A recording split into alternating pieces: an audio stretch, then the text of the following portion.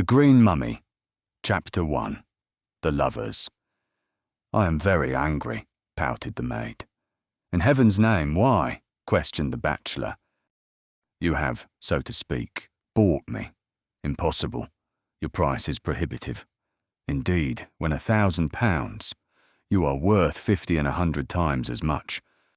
Pooh! That interjection doesn't answer my question. I don't think it is one which needs answering, said the young man lightly. There are more important things to talk about than pounds, shillings, and sordid pence. Oh, indeed. Such as love on a day such as this is. Look at the sky, blue as your eyes, at the sunshine, golden as your hair, warm as your affection, you should say. Affection? So cold a word, when I love you. To the extent of £1,000. Lucy, you are a woman. That money did not buy your love, but the consent of your stepfather to our marriage. Had I not humoured his whim, he would have insisted upon your marrying Random. Lucy pouted again, and in scorn. As if I ever would, said she. Well, I don't know. Random is a soldier and a baronet, handsome and agreeable, with a certain amount of talent. What objection can you find to such a match? One insuperable objection. He isn't you, Archie. Darling? The adjective appears to be an afterthought, grumbled the bachelor. Then, when she merely laughed teasingly after the manner of women, he added moodily, No, by Jove, Random isn't me, by any manner of means. I am but a poor artist, without fame or position, struggling on 300 a year for a grudging recognition. Quite enough for one, you greedy creature. And for two? He inquired softly. More than enough. Oh, nonsense, nonsense, nonsense. What? When I am engaged to you. Actions speak much louder than remarks, Mr. Archibald Hope. I love you more than I do money. Angel, angel. You said that I was a woman just now. What do you mean? This, and he kissed her willing lips in the lane, which was empty save for blackbirds and beetles. Is any explanation a clear one? Not to an angel who requires adoration, but to a woman who— Let us walk on, Archie, or we shall be late for dinner. The young man smiled and frowned and sighed and laughed in the space of 30 seconds. Something of a feat in the way of emotional gymnastics. The freakish feminine nature perplexed him as it had perplexed Adam, and he could not understand this rapid change from poetry to prose. How could it be otherwise, when he was but 25 and engaged for the first time? 70 years and 10 is all too short a time to learn what woman really is, and every student leaves this world with the conviction that of the 1,000 sides which the female of man presents to the male of woman, not one reveals the being he desires to know. There is always a deep below a deep, a veil behind a veil, a sphere within a sphere. It's most remarkable, said the puzzled man in this instance. What is? Asked the enigma promptly. To avoid an argument which he could not sustain, Archie switched his on to the weather. This day in September, one could well believe that it is still the month of roses. What? With those wilted hedges and falling leaves and reaped fields and golden haystacks and— She glanced around for further illustrations in the way of contradiction. I can see all those things, dear, and the misplaced day also. Misplaced? July day slipped into September. It comes into the landscape of this autumn month, as does love into the hearts of an elderly couple who feel too late the supreme passion. Lucy's eyes swept the prospect, and the spring-like sunshine, revealing all too clearly the wrinkles of aging. Nature assisted her comprehension. I understand, yet youth has its wisdom, and old age its experience, the law of compensation, my dearest. But I don't see," he added reflectively, "what your remark and my answer have to do with the view," whereat Lucy declared that his wits wandered. Within the last 5 minutes they had emerged from a sunken lane where the hedges were white with dust and dry with heat to a vast open space, apparently at the world's end. Here the saltings spread raggedly towards the stately stream of the Thames, intersected by dykes and ditches, by earthen ramparts, crooked fences, sod walls, and irregular lines of stunted trees following the watercourses. The marshes were shaggy with reeds and rushes, and brown with coarse fading herbage, although here and there gleamed emerald-hued patches of water-soaked soil, fit for fairy rings. Beyond a moderately high embankment of turf and timber, the lovers could see the broad river, sweeping eastward to the Nore, with homeward-bound and outward-faring ships afloat on its golden tide. Across the gleaming waters, from where they lipped their banks to the foot of low domestic Kentish hills, stretched alluvial lands, sparsely timbered, and in the clear sunshine clusters of houses, great and small, factories with tall, smoky chimneys. Clumps of trees and rigid railway lines could be discerned. The landscape was not beautiful, in spite of the sun's profuse gildings, but to the lovers it appeared a paradise. Cupid, lord of gods and men, had bestowed on them the usual rose-coloured spectacles which form an important part of his stock in trade, and they looked abroad on a fairy world. Was not she there? Was not he there? Could Romeo or Juliet desire more? From their feet ran the slim, straight causeway, which was the king's highway of the district, a trim, prim line of white above the picturesque disorder of the marshes. It skirted the low-lying fields at the foot of the uplands and slipped through an iron gate to end in the far distance at the gigantic portal of the fort.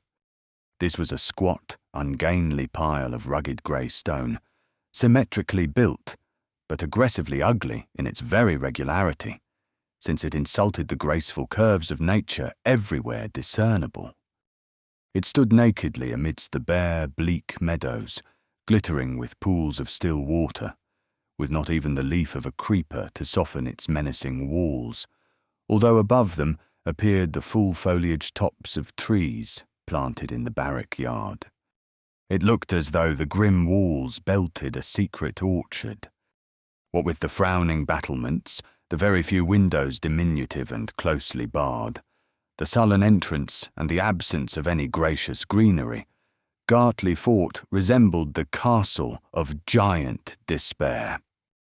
On the hither side, but invisible to the lovers, great cannons scowled on the river they protected, and when they spoke, received answer from smaller guns across the stream.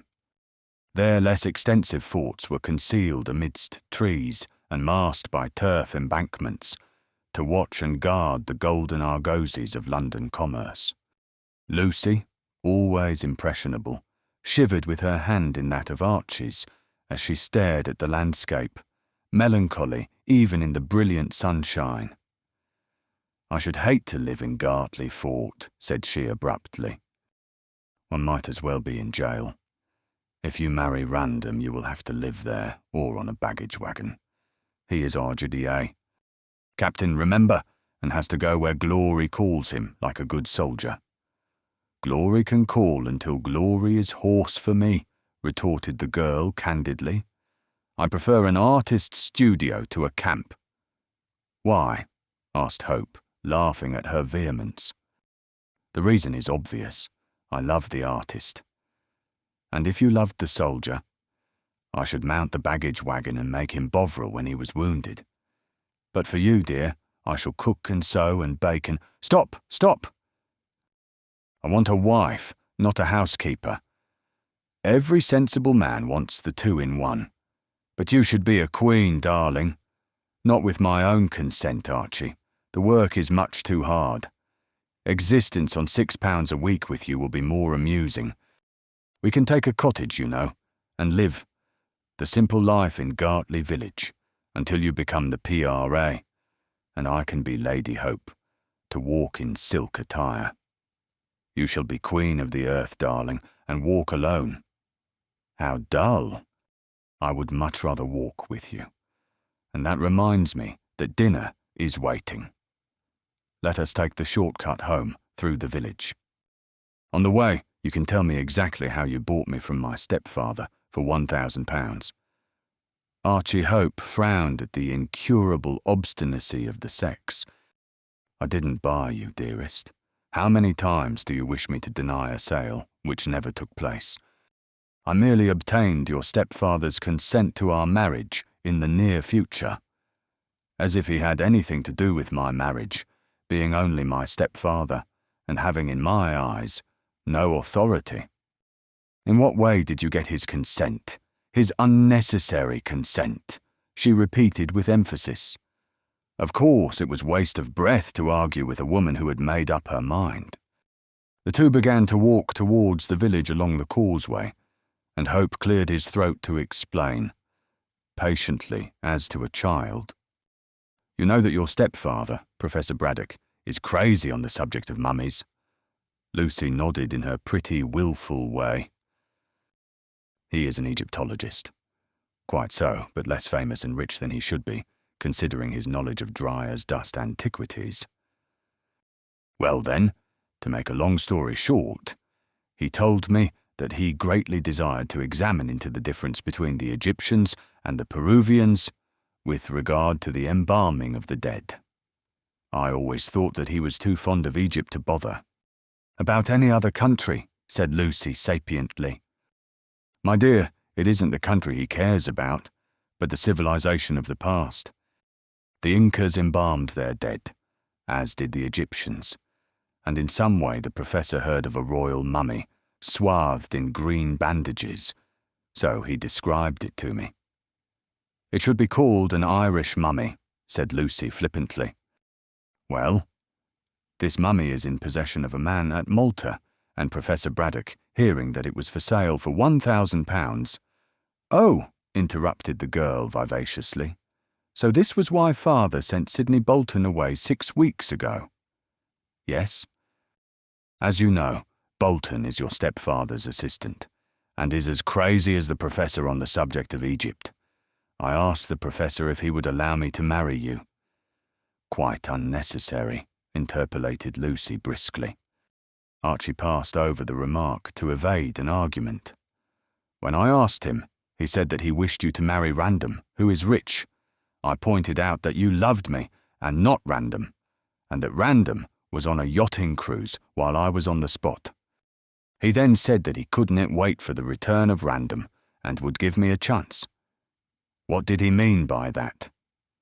Well, it seems that he was in a hurry to get this green mummy from Malta, as he feared lest some other person should snap it up. This was 2 months ago, remember, and Professor Braddock wanted the cash at once. Had Random been here, he could have supplied it, but as Random was away, he told me that if I handed over £1,000 to purchase the mummy, that he would permit our engagement now and our marriage in 6 months. I saw my chance and took it, for your stepfather has always been an obstacle in our path, Lucy dear. In a week, Professor Braddock had the money, as I sold out some of my investments to get it.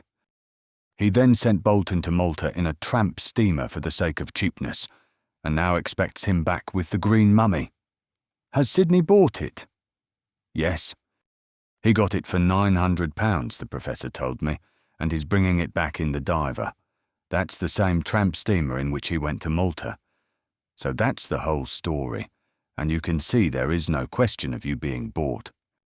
The £1,000 went to get your father's consent. He is not my father, snapped Lucy, finding nothing else to say. You call him so. That is only from habit. I can't call him Mr. Braddock or Professor Braddock when I live with him. So father is the sole mode of address left to me. And after all, she added, taking her lover's arm, I like the professor. He is very kind and good, although extremely absent-minded. And I am glad he has consented, for he worried me a lot to marry Sir Frank Random. I'm glad you bought me." "But I didn't," cried the exasperated lover. "I think you did, and you shouldn't have diminished your income by buying what you could have had for nothing." Archie shrugged his shoulders. It was vain to combat her fixed idea. "I have still 300 a year left, and you were worth buying. You have no right to talk of me as though I had been bought." The young man gasped. "But you said—" "Oh, what does it matter what I said? I am going to marry you on 300 a year, so there it is. I suppose when Bolton returns, my father will be glad to see the back of me, and then we'll go to Egypt with Sydney to explore this secret tomb he is always talking about." "That expedition will require more than £1,000, said Archie dryly. The professor explained the obstacles to me. "However, his doings have nothing to do with us, darling. Let Professor Braddock fumble amongst the dead if he likes. We live." "Apart," sighed Lucy. "Only for the next 6 months. Then we can get our cottage and live on love, my dearest." "Plus 300 a year," said the girl sensibly. Then she added, "Oh, poor Frank Random." "Lucy," cried her lover indignantly. "Well, I was only pitying him. He's a nice man, and you can't expect him to be pleased at our marriage." "Perhaps," said Hope in an icy tone, "you would like him to be the bridegroom. If so, there is still time." "Silly boy," she took his arm. "As I have been bought, you know that I can't run away from my purchaser." "You denied being bought just now. It seems to me, Lucy, that I am to marry a weathercock." "That is only an impolite name for a woman, dear. You have no sense of humour, Frank, or you would call me an April lady. Because you change every 5 minutes. It's puzzling." "Is it? Perhaps you would like me to resemble Widow Anne, who is always funereal. Here she is, looking like Niobe." They were strolling through Gartley village by this time, and the cottagers came to their doors and front gates to look at the handsome young couple. Everyone knew of the engagement and approved of the same, although some hinted that Lucy Kendall would have been wiser to marry the soldier baronet. Amongst these was Widow Anne, who really was Mrs. Bolton, the mother of Sydney, a dismal female invariably arrayed in rusty, stuffy, aggressive mourning, although her husband had been dead for over 20 years. Because of this same mourning, and because she was always talking of the dead, she was called Widow Anne, and looked on the appellation as a compliment to her fidelity. At the present moment, she stood at the gate of her tiny garden, mopping her red eyes with a dingy handkerchief. "Ah, young love, my lady," she groaned, when the couple passed, for she always gave Lucy a title, as though she really and truly had become the wife of Sir Frank. "But who knows how long it may last?" "As long as we do," retorted Lucy. Annoyed by this prophetic speech, Widow Anne groaned with relish. "So me and Aaron, as is dead and gone, thought, my lady. But in 6 months he was knocking the head off me. The man who would lay his hand on a woman, save in the way of—" "Oh, Archie, what nonsense you talk," cried Miss Kendall pettishly. "Ah," sighed the woman of experience. "I called it nonsense too, my lady, afore Aaron, who now lies with the worms, laid me out with a flat iron. Men's fit for jails only, as ILA says." "A nice opinion you have of our sex," remarked Archie dryly. "I have, sir. I could tell you things as would make your head waggle with horror on their shoulders of yours." "What about your son Sydney? Is he also wicked?" "He would be if he had the strength, which he hasn't," exclaimed the widow with uncomplimentary fervour. "He's Aaron's son, and Aaron hadn't much to learn from them, as is where he's gone to." And she looked downward significantly. "Sydney is a decent young fellow," said Lucy sharply. How dare you miscall your own flesh and blood, Widow Anne? My father thinks a great deal of Sidney, else he would not have sent him to Malta. Do try and be cheerful. There's a good soul. Sidney will tell you plenty to make you laugh when he comes home. If he ever does come home, sighed the old woman. What do you mean by that? Oh, it's all very well asking questions as can't be answered, nohow, my lady. But I be all of a mubble-fubble, that I be. What is a mubble-fubble? Asked Hope, staring. It's a queer-like feeling of death and sorrow and tears of blood, and not lifting your head for groans, said Widow Anne incoherently. And there's meanings in mubble-fumbles, as we're told in Scripture. Not but what the Professor's been a kind gentleman to Sid in taking him from going round with the laundry cart, and educating him to watch camphorated corpses. Not as what I'd like to keep an eye on them things myself. But there's no more watching for my boy Sid, as I dreamed. What did you dream? Asked Lucy curiously. Widow Anne threw up two gnarled hands, wrinkled with age and laundry work, screwing up her face meanwhile. I dreamed of battle and murder and sudden death, my lady, with Sid in his cold grave playing on a harp, angel-like. Yes, she folded her rusty shawl tightly round her spare form and nodded. There was Sid, looking beautiful in his coffin, and cut into a hash, as you might say, with, shuddered Lucy, and Archie strove to draw her away. With murder written all over his poor face, pursued the widow. And I woke up screeching with cramp in my legs, and pains in my lungs, and beatings in my heart, and stiffness in my— Oh, hang it, shut up, shouted Archie, seeing that Lucy was growing pale at this ghoulish recital. Don't be fool, woman. Professor Braddock says that Bolton will be back in 3 days with the mummy he has been sent to fetch from Malta. You have been having nightmare. Don't you see how you are frightening Miss Kendall? The Witch of Endor, sir. Deuce take the Witch of Endor, and you also. There's a shilling. Go and drink yourself into a more cheery frame of mind. Widow Anne bit the shilling with one of her 2 remaining teeth, and dropped a curtsy. You're a good, kind gentleman, she smirked, cheered at the idea of unlimited gin. And when my boy Sid do come home a corpse, I hope you'll come to the funeral, sir. What a raven, said Lucy, as Widow Anne toddled away in the direction of the one public house in Gartley village. I don't wonder that the late Mr. May. Bolton laid her out with a flat iron. To slay such a woman would be meritorious. I wonder how she came to be the mother of Sidney, said Miss Kendall reflectively, as they resumed their walk. He's such a clever, smart, and handsome young man. I think Bolton owes everything to the Professor's teaching an example, Lucy, replied her lover. He was an uncouth lad, I understand, when your stepfather took him into the house 6 years ago. Now he is quite presentable. I shouldn't wonder if he married Mrs. Jasher. I rather think Mrs. Jasher admires the Professor. Oh, he'll never marry her. If she were a mummy, there might be a chance, of course, but as a human being, the Professor will never look at her. I don't know so much about that, Archie. Mrs. Jasher is attractive. Hope laughed, in a mutton-dressed as lamb way, no doubt. And she has money. My father is poor, and so you make up a match at once, as every woman will do.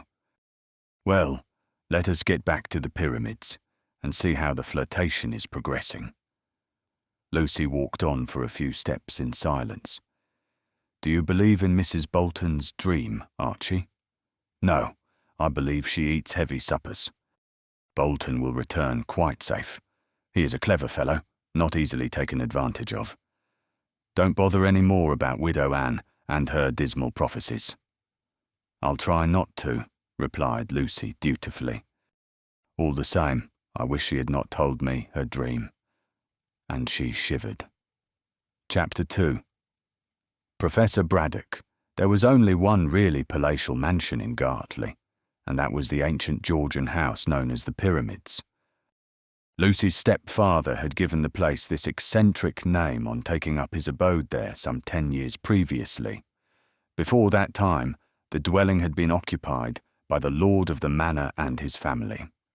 But now the old squire was dead, and his impecunious children were scattered to the 4 quarters of the globe in search of money with which to rebuild their ruined fortunes.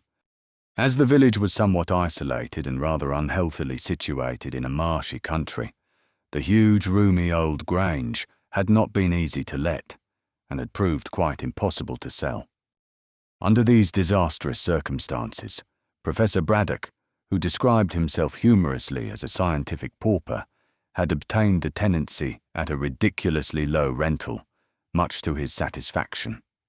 Many people would have paid money to avoid exile in these damp wastelands, which, as it were, fringed civilization, but their loneliness and desolation suited the professor exactly.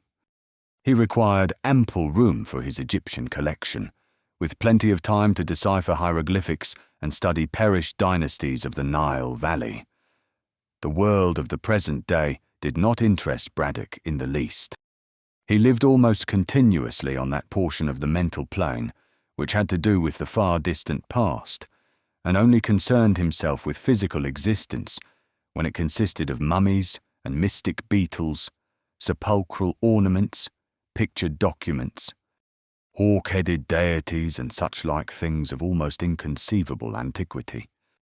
He rarely walked abroad and was invariably late for meals, save when he missed any particular one altogether, which happened frequently. Absent-minded in conversation, untidy in dress, unpractical in business, dreamy in manner, Professor Braddock lived solely for archaeology. That such a man should have taken to himself a wife was mystery. Yet he had been married 15 years before to a widow who possessed a limited income and one small child. It was the opportunity of securing the use of a steady income which had decoyed Braddock into the matrimonial snare of Mrs. Kendall. To put it plainly, he had married the agreeable widow for her money, although he could scarcely be called a fortune hunter. Like Eugene Aram, he desired cash to assist learning, and as that scholar had committed murder to secure what he wanted, so did the professor marry to obtain his ends.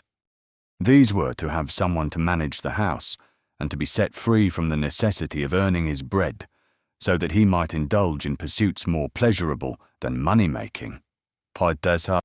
Kendall was a placid, phlegmatic lady, who liked rather than loved the professor, and who desired him more as a companion than as a husband. With Braddock, she did not arrange a romantic marriage so much as enter into a congenial partnership. She wanted a man in the house, and he desired freedom from pecuniary embarrassment. On these lines, the prosaic bargain was struck, and Mrs. Kendall became the professor's wife with entirely successful results. She gave her husband a home, and her child a father who became fond of Lucy, and who, considering he was merely an amateur parent, acted admirably. But this sensible partnership lasted only for 5 years. Mrs. Braddock died of a chill on the liver and left her $500 a year to the professor for life, with remainder to Lucy, then a small girl of 10. It was at this critical moment that Braddock became a practical man for the first and last time in his dreamy life. He buried his wife with unfeigned regret, for he had been sincerely attached to her in his absent-minded way, and sent Lucy to a Hampstead boarding school. After an interview with his late wife's lawyer to see that the income was safe, he sought for a house in the country, and quickly discovered Gartley Grange, which no one would take because of its isolation. Within 3 months from the burial of Mrs. Braddock, the widower, had removed himself and his collection to Gartley, and had renamed his new abode the Pyramids. Here he dwelt quietly and enjoyably, from his dry-as-dust point of view, for 10 years, and here Lucy Kendall had come when her education was completed. The arrival of a marriageable young lady made no difference in the professor's habits, and he hailed her thankfully as the successor to her mother in managing the small establishment. It is to be feared that Braddock was somewhat selfish in his views, but the fixed idea of archaeological research made him egotistical. The mansion was 3-story, flat-roofed, extremely ugly and unexpectedly comfortable. Built of mellow red brick with dingy white stone facings, it stood a few yards back from the roadway, which ran from Gartley Fort through the village, and, at the precise point where the pyramids were situated, curved abruptly through woodlands to terminate a mile away, at Jessam, the local station of the Thames Railway line. An iron railing, embedded in mouldering stone work, divided the narrow front garden from the road, and on either side of the door, which could be reached by 5 shallow steps, grew 2 small yew trees, smartly clipped and trimmed into cones of dull green. These yews possessed some magical significance, which Professor Braddock would occasionally explain to chance visitors interested in occult matters. For, amongst other things, Egyptian, the archaeologist searched into the magic of the sons of Khem, and insisted that there was more truth than superstition in their enchantments. Braddock used all the vast rooms of the ground floor to house his collection of antiquities, which he had acquired through many laborious years. He dwelt entirely in this museum, as his bedroom adjoined his study, and he frequently devoured his hurried meals amongst the brilliantly tinted mummy cases. The embalmed dead populated his world, and only now and then, when Lucy insisted, did he ascend to the first floor, which was her particular abode. Here was the drawing room, the dining room, and Lucy's boudoir. Here also were sundry bedrooms, furnished and unfurnished, in one of which Miss Kendall slept, while the others remained vacant for chance visitors, principally from the scientific world. The 3rd story was devoted to the cook, her husband, who acted as gardener, and to the house parlour-maid, a composite domestic, who worked from morning until night in keeping the great house clean. During the day, these servants attended to their business in a comfortable basement, where the cook ruled supreme. At the back of the mansion stretched a fairly large kitchen garden, to which the cook's husband devoted his attention. This was the entire domain belonging to the tenant, as, of course, the professor did not rent the arable acres and comfortable farms which had belonged to the dispossessed family. Everything in the house went smoothly, as Lucy was a methodical young person who went by the clock and the almanac. Braddock little knew how much of his undeniable comfort he owed to her fostering care, for prior to her return from school, he had been robbed right and left by unscrupulous domestics. When his stepdaughter arrived, he simply handed over the keys and the housekeeping money, a fixed sum, and gave her strict instructions not to bother him.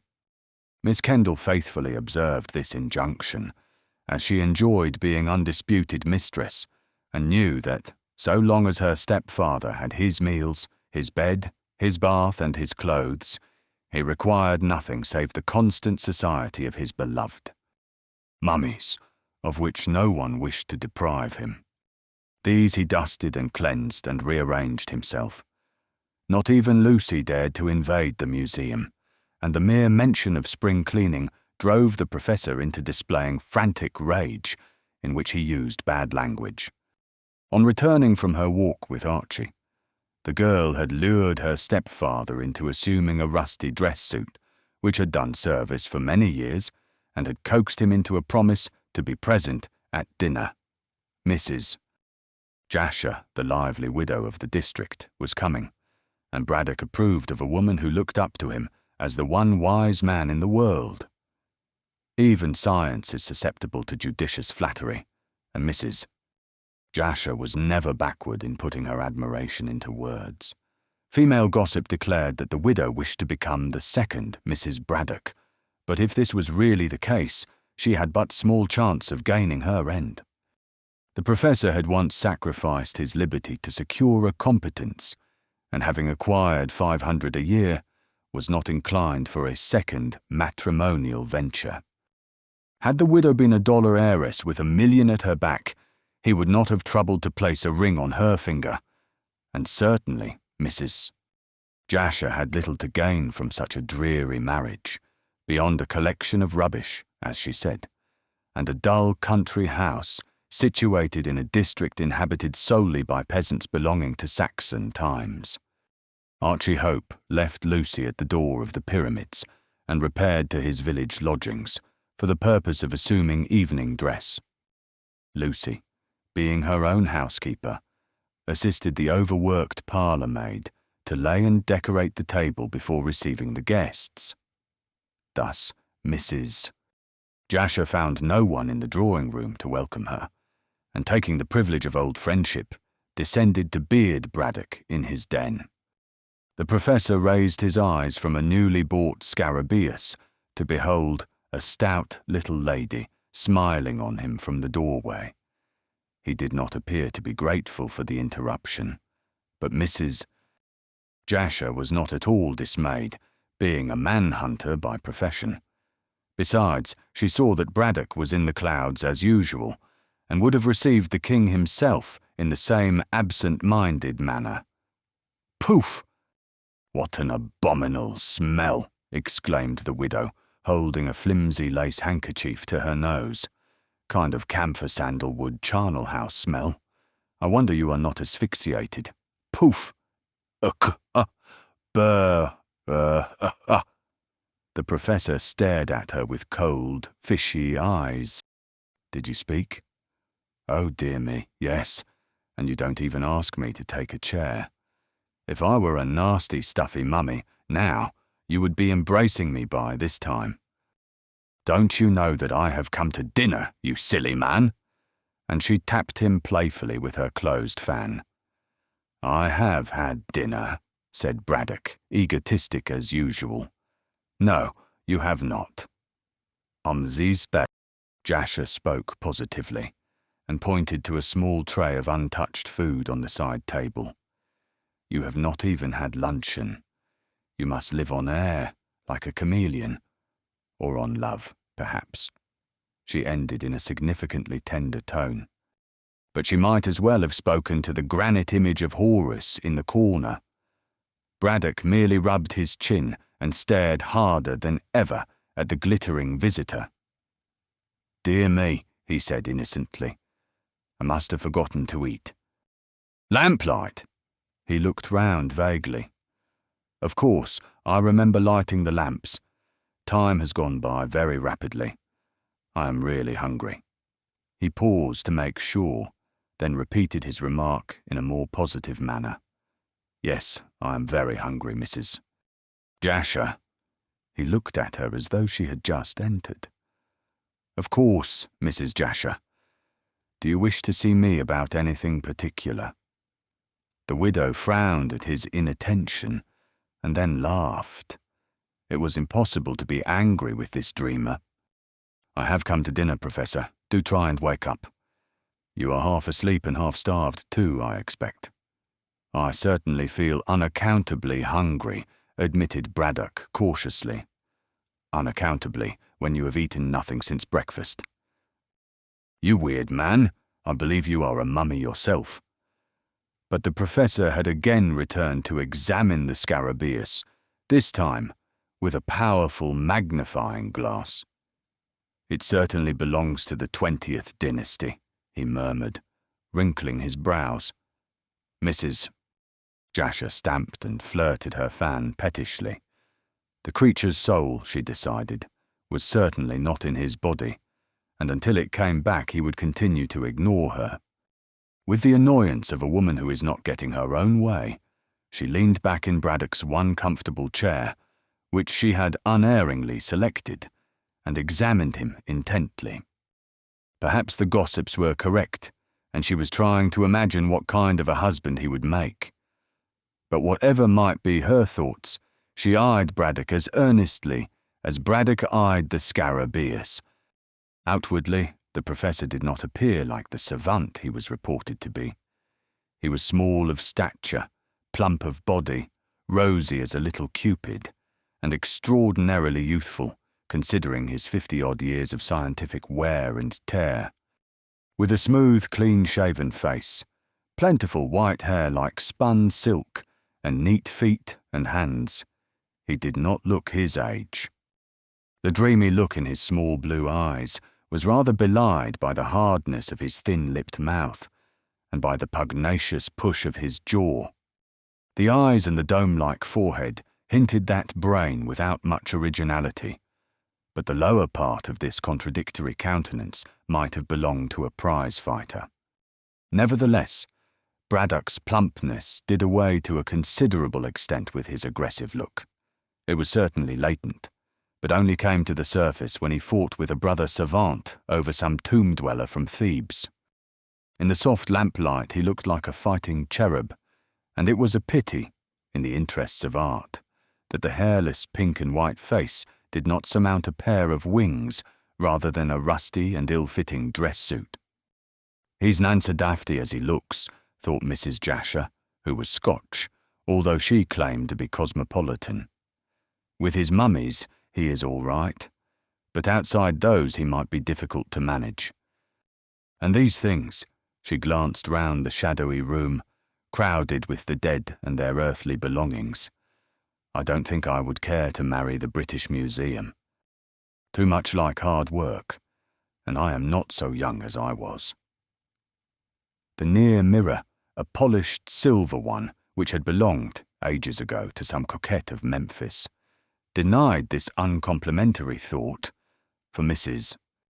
Jasher did not look a day over 30, although her birth certificate set her down as 45.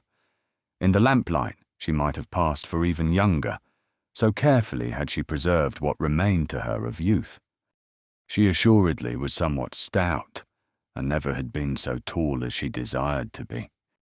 But the lines of her plump figure were still discernible in the cunningly cut gown, and she carried her little self with such mighty dignity that people overlooked the mortifying height of a trifle over 5 feet. Her features were small and neat, but her large blue eyes were so noticeable and melting that those on whom she turned them ignored the lack of boldness in chin and nose. Her hair was brown and arranged in the latest fashion, while her complexion was so fresh and pink that, if she did paint, as jealous women averred, she must have been quite an artist with the hare's foot and the rouge pot and the necessary powder puff. Mrs. Jasher's clothes repaid the thought she expended upon them, and she was artistic in this as in other things. Dressed in a crocus-yellow gown, with short sleeves to reveal her beautiful arms, and cut low to display her splendid bust, she looked perfectly dressed. A woman would have declared the wide-netted black lace with which the dress was draped to be cheap, and would have hinted that the widow wore too many jewels in her hair, on her corsage, round her arms, and ridiculously gaudy rings on her fingers. This might have been true, for Mrs. Jasher sparkled like the Milky Way at every movement, but the gleam of gold and the flash of gems seemed to suit her opulent beauty. Her slightest movement wafted around her a strange Chinese perfume, which she obtained, so she said, from a friend of her late husband's, who was in the British Embassy at Pekin. No one possessed this especial perfume but Mrs. Jasher, and anyone who had previously met her, meeting her in the darkness, could have guessed at her identity. With a smile to show her white teeth, with her golden-hued dress and glittering jewels, the pretty widow glowed in that glimmering room like a tropical bird. The professor raised his dreamy eyes and laid the beetle on one side, when his brain fully grasped that this charming vision was waiting to be entertained. She was better to look upon even than the beloved Scarabaeus, and he advanced to shake hands as though she had just entered the room. Mrs. Jasher, knowing his ways, rose to extend her hand, and the two small stout figures looked absurdly like a pair of chubby Dresden ornaments which had stepped from the mantel shelf. "Dear lady, I am glad to see you." You have, the professor reflected, and then came back with a rush to the present century. "You have come to dinner, if I mistake not."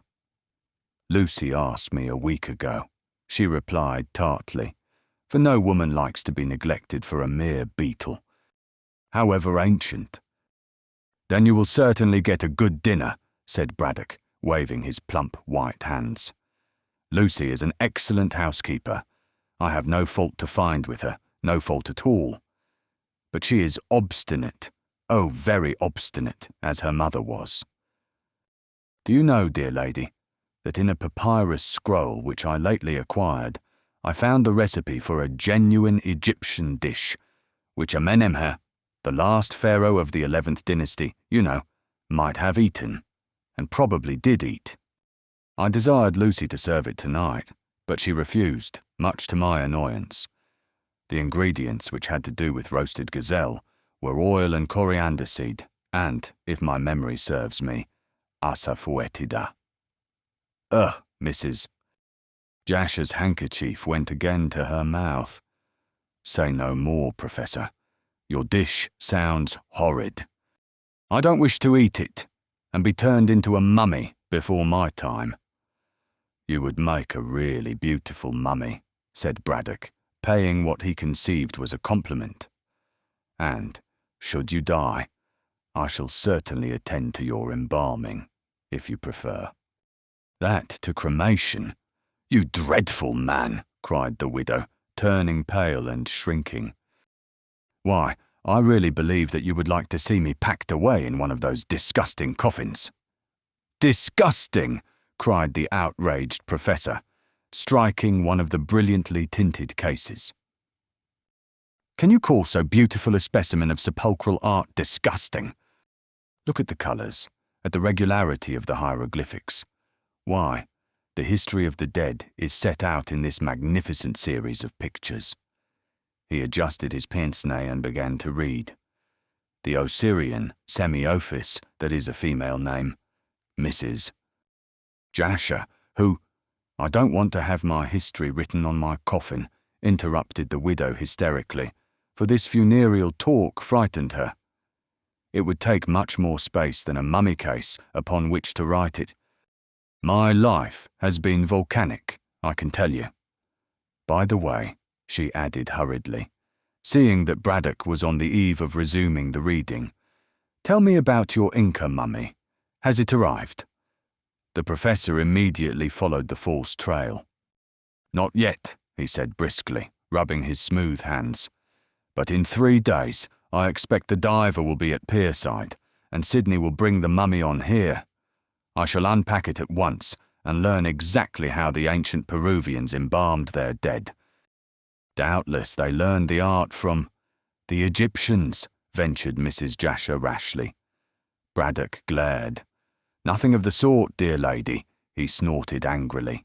Absurd, ridiculous. I am inclined to believe that Egypt was merely a colony of that vast island of Atlantis mentioned by Plato.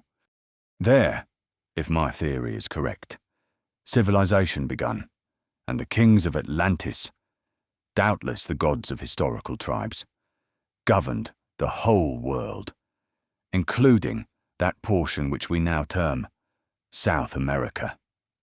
Do you mean to say that there were Yankees in those days? Inquired Mrs. Jasher frivolously. The professor tucked his hands under his shabby coat-tails and strode up and down the room warming his rage, which was provoked by such ignorance. Good heavens, madam, where have you lived? He exclaimed explosively. Are you a fool or merely an ignorant woman? I am talking of prehistoric times, thousands of years ago, when you were probably a stray atom embedded in the slime. Oh, you horrid creature, cried Mrs.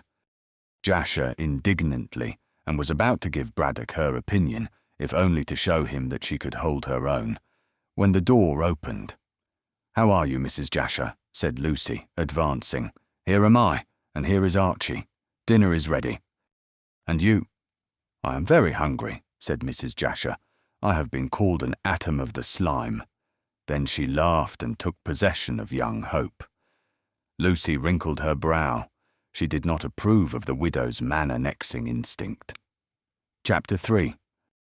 A mysterious tomb.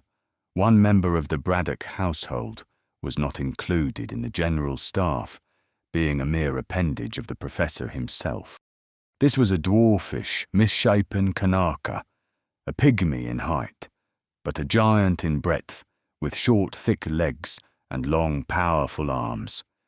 He had a large head and a somewhat handsome face, with melancholy black eyes and a fine set of white teeth. Like most Polynesians, his skin was of a pale bronze and elaborately tattooed, even the cheeks and chin being scored with curves and straight lines of mystical import. But the most noticeable thing about him was his huge mop of frizzled hair, which, by some process known only to himself, he usually dyed a vivid yellow. The flaring locks streaming from his head made him resemble a Peruvian image of the sun, and it was this peculiar coiffure which had procured for him the odd name of Cockatoo. The fact that this grotesque creature invariably wore a white drill suit emphasized still more the suggestion of his likeness to an Australian parrot. Cockatoo had come from the Solomon Islands in his teens to the colony of Queensland to work on the plantations, and there the professor had picked him up as his body servant. When Braddock returned to marry Mrs. Kendall, the boy had refused to leave him, although it was represented to the young savage that he was somewhat too barbaric for sober England. Finally, the professor had consented to bring him overseas and had never regretted doing so, for Cockatoo, finding his scientific master a true friend, worshipped him as a visible god. Having been captured when young by Pacific blackbirders, he talked excellent English, and from contact with the necessary restraints of civilization was, on the whole, extremely well behaved. Occasionally, when teased by the villagers and his fellow servants, he would break into childish rages, which bordered on the dangerous. But a word from Braddock always quieted him, and when penitent, he would crawl like a whipped dog to the feet of his divinity. For the most part, he lived entirely in the museum, looking after the collection and guarding it from harm. Lucy, who had a horror of the creature's uncanny looks, objected to Cockatoo waiting at the table, and it was only on rare occasions that he was permitted to assist the harassed parlour-maid. On this night, the Kanaka acted excellently as a butler, and crept softly round the table, attending to the needs of the diners. He was an admirable servant, deft and handy, but his blue-lined face and squat figure, together with the obtrusively golden halo, rather worried Mrs. Jasher. And indeed, in spite of custom, Lucy also felt uncomfortable when this gnome hovered at her elbow. It looked as though one of the fantastical idols from the museum below had come to haunt the living. "I do not like that gollywog," breathed Mrs. Jasher to her host when Cockatoo was at the sideboard. "He gives me the creeps." "Imagination, my dear lady, pure imagination. Why should we not have a picturesque animal to wait upon us?" "He would wait picturesquely enough at a cannibal feast," suggested Archie, with a laugh. "Don't," murmured Lucy with a shiver. "I shall not be able to eat my dinner if you talk so." "Odd that Hope should say what he has said," observed Braddock confidently to the widow. "Cockatoo comes from a cannibal island, and doubtless has seen the consumption of human flesh. No, no, my dear lady, do not look so alarmed. I don't think he has eaten any, as he was taken to Queensland long before he could participate in such banquets. He is a very decent animal." "A very dangerous one, I fancy," retorted Mrs. Jasher, who looked pale. "Only when he loses his temper, and I am always able to suppress that when it is at its worst. You are not eating your meat, my dear lady. Can you wonder at it? And you talk of cannibals?" Let us change the conversation to cereals, suggested Hope, whose appetite was of the best. Wheat, for instance. In this queer little village, I notice the houses are divided by a field of wheat. It seems wrong somehow for corn to be bunched up with houses. That's old Farmer Jenkins, said Lucy vivaciously. He owns 3 or 4 acres near the public house and will not allow them to be built over, although he has been offered a lot of money. I noticed myself, Archie, the oddity of finding a cornfield surrounded by cottages. It's like Alice in Wonderland. But fancy anyone offering money for land here, observed Hope, toying with his claret glass, which had just been refilled by the attentive cockatoo, at the back of beyond, as it were. I shouldn't care to live here. The neighbourhood is so desolate. All the same, you do live here, interposed Mrs. Jasher smartly, and with a roguish glance at Lucy. Archie caught the glance and saw the blush on Miss Kendall's face. You have answered your question yourself, Mrs. Jasher, he said, smiling. I have the inducement you hint at to remain here, and certainly, as a landscape painter, I admire the marshes and sunsets. As an artist and an engaged man, I stop in Gartley, otherwise I should clear out. But I fail to see why a lady of your attractions should— I may have a sentimental reason also, interrupted the widow, with a sly glance at the absent-minded professor, who was drawing hieroglyphics on the tablecloth with a fork. Also, my cottage is cheap and very comfortable. The late Mr. Jasher did not leave me sufficient money to live in London. He was a consul in China, you know, and consuls are never very well paid. I will come in for a large income, however. Indeed, said Lucy politely, and wondering why Mrs. Jasher was so communicative. Soon, I hope. It may be very soon. My brother, you know, a merchant in Pekin. He has come home to die, and is unmarried. When he does die, I shall go to London. But, added the widow, meditatively, and glancing again at the professor, I shall be sorry to leave dear Gartley. Still, the memory of happy hours spent in this house will always remain with me. Ah me! Ah me! And she put her handkerchief to her eyes. Lucy telegraphed to Archie that the widow was a humbug, and Archie telegraphed back that he quite agreed with her. But the professor, whom the momentary silence had brought back to the present century, looked up and asked Lucy if the dinner was finished. I have to do some work this evening, said the professor. Oh, father, when you said that you would take a holiday, said Lucy reproachfully, I am doing so now. Look at the precious minutes I am wasting in eating, my dear. Life is short, and much remains to be done in the way of Egyptian exploration. There is the sepulchre of Queen Tahoser. If I could only enter that. And he sighed, while helping himself to cream. Why don't you? Asked Mrs. Jasher, who was beginning to give up her pursuit of Braddock, for it was no use wooing a man whose interests centred entirely in Egyptian tombs. I have yet to discover it, said the professor simply.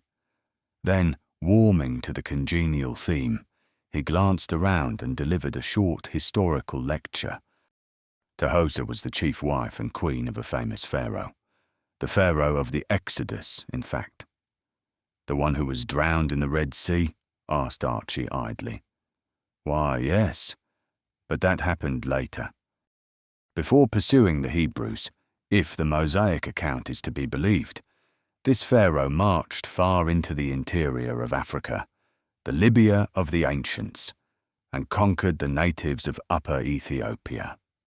Being deeply in love with his queen, he took her with him on this expedition, and she died before the pharaoh returned to Memphis. From records which I discovered in the Museum of Cairo, I have reason to believe that the pharaoh buried her with much pomp in Ethiopia, sacrificing, I believe, many prisoners at her gorgeous funeral rites.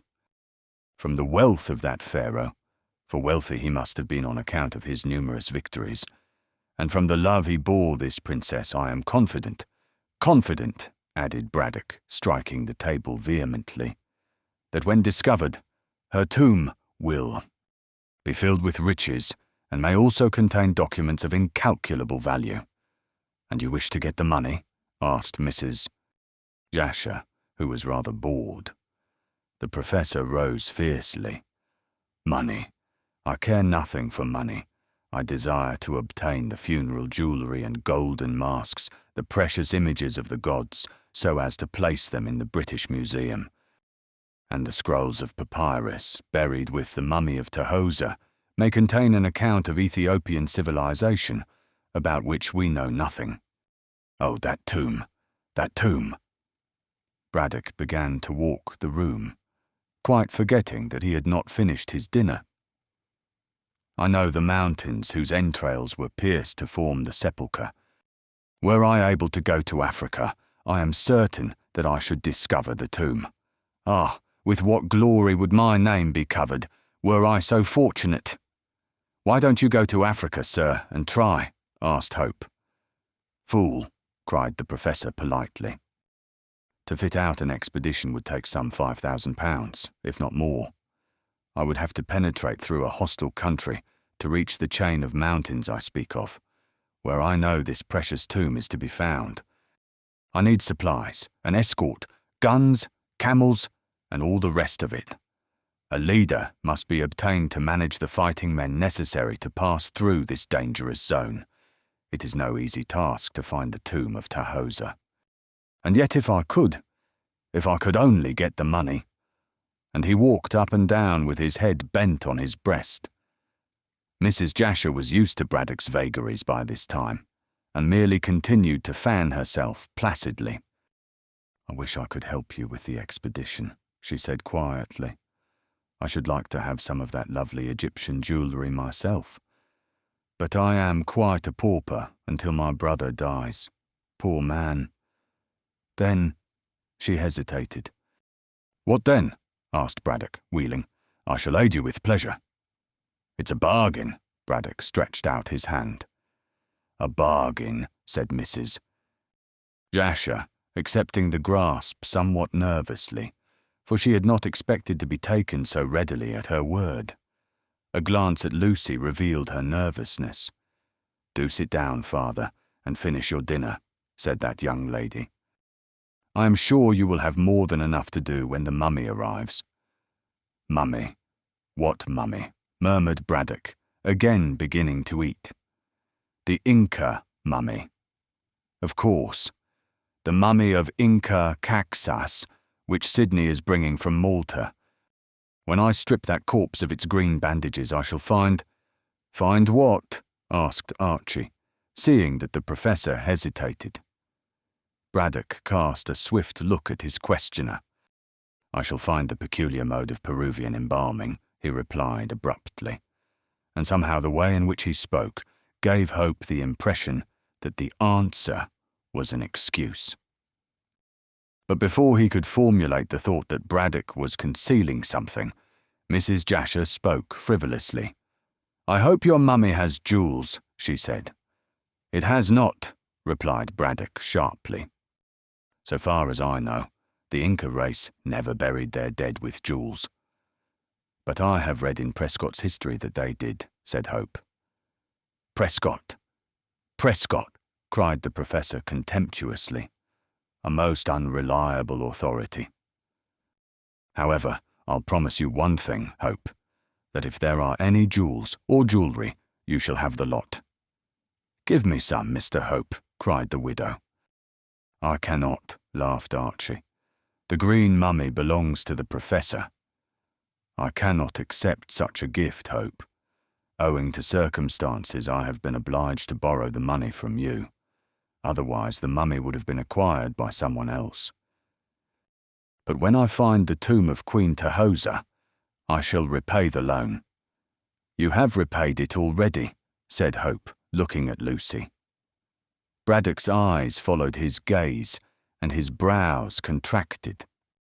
Humph, he muttered. I don't know if I am right in consenting to Lucy's marriage with a pauper." "Oh, father," cried the girl, "Archie is not a pauper." "I have enough for Lucy and me to live on," said Hope, although his face had flushed. "And?" "Had. I been a pauper, I could not have given you that £1,000. "You will be repaid. You will be repaid," said Braddock, waving his hand to dismiss the subject. "And now," he rose with a yawn, "if this tedious feast is at an end, I shall again seek my work." Without a word of apology to the disgusted Mrs. Jasher, he trotted to the door, and there paused. "By the way, Lucy," he said, turning, "I had a letter today from Random. He returns in his yacht to Pierside in 2 or 3 days. In fact, his arrival will coincide with that of the diver." "I don't see what his arrival has to do with me," said Lucy tartly. "Oh, nothing at all, nothing at all," said Braddock airily. "Only I thought, that is, but never mind, never mind. Cockatoo, come down with me. Good night." "Good night," and he disappeared. "Well," said Mrs. Jasher, drawing a long breath, "for rudeness and selfishness, commend me to a scientist. We might be all mud for what notice he takes of us." "Never mind," said Miss Kendall, rising. "Come to the drawing-room and have some music. Archie, will you stop here?" "No, I don't care to sit over my wine alone," said that young gentleman, rising. "I shall accompany you and Mrs. Jasher. And Lucy," he stopped her at the door, through which the widow had already passed. "What did your father mean by his hints concerning Random?" "I think he regrets giving his consent to my marriage with you," she whispered back. "Did you not hear him talk about that tomb? He desires to get money for the expedition. From Random? What rubbish! Sooner than that, if our marriage is stopped by the beastly business, I'll sell out and—" "You'll do nothing of the sort," interrupted the girl imperiously. "We must live if we marry. You have given my father enough. But if Random lends money for this expedition, he does so at his own risk. I am not going to marry Sir Frank because of my stepfather's requirements. He has no rights over me, and whether he consents or not, I marry you." "My darling," and Archie kissed her before they followed Mrs. Jasher into the drawing-room. All the same, he foresaw trouble. Chapter 4. The unexpected. For the next 2 or 3 days, Archie felt decidedly worried over his projected marriage with Lucy. Certainly he had, to put it bluntly, purchased Braddock's consent, and that gentleman could scarcely draw back from his plighted word, which had cost the lover so much. Nevertheless, Hope did not entirely trust the professor, as, from the few words which he had let drop at the dinner party, it was plain that he hankered after money with which to fit out the expedition in search of the mysterious tomb to which he had alluded. Archie knew, as did the professor, that he could not supply the necessary £5,000 without practically ruining himself, and already he had crippled his resources in paying over the price of the green mummy. He had fondly believed that Braddock would have been satisfied with the relic of Peruvian humanity, but it seemed that the professor, having got what he wanted, now clamoured for what was at present beyond his reach. The mummy was his property, but he desired the contents of Queen Tahosa's tomb also. This particular moon, which he cried for, was a very expensive article, and Hope did not see how he could gain it. Unless, and here came in the cause of Archie's worry, unless the £5,000 was borrowed from Sir Frank Random, the professor would have to content himself with the Maltese mummy. But from what the young man had seen of Braddock's longing for the especial sepulchre, which he desired to loot, he believed that the scientist would not readily surrender his whim. Random could easily lend or give the money, since he was extremely rich and extremely generous, but it was improbable that he would aid Braddock without a quid pro quo. As the sole desire of the baronet's heart was to make Lucy his wife, it could easily be guessed that he would only assist the professor to realise his ambition on condition that the savant used his influence with his stepdaughter. That meant the breaking of the engagement with Hope and the marriage of the girl to the soldier. Of course, such a state of things would make Lucy unhappy, but Braddock cared very little for that. To gratify his craze for Egyptian research, he would be willing to sacrifice a dozen girls like Lucy. Undoubtedly, Lucy would refuse to be passed along from one man to another like a bale of goods, and Archie knew that so far as in her lay, she would keep to her engagement, especially as she denied Braddock's right to dispose of her hand. All the same, the professor, in spite of his cherubical looks, could make himself extremely disagreeable, and undoubtedly would do so if thwarted. The sole course that remained, should Braddock begin operations to break the present engagement, would be to marry Lucy at once. Archie would willingly have done so, but pecuniary difficulties stood in the way. He had never told anyone of these, not even the girl he loved, but they existed all the same. For many years he had been assisting needy relatives, and thus had hampered himself in spite of his income. By sheer force of will, so as to force Braddock into giving him Lucy, he had contrived to secure the necessary £1,000 without confusing the arrangements he had made to pay off certain debts connected with his domestic philanthropy. But this brought him to the end of his resources. In 6 months, he hoped to be free to have his income entirely to himself, and then, small as it was, he could support a wife. But until the half-year elapsed, he could see no chance of marrying Lucy with any degree of comfort, and meanwhile she would be exposed to the persecutions of the professor. Perhaps persecutions is too harsh a word, as Braddock was kind enough to the girl. Nevertheless, he was pertinacious in gaining his aims where his pet hobby was concerned, and undoubtedly, could he see any chance of obtaining the money from random by selling his stepdaughter, he would do so. Assuredly, it was dishonourable to act in this way, but the professor was a scientific Jesuit and deemed that the end justified the means when any glory to himself and gain to the British Museum was in question. "But I may be doing him an injustice," said Archie, when he was explaining his fears to Miss Kendall on the 3rd day after the dinner party. "After all, the professor is a gentleman and will probably hold to the bargain which he has made." "I don't care whether he does or not," cried Lucy, who had a fine colour and a certain amount of fire in her eyes. "I am not going to be bought and sold to forward these nasty scientific schemes. My father can say what he likes and do what he likes, but I marry you, tomorrow if you like." "That's just it," said Archie, flushing. "We can't marry." "Why?" she asked, much astonished. Hope looked at the ground and drew patterns with his cane point in the sand. They were seated in the hot sunshine, for the Indian summer still continued, under a mouldering brick wall which ran around the most delightful of kitchen gardens.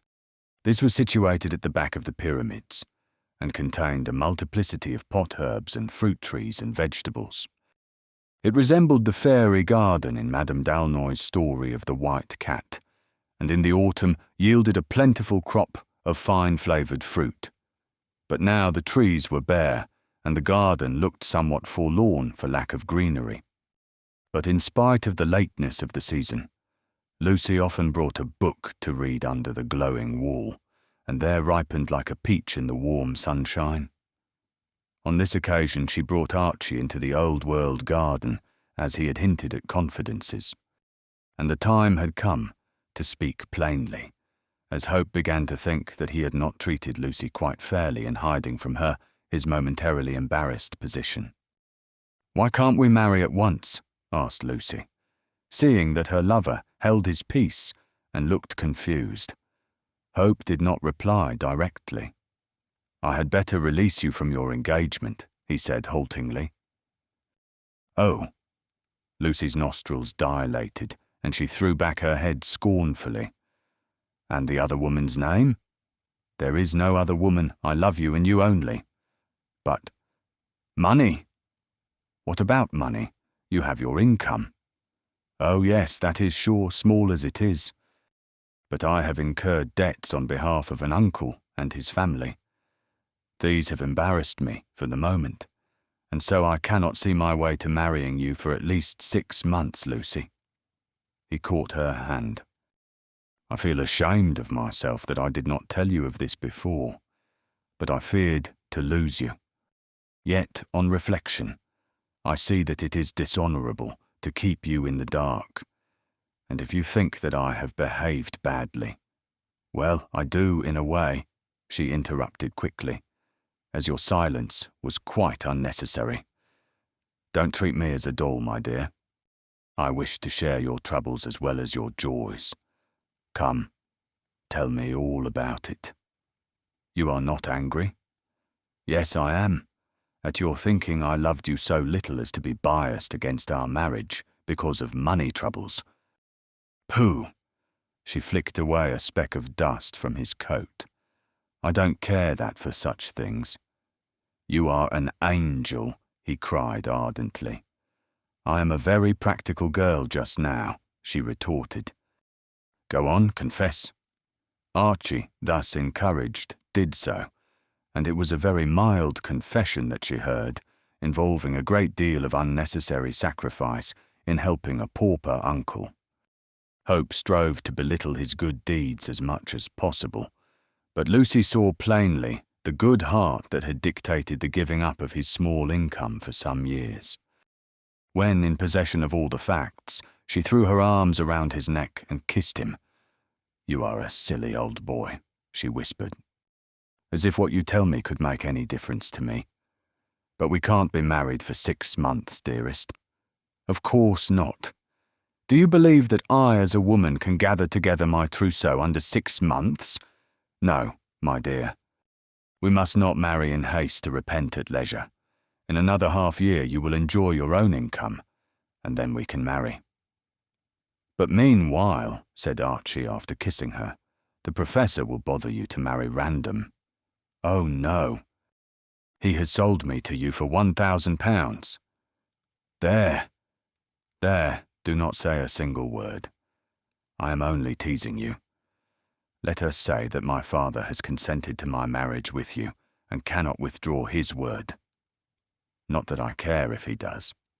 I am my own mistress. Lucy, he took her hands again and looked into her eyes. Braddock is a scientific lunatic and would do anything to forward his aims with regard to this very expensive tomb, which he has set his heart on discovering. As I can't lend or give the money, he's sure to apply to random, and random will want to marry me, cried Lucy, rising. No, my dear, not at all. Sir Frank is a gentleman, and when he learns that I am engaged to you, he will simply become a dear friend. There, don't worry any more about the matter. You ought to have told me of your troubles before, but as I have forgiven you, there is no more to be said. In 6 months I shall become Mrs. Hope, and meanwhile I can hold my own against any inconvenience that my father may cause me. But he rose and began to remonstrate, anxious to abase himself still further before this angel of a maiden. She placed her hand over his mouth. Not another word, or I shall box your ears, sir. That is, I shall exercise the privilege of a wife before I become one. And now, she slipped her arm within his. Let us go in and see the arrival of the precious mummy. Oh, it has arrived then? Not here exactly. My father expects it at 3 o'clock. It is now 1:45, said Archie, consulting his watch. As I have been to London all yesterday, I did not know that the diver had arrived at Pierside. How is Bolton? Lucy wrinkled her brows. I am rather worried over Sydney, she said in an anxious voice. And so is my father. He had not appeared. What do you mean by that? Well, She looked at the ground in a pondering manner. My father got a letter from Sydney yesterday afternoon, saying that the ship with the mummy and himself on board had arrived about 4 o'clock. The letter was sent on by special messenger and came at 6. Then it arrived in the evening and not in the afternoon. How particular you are, said Miss Kendall with a shrug. Well then, Sydney said that he could not bring the mummy to this place last night as it was so late. He intended, so he told my father in the letter, to remove the case containing the mummy ashore to an inn near the wharf at Pierside, and there would remain the night so as to take care of it. That's all right, said Hope, puzzled. Where's your difficulty? A note came from the landlord of the inn this morning, saying that by direction of Mr. Bolton, that is Sydney, you know, he was sending the mummy in its case to Gartley on a lorry, and that it would arrive at 3 o'clock this afternoon. Well? Asked Hope, still puzzled. Well? She rejoined impatiently. Can't you see how strange it is that Sydney should let the mummy out of his sight, after guarding it so carefully not only from Malta to England, but all the night in Pierside at that hotel? Why doesn't he bring the mummy here himself and come on with the lorry? There is no explanation, no letter from Sydney Bolton. None. He wrote yesterday, as I stated, saying that he would keep the case in the hotel and send it on this morning. Did he use the word send or the word bring? He said send. Then that shows he did not intend to bring it himself. But why? Should he not do so? I dare say he will explain when he appears.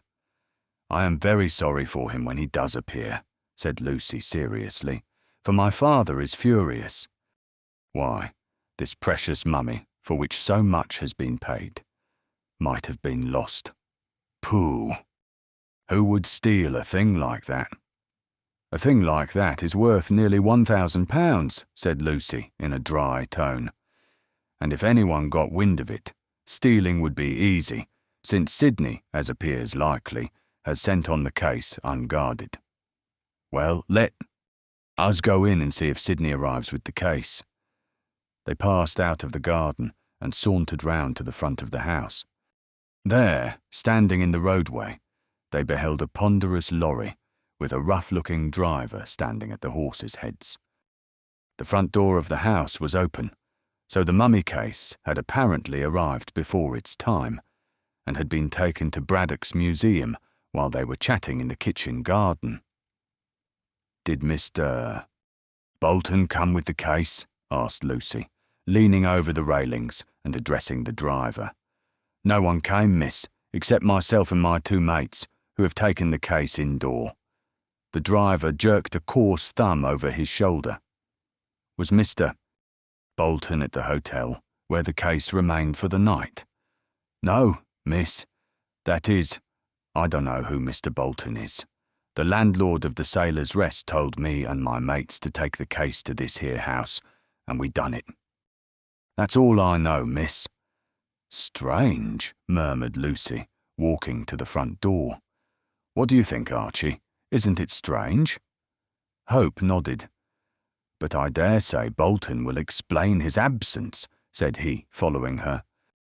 He will arrive in time to open the mummy case, along with the professor. I hope so, said Miss Kendall, who looked much perplexed. I can't understand Sydney abandoning the case when it might so easily have been stolen. Come in and see my father, Archie. And she passed into the house, followed by the young man whose curiosity was now aroused.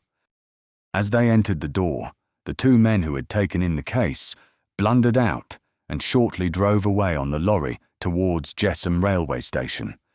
In the museum, they found Braddock, purple with rage and swearing vigorously.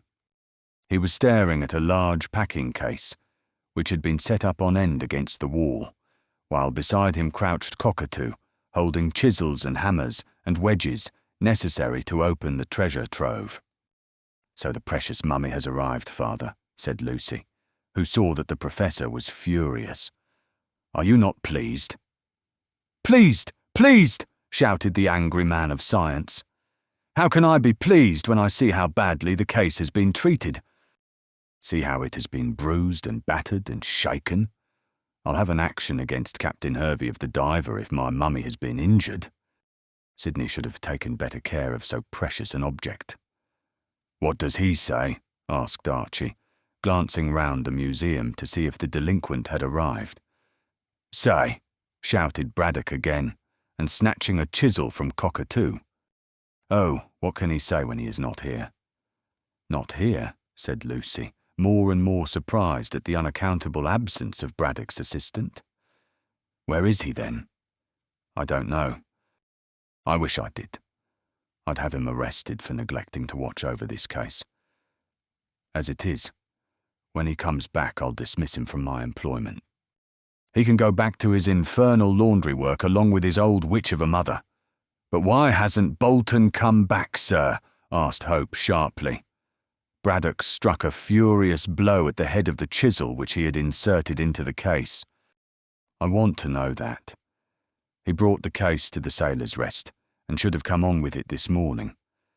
Instead of doing so, he tells the landlord, a most unreliable man, to send it on. And my precious mummy, the mummy that has cost £900, cried Braddock, working furiously and battering the chisel as though it were Bolton's head, is left to be stolen by any scientific thief that comes along. While the Professor, assisted by Cockatoo, loosened the lid of the packing case, a mild voice was heard at the door. Lucy turned, as did Archie, to see Widow Anne curtsying on the threshold of the door. Braddock himself took no notice of her entrance, being occupied with his task, and even while doing it, swore scientifically under his breath. He was furious against Bolton for neglect of duty, and Hope rather sympathised with him. It was a serious matter to have left a valuable object like the green mummy to the rough care of labourers. "I beg your pardon, my lady," whimpered Widow Anne, who looked more lean and rusty and dismal than ever. "But has my Sid come? I saw the cart and the coffin. Where's my boy?" "Coffin! Coffin!" bellowed Braddock angrily between thunder blows. "What do you mean by calling this case a coffin?" "Well, it do hold one of them camphorated core, sir," said Mrs. Bolton with another curtsy. "My boy Sid told me as much, afore he went to them furrin parts." "Have you seen him since he returned?" questioned Lucy, while Braddock and Cockatoo strained at the lid, now nearly off. "Why, I ain't set eyes on him," moaned the widow dismally, "and summat tells me as I never will." "Don't talk rubbish, woman," said Archie tartly, for he did not wish Lucy to be upset again by this ancient ghoul. "Woman indeed, sir. I'd have you know. Oh!" The widow jumped and quavered as the lid of the packing case fell on the floor with a bang. "Oh, law, sir, the start you did give me." But Braddock had no eyes for her, and no ears for anyone. He pulled lustily at the straw packing, and soon the floor was littered with rubbish, but no green case appeared, and no mummy. Suddenly Widow Anne shrieked again. "There's my Sid, dead! Oh, my son, dead, dead!" She spoke truly. The body of Sidney Bolton was before them. Chapter 5. Mystery. After that one cry of agony from Widow Anne, there was silence for quite 1 minute. The terrible contents of the packing case startled and terrified all present. Faint and white, Lucy clung to the arm of her lover to keep herself from sinking to the ground, as Mrs. Bolton had done. Archie stared at the grotesque rigidity of the body, as though he had been changed into stone, while Professor Braddock stared likewise, scarcely able to credit the evidence of his eyes.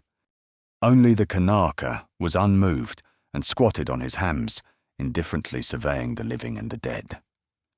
As a savage, he could not be expected to have the nerves of civilized man. Braddock, who had dropped chisel and hammer in the first movement of surprise, was the quickest to recover his powers of speech. The sole question he asked revealed the marvellous egotism of a scientist nominated by one idea. "Where is the mummy of Inca Caxus?" he murmured with a bewildered air. Widow Anne, grovelling on the floor, pulled her grey locks into wild confusion and uttered a cry of mingled rage and grief. "He asks that? He asks that?" she cried, stammering and choking. "When he has murdered my poor boy Sid." "What's that?" demanded Braddock sharply, and recovering from a veritable stupor which the disappearance of the mummy and the sight of his dead assistant had thrown him into. "Kill your son. How could I kill your son? What advantage would it have been to me had I killed your son?" God knows, sobbed the old woman. "But you—" "Mrs. Bolton, you are raving," said Hope hastily, and strove to raise her from the floor. "Let Miss Kendall take you away. And you go, Lucy. This sight is too terrible for your eyes." Lucy, inarticulate with nervous fear, nodded and tottered towards the door of the museum. But Widow Anne refused to be lifted to her feet. "My boy is dead," she wailed.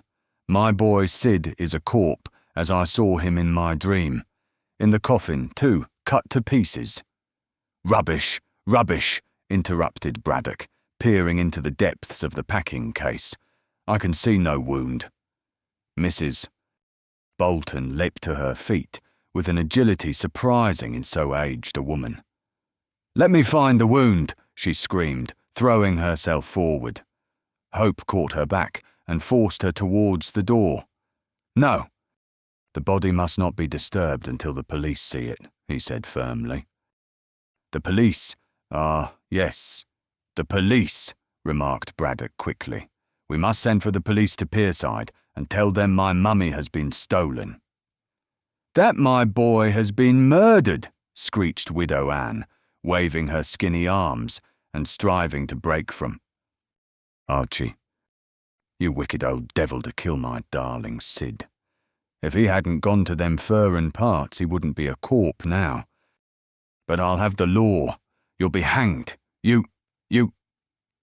Braddock lost his patience under this torrent of unjust accusations and rushed towards Mrs. Bolton, dragging Cockatoo by the arm.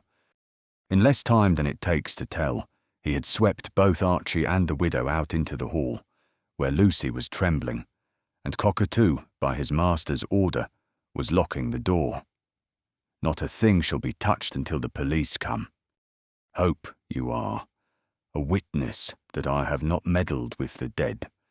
You were present when I opened the packing case. You have seen that a useless body has been substituted for a valuable mummy. And yet this old witch dares! Braddock stamped and grew incoherent from sheer rage. Archie soothed him, leaving go of Widow Anne's arm to do so. "Hush, hush," said the young man quietly. "The poor woman does not know what she is saying. I'll go for the police and—" "No," interrupted the professor sharply. "Cockatoo can go for the inspector of Pierside. I shall call in the village constable. Meanwhile, you keep the key of the museum," he dropped it into Hope's breast pocket, "so that you and the police may be sure the body has not been touched. Widow Anne, go home." He turned angrily on the old creature, who was now trembling after her burst of rage, "and don't dare to come here again until you ask pardon for what you have said." "I want to be near my poor boy's core," wailed Widow Anne. "And I'm very sorry, Professor. I didn't mean to. But you have, you witch. Go away." And he stamped. But by this time, Lucy had recovered her self-possession, which had been sorely shaken by the sight of the dead. "Leave her to me," she observed, taking Mrs. Bolton's arm and leading her towards the stairs. "I shall take her to my room and give her some brandy. Father, you must make some allowance for her natural grief and—" Braddock stamped again. "Take her away. Take her away," he cried testily, "and keep her out of my sight. Is it not enough to have lost an invaluable assistant and a costly mummy of infinite historical and archaeological value without my being accused of... oh..." The professor choked with rage and shook his hand in the air. Seeing that he was unable to speak, Lucy seized the opportunity of the lull in the storm and hurried the old woman, sobbing and moaning, up the stairs. By this time, the shrieks of Mrs.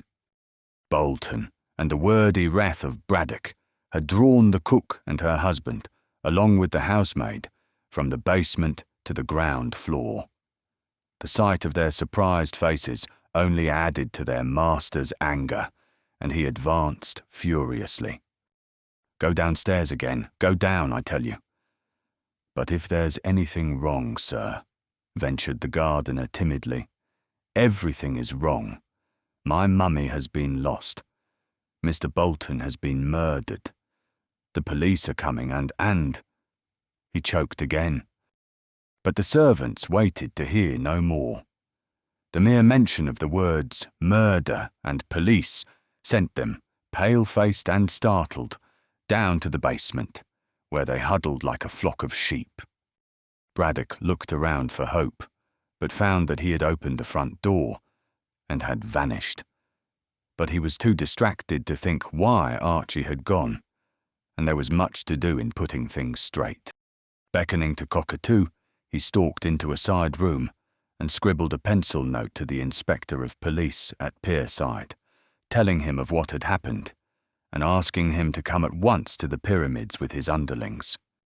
This communication he dispatched by Cockatoo, who flew to get his bicycle.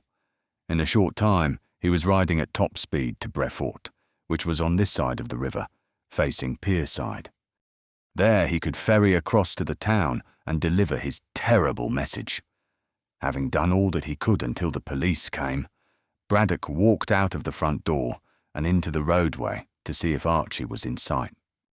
He could not see the young man, but, as luck would have it, and by one of those coincidences which are much more common than is suspected, he saw the Gartley doctor walking briskly past. "Aye," shouted the professor, who was purple in the face and perspiring profusely. "Hi there, Dr. Robinson. I want you. Come, come. Hurry, man, hurry." He ended in a testy rage, and the doctor, knowing Braddock's eccentricities, advanced with a smile. He was a slim, dark, young medical practitioner with an amiable countenance, which argued of no mighty intelligence.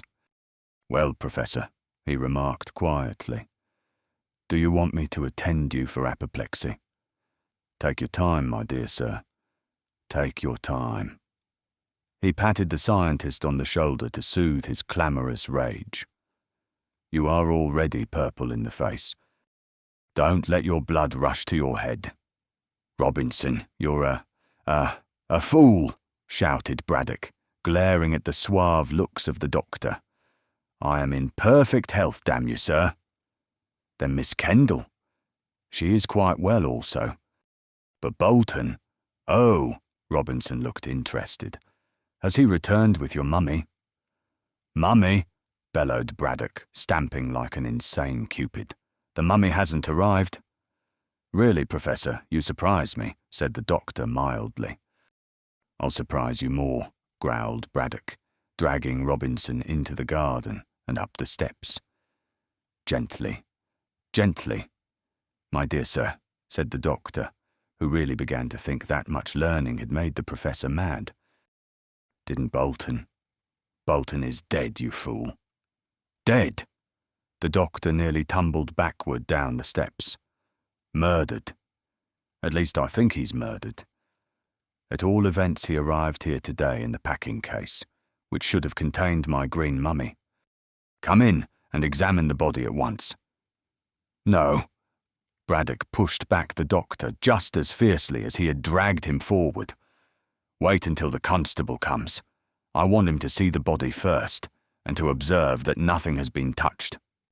I have sent for the Pierside inspector to come." "There will be all sorts of trouble," cried Braddock despairingly, "and my work..." most important work will be delayed, just because this silly young ass Sidney Bolton chose to be murdered." And the professor stormed up and down the hall, shaking, impotent arms in the air. "Good heavens," stammered Robinson, who was young in years and somewhat new to his profession. You must be mistaken." "Mistaken! Mistaken!" shouted Braddock with another glare. "Come and see that poor fellow's body, then. He is dead. Murdered. By whom?" "Hang you, sir. How should I know?" "In what way has he been murdered? Stabbed, shot, or—" I don't know. Such a nuisance to lose a man like Bolton, an invaluable assistant. What I shall do without him I really don't know. And his mother has been here, making no end of a fuss." "Can you blame her?" said the doctor, recovering his breath. "She is his mother after all, and poor Bolton was her only son." "I am not denying the relationship, confound you," snapped the professor, ruffling his hair until it stood up like the crest of a parrot. "But she needn't. Ah." He glanced through the open door and then rushed to the threshold. "Here is Hope and Painter. Come in, come in. I have the doctor here. Hope, you have the key. You observe, Constable, that Mr. Hope has the key. Open the door. Open the door, and let us see the meaning of this dreadful crime." "Crime, sir?" queried the constable, who had heard all that was known from Hope, but now wished to hear what Braddock had to say. "Yes, crime, you idiot. I have lost my mummy. But I thought, sir, that a murder—" "Oh, of course, gabbled the professor, as if the death was quite a minor consideration. "Bolton's dead, murdered, I suppose, as he could scarcely have nailed himself down in a packing case. But it's my precious mummy I am thinking of, Painter. A mummy, if you know what a mummy is, that cost me £900. Go in, man. Go in and don't stand there gaping. Don't you see that Mr. Hope has opened the door? I have sent Cockatoo to Pierside to notify the police. They will soon be here. Meanwhile, Doctor, you can examine the body, and Painter here can give his opinion as to who stole my mummy." "The assassin stole the mummy," said Archie, as the four men entered the museum, "and substituted the body of the murdered man." "That is—" "All ABC," snapped Braddock, issuing into the vast room. "But we want to know the name of the assassin if we are to revenge Bolton and get back my mummy. Oh, what a loss, what a loss. I have lost £900, or say 1,000, considering the cost of bringing Inca Caxus to England." Archie forbore to remind the professor as to who had really lost the money, as the scientist was not in a fit state to be talked to. Reasonably, and seemed much more concerned because his Peruvian relic of humanity had been lost than for the terrible death of Sidney Bolton. But by this time, Painter, a fair-haired young constable of small intelligence, was examining the packing case and surveying the dead doctor. Robinson also looked with a professional eye, and Braddock, wiping his purple face and gasping with exhaustion, sat down on a stone sarcophagus. Archie, folding his arms, leaned against the wall and waited quietly to hear what the experts in crime and medicine would say. The packing case was deep and wide and long, made of tough teak and banded at intervals with iron bands. Within this was a case of tin, which, when it held the mummy, had been soldered up, impervious to air and water. But the unknown person who had extracted the mummy, to replace it by a murdered man's body, had cut open the tin casing with some sharp instrument. There was straw round the tin casing and straw within, amongst which the body of the unfortunate young man was placed. Rigor mortis had set in, and the corpse, with straight legs and hands placed stiffly by its side, lay against the back of the tin casing, surrounded more or less by the straw packing, or at least by so much as the professor had not torn away. The face looked dark, and the eyes were wide open and staring. Robinson stepped forward and ran his hand round the neck. Uttering an ejaculation, he removed the woolen scarf which the dead man had probably worn to keep himself from catching cold, and those who looked on saw that a red-coloured window cord was tightly bound about the throat of the dead. "The poor devil has been strangled," said the doctor quietly. "See, the assassin has left the bowstring on and had the courage to place over it this scarf, which belonged to Bolton." "How do you know that, sir?" asked Painter heavily. "Because Widow Anne knitted that scarf for Bolton before he went to Malta. He showed it to me, laughingly, remarking that his mother evidently thought that he was going to Lapland." "When did he show it to you, sir?" "Before he went to Malta, of course," said Robinson in mild surprise. "You don't suppose he showed it to me when he returned?" "When did he return to England?" he asked the professor with an afterthought. "Yesterday afternoon, about 4 o'clock, replied Braddock. Then, from the condition of the body, the doctor felt the dead flesh. He must have been murdered last night. With your permission, Painter, I'll examine the corpse." The constable shook his head. "Better wait, sir, until the inspector comes," he said in his unintelligent way. "Poor Sid. Why, I knew him. He was at school with me, and now he's dead. Who killed him?" None of his listeners could answer this question. Chapter 6. The inquest, like a geographical Lord Byron, the isolated village of Gartley awoke one morning to find itself famous. Previously unknown, save to the inhabitants of Brefort, Jessam, and the surrounding country, and to the soldiers stationed in the fort, it became a 9-day centre of interest. Inspector Date of Pierside arrived with his constables to inquire into the reported crime, and the local journalists, scenting sensation, came flying to Gartley on bicycles and in traps. Next morning, London was duly advised that a valuable mummy was missing, and that the assistant of Professor Braddock, who had been sent to fetch it from Malta, was murdered by strangulation. In a couple of days, the 3 kingdoms were ringing with the news of the mystery. And a mystery it proved to be, for, in spite of Inspector Date's efforts and the enterprise of Scotland Yard detectives summoned by the professor, no clue could be found to the identity of the assassin. Briefly, the story told by the newspapers ran as follows. The tramp steamer Diver, Captain George Hervey in command, had berthed alongside the Pierside jetty at 4 o'clock on a Wednesday afternoon in mid-September, and some 2 hours later, Sydney. Bolton removed the case containing the green mummy ashore. As it was impossible to carry the case to the pyramids on that night, Bolton had placed it in his bedroom at the Sailor's Rest, a mean little public house of no very savoury reputation near the water's edge. He was last seen alive by the landlord and the barmaid, when, after a drink of harmless ginger beer, he retired to bed at 8, leaving instructions to the landlord, overheard by the barmaid, that the case was to be sent on next day to Professor Braddock of Gartley.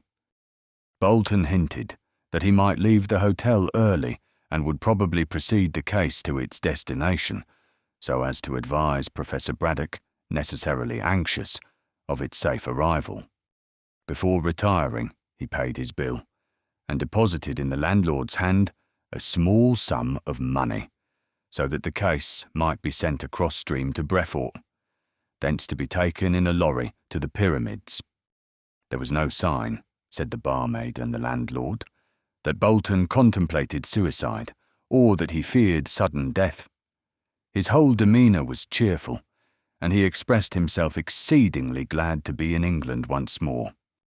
At 11 on the ensuing morning, a persistent knocking and a subsequent opening of the door of Bolton's bedroom proved that he was not in the room, although the tumbled condition of the bedclothes proved that he had taken some rest. No one in the hotel thought anything of Bolton's absence, since he had hinted at an early departure. although the chambermaid considered it strange that no one had seen him leave the hotel. The landlord obeyed Bolton's instructions and sent the case, in charge of a trustworthy man, to Brefort across the river. There a lorry was procured, and the case was taken to Gartley, where it arrived at 3 in the afternoon.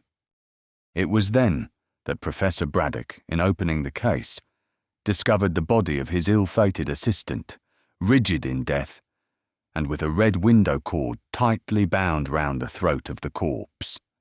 At once, said the newspapers, the professor sent for the police, and later insisted that the smartest Scotland Yard detectives should come down to elucidate the mystery. At present, widely as it was discussed, and many as were the theories offered, no one could fathom the mystery, but all agreed that the failure of the police to find a clue was inexplicable. It was difficult enough to understand how the assassin could have murdered Bolton and opened the packing case, and removed the mummy to replace it by the body of his victim in a house filled with at least 6 people, but it was yet more difficult to guess how the criminal had escaped with so noticeable an object as the mummy, bandaged with emerald-hued woolen stuff woven from the hair of Peruvian llamas. If the culprit was one who thieved and murdered for gain, he could scarcely sell the mummy without being arrested, since all England was ringing with the news of its disappearance. If a scientist, impelled to robbery by an archaeological mania, he could not possibly keep possession of the mummy without someone learning that he possessed it. Meanwhile, the thief and his plunder had vanished as completely as if the earth had swallowed both. Great was the wonder at the cleverness of the criminal, and many were the solutions offered to account for the disappearance. One enterprising weekly paper, improving on the Limerick craze, offered a furnished house and £3 a week for life to the fortunate person who could solve the mystery. As yet, no one had won the prize, but it was early days yet, and at least 5,000 amateur detectives tried to work out the problem. Naturally, Hope was sorry for the untimely death of Bolton, whom he had known as an amiable and clever young man. But he was also annoyed that his loan of the money to Braddock should have been, so to speak, nullified by the loss of the mummy. The professor was perfectly furious at his double loss of assistant and embalmed corpse, and was only prevented from offering a reward for the discovery of the thief and assassin by the painful fact that he had no money. He hinted to Archie that a reward should be offered, but that young man, backed by Lucy, declined to throw away good money after bad. Braddock took this refusal so ill that Hope felt perfectly convinced he would try and wriggle out of his promise to permit the marriage and persuade Lucy to engage herself to Sir Frank Random, should the baronet be willing to offer a reward. And Hope was also certain that Braddock, a singularly obstinate man, would never rest until he once more had the mummy in his possession. That the murderer of Sidney Bolton should be hanged was quite a minor consideration with the professor. Meanwhile, Widow Anne had insisted on the dead body being taken to her cottage, and Braddock, with the consent of Inspector Date, willingly agreed, as he did not wish a newly dead corpse to remain under his roof. Therefore, the remains of the unfortunate young man were taken to his humble home, and here the body was inspected by the jury when the inquest took place in the coffee room of the Warrior Inn, immediately opposite Mrs. Bolton's abode. There was a large crowd round the inn, as people had come from far and wide to hear the verdict of the jury, and Gartley, for the first and only time in its existence, presented the aspect of an August bank holiday. The coroner, an elderly doctor with a short temper, caused by the unrealised ambition of a country practitioner, opened the proceedings by a snappy speech, in which he set forth the details of the crime in the same bold fashion in which they had been, published by the newspapers. A plan of the sailor's rest was then placed before the jury, and the coroner drew the attention of the 12 good and lawful men to the fact that the bedroom occupied by deceased was on the ground floor, with a window looking out onto the river, merely a stone throw away, So you will see, gentlemen, said the coroner, that the difficulty of the assassin in leaving the hotel with his plunder was not so great as has been imagined.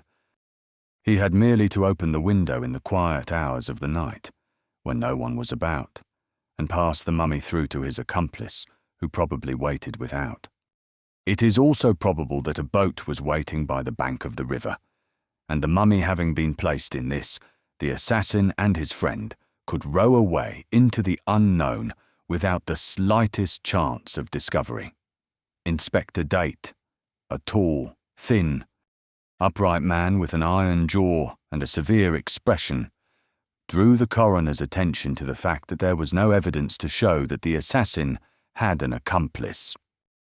What you have stated, sir, may have occurred, rasped Date in a military voice, but we cannot prove the truth of your assumption, since the evidence at our disposal is merely circumstantial. I never suggested that it was anything else, snapped the coroner. You waste time in traversing my statements. Say what you have to say, Mr.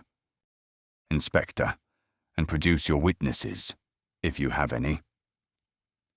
There are no witnesses who can swear to the identity of the murderer, said Inspector Date coldly, and determined not to be ruffled by the apparent antagonism of the coroner. The criminal has vanished, and no one can guess his name or occupation, or even the reason which led him to slay the deceased. Coroner. The reason is plain. He wanted the mummy. Inspector. Why should he want the mummy? Coroner. That is what we wish to find out. Inspector. Exactly, sir. We wish to learn the reason why the murderer strangled the deceased. Coroner. We know that reason. What we wish to know is why the murderer stole the mummy. And I would point out to you, Mr. Inspector, that, as yet, we do not even know the sex of the assassin. It might be a woman who murdered the deceased.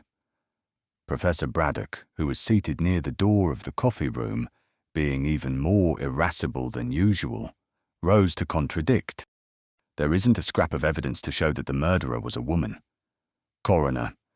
You are out of order, sir, and I would point out that, as yet, Inspector Date has produced no witnesses. Date glared. He and the coroner were old enemies, and always sparred when they met. It seemed likely that the peppery little professor would join in the quarrel and that there would be a duel of three. But Date, not wishing for an adverse report in the newspapers as to his conduct of the case, contented himself with the glare aforesaid, and, after a short speech, called Braddock. The professor, looking more like a cross cherub than ever, gave his evidence tartly. It seemed ridiculous to his prejudiced mind that all this fuss should be made over Bolton's body, when the mummy was still missing.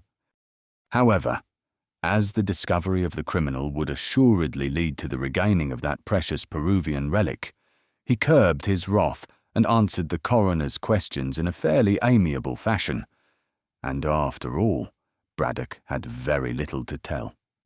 He had, so he stated, seen an advertisement in a newspaper that a mummy, swathed in green bandages, was to be sold in Malta, and had sent his assistant to buy it and bring it home. This was done, and what happened after the mummy left the tramp steamer was known to everyone through the medium of the press. With which, grumbled the professor, I do not agree. What do you mean by that? Asked the coroner sharply. I mean, sir, snapped Braddock equally sharply, that the publicity given by the newspapers to these details will probably place the assassin on his guard. Why not on her guard? Persisted the coroner wilfully. Rubbish, rubbish, rubbish! My mummy wasn't stolen by a woman. What the devil would a woman want with my mummy? Be more respectful, Professor. Then talk sense, Doctor. And the two glared at one another. After a moment or two, the situation was adjusted in silence, and the coroner asked a few questions pertinent to the matter in hand. Had the deceased any enemies? No, sir, he hadn't, not being famous enough or rich enough, or clever enough to excite the hatred of mankind.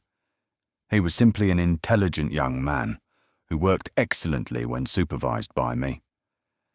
His mother is a washerwoman in this village, and the lad brought washing to my house. Noting that he was intelligent and was anxious to rise above his station, I engaged him as my assistant and trained him to do my work. Archaeological work? Yes. I don't wash, whatever Bolton's mother may do.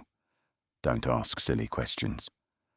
Be more respectful, said the coroner again, and grew red.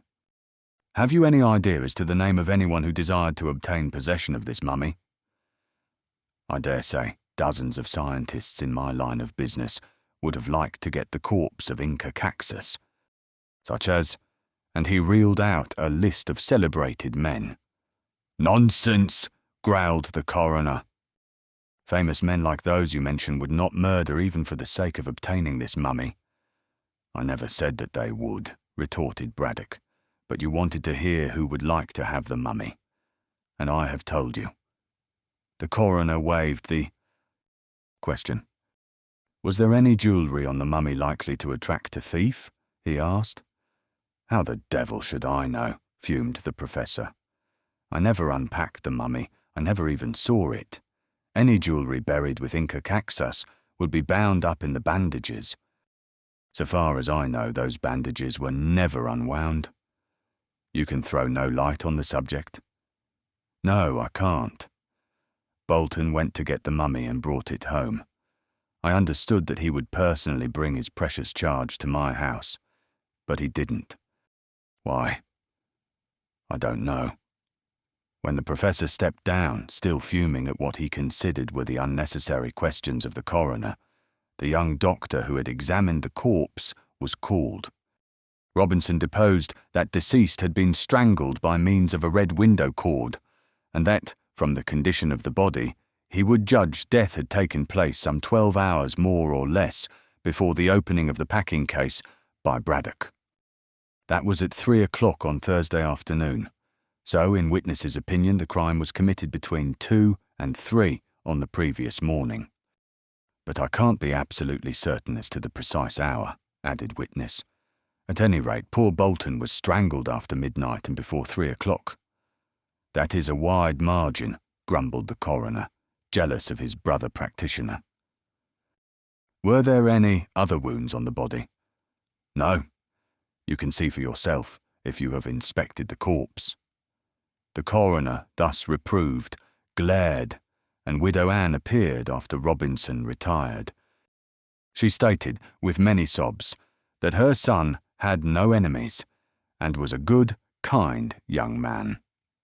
She also related her dream, but this was flouted by the coroner, who did not believe in the occult. However, the narration of her premonition was listened to with deep interest by those in the court.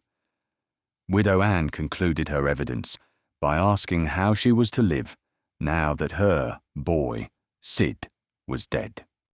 The coroner professed himself unable to answer this question and dismissed her. Samuel Quoss, the landlord of the Sailor's Rest, was next called. He proved to be a big, burly, red-haired, red-whiskered man who looked like a sailor, and indeed, a few questions elicited the information that he was a retired sea captain. He gave his evidence gruffly but honestly, and although he kept so shady a public house, seemed straightforward enough. He told much the same tale as had appeared in the newspapers. In the hotel on that night, there was only himself, his wife and 2 children, and the staff of servants. Bolton retired to bed, saying that he might start early for Gartley, and paid £1 to get the case taken across to River and placed on a lorry. As Bolton had vanished next morning, Quoss obeyed instructions, with the result which everyone knew. He also stated that he did not know the case contained a mummy. What did you think it contained? Asked the coroner quickly. Clothes and curios from foreign parts, said the witness coolly. Did Mr. Bolton tell you so? He told me nothing about the case, growled the witness. but he chatted a lot about Malta, which I know well, having put into that port frequent when a sailor. Did he hint at any rows taking place at Malta? No, he didn't. Did he say that he had enemies? No, he didn't. Did he strike you as a man who was in fear of death? No, he didn't, said the witness for the third time. He seemed happy enough. I never thought for one moment that he was dead until I heard how his body had been found in the packing case. The coroner asked all manner of questions, and so did Inspector Date, but all attempts to incriminate Quass were vain.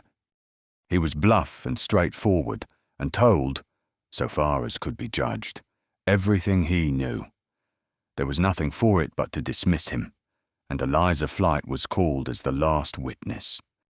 She also proved to be the most important, as she knew several things which she had not told to her master, or to the reporters, or even to the police. On being asked why she had kept silence, she said that her desire was to obtain any reward that might be offered, but as she had heard that there would be no reward, she was willing to tell what she knew. It was an important piece of evidence. The girl stated that Bolton had retired to bed at 8 on the ground floor, and the bedroom had a window, as marked in the plan, which looked onto the river, a stone throw distant. At 9 or a trifle later, witness went out to have a few words with her lover. In the darkness, she saw that the window was open and that Bolton was talking to an old woman muffled in a shawl. She could not see the woman's face, nor judge of her stature, as she was stooping down to listen to Bolton. Witness did not take much notice, as she was in a hurry to see her lover. When she returned past the window at 10 o'clock, it was closed, and the light was extinguished, so she thought that Mr. Bolton was asleep. But, to tell the truth, said Eliza Flight, I never thought anything of the matter at all. It was only after the murder that I saw how important it was I should remember everything. And you have? Yes, sir, said the girl, honestly enough. I have told you everything that happened on that night. Next morning, she hesitated. Well, what about next morning? Mr. Bolton had locked his door. I know that, because a few minutes after 8 on the night before, not knowing he had retired, I tried to enter the room and make ready the bed for the night. He sang out through the door, which was locked for I tried it, that he was in bed. That was a lie also, as after 9 I saw him talking to the woman at the window. You previously said an old woman, said the coroner, referring to his notes. How do you know she was old? I can't say if she was old or young, said the witness candidly. It's only a manner of speaking. She had a dark shawl over her head and a dark dress. I couldn't say if she was old or young, fair or dark, stout or lean, tall or short. The night was dark. The coroner referred to the plan. There is a gas lamp near the window of the bedroom. Did you not see her in that light? Oh yes, sir, but just for a moment. I took very little notice. Had I known that the gentleman was to be murdered, I should have taken a great deal of notice. Well, about this locked door. It was locked overnight, sir, but when I went next morning, it was not locked. I knocked and knocked, but could get no answer. As it was 11, I thought the gentleman was sleeping very long, so I tried to open the door. It was not locked, as I say, but, added witness with emphasis, the window was snibbed and the blind was down. That is natural enough, said the coroner. Mr. Bolton, after his interview with the woman, would of course snib the window and pull down the blind.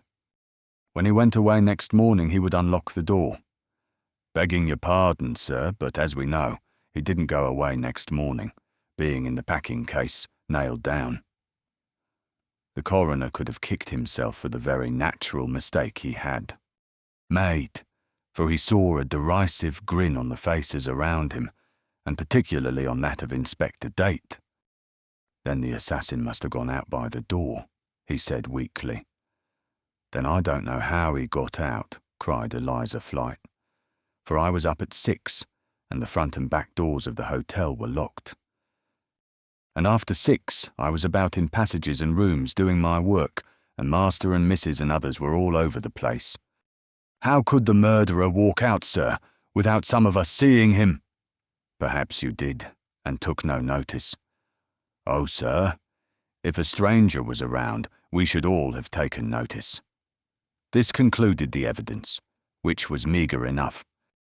Widow Anne was indeed recalled to see if Miss Flight could identify her as the woman who had been talking to Bolton, but witness failed to recognise her, and the widow herself proved, by means of 3 friends, that she had been imbibing gin at home, on the night and at the hour in question. Also, there was no evidence to connect this unknown woman with the murder, and no sound, according to the unanimous testimony of the inmates of the Sailor's Rest, had been heard in the bedroom of Bolton.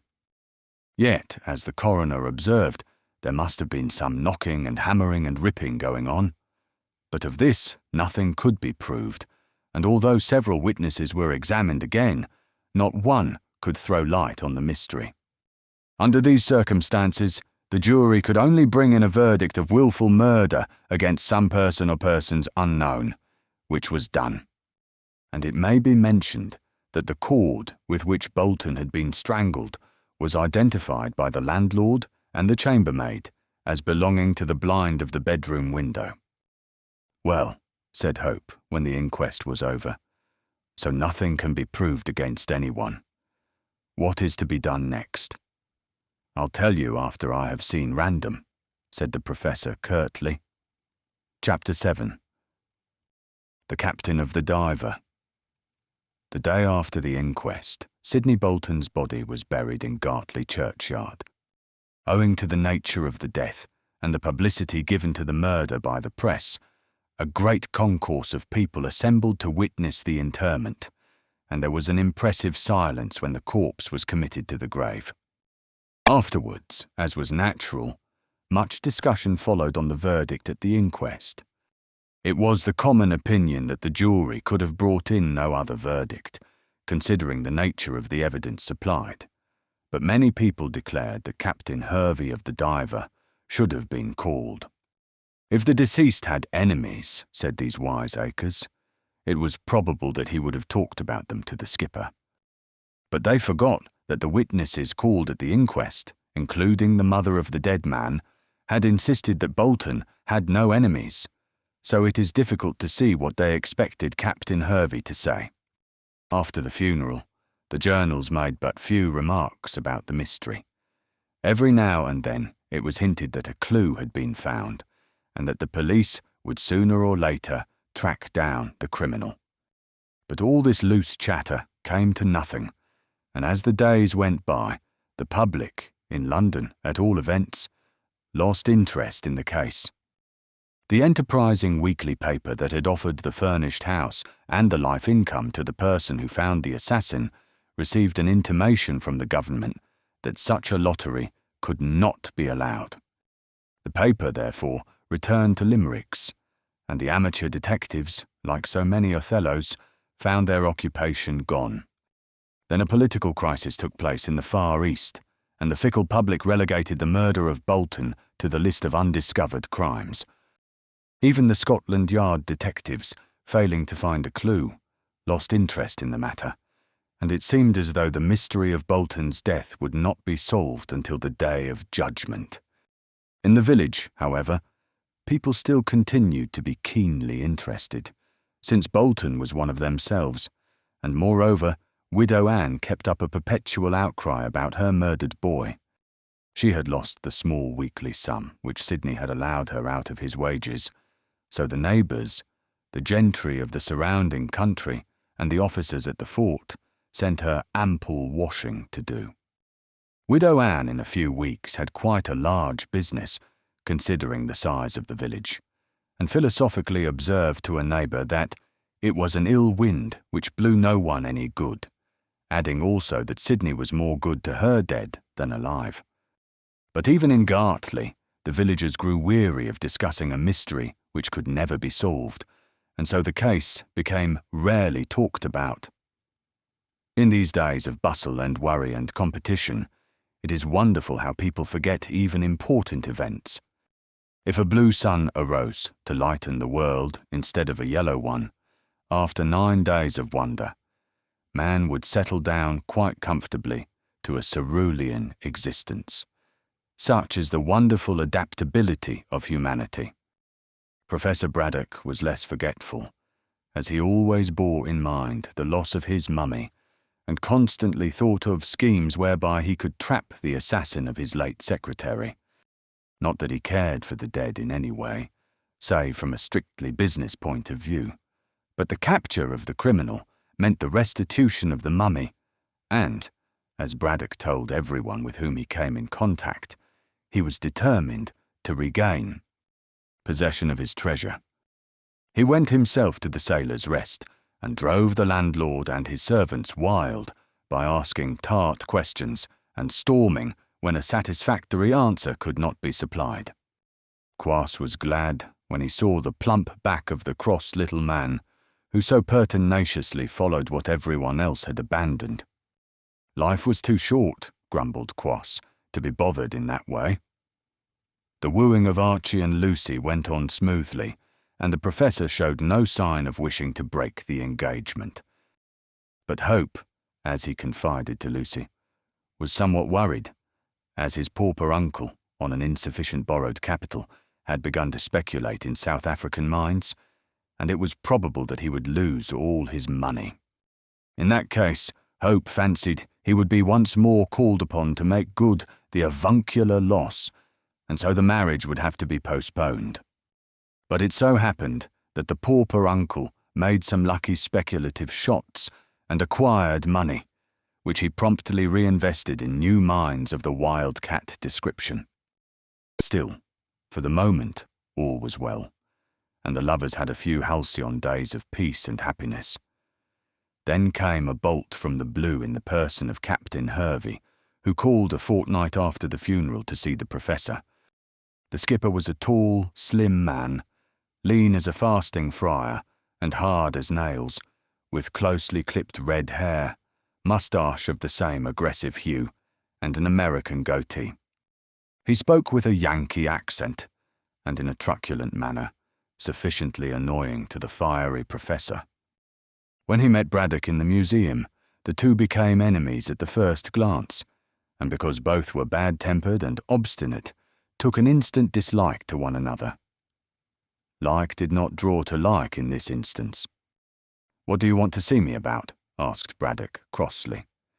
He had been summoned by Cockatoo from the perusal of a new papyrus to see his visitor, and consequently was not in the best of tempers. "I've just blew infer a trifle of chin music," replied Hervey, with an emphatic USA accent. "I'm busy. Get out," was the uncomplimentary reply. Hervey took a chair, and stretching his lengthy legs, produced a black cheroot, as long and lean as himself. "If you were in the States, Professor, I'd draw a bead on you for that style of lingo. I'm not taking any. See?" And he lighted up. "You're the captain of the Diver?" "That's so. I was, that is. Now, I've shifted to a dandy windjammer of sorts that can run rings round the old barky. I surmise I'm off for the South Seas, pearl fishing, in 3 months. I'll take that Kanaka along with me, if you like, Professor." And he cast a side glance at Cockatoo, who was squatting on his hams as usual, polishing a blue enamelled jar from a Theban tomb. "I require the services of the man," said Braddock stiffly. "As to you, sir, you've been paid for your business in connection with Bolton's Passage and the shipment of my mummy, so there is no more to be said." "Heaps more." "Heaps, you bet," remarked the man of the sea placidly, and controlling a temper which in less civilized parts would have led him to wipe the floor with the plump scientist. "My owners were paid for that racket, not me. No, sir. So I've paddled into this port to see if I can rake in a few dollars on my own. I've no dollars to give you. In charity, that is. Huh? And who asked charity, you bald-headed jellybag? Braddock grew scarlet with fury. If you speak to me like that, you ruffian, I'll throw you out. What? You? Yes, me. And the professor stood on tiptoe, like the bantam he was. You make me smile, and likewise tired, murmured Hervey, admiring the little man's pluck. See here, Professor, touching that mummy. My mummy, my green mummy. What about it? Braddock rose to the fly thrown by this skilful angler. That's so. What will you shell out if I pass along that corpse? Ah! The professor again stood on tiptoe, gasping and purple in the face. He almost squeaked in the extremity of his anger. I knew it. Knew what? Demanded the skipper, genuinely surprised. I knew that you had stolen my mummy. Yes, you needn't deny it. Bolton, like the silly fool he was, told you how valuable the mummy was, and you strangled the poor devil to get my property. Go slow, said the captain, in no wise perturbed by this accusation. I would have you remember that at the inquest it was stated that the window was locked and the door was open. How then could I waltz into that blamed hotel and arrange for a funeral? Sides, I guess shooting is more in my line than garrotting. I leave that to the East Coast yellow stomachs. Braddock sat down and wiped his face. He saw plainly enough that he had not a leg to stand on, as Hervey was plainly innocent. Sides, went on the skipper, chewing his cheroot. I guess if I'd wanted that old corpse of yours, I'd have yanked Bolton overside and set down the accident to bad weather. Better for me to loot the case aboard than to make a fool of myself ashore. No, sir.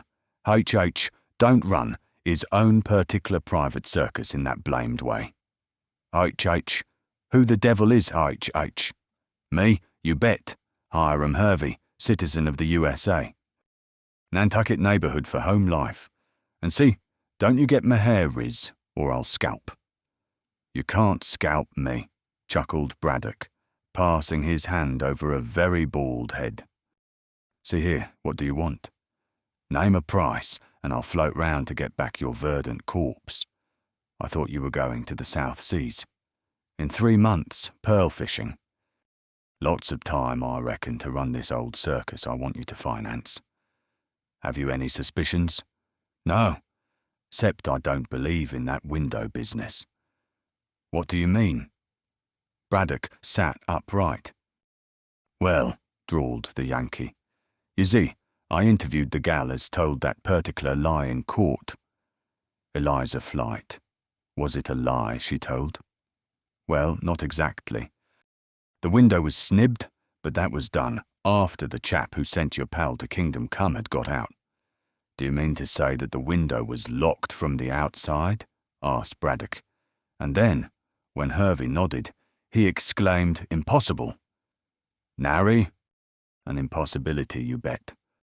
The chap who engineered the circus was all fired smart. The snib was an old one, and he yanked a piece of string round it and passed the string through the crack between the upper and lower sash of the window. When outside, he pulled, and the snib slid into place. But he left the string on the ground outside. I picked it up next day and guessed the racket he'd been on. I tried the same business and brought off the deal. It sounds wonderful and yet impossible, cried Braddock, rubbing his bald head and walking excitedly to and fro. See here, I'll come along with you and see how it's done. You bet you won't unless you shell out. See here, Hervey leaned forward. From that window business, it's plain that no one inside the shanty corpsed your pal. The chap as did it entered and left by the window, and made tracks with that old corp you want. Now you pass along £500. That's English currency, I reckon, and I'll smell round for the robber. And where do you think I can obtain £500? Asked the professor very dryly. Well, I guess if that blamed corpse is worth it, you'll be willing to trade. You don't live in this shanty for nothing. My good friend, I have enough to live on, and obtain this house at a small rent on account of its isolation. But I can no more find the sum of £500 than fly." Hervey rose and straightened his legs. "Then I guess I'd best be getting back to Pierside. One moment, sir. Did anything happen on the voyage? Did Bolton say anything likely to lead you to suppose that he was in danger of being robbed and murdered?"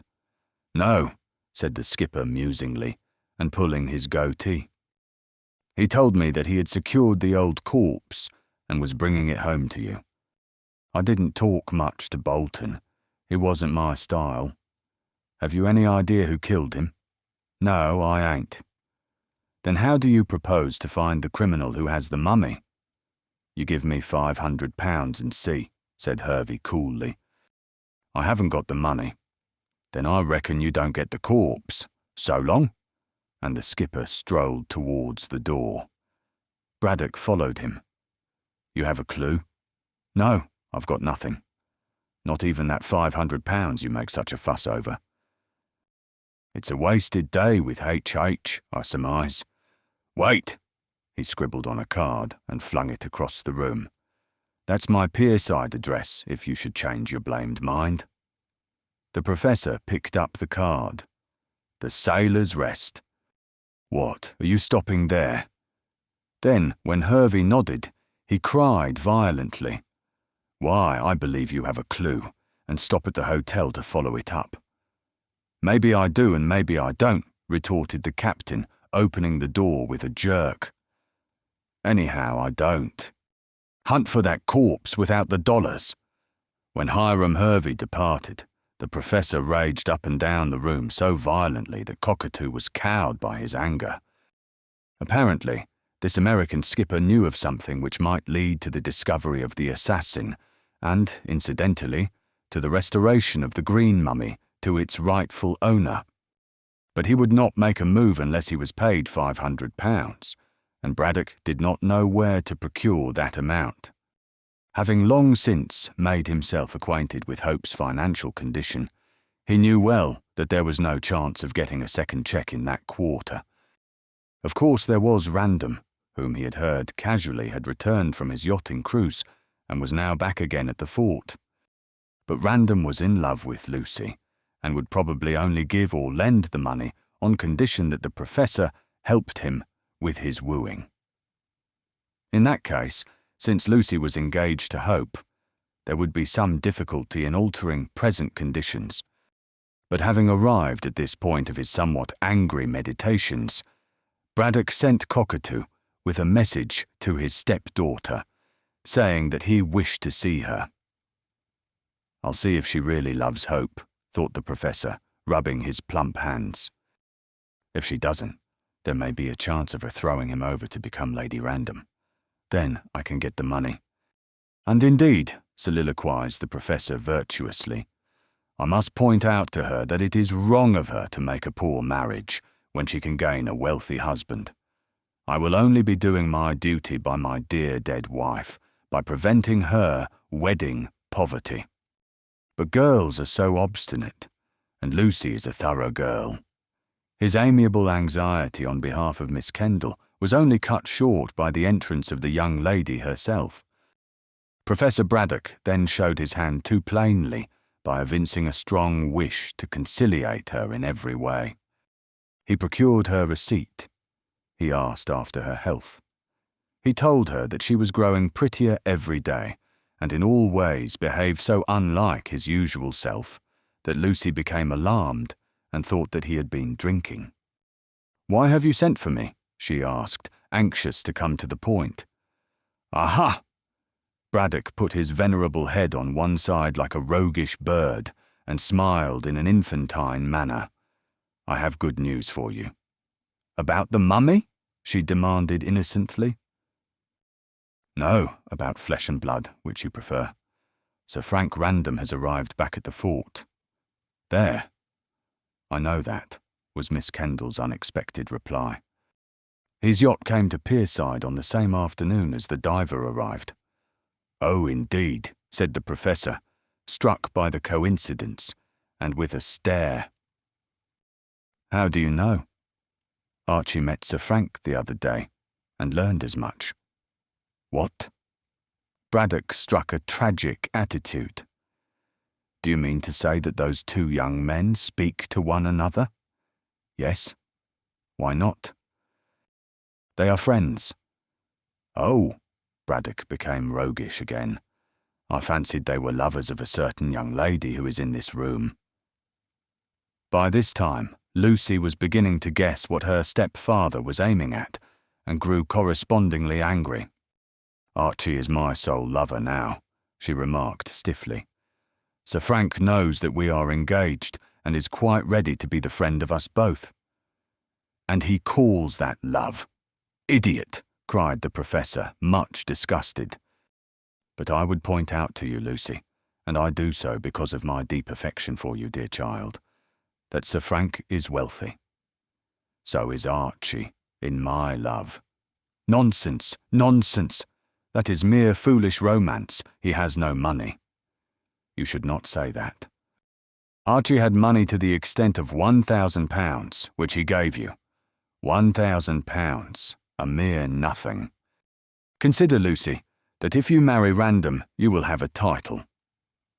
Miss Kendall, whose patience was getting exhausted, stamped a very neat boot.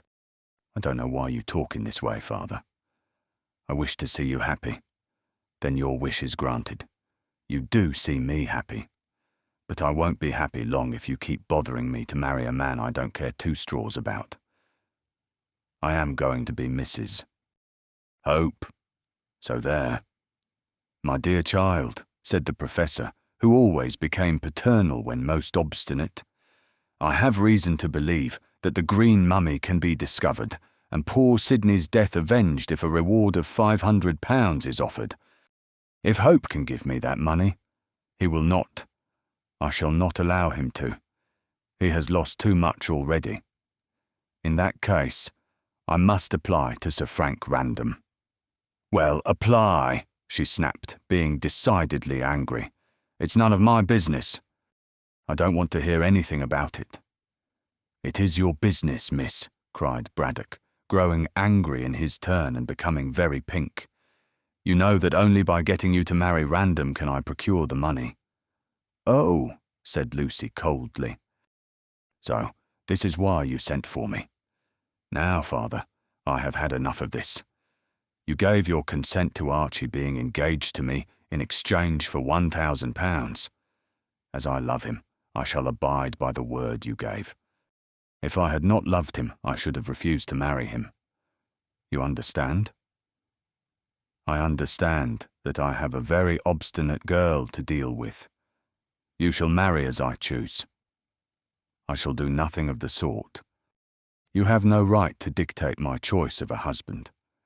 "No right, when I am your father." "You are not my father, merely my stepfather, merely a relation by marriage. I am of age. I can do as I like, and intend to." "But Lucy," implored Braddock, changing his tune, "think." "I have thought. I marry Archie. But he is poor and Random is rich. I don't care. I love Archie and I don't love Frank. Would you have me lose the mummy forever? Yes, I would, if my misery is to be the price of its restoration. Why should I sell myself to a man I care nothing about, just because you want a musty, fusty old corpse? Now I am going." Lucy walked to the door. "I shan't listen to another word. And if you bother me again, I shall marry Archie at once and leave the house." "I can make you leave it in any case, you ungrateful girl," bellowed Braddock, who was purple with rage, never having a very good temper at the best of times. "Look what I have done for you." Miss Kendall could have pointed out that her stepfather had done nothing, save attend to himself. But she disdained such an argument, and without another word opened the door and walked out. Almost immediately afterwards Cockatoo entered, much to the relief of the professor, who relieved his feelings by kicking the unfortunate Kanaka. Then he sat down again to consider ways and means of obtaining the necessary mummy and still more necessary, money. Chapter 8. The Baronet. Sir Frank Random was an amiable young gentleman with, as the saying goes, all his goods in the shop window. Fair-haired and tall, with a well-knit, athletic figure, a polished manner, and a man-of-the-world air, he strictly resembled the romantic officer of Bow Bells, Family Herald, Young Ladies' Journal fiction. But the romance was all in his well-groomed looks, as he was as commonplace a Saxon as could be met with in a day's march. Fond of sport, attentive to his duties as artillery captain, and devoted to what is romantically known as the fair sex, he sauntered easily through life, very well contented with himself and with his agreeable surroundings. He read fiction when he did read, and those weekly papers devoted to sport, troubled his head very little about politics, save when they had to do with a possible German invasion, and was always ready to do anyone a good turn. His brother officers declared that he was not half a bad sort, which was high praise from the usually reticent serviceman. His capacity may be accurately gauged by the fact that he did not possess a single enemy, and that everyone spoke well of him. A mortal who possesses no quality likely to be envied by those around him is certain to belong to the rank and file of humanity. But these unconsidered units of mankind can always console themselves with the undoubted fact that mediocrity is invariably happy. Such a man as Random would never set the Thames on fire, and certainly he had no ambition to perform that astounding feat. He was fond of his profession and intended to remain in the army as long as he could. He desired to marry and beget a family, and retire, when set free from soldiering, to his country seat, and there perform blamelessly the congenial role of a village squire, until called upon to join the respectable corpses in the Random vault. Not that he was a saint or ever could be one.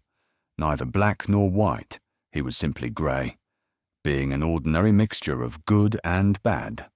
As theology has provided no hereafter for grey people, it is hard to imagine where the bulk of humanity will go.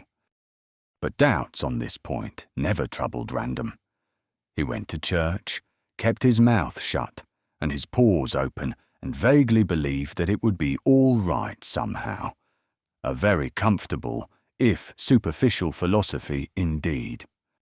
It can easily be guessed that Random's somewhat colourless personality would never attract Lucy Kendall, since the hues of her own character were deeper. For this reason she was drawn to Hope, who possessed that aggressive artistic temperament where good and bad are in violent contrast. Random took opinions from books or from other people, and his mind, like a looking-glass, reflected whatever came along. But Hope possessed opinions of his own, both right and wrong, and held to these in the face of all verbal opposition. He could argue, and did argue, when Random simply agreed. Lucy had similar idiosyncrasies, inherited from a clever father, so it was just as well that she preferred Archie to Frank. Had the latter young gentleman married her, he would have dwindled to Lady Random's husband, and would have found too late that he had domesticated a kind of imitation, George Eliot. When he congratulated Archie on his engagement somewhat ruefully, he little thought what an escape he had had.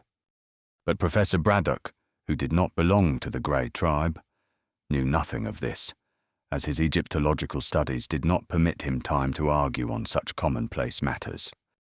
He therefore failed in advance when he set out to persuade Random into renewing his suit. As the fiery little man afterwards expressed himself, "I might as well have talked to a mollusk," for Random politely declined to be used as an instrument to forward the Professor's ambition at the cost of Miss Kendall's unhappiness. The interview took place in Sir Frank's quarters at the fort on the day after Hervey had called to propose a search for the corpse, and it was during this interview that Braddock learned something which both startled and annoyed him. Random, at 3 o'clock, had just changed into mufti when the Professor was announced by his servant. Braddock, determined to give his host no chance of denying himself, followed close on the man's heels, and was in the room almost before Sir Frank had read the card. It was a bare room, sparsely furnished, according to the War Office's idea of comfort, and although the baronet had added a few more civilised necessities, it still looked somewhat dismal. Braddock, who liked comfort, shook hands carelessly with his host and cast a disapproving eye on his surroundings. Dog kennel, grumbled the polite professor. Bare desolation like a damned dungeon. You might as well live in the Sahara. It would certainly be warmer, replied Random, who knew the scientist's snappy ways very well. Take a chair, sir. Hard as bricks, confound it. Hand me over a cushion. There, that's better. No, I never drink between meals, thank you. Smoke? Hang it, Random. You should know by this time that I dislike making a chimney of my throat. There. Don't fuss. Take a seat and listen to what I have to say. It's important. Poke the fire, please. It's cold. Random placidly did as he was told, and then lighted a cigar as he sat down quietly. I am sorry to hear of your trouble, sir. Trouble? What particular trouble? The death of your assistant. Oh, yes. Silly young arse to get killed. Lost my mummy, too. There's trouble, if you like. The green mummy. Random looked into the fire. Yes, I have heard of the green mummy. I should think you have, snapped Braddock, warming his plump hands. Every penny a liner has been talking about it. When did you return? On the same day that steamer with the mummy on board arrived, was Random's odd reply. The professor stared suspiciously. I don't see why you should date your movements by my mummy, he retorted. Well, I had a reason in doing so. What reason? The mummy. What about it? Do you know where it is? Braddock started to his feet and looked eagerly at the calm face of his host. No, I wish I did. How much did you pay for it, Professor? What's that to you? Snapped the other, resuming his seat. Nothing at all, but it is a great deal to Don Pedro de Gallangos. And who the deuce is he? Some Spanish Egyptologist. I don't think he is an Egyptologist, sir. He must be, if he wants my mummy. You forget, Professor, that the green mummy comes from Peru. Who denied that it did, sir? You are illogical, infernally so. The little man rose and straddled on the hearth rug, with his back to the fire and his hands under his coat-tails. Now, sir, he said, glaring at the young man like a schoolmaster. What the deuce are you talking about? Out with it, no evasion. Oh, hang it, Professor. Don't jump down my throat, spurs and all, said Random, rather annoyed by this dictatorial tone. I never wear spurs. Go on, sir, and don't argue.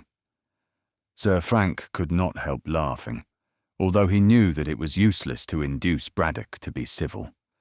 Not that the professor meant to be rude, especially as he desired to conciliate Random. But long years of fighting with other scientists and of having his own scientific way had turned him into a kind of schoolmaster, and everyone knows that they are the most domineering of the human race. It's a long story, said the baronet with a shrug and a smile. Story, what story? That which I am about to tell you. And then Random began hurriedly, so as to prevent further arguments of an unprofitable kind. I was at Genoa with my yacht, and there stopped on shore at the Casa Bianca. What place is that? An hotel. I there met with a certain Don Pedro de Gallangos and his daughter, Donna Inez.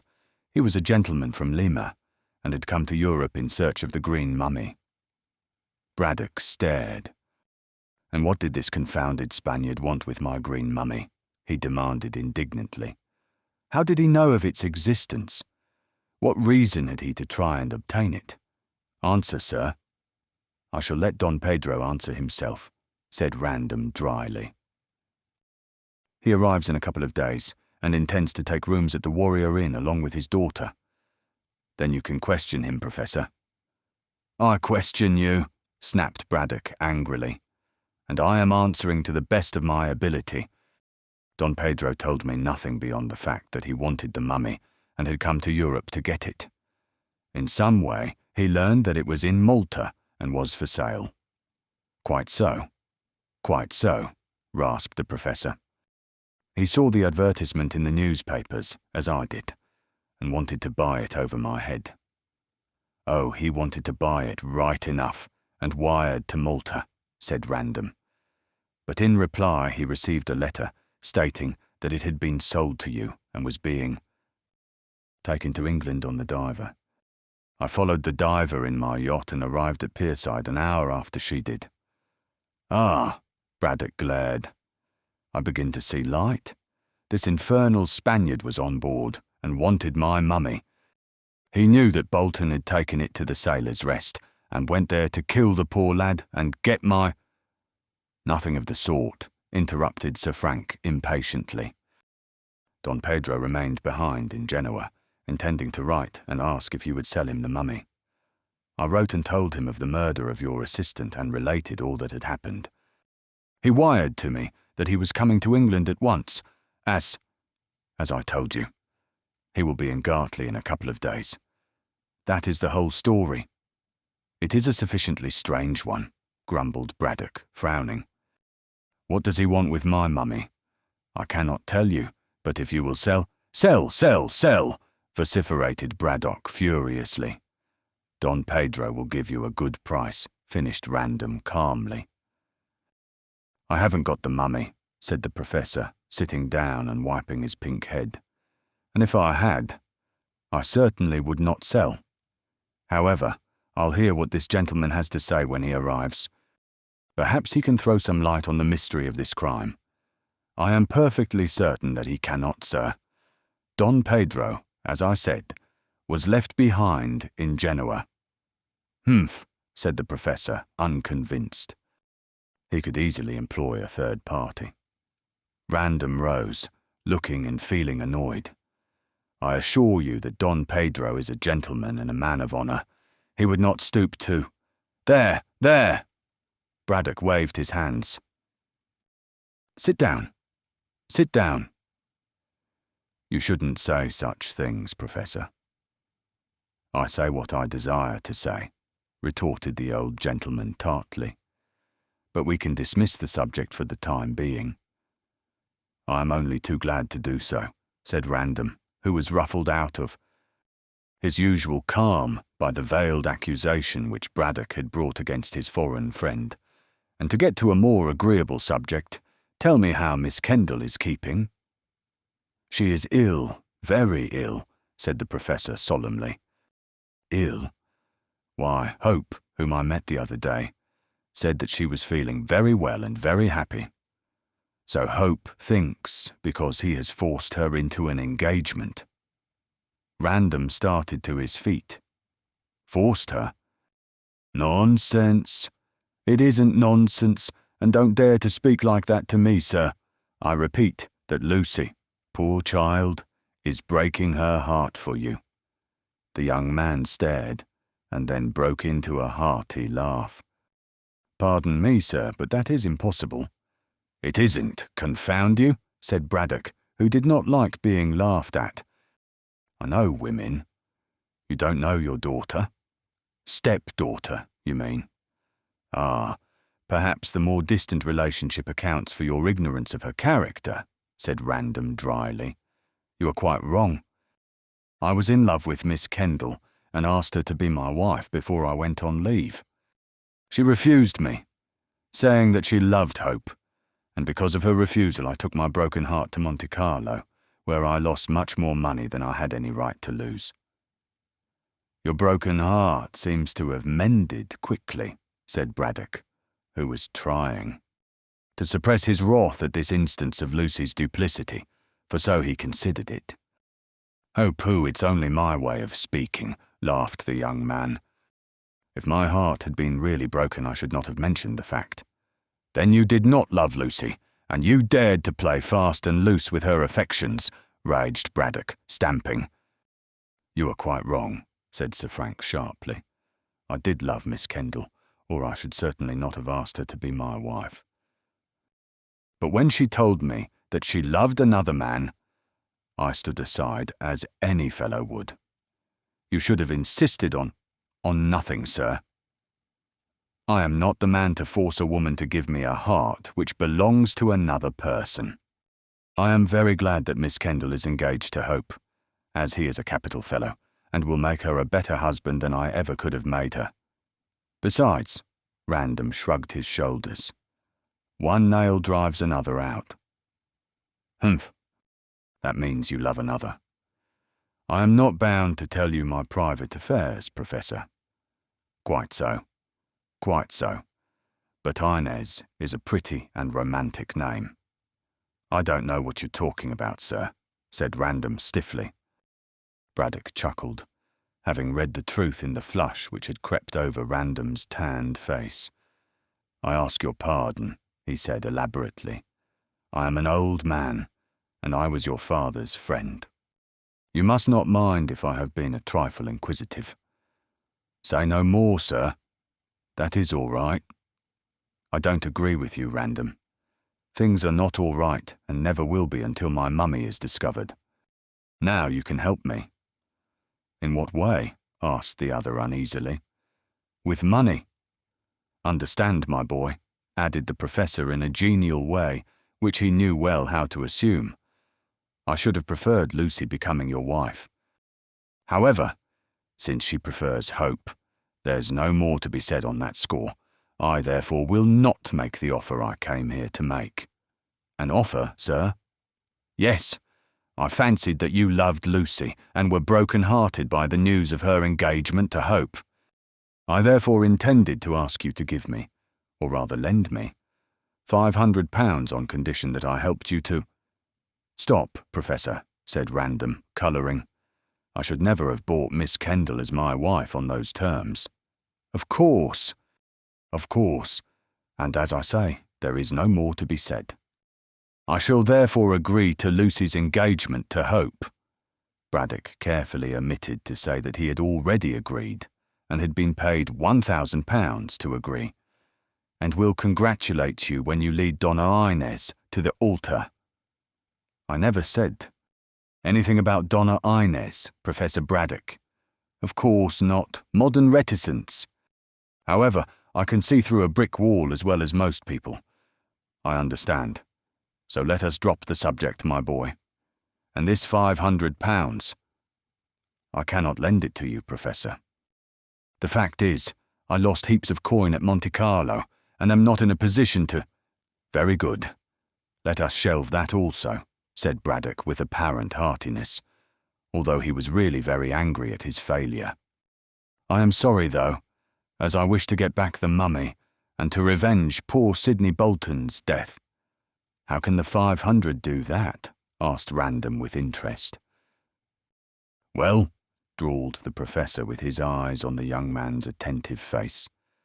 Captain Hervey of the Diver came to me yesterday and proposed to search for the assassin and his plunder on condition that I paid him £500.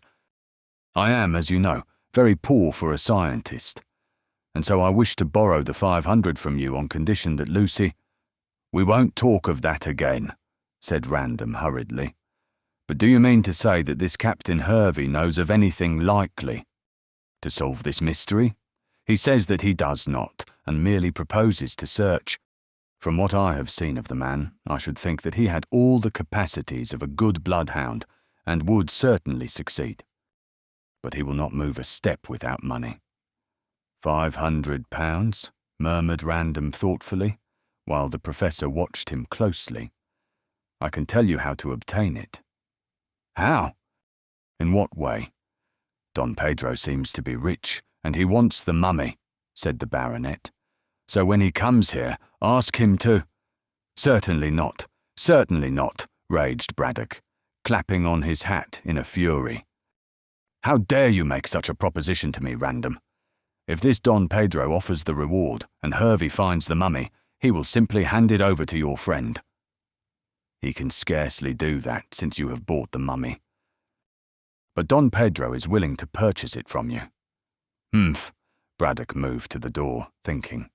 I shall reserve my decision until this man arrives. Good day. And he departed.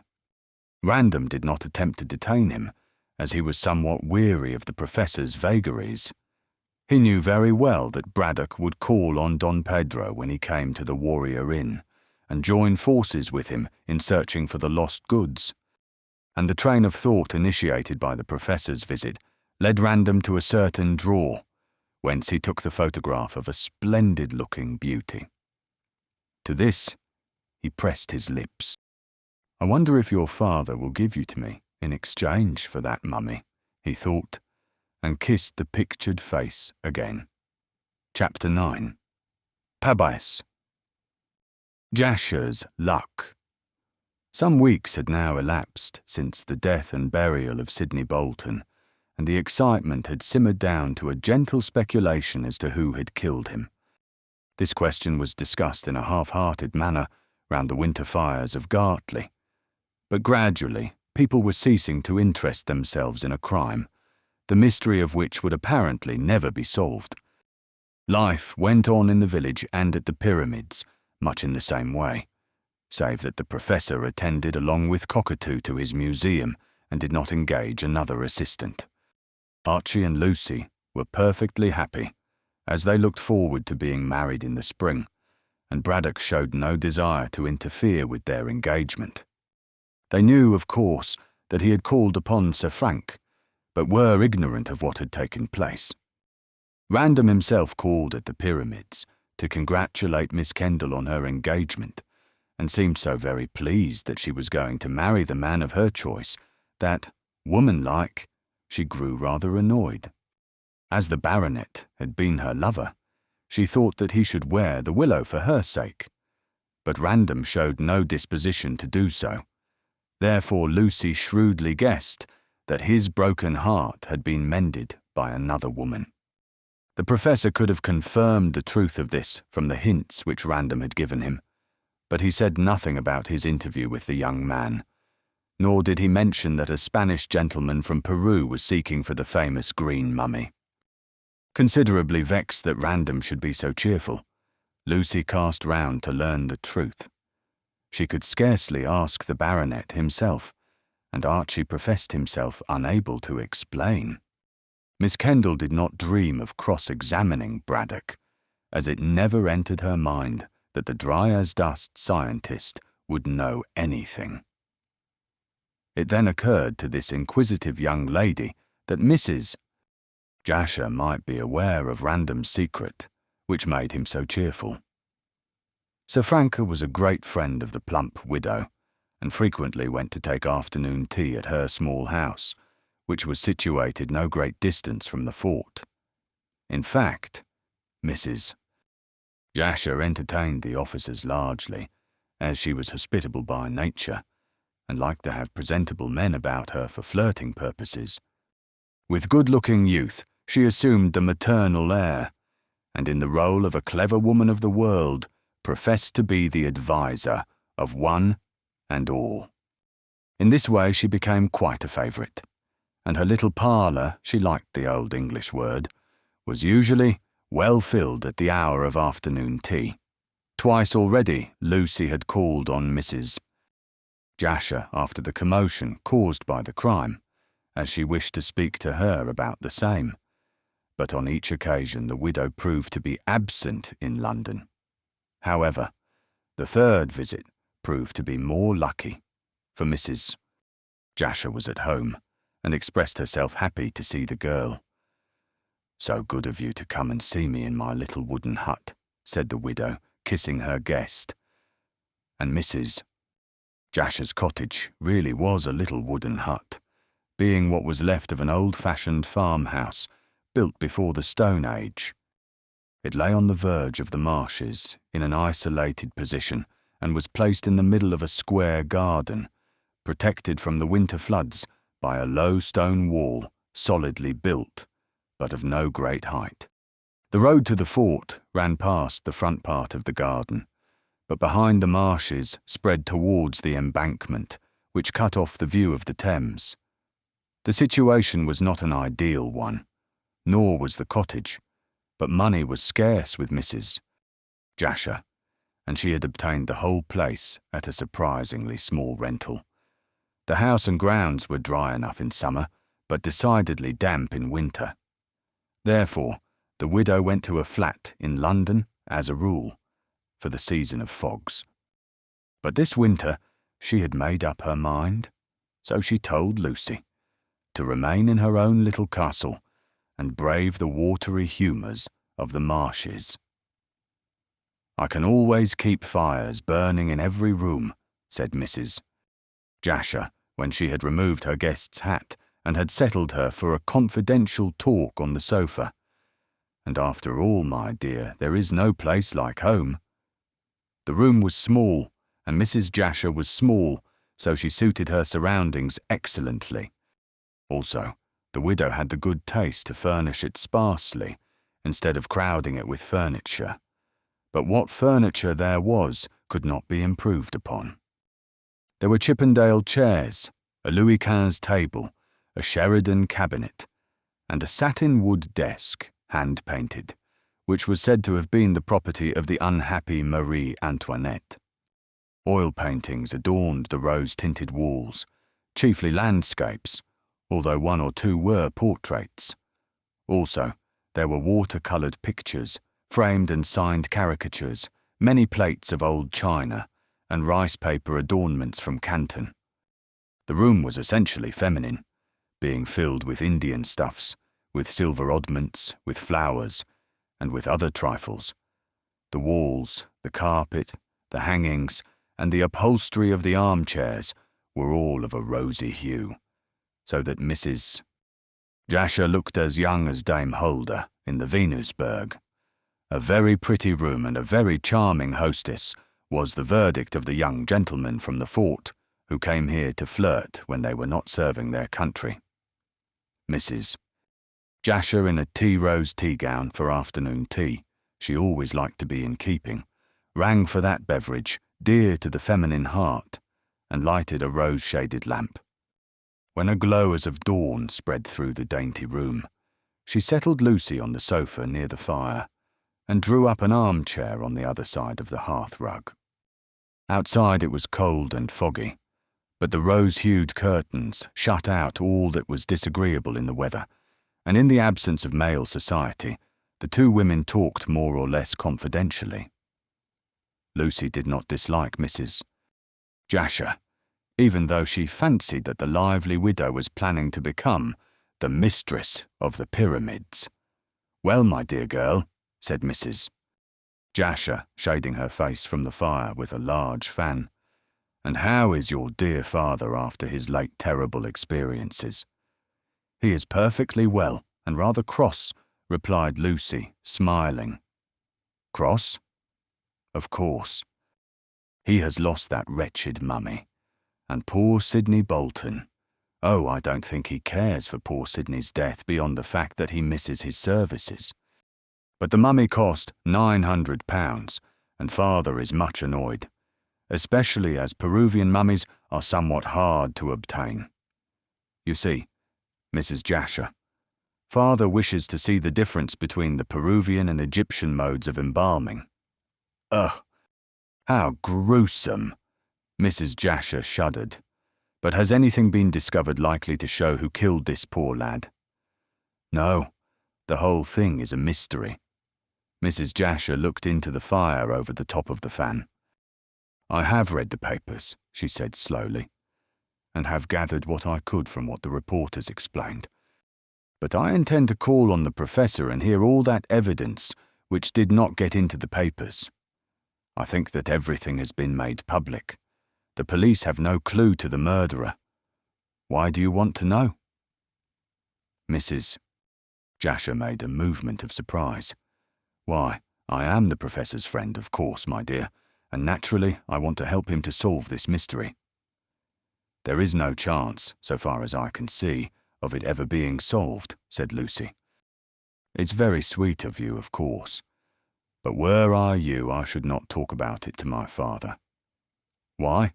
asked Mrs. Jasher quickly. "Because he thinks of nothing else, and both Archie and I are trying to get him off the subject. The mummy is lost and poor Sidney is buried. There is no more to be said. Still, if a reward was offered, my father is too poor to offer a reward, and the government will not do so. And as people will not work without money, why?" Lucy completed her sentence with a shrug. "I might offer a reward if the dear professor will let me," said the widow unexpectedly. "You? But I thought that you were poor, as we are." "I was, and I am not very rich now. All the same, I have come in for some thousands of pounds. I congratulate you. A legacy?" "Yes. You remember how I told you about my brother, who was a Pekin merchant. He is dead. Oh, I am so sorry. My dear, what is the use of being sorry? I never cry over spilt milk, or assume a virtue which I have not. My brother and I were almost strangers, as we lived apart for so many years.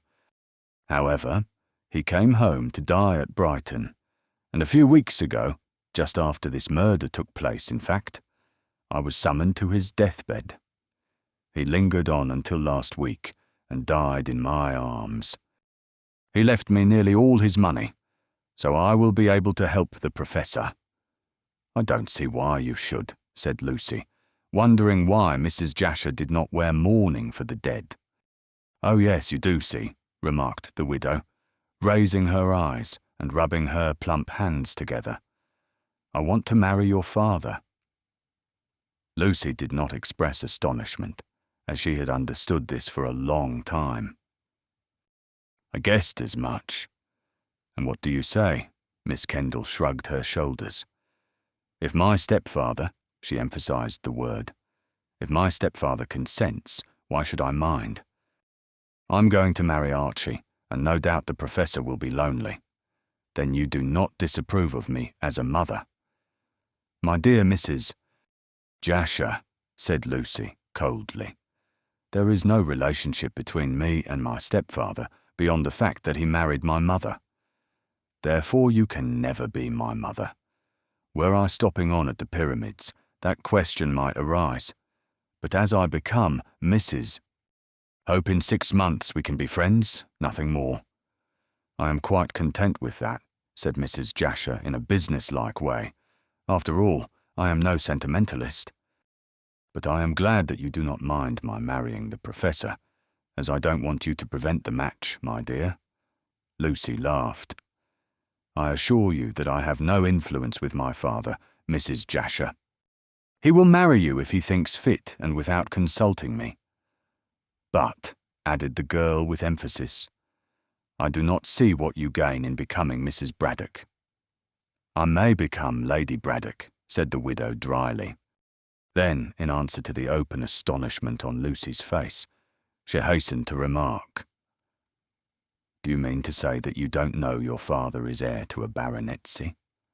"Oh, I know that," rejoined Miss Kendall. "The professor's brother, Sir Donald Braddock, is an old man and unmarried. If he dies without heirs, as it seems likely, the professor will certainly take the title."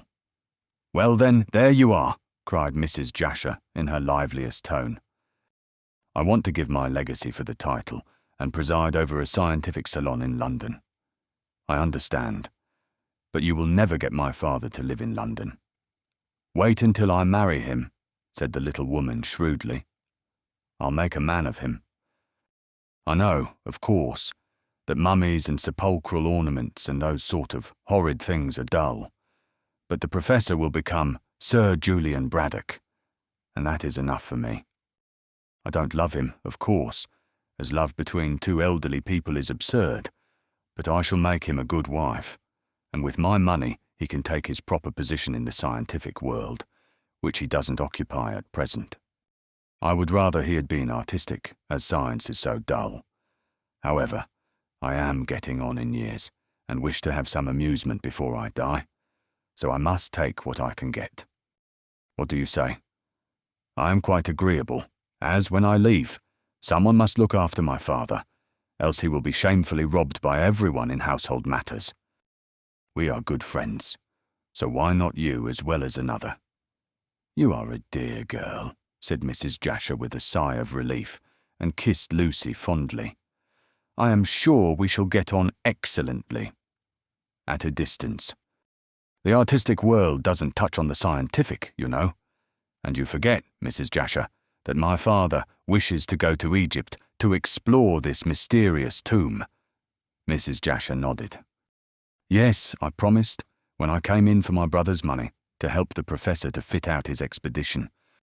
But it seems to me that the money will be better spent in offering a reward so that the mummy can be found. Well, said Lucy, laughing, you can give the professor his choice. Before marriage, not after. He needs to be managed, like all men. You will not find him easy to manage, said Lucy dryly. He is a very obstinate man, and quite feminine in his persistency. I recognise that he is a difficult character, and between you and me, dear, I should not marry him but for the title. It sounds rather like an adventuress talking in this way, but after all, if he makes me Lady Braddock, I can give him enough money to let him realise his desire of getting the mummy back. It's 6 of one, and half a dozen of the other. And I'll be good to him. You need not fear. I am quite sure that, good or bad, the professor will have his own way. It is not his happiness I am thinking of so much as yours. Really. Here is the tea. Put the table near the fire, Jane, between Miss Kendall and myself. Thank you. The muffins on the fender. Thank you. No, there is nothing more. Close the door when you go out. The tea equipage having been arranged, Mrs. Jasher poured out a cup of souchong and handed it to her guest, resuming the subject of her proposed marriage meanwhile. I don't see why you should be anxious about me, dear. I am quite able to look after myself. And the professor seems to be kind-hearted enough. Oh, he is kind-hearted when he gets his own way. Give him his hobby, and he will never bother you. But he won't live in London, and he will not consent to this salon you wish to institute. Why not? It means fame to him. I shall gather round me all the scientists of London and make my house a centre of interest. The professor can stop in his laboratory if he likes. As his wife, I can do all that is necessary. Well, my dear, Mrs. Jasher took a cup of tea. We need not talk the subject threadbare. You do not disapprove of my marriage with your stepfather, so you can leave the rest to me. If you can give me a hint of how to proceed to bring about this marriage, of course I am not above taking it. Lucy glanced at the tea-gown. As you will have to tell the professor that your brother is dead to account for possessing the money, she said pointedly, I should advise you to go into mourning. Professor Braddock will be shocked otherwise. Dear me, what a tender heart he must have, said Mrs. Jasher flippantly. My brother was very little to me, poor man, so he cannot be anything to the professor. However, I shall adopt your advice. And after all, black suits me very well. There. She swept her hands across the tea table. That is settled. Now, about yourself. Archie and I marry in the springtime, and your other admirer, who has come back. Sir Frank Random, said Lucy, colouring. Of course. He called to see me a day or so ago, and seems less broken-hearted than he should be. Lucy nodded and coloured still deeper. I suppose some other woman has consoled him. Of course. Catch a modern man wearing the willow for any girl, however dear. Are you angry? Oh, no, no. Oh, yes, yes, I think, said the widow, laughing. Else you're no woman, my dear. I know I should be angry to see a man get over his rejection so rapidly. Who is she? Asked Lucy abruptly. Donna Inés de Gallangos. A Spaniard? I believe so. A colonial Spaniard at least, from Lima. Her father, Don Pedro de Gallangos, met Sir Frank in Genoa by chance. "Well?" demanded Lucy impatiently. Mrs. Jasher shrugged her plump shoulders. "Well, my dear, can't you put two and two together? Of course, Sir Frank fell in love with this dark-hued angel. Dark-hued, and I am light-haired. What a compliment. Perhaps Sir Frank wanted a change. He played on white and lost, and therefore stakes his money on black to win. That's the result of having been at Monte Carlo. Besides, this young lady is rich, I understand, and Sir Frank, so he told me, lost much more money at Monte Carlo than he could afford." "Well, you don't look pleased."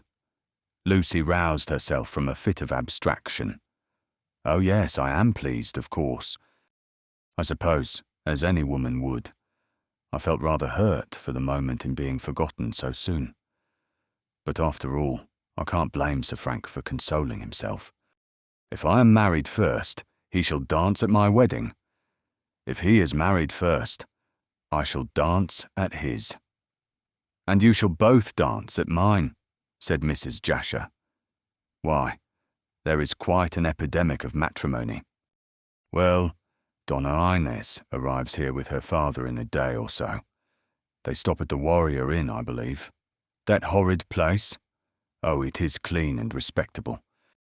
Besides, Sir Frank can hardly ask them to stop in the fort, and I have no room in this bandbox of mine.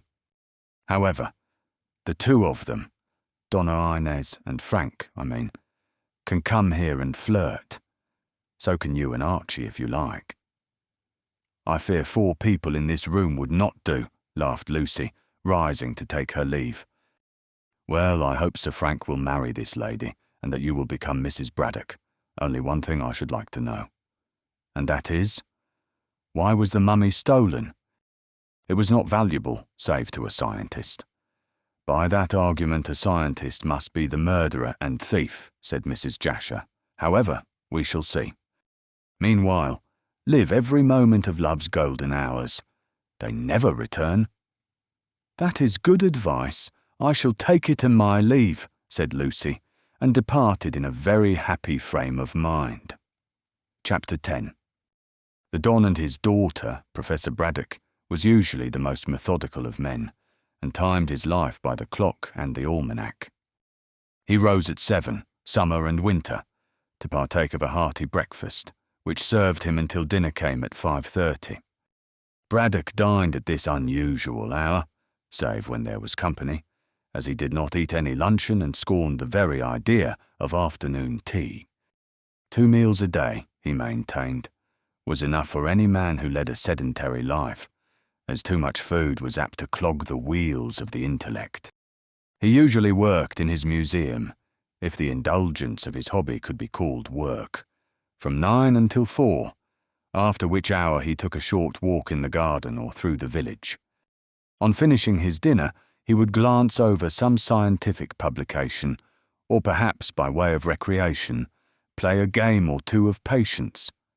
But at 7, he invariably retired into his own rooms to renew work. Retirement to bed took place at midnight, so it can be guessed that the professor got through an enormous quantity of work during the year. A more methodical man, or a more industrious man, did not exist. But on occasions even this enthusiast wearied of his hobby and of the year's routine. A longing to see brother scientists of his own way of thinking would seize him, and he would abruptly depart for London to occupy quiet lodgings and indulge in intercourse with his fellow men. Braddock rarely gave early intimation of his urban nostalgia. At breakfast, he would suddenly announce that the fit took him to go to London, and he would drive to Jessam along with Cockatoo to catch the 10 o'clock train to London. Sometimes he sent the Kanaka back. At other times he would take him to town. But whether Cockatoo remained or departed, the museum was always locked up, lest it should be profaned by the servants of the house.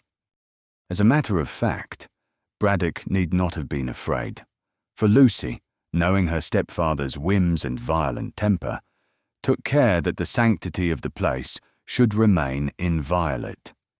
Sometimes, the professor came back in a couple of days. At times, his absence would extend to a week, and on 2 or 3 occasions he remained absent for a fortnight. But whenever he returned, he said very little about his doings to Lucy, perhaps deeming that dry scientific details would not appeal to a lively young lady. As soon as he was established in his museum again, life at the pyramids would resume its usual routine until Braddock again felt the want of a change. The wonder was, considering the nature of his work and the closeness of his application, that he did not more often indulge in these bohemian wanderings. Lucy, therefore, was not astonished when, on the morning after her visit to Mrs. Jasher, the professor announced in his usual abrupt way that he intended to go to London, but would leave Cockatoo in charge of his precious collection. She was somewhat disturbed, however, as, wishing to forward the widow's matrimonial aims, she had invited her to dinner for the ensuing night. This she told her stepfather, and rather to her surprise, he expressed himself sorry that he could not remain. Mrs. Jasher, said Braddock hastily, drinking his coffee, is a very sensible woman who knows when to be silent. She is also a good housekeeper, I believe, hinted Miss Kendall demurely. What? Well, why do you say that? Snapped Braddock sharply. Lucy fenced. Mrs. Jasher admires you, father. Braddock grunted, but did not seem displeased, since even a scientist possessing the usual vanity of the male is not inaccessible to flattery. Did Mrs. Jasher tell you this? He inquired, smiling complacently. Not in so many words. Still, I am a woman, and can guess how much another woman leaves unsaid. Lucy paused, then added significantly, I do not think that she is so very old, and you must admit that she is wonderfully well preserved. Like a mummy, remarked the professor absently, then pushed back his chair to add briskly, What does all this mean, you minx? I know that the woman is all right so far as a woman can be, but her confounded age, and her looks, and her unexpressed admiration. What are these to an old man like myself? Father, said Lucy earnestly, when I marry Archie, I shall, in all probability, leave Gartley for London. I know. Bless me, child, do you think that I have not thought of that?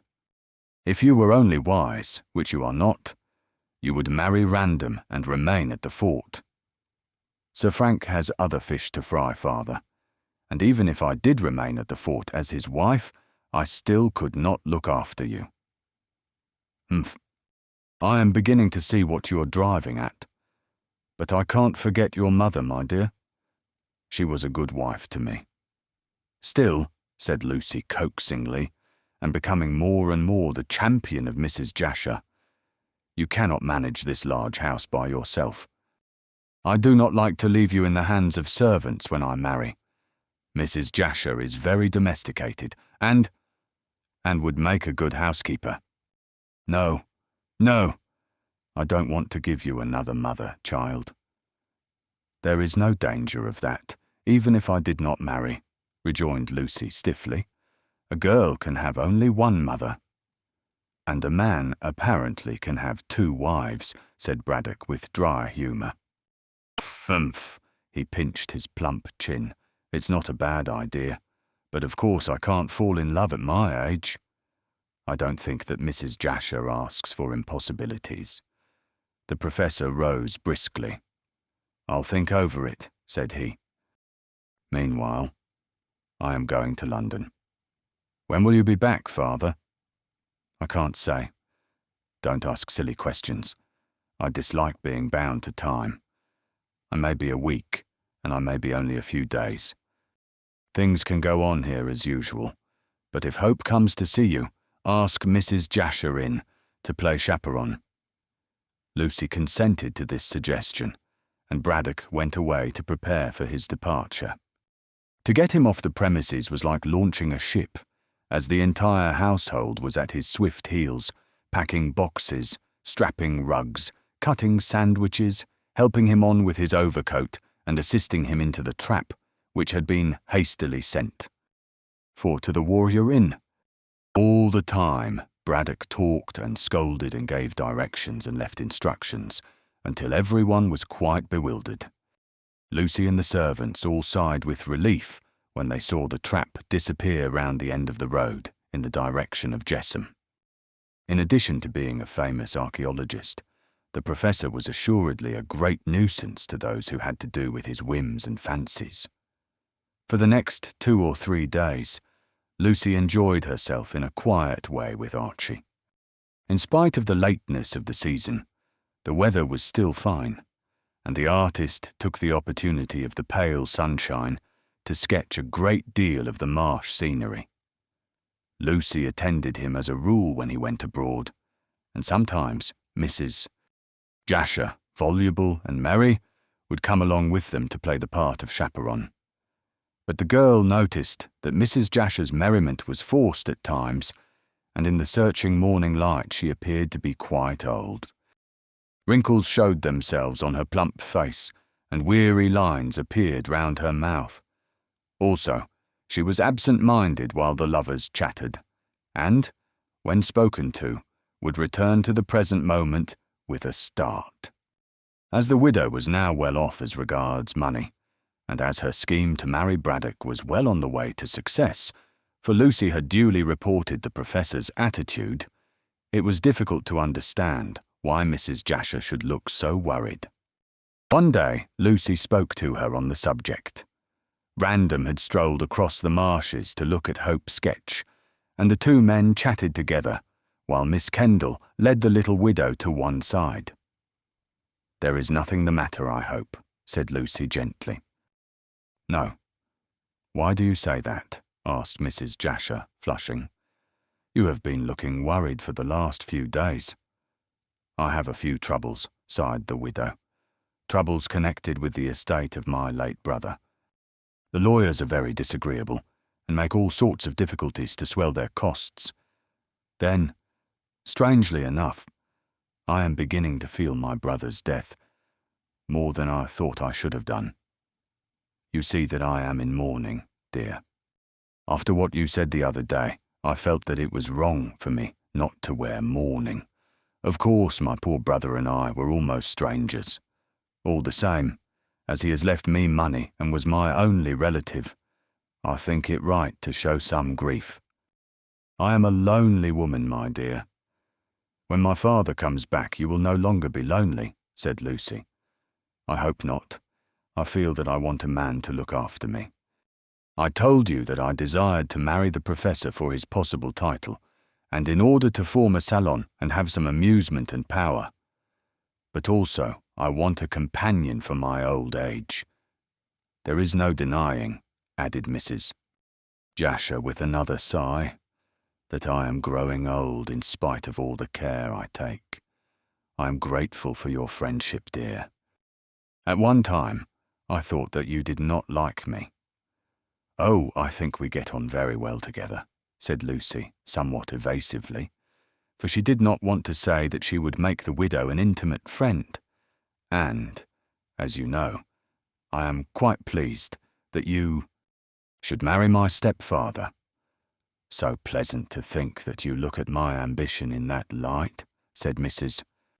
Jasher, patting the girl's arm. "When does the professor return?" "I cannot say. He refused to fix a date, but he usually remains away for a fortnight. I expect him back in that time, but he may come much earlier." "He will come back when the fancy takes him." "I shall alter all that when we are married," muttered Mrs. Jasher with a frown. "He must be taught to be less selfish." "I fear you will never improve him in that respect," said Lucy dryly, and rejoined the gentleman in time to hear Random mention the name of Don Pedro de Gallangos. "What is that, Sir Frank?" she asked.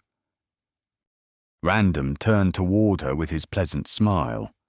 "My Spanish friend, whom I met at Genoa, is coming here tomorrow." "With his daughter?" questioned Mrs. Jasher roguishly.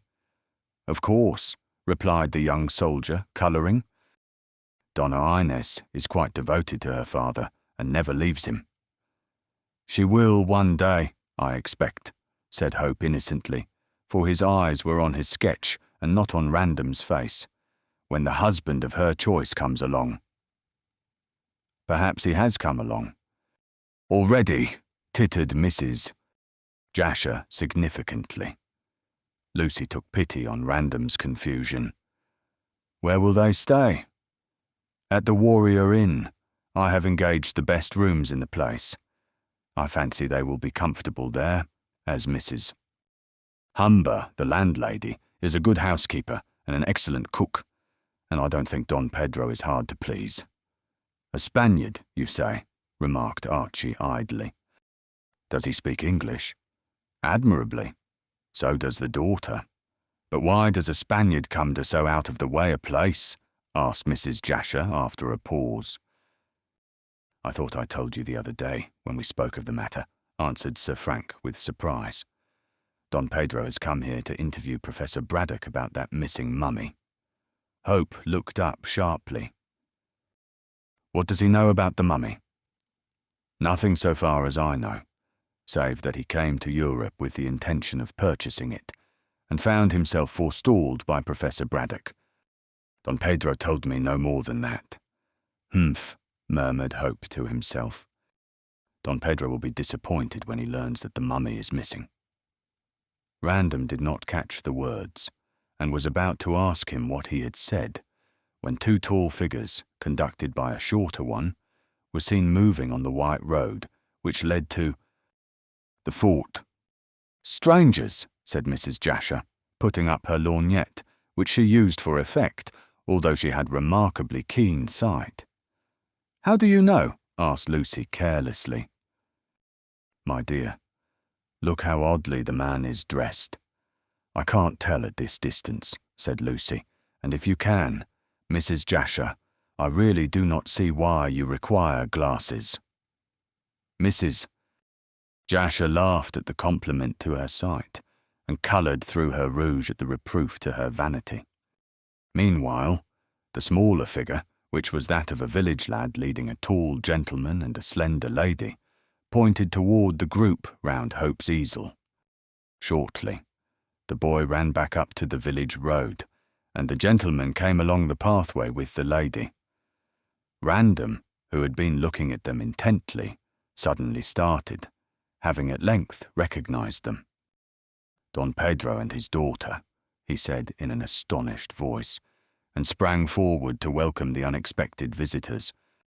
Now, my dear, whispered the widow in Lucy's ear, we shall see the kind of woman Sir Frank prefers to you. Well, as Sir Frank has seen the kind of man I prefer to him, retorted Lucy, that makes us quite equal. I am glad these newcomers talk.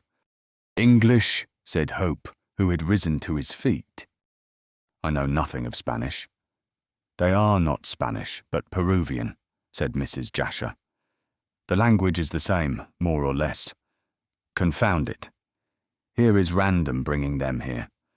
I wish he would take them to the fort. There's no more work for the next hour, I suppose, and Hope, rather annoyed, began to pack his artistic traps. On a nearer view, Don Pedro proved to be a tall, lean, dry man, not unlike Dore's conception of Don Quixote. He must have had Indian blood in his veins, judging from his very dark eyes, his stiff lank hair, worn somewhat long, and his high cheekbones. Also, although he was arrayed in puritanic black, his barbaric love of colour betrayed itself in a red tie and in a scarlet handkerchief, which was twisted loosely round a soft slouch hat. It was the hat and the brilliant red of tie and handkerchief, which had caught Mrs. Jasher's eye at so great a distance, and which had led her to pronounce the man a stranger, for Mrs. Jasher well knew that no Englishman would affect such vivid tints. All the same, in spite of this eccentricity, Don Pedro looked a thorough Castilian gentleman, and bowed gravely when presented to the ladies by Random. Mrs. Jasher, Miss Kendall, permit me to present Don Pedro de Gallangos.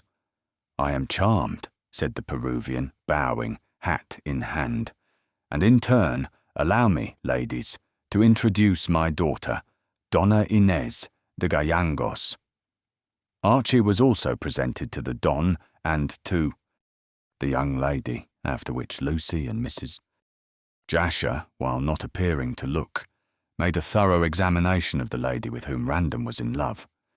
No doubt Donna Inés was making an examination on her own account, and with the cleverness of the sex, the three women, while chatting affably, learned all that there was to be learned from the outward appearance of each other in 3 minutes. Miss Kendall could not deny but what Donna Inés was very beautiful, and frankly admitted, inwardly, of course, her own inferiority. She was merely pretty, whereas the Peruvian lady was truly handsome and quite majestic in appearance. Yet about Donna Inés there was the same indefinite barbaric look as characterized her father. Her face was lovely, dark and proud in expression, but there was an aloofness about it which puzzled the English girl. Donna Inés might have belonged to a race populating another planet of the solar system. She had large black melting eyes, a straight Greek nose and perfect mouth, a well-rounded chin and magnificent hair, dark and glossy as the wing of the raven, which was arranged in the latest Parisian style of coiffure. Also, her gown, as the two women guessed in an instant, was from Paris. She was all the same. Her whole appearance gave an observant onlooker the idea that she would be more at home in a scanty robe and glittering with rudely wrought ornaments of gold. Perhaps Peru, where she came from, suggested the comparison, but Lucy's thoughts flew back to an account of the virgins of the sun, which the professor had once described. It occurred to her, perhaps wrongly, that in Donna Inés she beheld one who in former days would have been the bride of some gorgeous Inca. I fear you will find England dull after the sunshine of Lima, said Lucy, having ended a swift examination. Donna Inés shivered a trifle and glanced around at the grey, misty air through which the pale sunshine struggled with difficulty. I certainly prefer the tropics to this, she said in musical English. But my father has come down here on business, and until it is concluded, we shall remain in this place. Then we must make things as bright as possible for you, said Mrs. Jasher, cheerfully and desperately anxious to learn more of the newcomers. You must come to see me, Donna Inés. Yonder is my cottage. Thank you, madam. You are very good. Meanwhile, Don Pedro was talking to the two young men. Yes, I did arrive here earlier than I expected, he was remarking. But I have to return to Lima shortly, and I wish to get my business with Professor Braddock finished as speedily as possible. I am sorry, said Lucy politely, but my father is absent. And when will he return, Miss Kendall? I can scarcely say. In a week or a fortnight. Don Pedro made a gesture of annoyance. It is a pity, as I am so very pressed for time. Still, I must remain until the professor returns. I am so anxious to hear if the mummy has been found. It is not found yet, said Hope quickly, and never will be.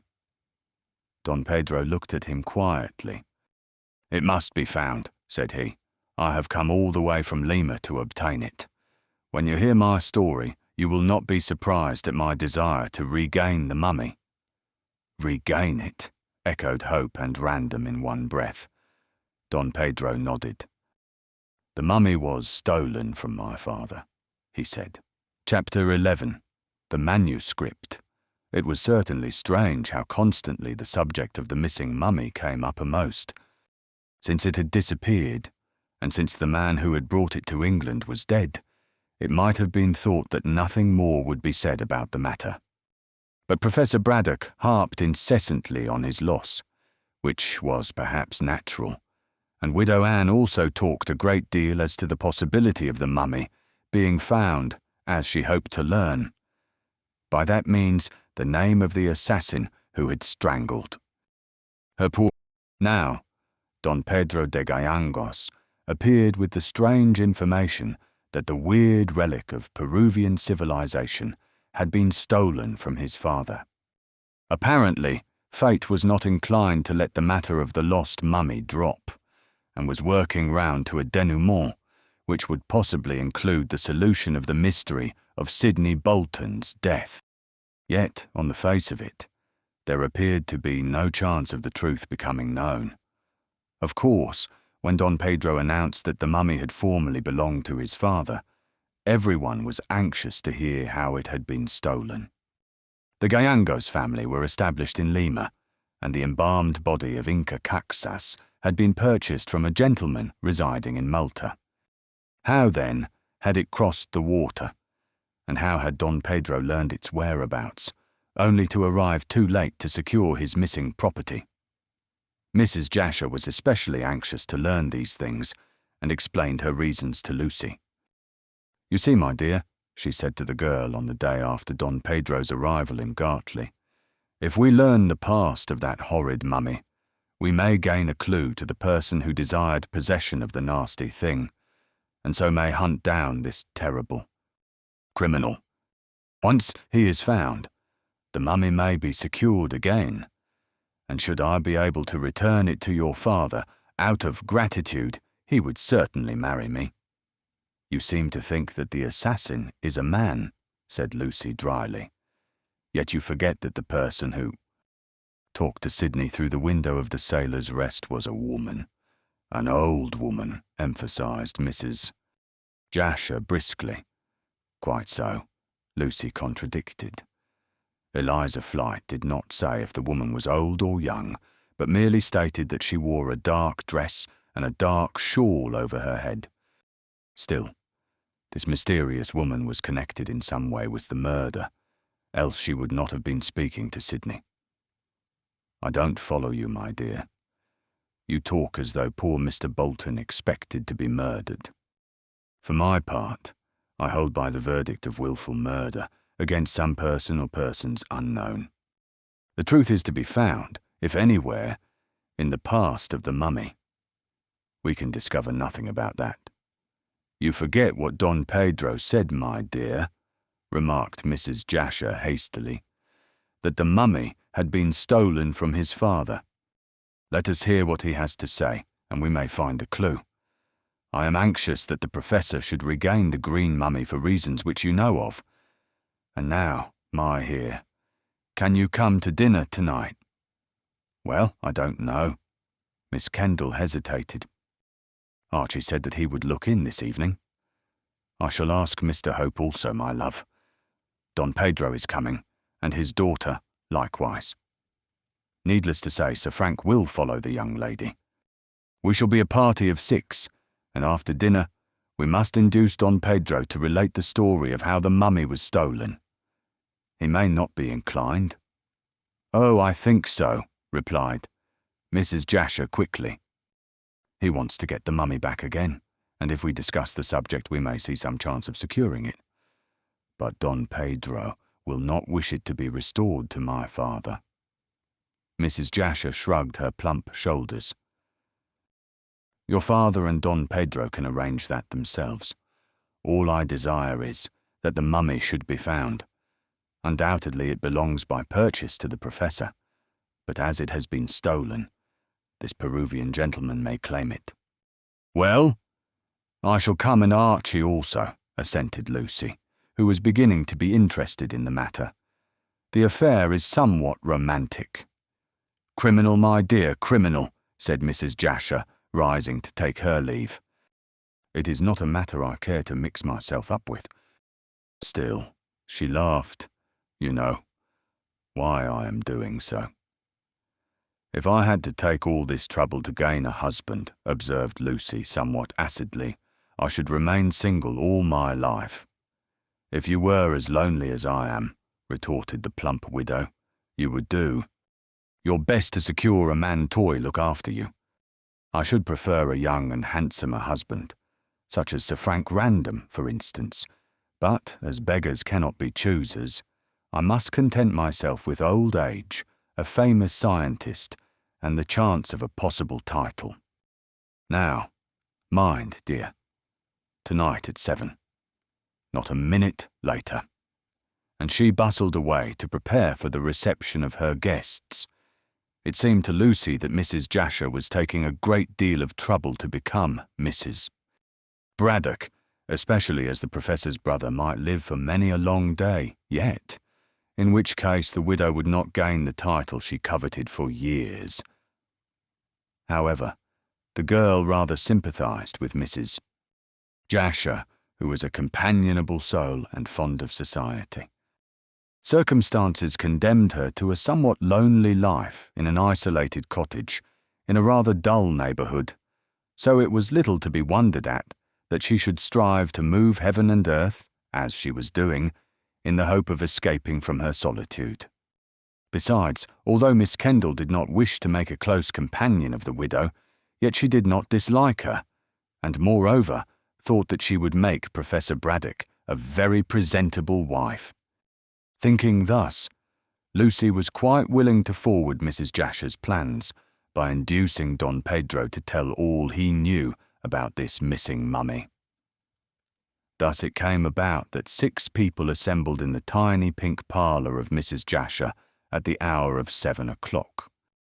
It required dexterous management to seat the whole company in the dining room, which was only a trifle larger than the parlour. However, Mrs. Jasher contrived to place them round her hospitable board in a fairly comfortable fashion, and once seated, the dinner was so good that no one felt the drawbacks of scanty elbow room.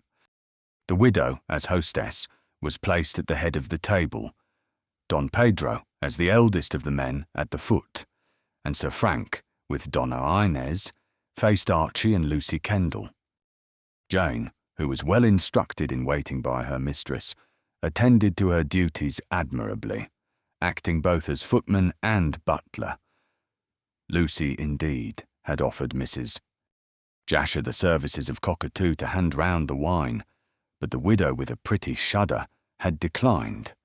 "That dreadful creature with his yellow mop of hair gives me the shivers," she declared.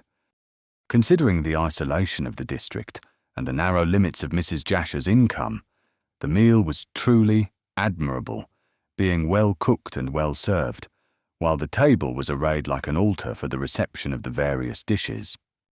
Whatever Mrs. Jasher might be as an adventuress, she certainly proved herself to be a capital housekeeper, and Lucy foresaw that, if she did become Mrs. Braddock, the Professor would fare sumptuously for the rest of his scientific life.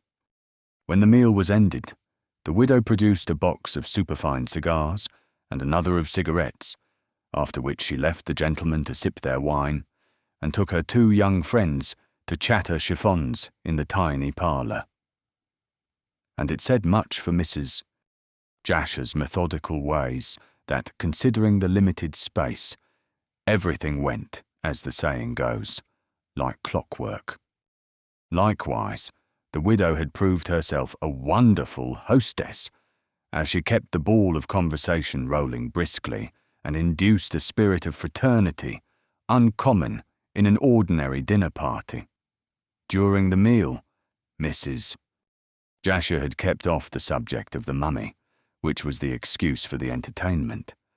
But when the gentlemen strolled into the parlour, feeling well fed and happy, she hinted at Don Pedro's quest. As the night was cold and the Peruvian gentleman came from the tropics, he was established in a well-padded armchair close to the sea-coal fire, and with her own fair hands, Mrs. Jasher gave him a cup of fragrant coffee, which was rendered still more agreeable to the palate by the introduction of a vanilla bean. With this, and with a good cigar, for the ladies gave the gentlemen permission to smoke, Don Pedro felt very happy and easy, and complimented Mrs. Jasher warmly on her capability of making her fellow creatures comfortable.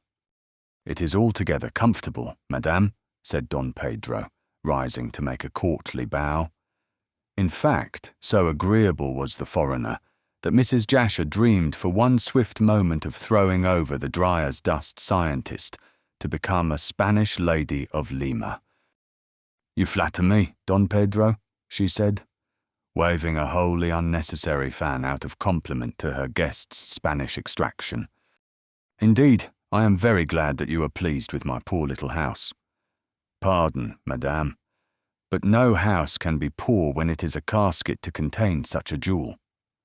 There, said Lucy, somewhat satirically to the young men, while Mrs. Jasher blushed and bridled.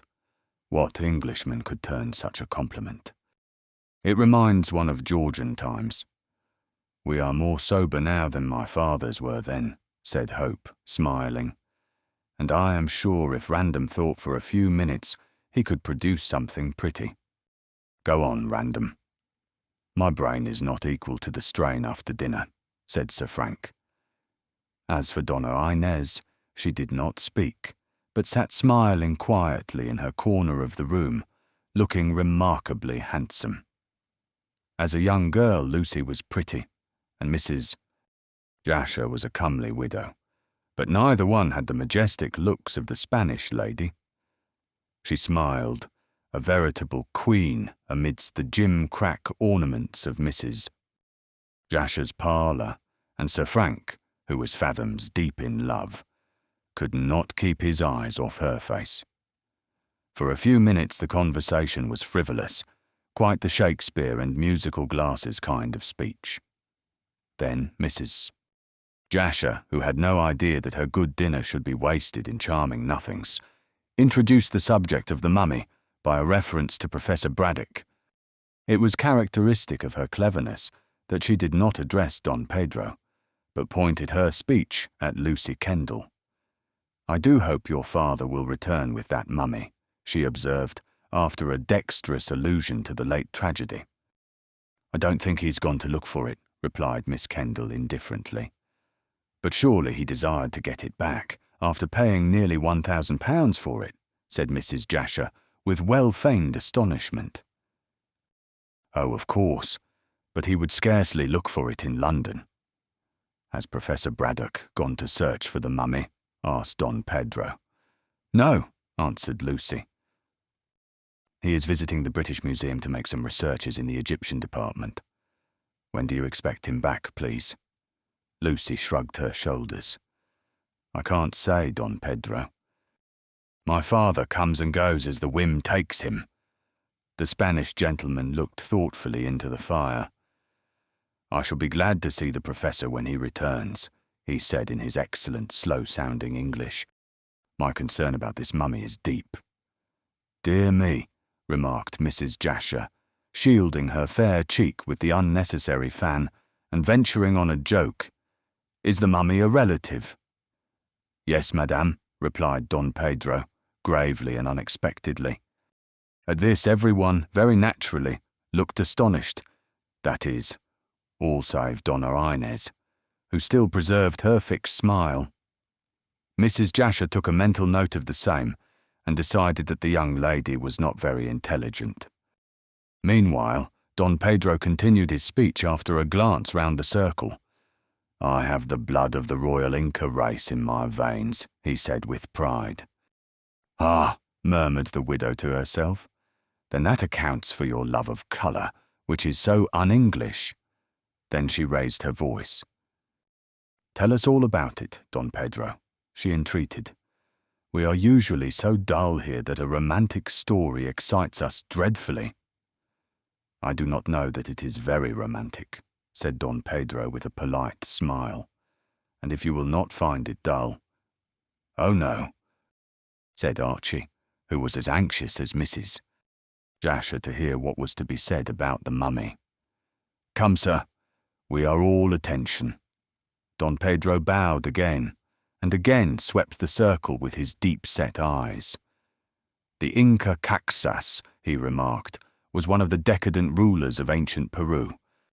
At the conquest by the Spaniards, Inca Atahualpa was murdered by Pizarro, as you probably know. Inca Tupac succeeded him as a puppet king. He died also, and it was suspected that he was slain by a native chief called Chalcuchima. Then Manco succeeded, and is looked upon by historians as the last Inca of Peru. But he was not. "This is news indeed," said Random lazily. "And who was the last Inca?" "The man who is now the green mummy." "Inca Caxus," ventured Lucy timidly. Don Pedro looked at her sharply. "How do you come to know the name?" "You mentioned it just now, but before that—" "I heard my father mention it," said Lucy, who was surprised at the sharpness of his tone. "And where did the professor learn the name?" asked Don Pedro anxiously. Lucy shook her head. "I cannot say. But go on with the story," she continued, with the naive curiosity of a child. "Yes, do," pleaded Mrs. Jasher, who was listening with all her ears. The Peruvian meditated for a few minutes, then slipped his hand into the pocket of his coat and brought out a discoloured parchment, scrawled and scribbled with odd-looking letters in purple ink somewhat faded. "Did you ever see this before?" he asked Lucy. "Or any manuscript like it?" "No," she answered, bending forward to examine the parchment carefully. Don Pedro again swept an inquiring eye round the circle, but everyone denied having seen the manuscript. "What is it?" asked Sir Frank curiously. Don Pedro restored the manuscript to his pocket. "It is an account of the embalming of Inca Caxus, written by his son, who was my ancestor." "Then you are descended from this Inca," said Mrs. Jasher eagerly. "I am. Had I my rights, I should rule Peru. As it is, I am a poor gentleman with very little money. That," added Don Pedro with emphasis, "is why I wish to recover the mummy of my great ancestor." "Is it then so valuable?" asked Archie suddenly. He was thinking of some reason why the mummy should have been stolen. "Well, in itself it is of no great value, save to an archaeologist," was Don Pedro's reply. "But I had better tell you the story of how it was stolen from my father." Go on," cried Mrs. Jasher. "This is most interesting." Don Pedro plunged into his story without further preamble. Inca Caxus held his state amidst the solitudes of the Andes, away from the cruel men who had conquered his country. He died and was buried. This manuscript, he touched his pocket, was written by his son, and details the ceremonies, the place of sepulchre, and also gives a list of the jewels with which the mummy was buried. "Jewels," murmured Hope under his breath. "I thought as much." The son of Inca Caxus married a Spanish lady and made peace with the Spaniards. He came to live at Cusco and brought with him, for some purpose which the manuscript does not disclose, the mummy of his father. But the manuscript was lost for years, and although my family, the de Gayangoses, became poor, no member of it knew that, concealed in the corpse of Inca Caxus, were 2 large emeralds of immense value. The mummy of our royal ancestor was treated as a sacred thing and venerated accordingly. Afterwards, my family came to live at Lima, and I still dwell in the old house. "But how was the mummy stolen from you?" asked Random curiously. "I am coming to that," said Don Pedro, frowning at the interruption. "I was not in Lima at the time, but I had met the man who stole the precious mummy." "Was he a Spaniard?" "No," answered Don Pedro slowly. "He was an English sailor called Vasa." "Vasa is a Swedish name," observed Hope critically. "This man said that he was English, and certainly spoke like an Englishman, so far as I, a foreigner, can tell. At that time, when I was a young man, civil war raged in Peru. My father's house was sacked, and this Vasa, who had been received hospitably by my father when he was shipwrecked at Callao, stole the mummy of Inca Caxus. My father died of grief and charged me to get the mummy back. When peace was restored to my unhappy country, I tried to recover the venerated body of my ancestor, but all search proved vain, as Vasa had disappeared, and it was supposed that, for some reason, he had taken the embalmed body out of the country. It was when the mummy was lost that I unexpectedly came across the manuscript, which detailed the funeral ceremonies of Inca Caxus, and on learning about the 2 emeralds, I was naturally more anxious than ever to discover the mummy and retrieve my fallen fortunes by means of the jewels. But as I said, all search proved vain, and I afterward married, thinking to settle down on what fortune remained to me. I did live quietly in Lima for years until my wife died. Then with my daughter, I came to Europe on a visit. To search for the mummy? Questioned Archie eagerly. No, sir. I had given up all hope of finding that. But chance placed a clue in my hands. At Genoa, I came across a newspaper, which stated that a mummy in a green case, and a Peruvian mummy at that, was for sale at Malta. I immediately made inquiries, thinking that this was the long-lost body of Inca Caxus. But it so happened that I was too late, as already the mummy had been sold to Professor Braddock and had been taken to England on board the Diver by Mr. Bolton. Chance, which had pointed out the whereabouts of the mummy, also brought me at Genoa into relations with Sir Frank Random. Don Pedro bowed his head to the baronet, and, as it appeared that he knew Professor Braddock, I thankfully accepted his offer to introduce me. Hence I am here, but only to hear that the mummy is again lost. That is all, and the Peruvian gentleman dramatically waved his arm. A strange story, said Archie, who was the first to speak, and it certainly solves at least one part of the mystery. What is that? Demanded Mrs. Jasher quickly. It shows that the mummy was stolen on account of the emeralds. Pardon me, but that is impossible, sir, said Don Pedro, drawing up his lean figure. No one but myself knew that the mummy held 2 emeralds in its dead hands, and I learned that only a few years ago from the manuscript which I had the honour of showing you. There is that objection assuredly, replied Hope with composure. Yet I can hardly believe that any man would risk his neck to steal so remarkable a mummy, which he would have a difficulty in disposing of. But did this assassin know of the emeralds, he would venture much to gain them, since jewels can be disposed of with comparative ease and cannot easily be traced. All the same, said Random, looking up, I do not see how the assassin could have learned that the jewels were wrapped in the bandages. Humph, said Hope, glancing at de Gallegos. Perhaps there is more than one copy of this manuscript you speak of. Not to my knowledge. The sailor Vasa might have copied it. No. Don Pedro shook his head. It is written in Latin, since a Spanish priest taught the son of Inca Caxus, who wrote it, that language. I do not think that Vasa knew Latin. Also, if Vasa had copied the manuscript, he would have stripped the mummy to procure the jewels. Now, in the newspaper advertisement it stated that the bandages of the mummy were intact, as also was the Verdant case. No, said Don Pedro decisively. I am quite of opinion that Varta, and indeed everyone else, was ignorant of this manuscript. It seems to me, suggested Mrs.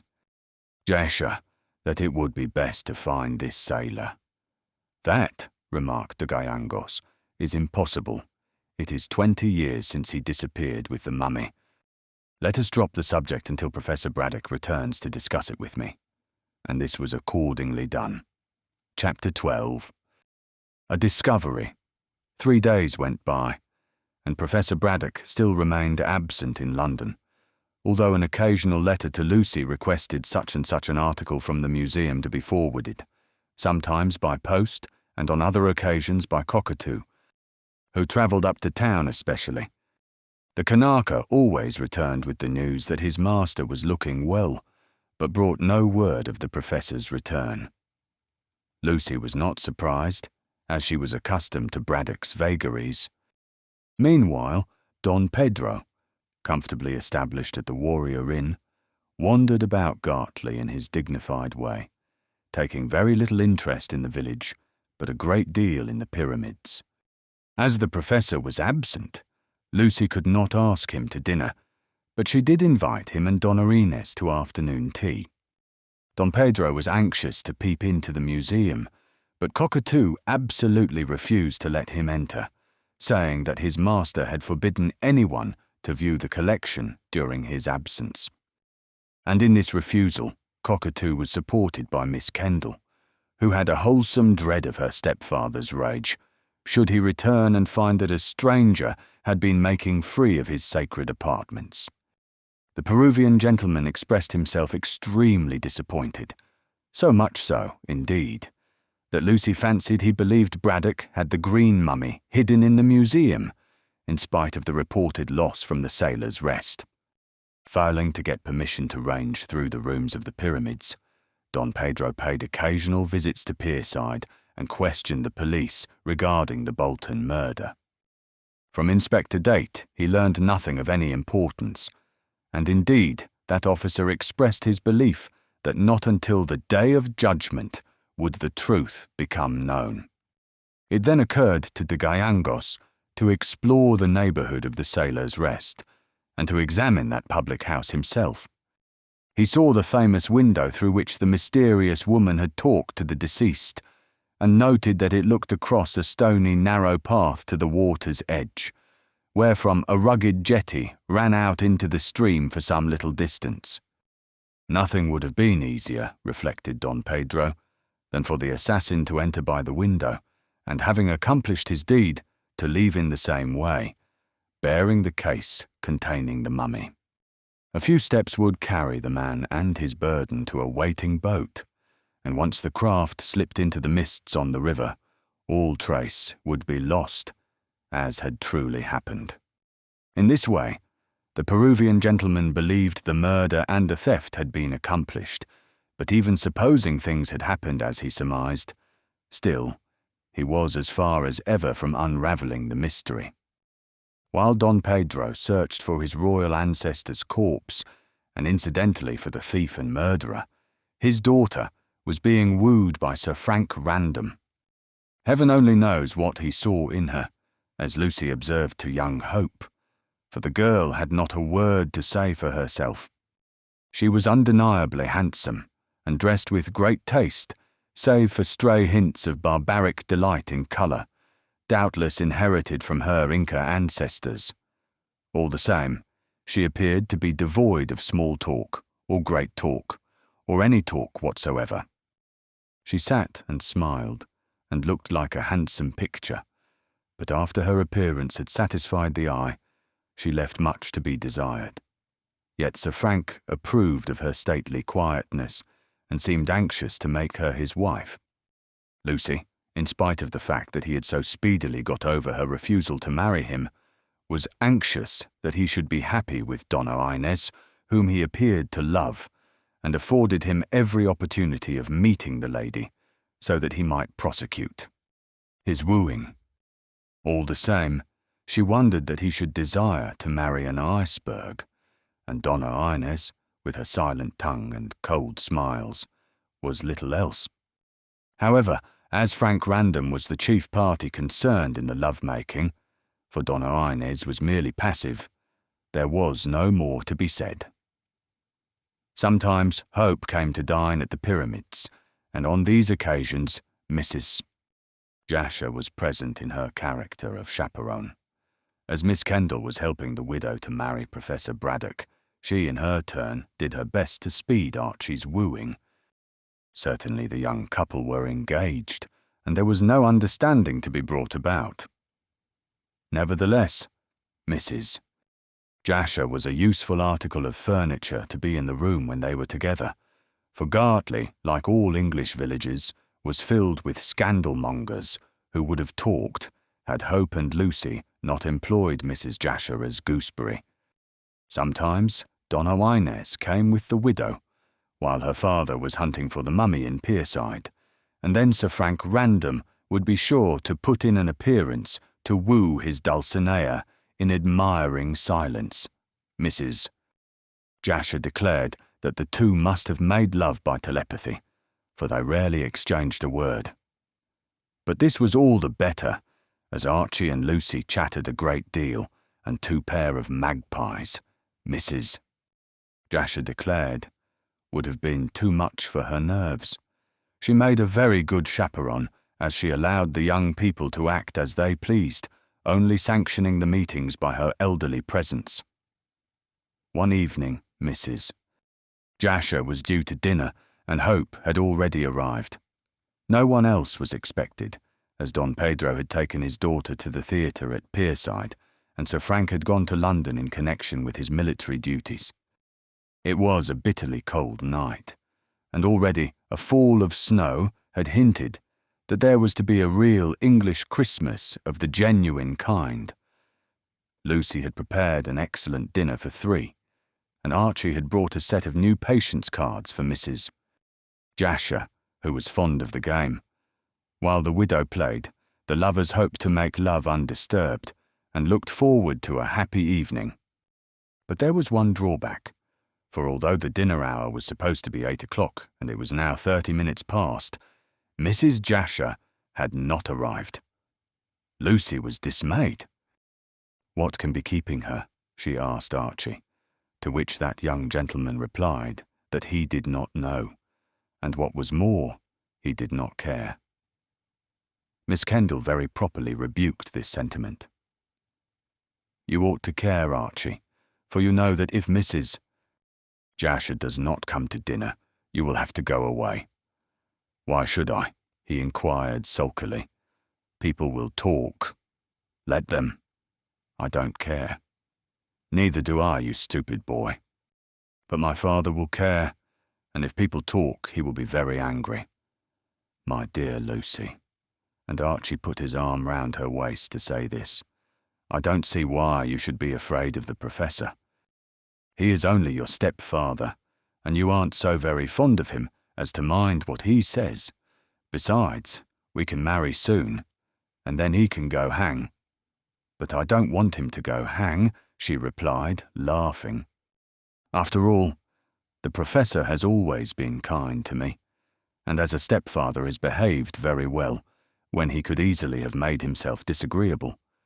Another thing is that he can be very bad-tempered when he likes, and if I let people talk about us, which they will do if they get a chance, he will behave so coldly to me that I shall have a disagreeable time. As we can't marry for ever so long, I don't want to be uncomfortable." "We can marry whenever you like," said Hope unexpectedly. "What, with your income so unsettled?" "It is not unsettled." "Yes, it is. You will help that horrid spendthrift uncle of yours, and until he and his family are solvent, I don't see how we can be sure of our money." "We are sure of it now, dearest.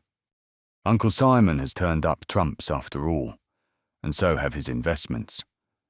"What do you mean exactly?" "I mean that yesterday I received a letter from him saying that he was now rich and would pay back all I had lent him. I went up to London today and had an interview. The result of that is that I am some thousands to the good, that Uncle Simon is well off for the rest of his life and will require no more assistance, and that my 300 a year is quite clear, forever and ever and ever." "Then we can marry," cried Miss Kendall with a gasp of delight. "Whenever you choose, next week if you like." "In January then, just after Christmas. We'll go on a trip to Italy and return to take a flat in London." "Oh, Archie, I am sorry I thought so badly of your uncle. He has behaved very well. And what a mercy it is that he will require no more assistance. You are sure he will not?" "If he does, he won't get it," said Hope candidly.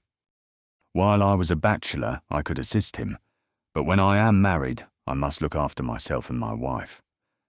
He gave Lucy a hug. "It's all right now, dear, and Uncle Simon has behaved excellently, far better than I expected. We shall go to Italy for the honeymoon, and need not hurry back until say until we quarrel." "In that case, we shall live in Italy for the rest of our lives," said Lucy with twinkling eyes. "But we must come back in a year and take a studio in Chelsea. Why not in Gartley? Remember, the Professor will be lonely."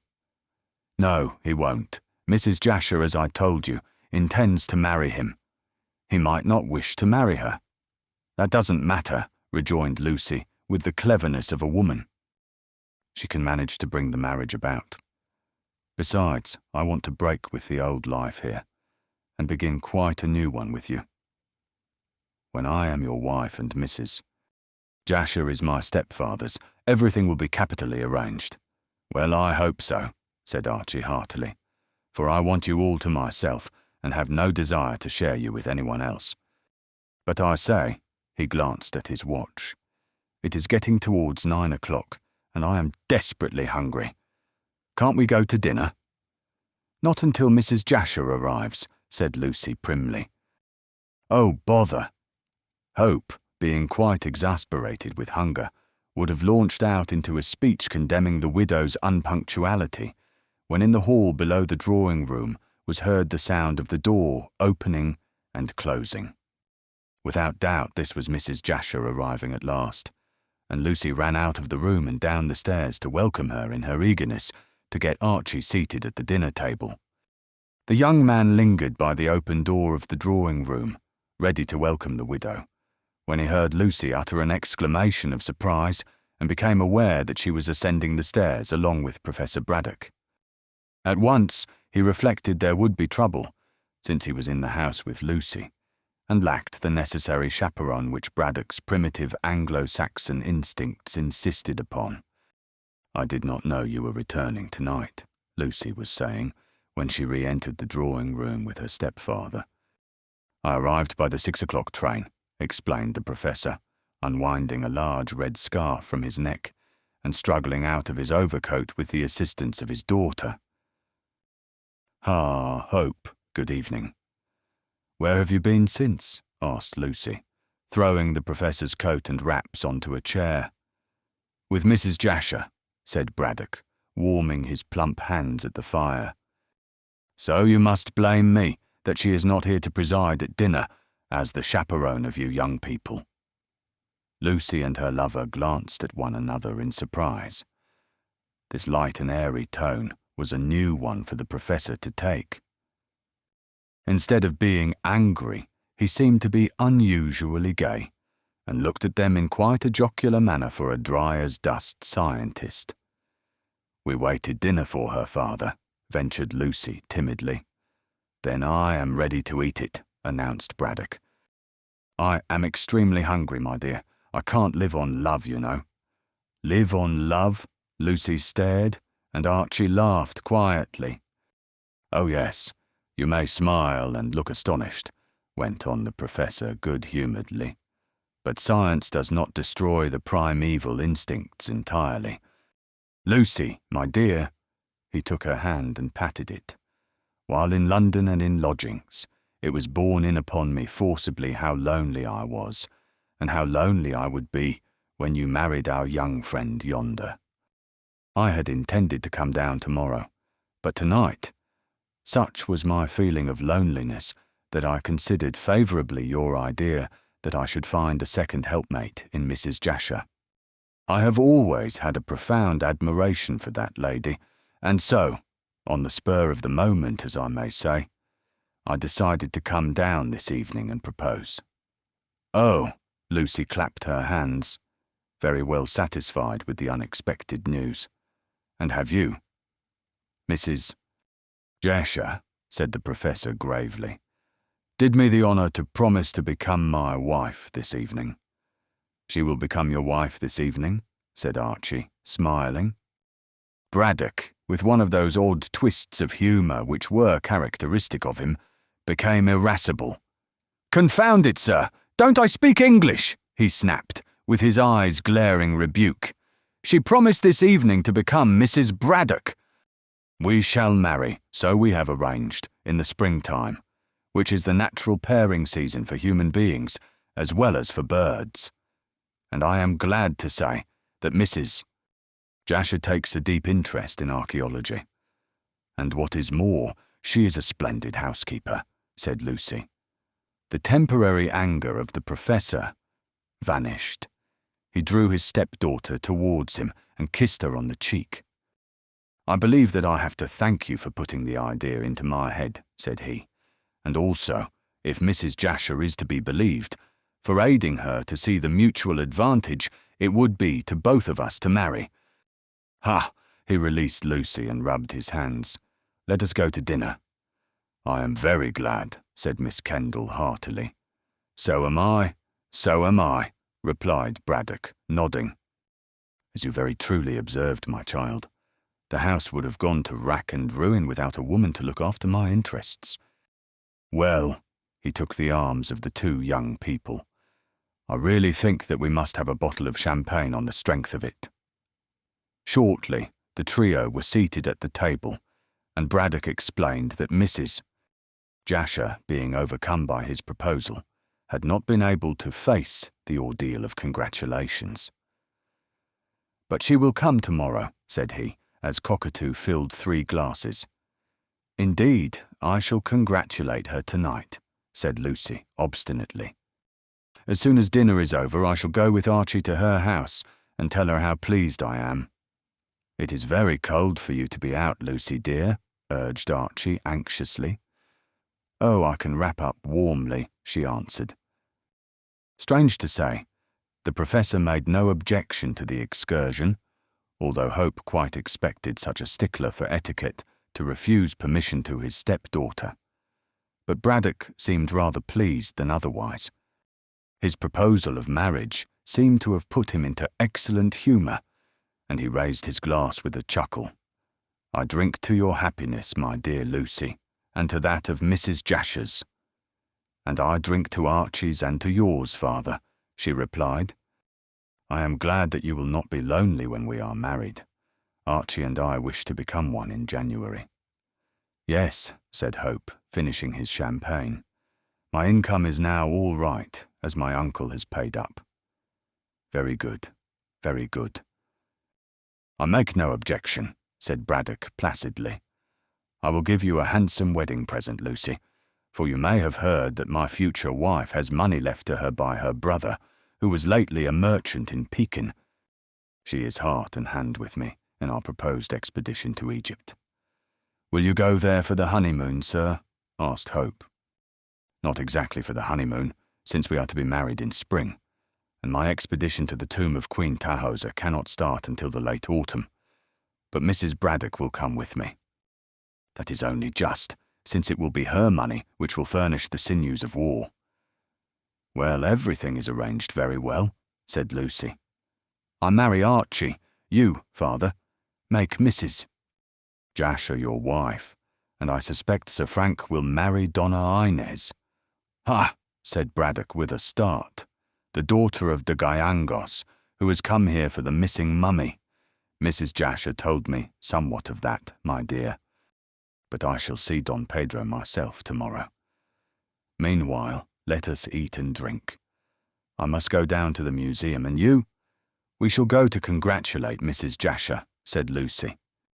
So it was arranged, and shortly Professor Braddock retired into his sanctum along with the devoted Cockatoo, who displayed lively joy on beholding his master once more. Lucy, after being carefully wrapped up by Archie, set out with that young man to congratulate the bride-elect. It was just 9:30 when they started out. The night was frosty, and the stars twinkled like jewels in a cloudless sky of dark blue. The moon shone with hard brilliance on the ground, which was powdered with a light fall of snow. As the young people walked briskly through the village, their footsteps rang on the frosty earth, and they scrunched the snow in their quick tread.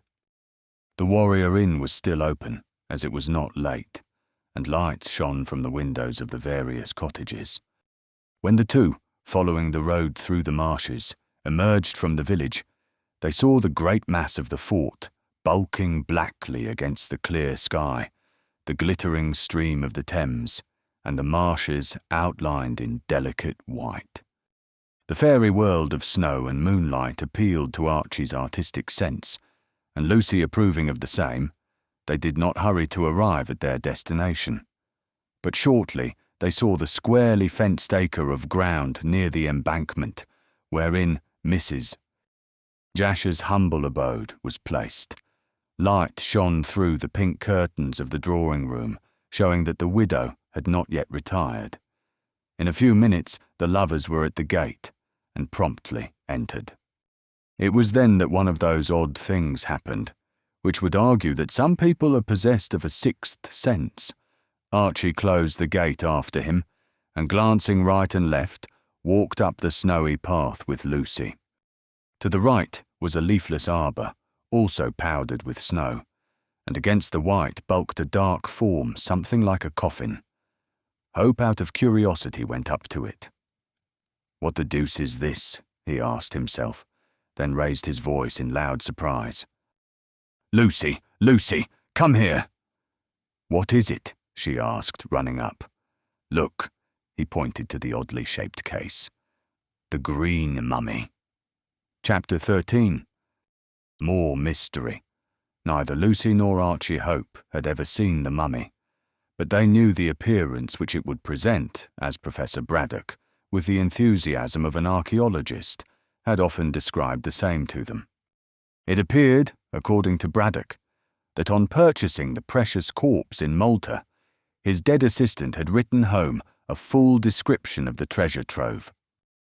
Consequently, being advised beforehand, Hope had no difficulty in recognizing the oddly shaped case, which was made somewhat in the Egyptian form. On the impulse of the moment he had proclaimed this to be the long-lost mummy, and when a closer examination by the light of a lucifer match revealed the green hue of the coffin wood, he knew that he was right. But what was the mummy in its ancient case doing in Mrs. Jasher's arbour? That was the mute question which the two young people asked themselves and each other, as they stood in the chilly moonlight, staring at the grotesque thing. The mummy had disappeared from the Sailor's Rest at Pierside some weeks ago, and now unexpectedly appeared in a lonely garden, surrounded by marshes. How it had been brought there, or why it should have been brought there, or who had brought it to such an unlikely place, were questions hard to answer. However, the most obvious thing to do was to question Mrs. Jasher, since the uncanny object was lying within a stone throw of her home. Lucy, after a rapid word or two, went to ring the bell and summon the lady, while Archie stood by the arbour, wondering how the mummy came to be there. In the same way, George III had wondered how the apples got into the dumplings. Far and wide spread the marshes, flatly towards the shore of the river on one side, but on the other sloping up to Gartley village, which twinkled with many lights on the rising ground. Some distance away, the fort rose black and menacing in the moonlight, and the mighty stream of the Thames glittered like polished steel as it flowed seaward. As there were only a few leafless trees dotted about the marshy ground, and as that same ground, lightly sprinkled with powdery snow, revealed every moving object for quite a mile or so, Hope could not conceive how the mummy case, which seemed heavy, could have been brought into the silent garden without its bearers being seen. It was not late, and soldiers were still returning through Gartley to the fort. Then, again, some noise must have been caused by so bulky an object being thrust through the narrow wicket, and Mrs. Jasher, inhabiting a wooden house, which was a very seashell for sound, might have heard footsteps and voices. If those who had brought the mummy here, and there was more than one from the size of the case, could be discovered, then the mystery of Sidney Bolton's death would be solved very speedily. It was at this moment of his reflections that Lucy returned to the arbour, leading Mrs. Jasher, who was attired in a tea-gown and who looked bewildered. "What are you talking about, my dear?" she said, as Lucy led her towards the arbour. "I declare I was ever so much astonished when Jane told me that you wished to speak to me. I was just writing a letter to the lawyer who has my poor brother's property in hand, announcing my engagement to the Professor. Mr. Hope? You here also? Well, I'm sure." Lucy grew impatient at all this babble. "Did you not hear what I said, Mrs. Jasher?" she cried irritably. "Can't you use your eyes? Look, The green mummy is in your arbour. The green mummy in my arbour, repeated Mrs. Jasher, like a child learning words of one syllable and staring at the black object before which the three were standing. As you see, said Archie abruptly. How did it come here? He spoke harshly. Of course, it was absurd to accuse Mrs. Jasher of knowing anything about the matter, since she had been writing letters. Still, the fact remained that a mummy, which had been thieved from a murdered man, was in her arbour, and naturally she was called upon to explain. Some suspicion in his tone struck the little woman, and she turned on him with indignation. How did it come here? She repeated. Now, how can I tell you, silly boy? I have been writing to my lawyer about my engagement to Mr. Braddock. I dare say he has told you. Yes, chimed in Miss Kendall. And we came here to congratulate you, only to find the mummy. Is that the horrid thing? Mrs. Jasher stared with all her eyes and timidly touched the hard green-stained wood. It's the case. The mummy is inside. But I thought that the professor opened the case to find the body of poor Sidney Bolton, argued Mrs. Jasher. That was a packing case in which this, Archie struck the old-world coffin, was stored. But this is the corpse of Inca Caxus, about which Don Pedro told us the other night. How does it come to be hidden in your garden? Hidden? Mrs. Jasher repeated the word with a laugh. There is not much hiding about it. Why? Everyone can see it from the path. And from the door of your house, remarked Hope significantly. Did you not see it when you took leave of Braddock? No, snapped the widow. If I had, I should certainly have come to look. Also Professor Braddock, who is so anxious to recover it, would not have allowed it to remain here. Then the case was not here when the professor left you tonight? No. He left me at 8 o'clock to go home to dinner. When did he arrive here? Questioned Hope quickly. At 7. I am sure of the time, for I was just sitting down to my supper. He was here an hour. But he said nothing when he entered, of any mummy being in the arbour, nor when he left me at the door and I came to say goodbye to him. Did either of us see this object? To be sure, added Mrs.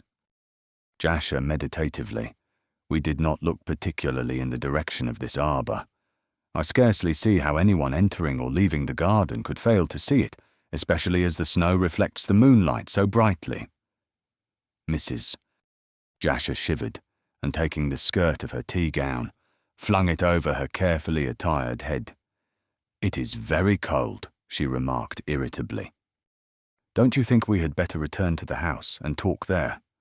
What? Said Archie grimly, and leave the mummy to be carried away as mysteriously as it has been brought. No, Mrs. Jasher. That mummy represents £1,000 of my money. I understood that the professor bought it himself. So he did, but I supplied the purchase money. Therefore, I do not intend that this should be lost sight of again. Lucy, my dear, you run home again and tell your father what we have found. He had better bring men to take it to his museum. When it is there, Mrs. Jasher can then explain how it came to be in her garden. Without a word, Lucy set off, walking quickly, anxious to fulfill her mission and gladden the heart of her stepfather with the amazing news.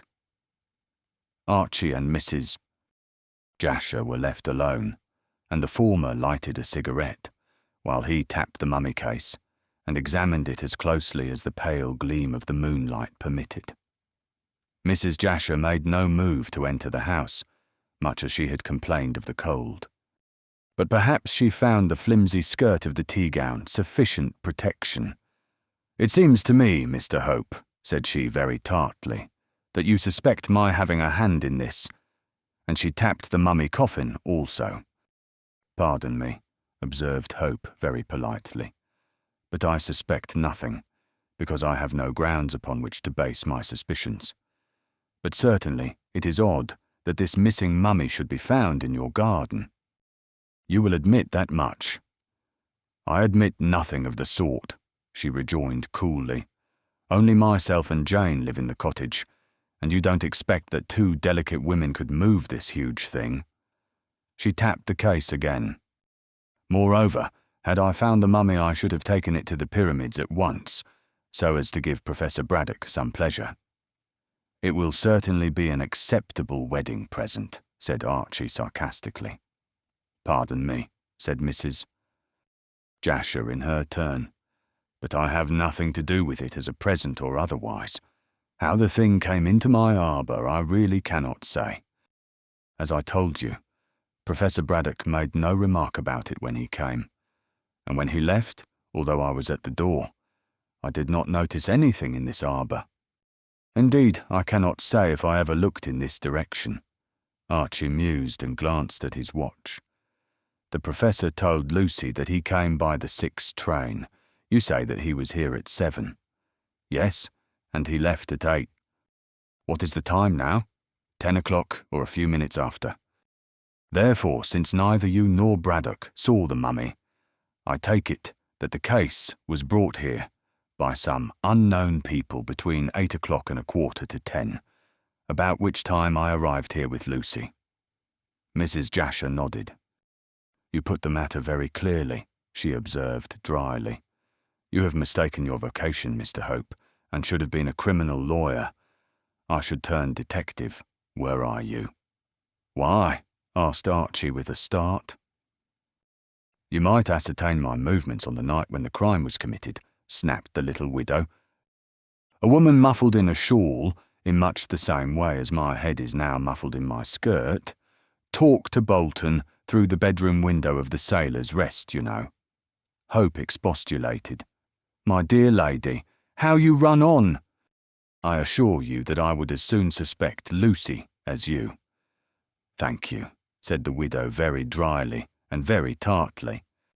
"I merely wish to point out," went on Archie in a conciliatory tone, "that as the mummy in its case, as appears probable, was brought into your garden between the hours of 8 and 10, less 15 minutes, that you may have heard the voices or footsteps of those who carried it here." "I heard nothing," said Mrs. Jasher, turning towards the path. "I had my supper and played a game or two of patience, and then wrote letters, as I told you before, and I am not going to stand in the cold answering silly questions, Mr. Hope.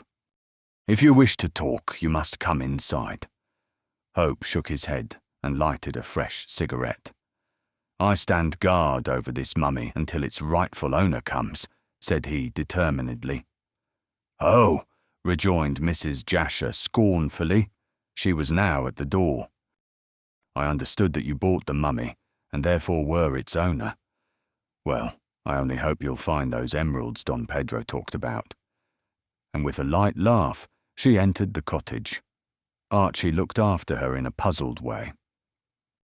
There was no reason to suspect Mrs. Jasher, so far as he saw, even though a woman had been seen talking to Bolton on the night of the crime. And yet, why should the widow refer to the emeralds, which were of such immense value, according to Don Pedro? Hope glanced at the case and shook the primitive coffin, anxious for the moment to open it and ascertain if the jewels were still clutched grimly in the mummy's dead hands. But the coffin was fastened tightly down with wooden pegs, and could only be opened with extreme care and difficulty. Also, as Hope reflected, even did he manage to open this receptacle of the dead, he still could not ascertain if the emeralds were safe, since they would be hidden under innumerable swathings of green-dyed llama wool. He therefore let the matter rest there, and staring at the river, wondered how the mummy had been brought to the garden in the marshes. Hope recollected that experts had decided the mode in which the mummy had been removed from the pierside public house. It had been passed through the window, according to Inspector Date and others, and when taken across the narrow path which bordered the river, had been placed in a waiting boat. After that, it had vanished until it had reappeared in this arbour. But if taken by water once, it could have been taken by water again. There was a rude jetty behind the embankment, which Hope could easily see from where he stood. In all probability, the mummy had been landed there and carried to the garden, while Mrs. Jasher was busy with her supper and her game of cards and her letters. Also, the path from the shore to the house was very lonely, and if any care had been exercised, which was probable, no one from the fort road or from the village street could have seen the stealthy conspirators bringing their weird burden. So far, Hope felt that he could argue excellently. But who had brought the mummy to the garden, and why had it been brought there? These questions he could not answer so easily, and indeed, not at all. While thus meditating, he heard, far away in the frosty air, a puffing and blowing and panting like an impatient motor car. Before he could guess what this was, Braddock appeared, simply racing along the marshy causeway, followed closely by Cockatoo, and at some distance away by Lucy. The little scientist rushed through the gate, which he flung open with a noise fit to wake the dead, and lunged forward, to fall with outstretched arms upon the green case. There he remained, still puffing and blowing, and looked as though he were hugging a huge green beetle. Cockatoo, who, being lean and hard, kept his breath more easily, stood respectfully by, waiting for his master to give orders, and Lucy came in quietly by the gate, smiling at her father's enthusiasm. At the same moment, Mrs. Jasher, well wrapped up in a coat of sables, emerged from the cottage. "I heard you coming, Professor," she called out, hurrying down the path. "I should think the whole fort heard the Professor coming," said Hope, glancing at the dark mass. "The soldiers must think it is an invasion." But Braddock paid no heed to this jocularity, or even to Mrs. Jasher, to whom he had been so lately engaged. All his soul was in the mummy case, and as soon as he recovered his breath, he loudly proclaimed his joy at this miraculous recovery of the precious article. "Mine! Mine!" he roared, and his words ran violently through the frosty air. "Be calm, sir," advised Hope. "Be calm." "Calm, calm," bellowed Braddock, struggling to a standing position. "Oh, confound you, sir. How can I be calm when I find what I have lost? You have a mean, grovelling soul, Hope, not the soaring spirit of a collector." "There is no need to be rude to Archie, father," corrected Lucy sharply. "Rude, rude. I am never rude. But this mummy—" Braddock peered closely at it and rapped the wood to assure himself it was no phantom. "Yes, it is my mummy, the mummy of Inca Caxus. Now I shall learn how the Peruvians embalmed their royal dead. Mine, mine."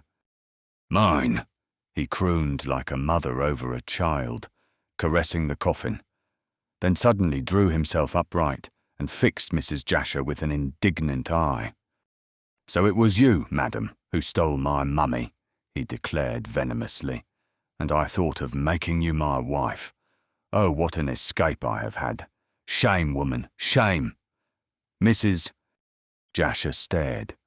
Then her face grew redder than the rouge on her cheeks, and she stamped furiously in the neat Louis Quint slippers in which she had injudiciously come out. "How dare you say what you have said?" she cried, her voice shrill and hard with anger. "Mr. Hope has been saying the same thing. Are you both mad?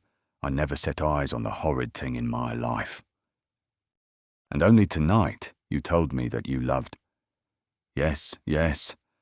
I said many foolish things, I don't doubt, madam. But that is not the question. My mummy, my mummy!" He rapped the wood furiously. "How does my mummy come to be here?" "I don't know," said Mrs. Jasher, still furious. "And I don't care. Don't care, when I look forward to your helping me in my life work, as my wife." "I shall never be your wife," cried the widow, stamping again. I wouldn't be your wife for 1,000 or £1,000,000. Marry your mummy, you horrid, red-faced, crabbed little— Hush, hush, whispered Lucy, taking the angry woman round the waist. You must make allowances for my father. He is so excited over his good fortune that he— I shall not make allowance, interrupted Mrs. Jasher angrily. He practically accuses me of stealing the mummy. If I did that, I must have murdered poor Sidney Bolton. No, no, cried the Professor, wiping his red face. I never hinted at such a thing. But the mummy is in your garden. What of that? I don't know how it came there. Mr. Hope, surely you do not support Professor Braddock in his preposterous accusation? I bring no accusation, stuttered the Professor. Neither do I, Mrs. Jasher. You are excited now. Go in and sleep, and tomorrow you will talk reasonably. This brilliant speech was from Hope, and wrought Mrs. Jasher into a royal rage. Well, she gasped, he asks me to be calm, as if I wasn't the very calmest person here. I declare, I shall be ill. Lucy, she seized the girl's hand and dragged her towards the cottage. Come in and give me red lavender. I shall be in bed for days and days and days. Oh, what brutes men can be. But listen, you two horrors, she indicated Braddock and Hope, as she pushed open the door. If you dare to say a word against me, I'll have an action for libel against you. Oh dear me, how very ill I feel. Lucy, darling, help me. Oh, help me, and, oh. She flopped down on the threshold of her home with a cry. Archie, Archie, she's fainted. Hope rushed forward and raised the stout little woman in his arms. Jane, attracted by the clamour, appeared on the scene, and between the three of them, they managed to get Mrs. Jasher placed on the sofa of the pink drawing-room. She certainly was in a dead faint, so Hope left her to the administrations of Lucy and the servant, and walked out again into the garden, closing the cottage door after him. He found the heartless Professor quite oblivious to Mrs. Jasher's sufferings, so taken up was he with the newly found mummy. Cockatoo had been sent for a hand-cart, and while he was absent, Braddock expatiated on the perfections of this relic of Peruvian civilization. Will you sell it to Don Pedro? Asked Hope. After I have done with it, not before, snapped Braddock, hovering round his treasure. I shall want a percentage on my bargain also. Archie thought privately that if Braddock unswathed the mummy, he would find the emeralds and would probably stick to them, so that his expedition to Egypt might be financed. In that case, Don Pedro would no longer wish to buy the corpse of his ancestor.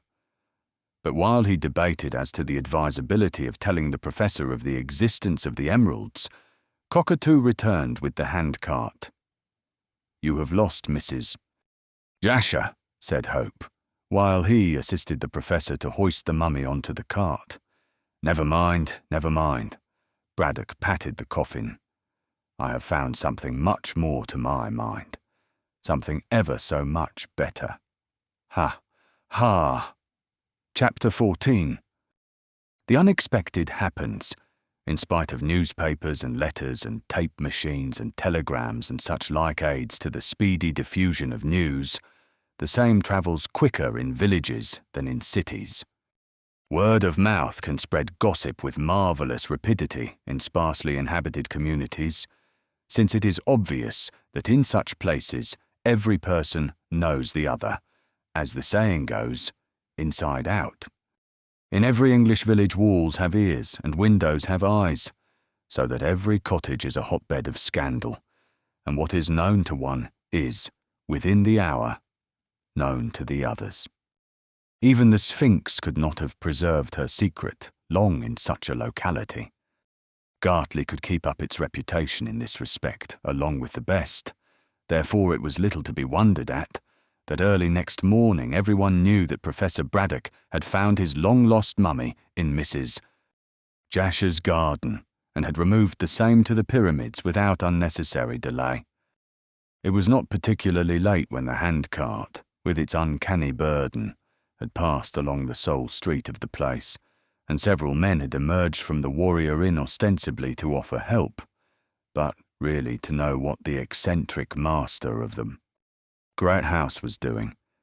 Braddock brusquely rejected these offers, but the oddly shaped mummy case, stained green, having been seen, it needed little wit for those who had caught a sight of it to put two and two together, especially as the weird object had been described at the inquest and had been talked over ever since in every cottage.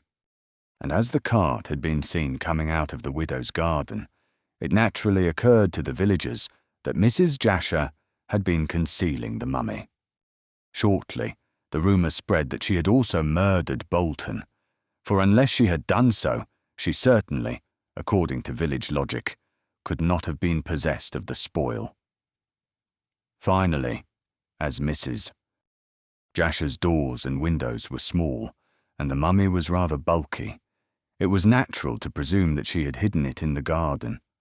Report said she had buried it and had dug it up just in time to be pounced upon by its rightful owner, from which it can be seen that gossip is not invariably accurate. However this may be, the news of Professor Braddock's good fortune shortly came to Don Pedro's ears through the medium of the landlady. As she revealed what she had heard in the morning, the Peruvian gentleman was spared a sleepless night. But as soon as he learned the truth, which was surprising enough in its unexpectedness, he hastily finished his breakfast and hurried to the pyramids.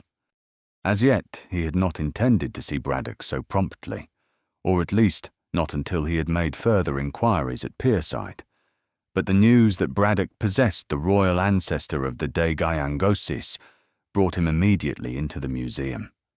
He greeted the professor in his usual grave and dignified manner, and no one would have guessed from his inherent calmness that the unexpected news of Braddock's arrival and the still more unexpected information about the green mummy had surprised him beyond measure.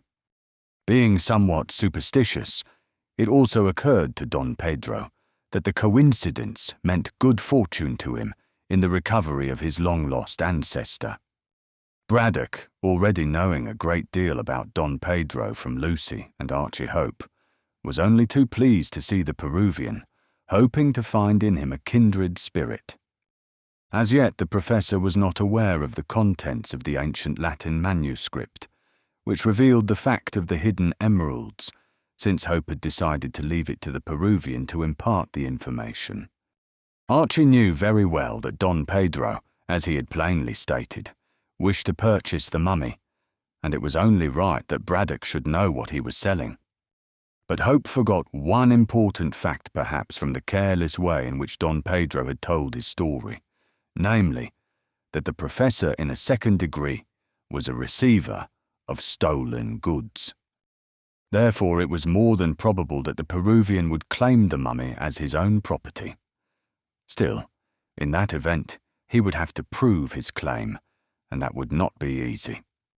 The plump little professor had not yet unsealed the case, and when Don Pedro entered, he was standing before it, rubbing his fat hands, with a gloating expression in his face.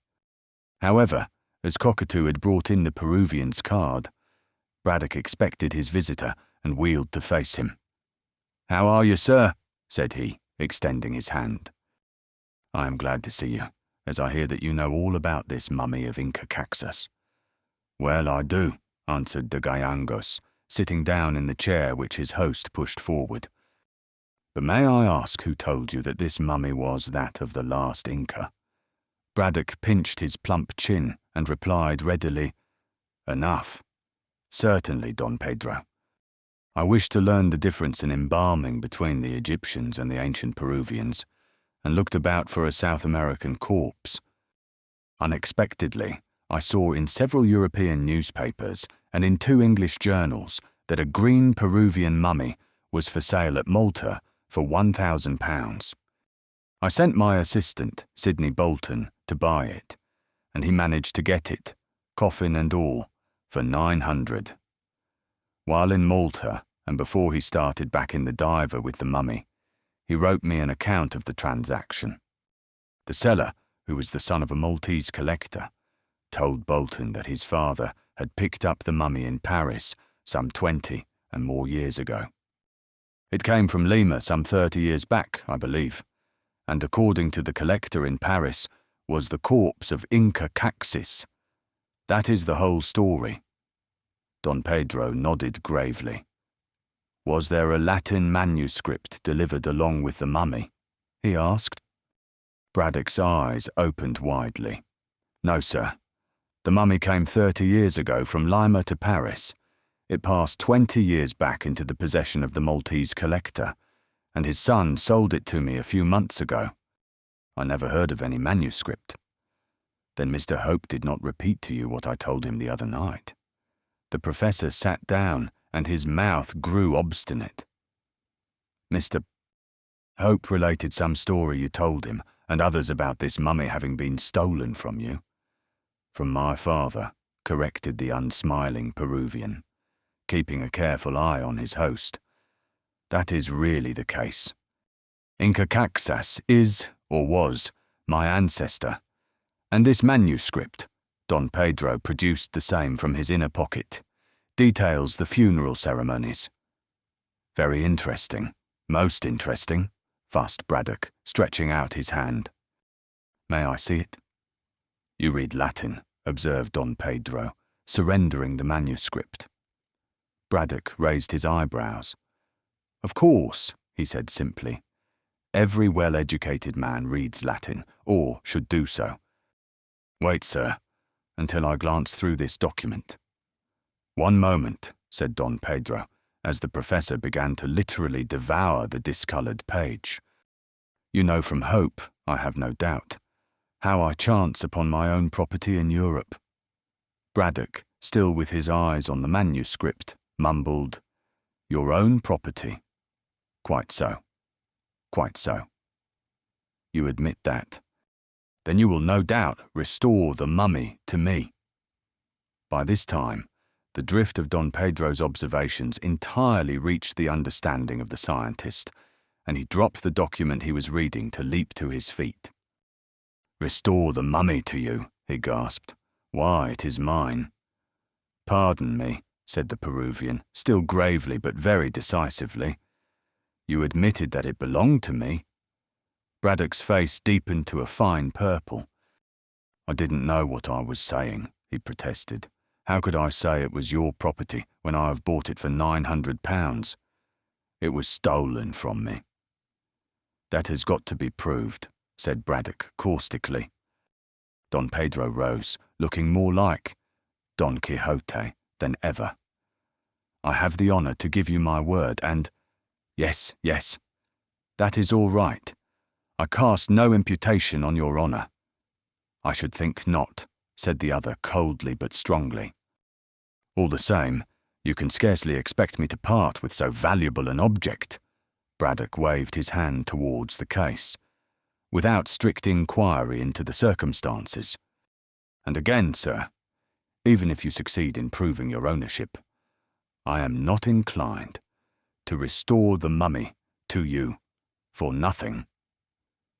But it is stolen property you are keeping from me. I know nothing about that. I have only your bare word that it is so, Don Pedro. All I know is that I paid £900 for the mummy, and that it cost the best part of another 100 to bring it to England. What I have, I keep. Like your country, said the Peruvian sarcastically. Precisely, replied the professor suavely. Every Englishman has a bulldog tenacity of purpose. Bragg is a good dog, Don Pedro, but Holdfast is a better one. Then I understand, said the Peruvian, stretching out his hand to pick up the fallen manuscript, that you will keep the mummy. Certainly, said Braddock coolly, since I have paid for it. Also, I shall keep the jewels, which the manuscript tells me, from the glance I obtained of it, were buried with it. The sole jewels buried are 2 large emeralds, which the mummy holds in its hands," explained Don Pedro, restoring the manuscript to his pocket. "And I wish for them so that I may get money to restore the fortunes of my family." "No, no, no," said Braddock forcibly. "I have bought the mummy and the jewels with it. They will sell to supply me with money to fit out my expedition to the tomb of Queen Tahosa." "I shall dispute your claim," cried the Gayangos, losing his calmness. Braddock waved his hand with supreme contempt. "I can give you the address of my lawyers," he retorted. "Any steps you choose to take will only result in loss, and from what you hint, I should not think that you had much money to spend on litigation." Don Pedro bit his lip and saw that it was, indeed, a more difficult task than he had anticipated to make Braddock yield up his prize.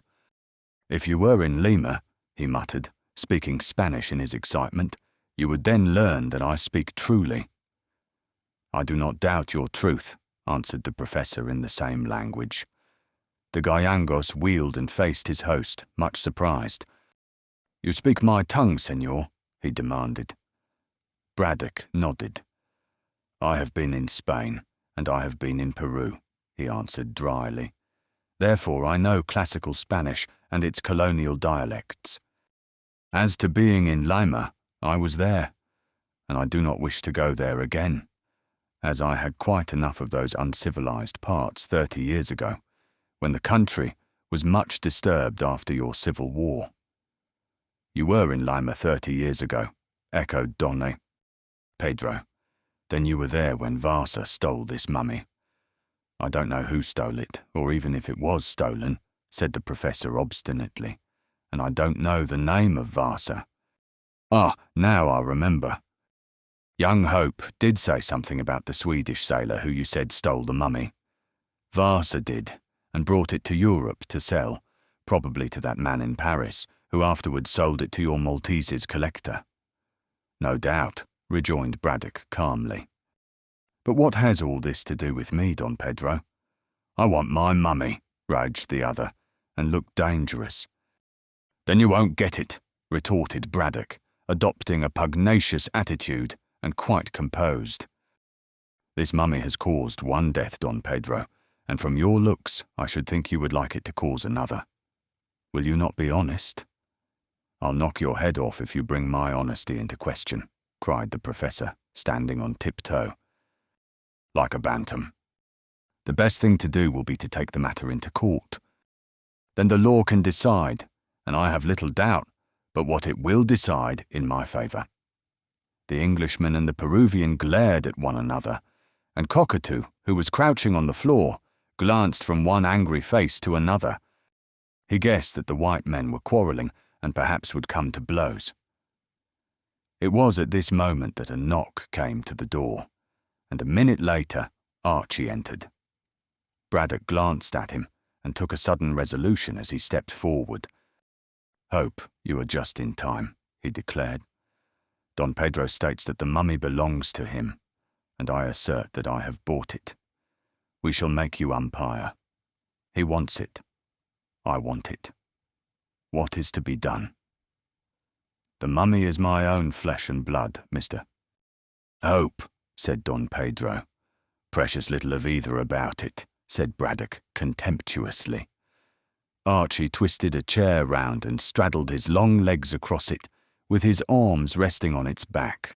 His quick brain had rapidly comprehended the situation, and being acquainted with both sides of the question, it was not difficult to come to a decision. If it was hard that Don Pedro should lose his ancestor's mummy, it was equally hard that Braddock, or rather himself, should lose the purchase money, seeing that it had been paid in good faith to the seller in Malta for a presumably righteously acquired object. On these premises, the young Solon proceeded to deliver judgment. "I understand," said he judiciously, "that Don Pedro had the mummy stolen from him 30 years ago, and that you, Professor, bought it under the impression that the Maltese owner had a right to possess it." "Yes," snapped Braddock, "and I dare say." The Maltese owner thought so too, since he bought it from that collector in Paris. Hope nodded. And if Vasa sold it to the man in Paris, said he calmly, he certainly would not tell the purchaser that he had looted the mummy in Lima, and the poor man would not know that he was receiving stolen goods. Is that right, Don Pedro? Yes, sir, said the Peruvian, who had recovered his temper and his gravity. But I declare solemnly that the mummy was stolen from my father and should belong to me. No one disputes that, said Archie cheerfully. But it ought to belong to the professor also, since he has bought it. Now, as it can't possibly belong to two people, we must split the difference. You, Professor, must sell back the mummy to Don Pedro for the price you paid for it. And then, Don Pedro, you must recompense Professor Braddock for his loss. I have not much money, said Don Pedro gravely. Still, I am willing to do as you say. I don't know that I am, protested Braddock noisily. There are the 2 emeralds which are of immense value, as Don Pedro says, and they belong to me, since the mummy is my property. Professor, said Archie solemnly, you must do right, even if you lose by it. I believe the story of Señor de Gallangos, and the mummy with its jewels belongs to him. Besides, you only wish to see the way in which the Inca race embalmed their dead. Well then, unpack the mummy here in the presence of Don Pedro. When you have satisfied your curiosity, and when Señor de Gallangos signs a cheque for £1,000, he can take away the corpse. You have had so much trouble over it that I wonder you are not anxious to see the last of it. But the emeralds would sell for much money and would defray the expenses of my expedition into Egypt to search for that queen's tomb. I understood from Lucy that Mrs. Jasher intended to finance that expedition when she became your wife. Humph, muttered Braddock, stroking his fat chin. I said a few foolish things to her last night when I was heated up. She may not forgive me, Hope. A woman will forgive anything to the man she loves, said Archie.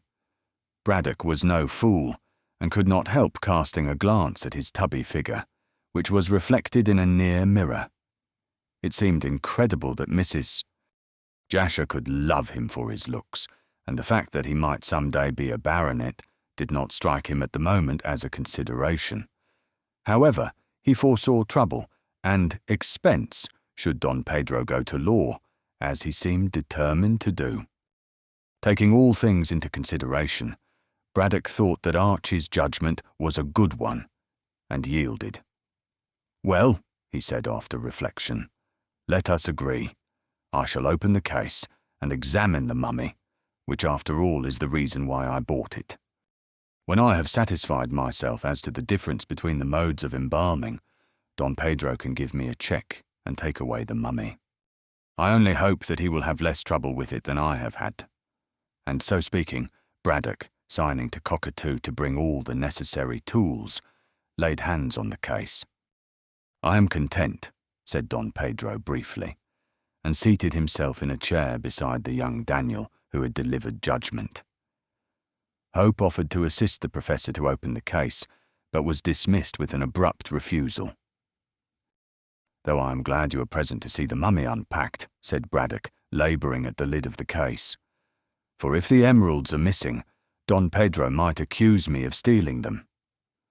Why should the emeralds be missing? Asked Hope quickly. Braddock shrugged his shoulders.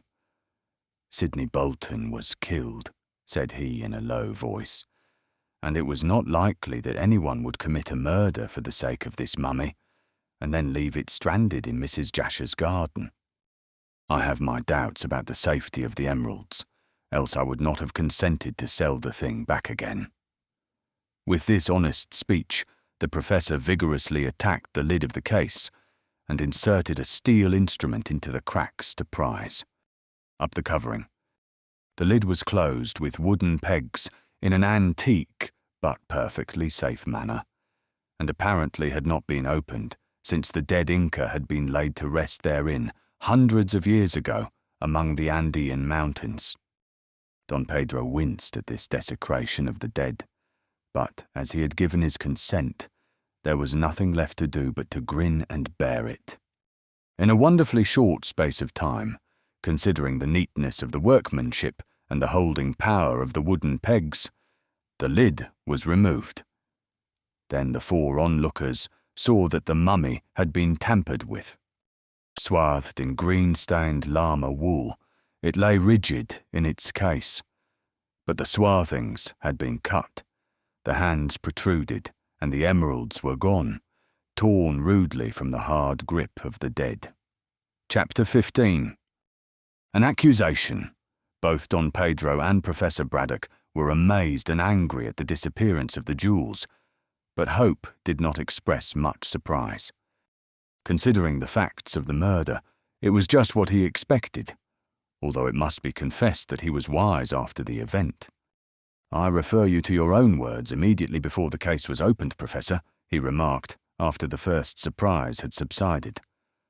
"Words, words!" snapped Braddock, who was anything but pleased. "What words of mine do you mean, Hope? You said that it was not likely that anyone would commit a murder for the sake of the mummy only, and then leave it stranded in Mrs. Jasher's garden. Also, you declared that you had your doubts about the safety of the emeralds, else you would not have consented to sell the mummy again to its rightful owner." The professor nodded. "Quite so. Quite so. And what I say I hold to," he retorted, "especially as I have proved myself a true prophet. You can both see for yourselves," he waved his hand towards the rifled case. "The poor Sidney must have been killed for the sake of the emeralds. The question is, who killed him?" "The person who knew about the jewels," said Don Pedro promptly. "Of course. But who did know? I was ignorant until you told me about the manuscript. And you, Hope?" He searched Archie's face. "Do you intend to accuse me?" questioned the young man with a slight laugh. "I assure you, Professor, that I was ignorant of what had been buried with the corpse until Don Pedro related his story the other night to myself, and Random, and the ladies." Braddock turned impatiently to de Gallangos, as he did not approve of Archie's apparent flippancy. "Does anyone else know of the contents of this manuscript?" he demanded irritably. Don Pedro nursed his chin and looked musingly on the ground. "It is just possible that Vasa may." "Vasa? Vasa? Oh yes, the sailor who stole the mummy 30 years ago from your father in Lima. Pooh, pooh, pooh! You tell me that this manuscript is written in Latin, and evidently in monkish Latin at that, which is of the worst. Your sailor could not read it, and would not know the value of the manuscript. If he had, he would have carried it off." "Senor," said the Peruvian politely, "I have an idea that my father made a translation of this manuscript, or at all events, a copy."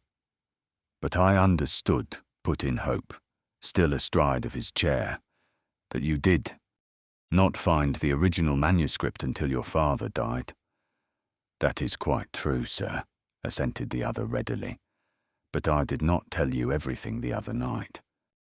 My father it was who found the manuscript at Cusco, and although I cannot state authoritatively, yet I believe I am correct in saying that he had a copy made. But whether the copy was merely a transcript or actually a translation, I cannot tell. I think it was the former, as if Vasa, reading a translation, had learned of the jewels. He undoubtedly would have stolen them before selling this mummy to the Parisian collector." "Perhaps he did," said Braddock, pointing to the rifled corpse. "You see that the emeralds are missing?" "Your assistant's assassin stole them," insisted Don Pedro coldly. "We cannot be sure of that," retorted the professor. "Although I admit that no man would jeopardize his neck for the sake of a corpse." Archie looked surprised. "But an enthusiast such as you are, Professor, might risk so much." For once in his life, Braddock made a good-humoured reply. "No, sir. Not even for this mummy would I place myself in the power of the law. and I do not think that any other scientist would either. We savants may not be worldly, but we are not fools. However, the fact remains that the jewels are gone, and whether they were stolen by Varsa 30 years ago or by poor Sydney's assassin the other day, I don't know. And, what is more, I don't care. I shall examine the mummy further, and in a couple of days Don Pedro can bring me a cheque for 1,000 and remove his ancestor. No, no, cried the Peruvian hurriedly. Since the emeralds are missing, I am not in a position to pay you 1,000 English pounds, sir. I want to take back the body of Inca Caxis to Lima, as one must show respect to one's ancestors. But the fact is, I cannot pay the money. You said that you could, shouted the exasperated professor in his bullying way. I admit it, senor, but I had hoped to do so when I sold the emeralds, which, as you can see, are not available. Therefore the body of my royal ancestor must remain here until I can procure the money. And it may be that Sir Frank Random will help me in this matter. He wouldn't help me, snapped Braddock. So why should he help you?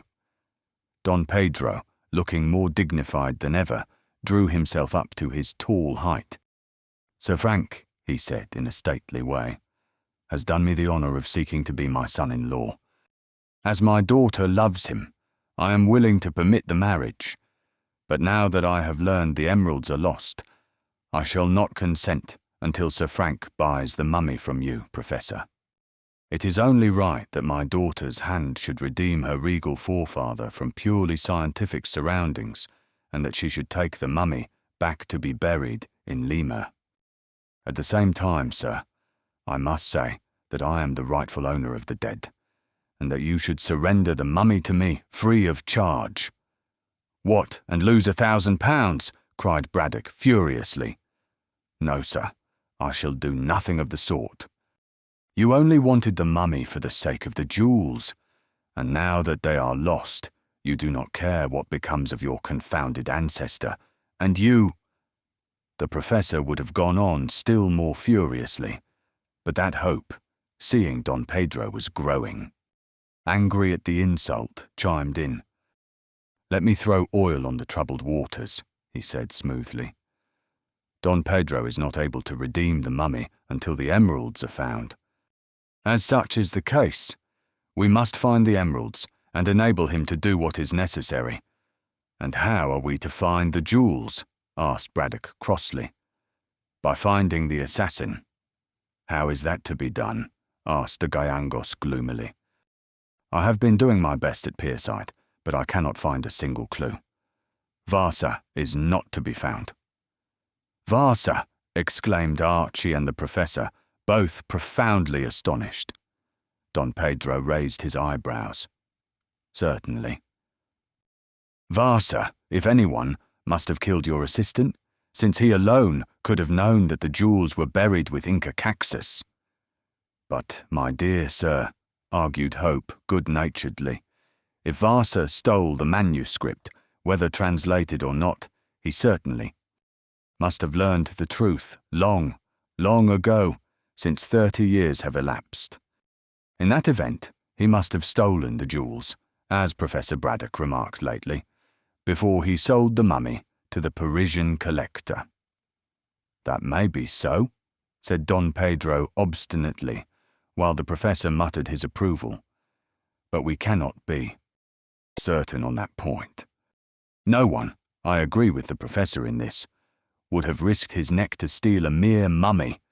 Therefore the motive for the committal of the crime must have been the emeralds. Only Varsa knew of their existence outside myself and my dead father. He, therefore, must be the assassin. I shall hunt for him, and when I find him, I shall have him arrested. But you can't possibly recognize the man after 30 years, argued Braddock disbelievingly. I have a royal memory for faces, said Don Pedro imperturbably, and in the past I saw much of Varsa. He was then a young sailor of 20. Humph, muttered Braddock. He is now 50, and must have changed in 30 years. You'll never recognize him. Oh, I think so, said the Peruvian smoothly. His eyes were peculiarly blue and full of light. Also, he had a scar on the right temple from a blow which he received in a street riot in which I also was concerned. Finally, gentlemen, Vasa loved a peon girl on my father's estate, and she induced him to have the sun encircled by a serpent, a Peruvian symbol, tattooed on his left wrist. With all these marks and with my memory for faces, which never yet has failed me, I have no doubt but what I shall recognize the man. And then? And then I shall have him arrested. Hope shrugged his square shoulders. He had not much belief in Don Pedro's boasted royal memory, and did not think that he would recognize a young sailor of 20 in what would certainly be a grizzled old salt of 50 years. However, it was possible that the man might be right in his surmise, since Vasa alone could have known about the emeralds. The only doubt was whether he would have waited for 30 years before looting the mummy. Archie said nothing of these thoughts, as they would only serve to prolong an unprofitable discussion. But he made one suggestion. Your best plan, he said suggestively, is to write a description of Vasa, who, by the way, has probably changed his name, and hand it to the police, with the promise of a reward if he is found. I am very poor, senor. Surely the professor here— I can offer nothing, said Braddock quickly, as I am quite as poor as you are, if not more so. Sir Frank might help, he added sarcastically. I shall not ask, said Don Pedro loftily. If Sir Frank chooses to become my son-in-law by purchasing back my royal ancestor, to which you have no right, I am willing that it should be so. But poor as I am, I shall offer a reward myself, since the honour of the de Gayangoses is involved in this matter. What reward do you suggest, Mr. Hope? £500, said the professor quickly. Too much, said Hope sharply. Far too much. Make the reward £100, Don Pedro. That is enough to tempt many a man. The Peruvian bowed and noted down the amount. I shall go at once to Pierside and see Inspector Date, who had to do with the inquest, he remarked. Meanwhile, Professor, please do not desecrate my royal ancestor's body more than you can help. I shall certainly not search for any more emeralds, retorted Braddock dryly. Now, clear out, both of you, and leave me to examine the mummy. Cockatoo, show these gentlemen out and let no one else in. Don Pedro returned to the Warrior Hotel to inform his daughter of what had taken place, with the intention of going in the afternoon to Pierside. Meanwhile, he wrote out a full description of Vasa, making an allowance for the lapse of years, and explaining the scar and the symbol on the left wrist. Hope also sought Lucy and related the latest development of the case. The girl was not surprised, as she likewise believed that the assassin had desired more than the mummy when he murdered Sidney Bolton. Mrs. Jasher did not know about the emeralds, she asked suddenly. No, replied Archie, much surprised. Surely you do not suspect her of having a hand in the devilment. Certainly not, was the prompt answer. Only I cannot understand how the mummy came to be in her garden. It was brought up from the river, I expect. But why to Mrs. Jasher's garden? Hope shook his head. I cannot tell that. The whole thing is a mystery, and seems likely to remain so. It seems to me, said the girl after a pause, that it would be best for my father to return this mummy to Don Pedro, and have done with it, since it seems to bring bad luck. Then he can marry Mrs. Jasher, and go to Egypt on her fortune to seek for this tomb. I doubt very much if Mrs. Jasher will marry the professor now, after what he said last night. Nonsense, my father was in a rage, and said what first came into his mind. I dare say she is angry. However, I shall see her this afternoon, and put matters right. You are very anxious that the professor should marry the lady. I am, replied Lucy seriously, as I want to leave my father comfortably settled when I marry you. The sooner he makes Mrs. Jasher his wife, the readier will he be to let me go, and I want to marry you as soon as I possibly can. I am tired of Gartley and of this present life." Of course, to this speech Archie could make only one answer, and as that took the form of kissing, it was entirely satisfactory to Miss Kendall. Then they discussed the future and also the proposed engagement of Sir Frank Random to the Peruvian lady, but both left the subject of the mummy alone, as they were quite weary of the matter, and neither could suggest a solution of the mystery. Meanwhile, Professor Braddock had passed a very pleasant hour in examining the swathings of the mummy, but his pleasure was destined to be cut short sooner than he desired, as Captain Hiram Hervey unexpectedly arrived. Although Cockatoo, as he had been instructed, did his best to keep him out, the sailor forced his way in and heralded his appearance by throwing the Kanaka head foremost into the museum. "What does this mean?" demanded the fiery professor, while Cockatoo, with an angry expression, struggled to his feet, and Hervey, smoking his inevitable cheroot, stood on the threshold. "How dare you treat my property in this careless way?" "Guess." "Your property should behave itself then," said the captain in careless tones, and sauntered into the room. "Do you think I'm going to be chucked out by a measly nigger, and Great Scott!" This latter exclamation was extorted by the sight of the mummy. Braddock motioned to the still angry Cockatoo to move aside, and then nodded triumphantly. "You didn't expect to see that, did you?" he asked. Hervey came to anchor on a chair and turned the cheroot in his mouth with an odd look at the mummy. "When will he be hanged?" Braddock stared. "When will who be hanged?" "The man as stole that thing." "We haven't found him yet," Braddock informed him swiftly.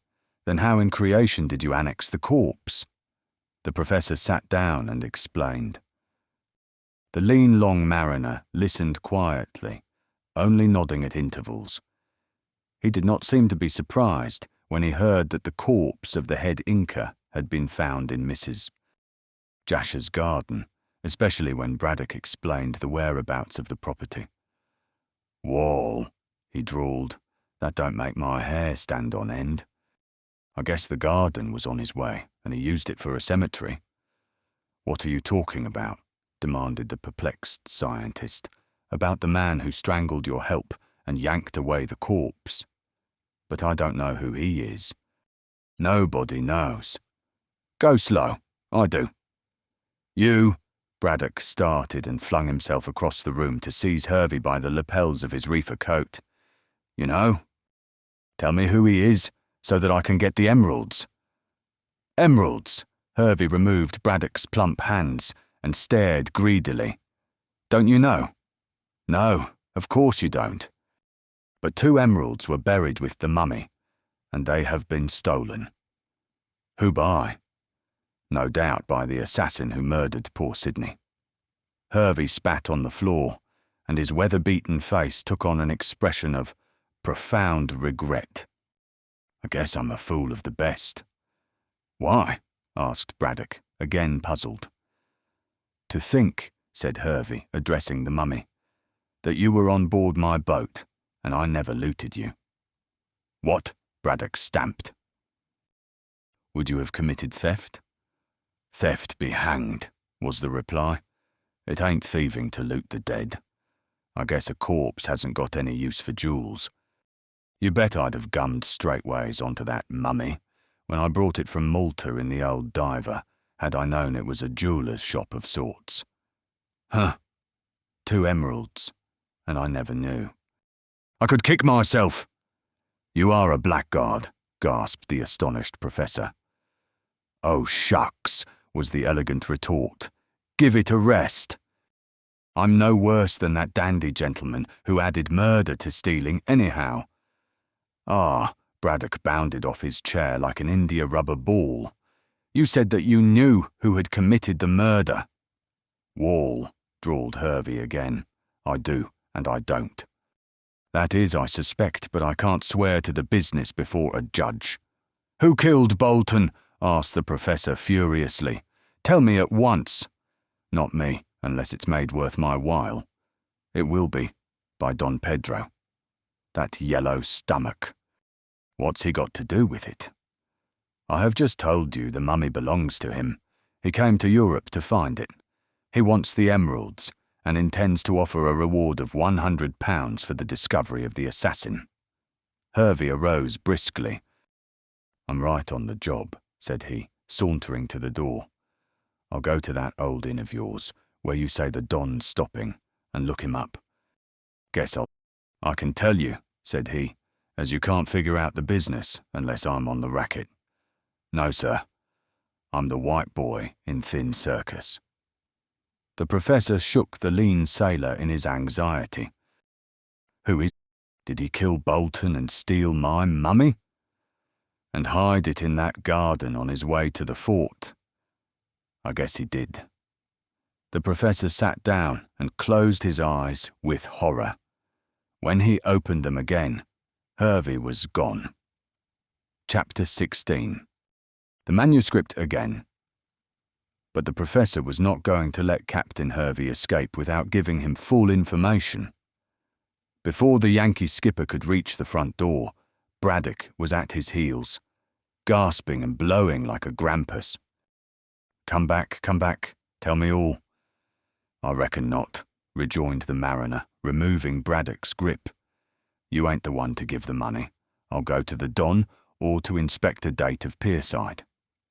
"But Sir Frank must be innocent," insisted Braddock. "He's got to prove it," was the dry response. "Let me go." "No. You must tell me on what grounds." "Oh, the devil take you," said Hervey hastily, and sat down on one of the hall chairs. "It's this way, since you won't let me skip until I tell you. This almighty aristocrat came to Pierside on the same afternoon as I cast anchor. While Bolton was on board, he looked in to have a yarn of sorts." "What about?" "Now, how in creation should I know?" snapped the skipper. "I wasn't on hand, as I'd enough to do with unloading cargo. But his lordship went with Bolton to the stateroom, and they talked for half an hour. When they came out, I saw that his lordship had his hair riz and heard him saying things to Bolton." "What sort of things?" "Well, for one, he said, 'You'll repent of this,' and then again, 'Your life isn't safe while you keep it,' meaning the mummy." "I reckon that's so, unless I am mistaken," said Hervey serenely. And then again, I did not think of putting things together, until I found that his lordship—" "Meaning Sir Frank?" interpolated the professor, frowning. "I'm talking queens, or kings, or republican lingo, I guess, and I do mean his lordship," said the skipper dryly, "until I found that his lordship had been in the public house where the crime was committed." "The Sailor's Rest? When did he go there?" "In the evening, after his talk with Bolton, and after a row, as they both seemed to have their hair off. He skipped over the side and went back to his yacht, which wasn't far away. Bolton took his blamed mummy ashore and got fixed at the Sailor's Rest. I gathered afterwards from the second mate of the Diver, which ain't my ship now, that his lordship came into the hotel and had a drink. Afterwards, my second mate saw him talking to Bolton through the window." "In the same place as the woman talked?" questioned the professor. "That's so, only it was later in the evening that the woman came along to give chin music through the window.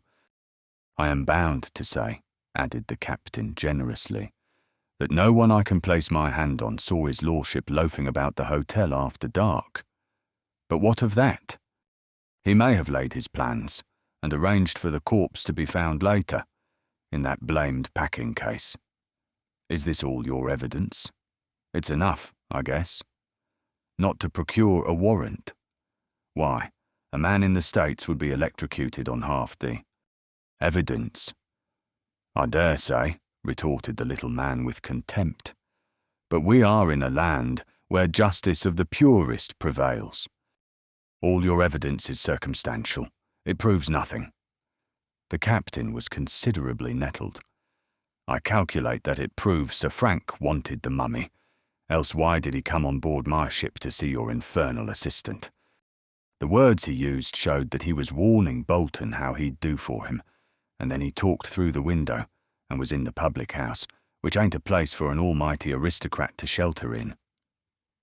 I guess he's the man wanted by the police. Why, added Hervey, warming to his tale, he'd a slap-up yacht laying near the blamed hotel, and could easily ship the corpse after slipping it through the window. When he got tired of it, and looted the emeralds, he took it by boat below the fort to Mrs. Jasher's garden and left it there, so as to pull the wool over the eyes of the police. It's as clear as mud to me. You search his lordship's shanty, and you'll find the emeralds. It is strange, muttered Braddock unwillingly. Strange, but not true, said a voice from the head of the stairs, and young Hope came down leisurely, with a pale face, but a very determined air. Random is absolutely innocent. How do you know? Demanded the skipper contemptuously. Because he is an English gentleman and my very good friend. Huh, I guess that defence won't save him from being lynched. Meanwhile, Braddock was looking irritably at Archie. You've been listening to a private conversation, sir. How dare you listen? If you hold private conversations at the top of your voices in the hall, you must be expected to be listened to, said Archie coolly. I plead guilty, and I am not sorry. When did you come? In time to hear all that Captain Hervey has explained. I was chatting with Lucy, and had just left her, when I heard your loud voices. Has Lucy heard anything? No. She is busy in her room. But I'll tell her. Hope turned to mount the stairs. She likes Random, and will no more believe him guilty than I do at this present moment. Stop, cried Braddock, flying forward to pull Hope back as he placed his foot on the first stair. Tell Lucy nothing just now. We must go to the fort, you and I, to see Random. Hervey, you come also, and then you can accuse Sir Frank to his face. If he dares to do it, said Archie, who looked and felt indignant. Oh, I'll accuse him right enough when the time comes, said Hervey in his coolest manner. But the time isn't now. Savvy, I am going to see the Don first and make sure of this reward. For, cried Hope with disgust, blood money! What of that? If the man is a murderer, he should be lynched. My friend, Sir Frank Random, is no murderer. He's got to prove that, as I said before, rejoined the Yankee in a calm way and strolled to the door. So long, gents both. I'll light out for the Warrior Inn and play my cards. And I may tell you, he added, pausing at the door, which he opened, that I haven't got that blamed windjammer, so need money to hold out until another steamer comes along. £100 English currency will just fill the bill. So now you know the lay I'm on. So long. And he walked quietly out of the house, leaving Archie and Braddock looking at one another with pale faces. The assurance of Hervey surprised and horrified them. Still, they could not believe that Sir Frank Random had been guilty of so brutal a crime. For one thing, said Hope after a pause, Random did not know where the emeralds were to be found, or even that they existed. I understood that he did know, said Braddock reluctantly. In my hearing, and in your own, you heard Don Pedro state that he had related the story of the manuscript to Random. You forget that I learned about the emeralds at the same time, said Hope quietly. Yet this Yankee skipper does not accuse me. The knowledge of the emeralds came to Random's ears, and to mine long after the crime was committed. To have a motive for killing Bolton and stealing the emeralds, Random would have had to know when he arrived in England. And why should he have not known? Asked the professor, biting his lip vexedly. I don't want to accuse Random, or even to doubt him, as he is a very good fellow, even though he refused to assist me with money when I desired a reward to be offered. All the same, He met Don Pedro in Genoa, and it is just possible that the man told him of the jewels buried with the mummy. Archie shook his head. I doubt that, said he thoughtfully. Random was as astonished as the rest of us when Don Pedro told his Arabian Night story. However, the point can be easily settled by sending for Random. I dare say he is at the fort. I shall send Cockatoo for him at once, said the professor quickly, and walked into the museum to instruct the Kanaka. Archie remained where he was and seated himself on a chair, with folded arms and knitted brows. It was incredible that an English gentleman with a stainless name and such a well-known soldier should commit so terrible a crime. And the matter of Hervey's accusation was complicated by the fact, of which Hervey was ignorant, that Don Pedro was willing that Random should become his son-in-law. Hope wondered what the fiery, proud Peruvian would say when he heard his friend denounced. His reflections on this point were cut short by the return of the professor, who appeared at the door of the museum, dismissing Cockatoo. When the Kanaka took his departure, Braddock beckoned to the young man. There is no reason why we should talk in the hall and let the whole house know of this new difficulty, he said in a testy manner. Come in here. Hope entered and looked with ill-concealed repugnance at the uncanny shape of the green mummy, which was lying on a long table. He examined the portions where the swathings had been cut with some sharp instrument, to reveal the dry, bony hands which formerly had held the costly jewels. The face was invisible and covered with a mask of dull, beaten gold. Formerly, the eyes had been jewelled, but these last were now absent. He pointed out the mask to the professor, who was hovering over the weird dead with a large magnifying glass. It is strange, said Hope earnestly, that the mask of gold was not stolen also, since it is so valuable. Unless melted down, the mask could be traced, said Braddock after a pause. The jewels, according to Don Pedro, are of immense value, and so could have been got rid of easily. Random was satisfied with those. Don't talk of him in that way, as though his guilt was certain, said Hope, wincing. Well, you must admit that the evidence against him is strong, but purely circumstantial. Circumstantial evidence has hanged many an innocent man before now. Said Braddock uneasily. I hope it won't hang our friend. However, we shall hear what he has to say. I have sent Cockatoo to the fort to bring him here at once. If Random is absent, Cockatoo is to leave a note in his room, on the writing table. Would it not have been better to have told Cockatoo to give the note to Random's servant? I think not, responded Braddock dryly. Random's servant is certainly one of the most stupid men in the entire army. He would probably forget to give him the note, and as it is important that we should see Random at once, it is better that he should find it placed personally on his writing table by Cockatoo, upon whom I can depend. Archie abandoned the argument, as it really mattered very little. He took up another line of conversation. I expect if the criminal tries to dispose of the emeralds, he will be caught, said he. Such large jewels are too noticeable to escape comment. Humph. It depends upon the cleverness of the thief, said the professor, who was more taken up with the mummy than with the conversation.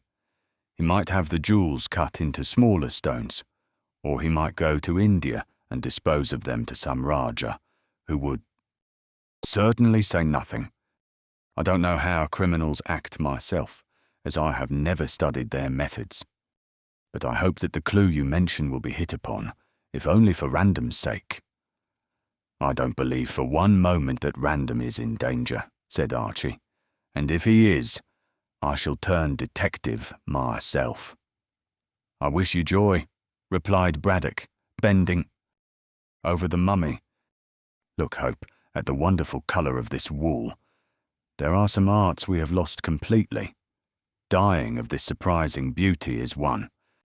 Humph, mused the archaeologist. I wonder why this particular mummy is dyed green, or rather, why it is wrapped in green bandages. Yellow was the royal colour of the ancient Peruvian monarchs. Vicuna wool dyed yellow. What do you think, Hope? It is strange. Archie shrugged his shoulders. I can say nothing, because I know nothing, he said sharply. All I do know is that I wish this precious mummy had never been brought here. It has caused trouble ever since its arrival. Well, said Braddock, surveying the dead with some disfavour, I must say that I shall be glad to see the last of it myself. I know now all that I wanted to know. Humph. I wonder if Don Pedro will allow me to strip the mummy. Of course. It is mine, not his. I shall unswathe it entirely. And Braddock was about to lay sacrilegious hands on the dead, when Cockatoo entered breathlessly. He had been so quick that he must have run to the fort and back again.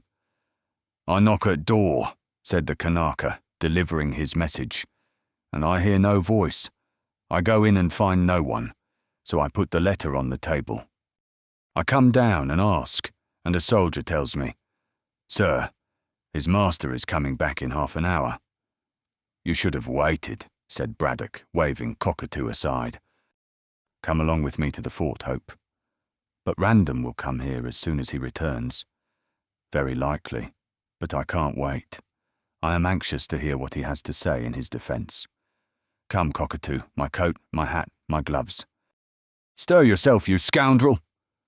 Archie was not unwilling to go, since he was anxious also to hear what Random would say to the absurd accusation brought against him by the Yankee. In a few minutes, the two men were walking smartly down the road through the village, the professor striving to keep up with Hope's longer legs by trotting as hard as he could.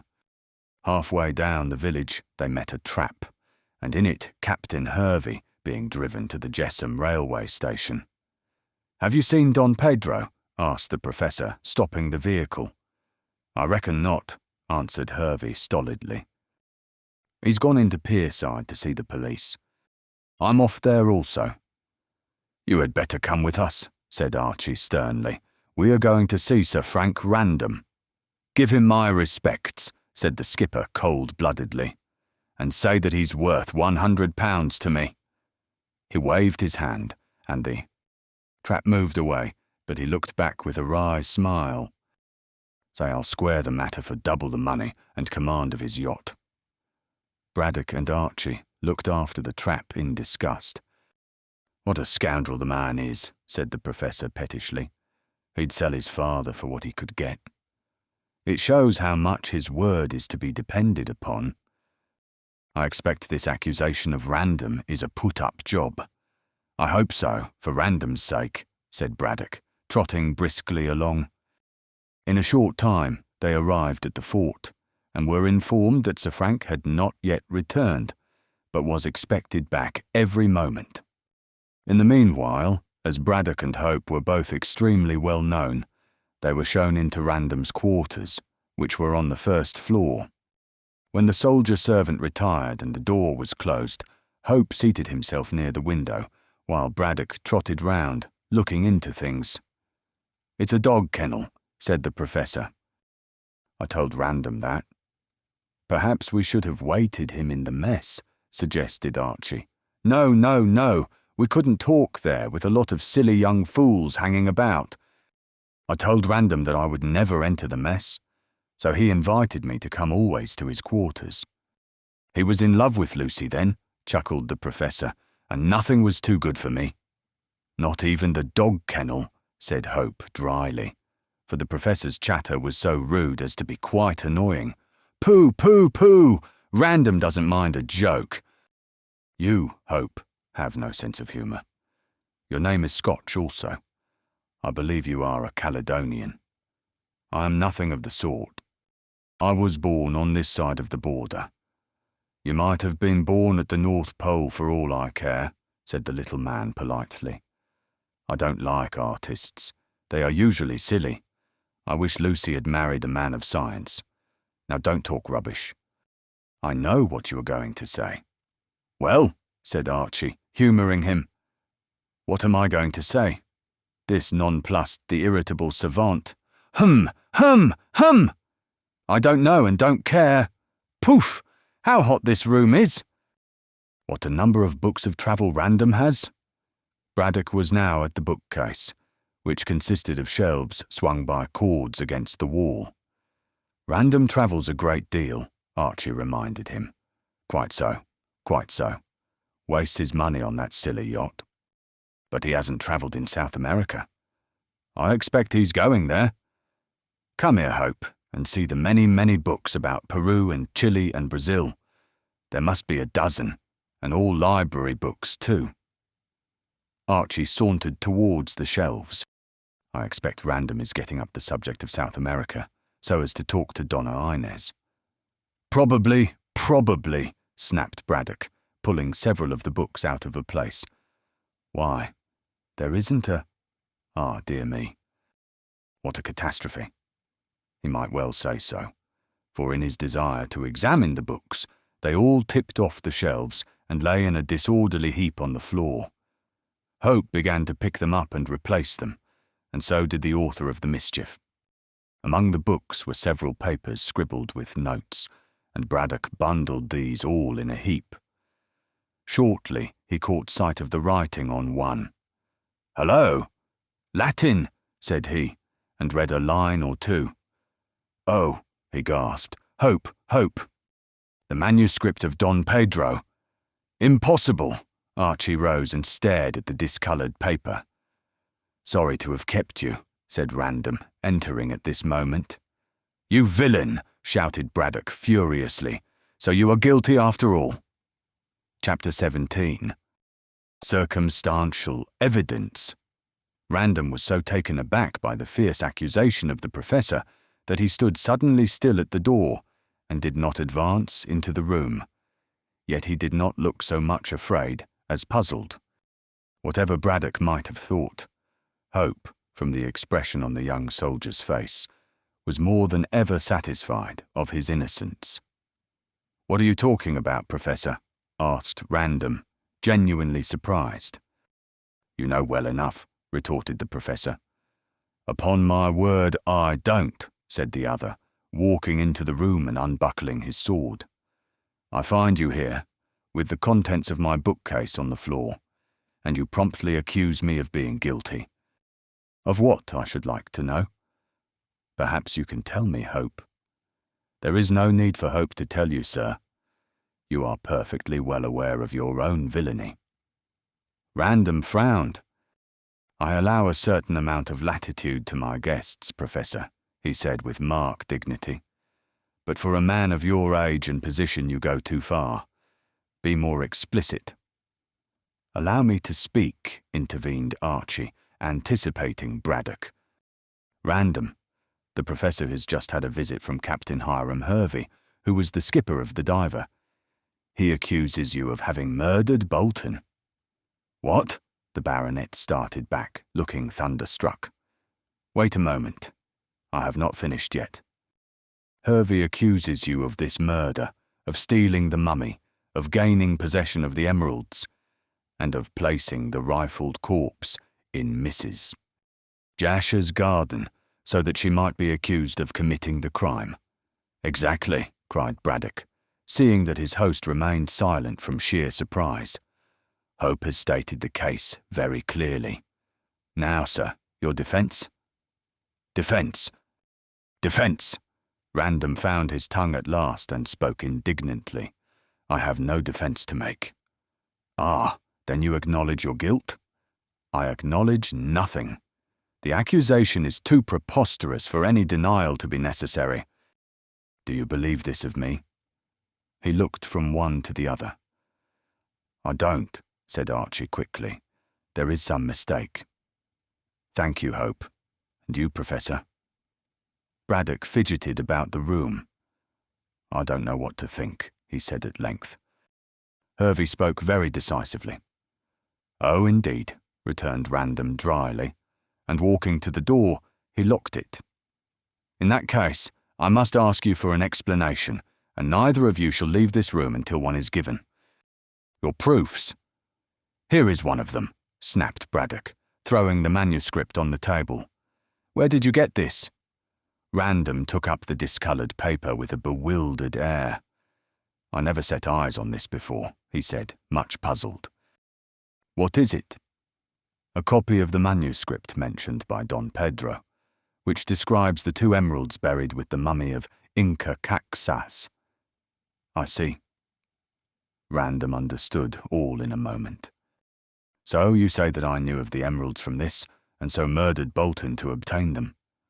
Pardon me, said Braddock with elaborate politeness.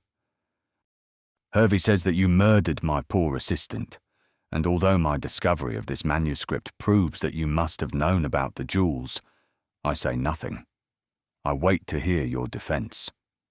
That's very good of you, remarked Sir Frank ironically. So it seems that I am in the dock. Perhaps the counsel for the prosecution will state the evidence against me. And he looked again from one to the other. Archie shook the baronet by the hand very warmly. My dear fellow, he declared decidedly, I don't believe one word of the evidence.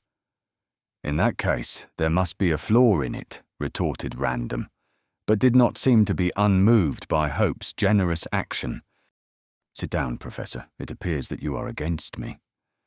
Until I hear your defence, said the old man obstinately. I cannot make any until I hear your evidence. Go on.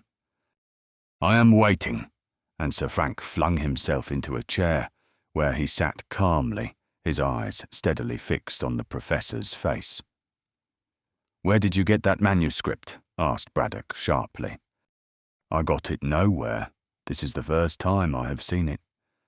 Yet it was hidden amongst your books. Then I can't say how it got there. Were you looking for it? No, certainly not. To pass the time while waiting, I examined your library, and in pulling out a book, your case, being a swing one, overbalanced and shot its contents onto the floor. Amongst the papers which fell with the books, I caught a glimpse of the manuscript, and noting that it was written in Latin, I picked it up, surprised to think that a frivolous young man, such as you are, should study a dead language. A few words showed me that the manuscript was a copy of the one referred to by Don Pedro. One moment, said Archie, who had been thinking. Perhaps this is the original manuscript which de Gallangos has given to you, Random. It is good of you to afford me a loophole of escape, said Sir Frank, leaning back with folded arms. But de Gallangos gave me nothing. I saw the manuscript in his hands when he showed it to us all at Mrs. Jasher's. But whether this is the original or a copy, I can't say. Don Pedro certainly did not give it to me. Has Don Pedro been in your quarters? Asked Hope thoughtfully. No. He has only visited me in the mess. And even if Don Pedro did come in here, for I guess what is in your mind, I really do not see why he should slip a manuscript which he values highly amongst my books. Then you really never saw this before, said Braddock, indicating the paper on the table, and impressed by Random's earnestness. How often do you want me to deny it? Retorted the young man impatiently. Perhaps you will state on what grounds I am accused. Braddock nodded and cleared his throat. Captain Hervey declared that your yacht arrived at Pierside almost at the same time as his steamer. Quite right. When Don Pedro received a wire from Malta stating that the mummy had been sold to you and that it was being shipped to London on the Diver, I got up steam at once and chased the tramp to that port. As the tramp was slow and my boat was fast, I arrived on the same day and almost at the same hour, even though Hervey's boat had the start of mine. Why were you anxious to follow the Diver? Asked Hope. Don Pedro wished to get back the mummy and asked me to follow. As I was in love with Donna Inez, and still am, I was only too willing to oblige him. Braddock nodded again. Hervey says that you went on board the Diver and had an interview with Bolton. That is perfectly true, and my visit was paid for the same reason as I followed the steamer to London. That is, I acted on behalf of Don Pedro. I wished to ascertain for certain that the mummy was on board, and having done so from Bolton, I urged him to induce you to give back the same free of charge to de Gallangos, from whom it had been stolen. He refused, as he declared that he intended to deliver it to you.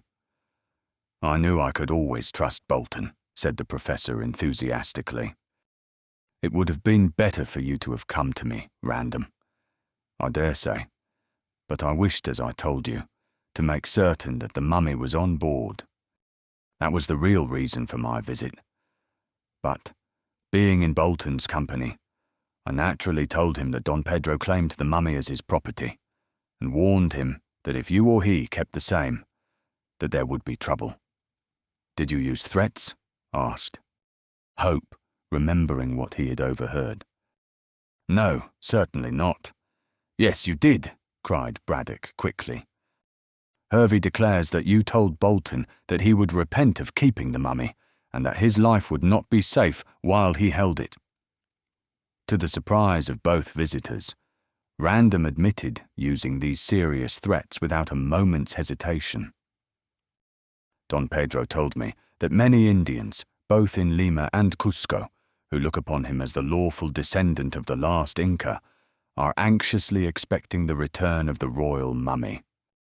He also stated that when the Indians knew who held the mummy, they would send one of themselves to get it back, if he, Don Pedro that is, did not fetch it.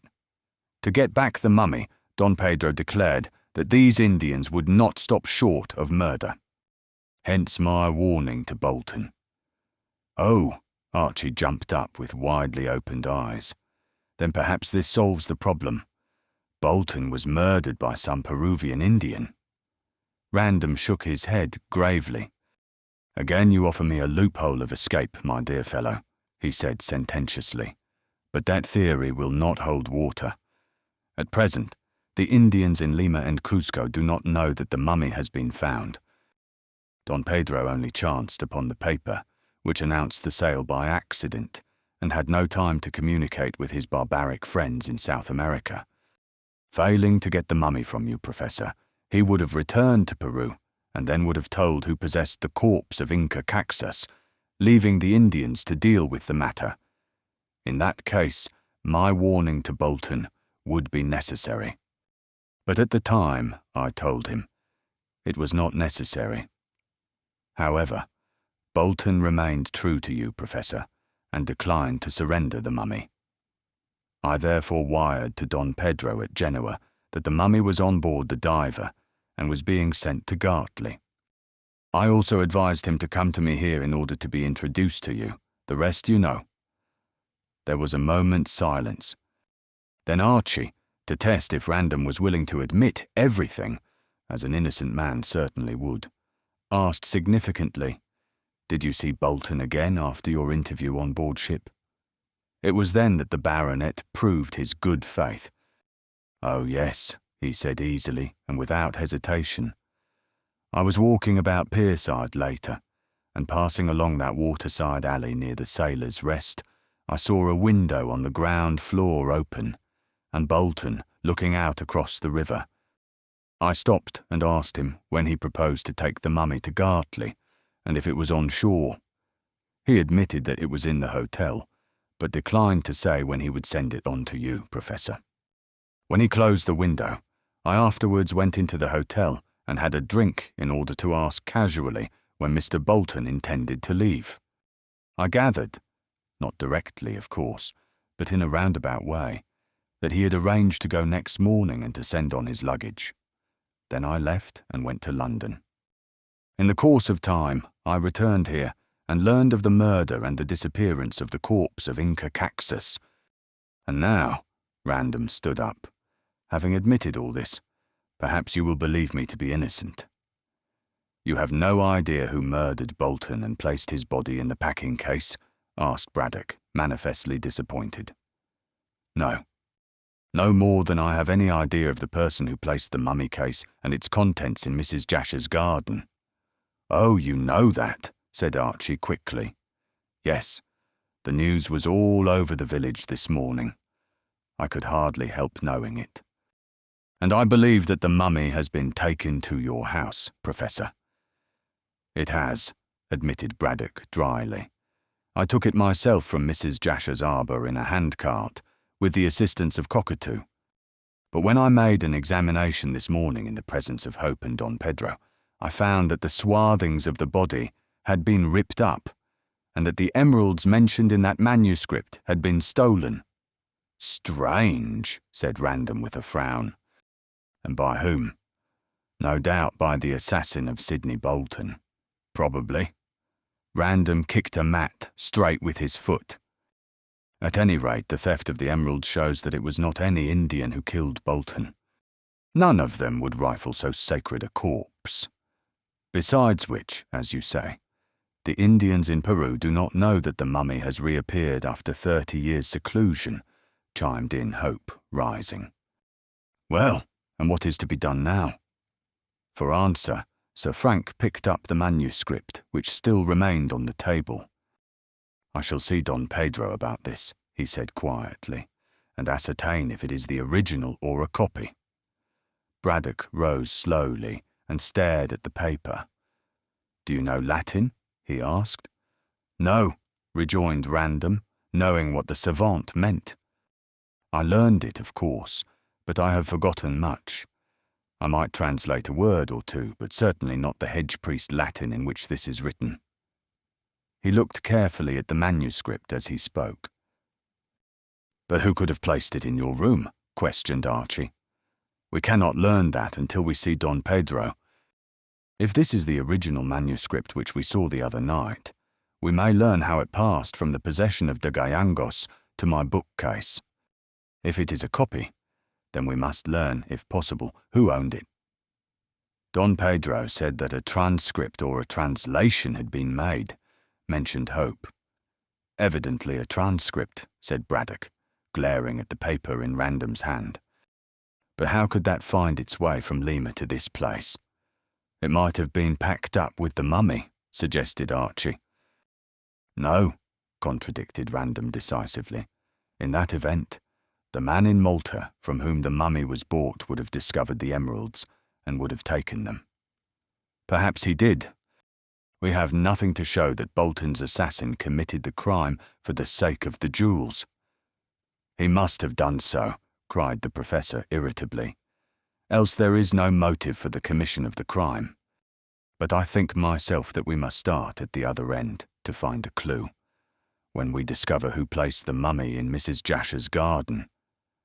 That will not be easy, murmured Hope thoughtfully, though of course the same must have been brought by river. Let us go down to the embankment and see if there are any signs of a boat having been brought there last night. And he moved to the door. Random?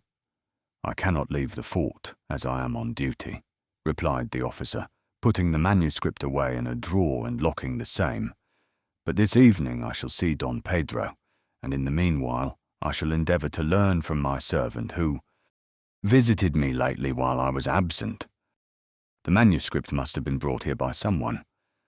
But I trust, he added as he escorted his two visitors to the door, that you now acquit me of— Yes, yes, yes, cried Braddock, hastily cutting him short and shaking his hand. I apologise for my suspicions. Now I maintain that you are innocent. And I never believed you to be guilty, cried Hope heartily. Thank you both, said Random simply, and having closed the door, he returned to a chair near the fire to smoke a pipe and meditate over his future movements. An enemy hath done this, said Random, referring to the concealment of the manuscript, but he could think of no one who desired to harm him in any way. Chapter 18. Recognition. Lucy and Mrs.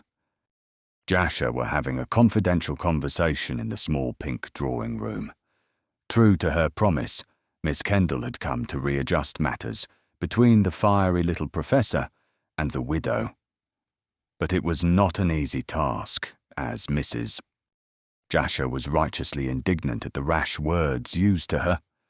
As if I knew anything about the matter, she repeated again and again in angry tones. "Why, my dear, he as good as told me I had murdered." Lucy did not let her finish. There, she said, speaking as she would have done to a fretful child. "You know what my father is." "It seems to me that I am just beginning to learn," said the widow bitterly, "and knowing how ready he is to believe ill of me, I think it is better. We should part forever. But you'll never be Lady Braddock. Even if I married him, I am not sure that I should be, since I learn that his brother is singularly healthy and comes of a long-lived family, and it will not be pleasant to live with your father when he has such a temper. That was only because he was excited. Think of your salon and of the position you wish to hold in London." "Ah, well," said Mrs. Jasher, visibly softening. "There is something to be said there. After all, one can never find a man who is perfection, and a very amiable man is usually a fool. One can't expect a rose to be without thorns. But really, my dear," she surveyed Lucy with mild surprise, "you appear to be very anxious that I should marry your father." "I want to see my father made comfortable before I marry Archie," said the girl with a blush. "Of course my father is quite a child in household affairs and needs everything done for him. Archie, I am glad to say, is now in a position to marry me in the spring. I want you to be married about the same time, and then you can live in Gartley, and—" "No, my dear," said Mrs. Jasher firmly.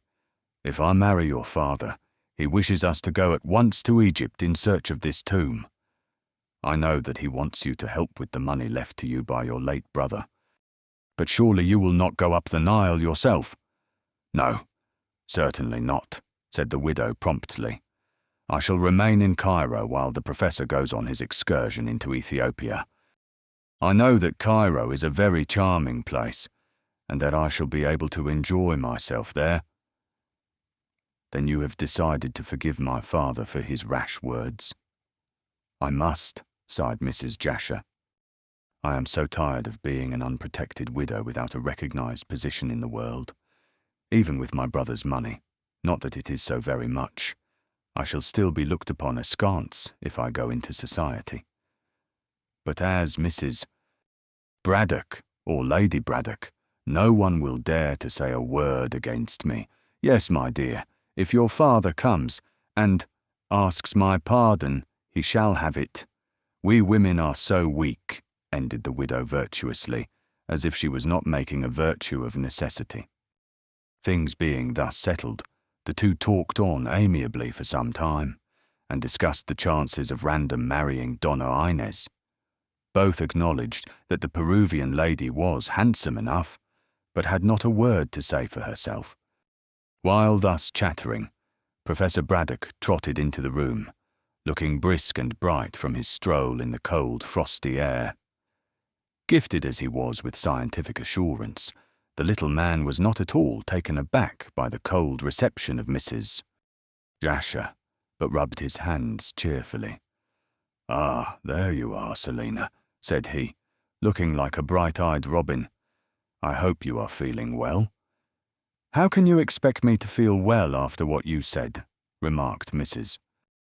Jasher reproachfully, and anxious to make a virtue of forgiveness. "Oh, I beg pardon. Surely, Selina, you are not going to make a fuss over a trifle like that? I did not give you permission to call me Selina." "Quite so. But as we are to be married, I may as well get used to your Christian name, my dear." "I am not so sure that we will be married," said Mrs. Jasher stiffly. "Oh, but we must," cried Braddock in dismay. "I am depending upon your money to finance my expedition to Queen Tahosa's tomb." "I see," observed the widow coldly, while Lucy sat quietly by and allowed the elder woman to conduct the campaign. "You want me for my money. There is no love in the question." "My dear, as soon as I have the time, say during our voyage to Cairo, whence we start inland up the Nile for Ethiopia. I shall make love whenever you like. And confound it, Selina, I admire you no end, to use a slang phrase. You are a fine woman and a sensible woman, and I am afraid that you are throwing yourself away on a snuffy old man like myself. Oh, no, no, pray do not say that, cried Mrs. Jasher, visibly moved by this flattery. You will make a very good husband if you will only strive to govern your temper. Temper? Temper? Bless the woman, I mean you, Selina. I have the very best temper in the world.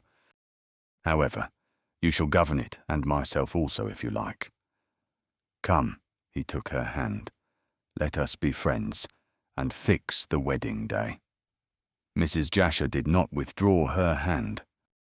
Then you do not believe that I have anything to do with this terrible murder? She asked playfully.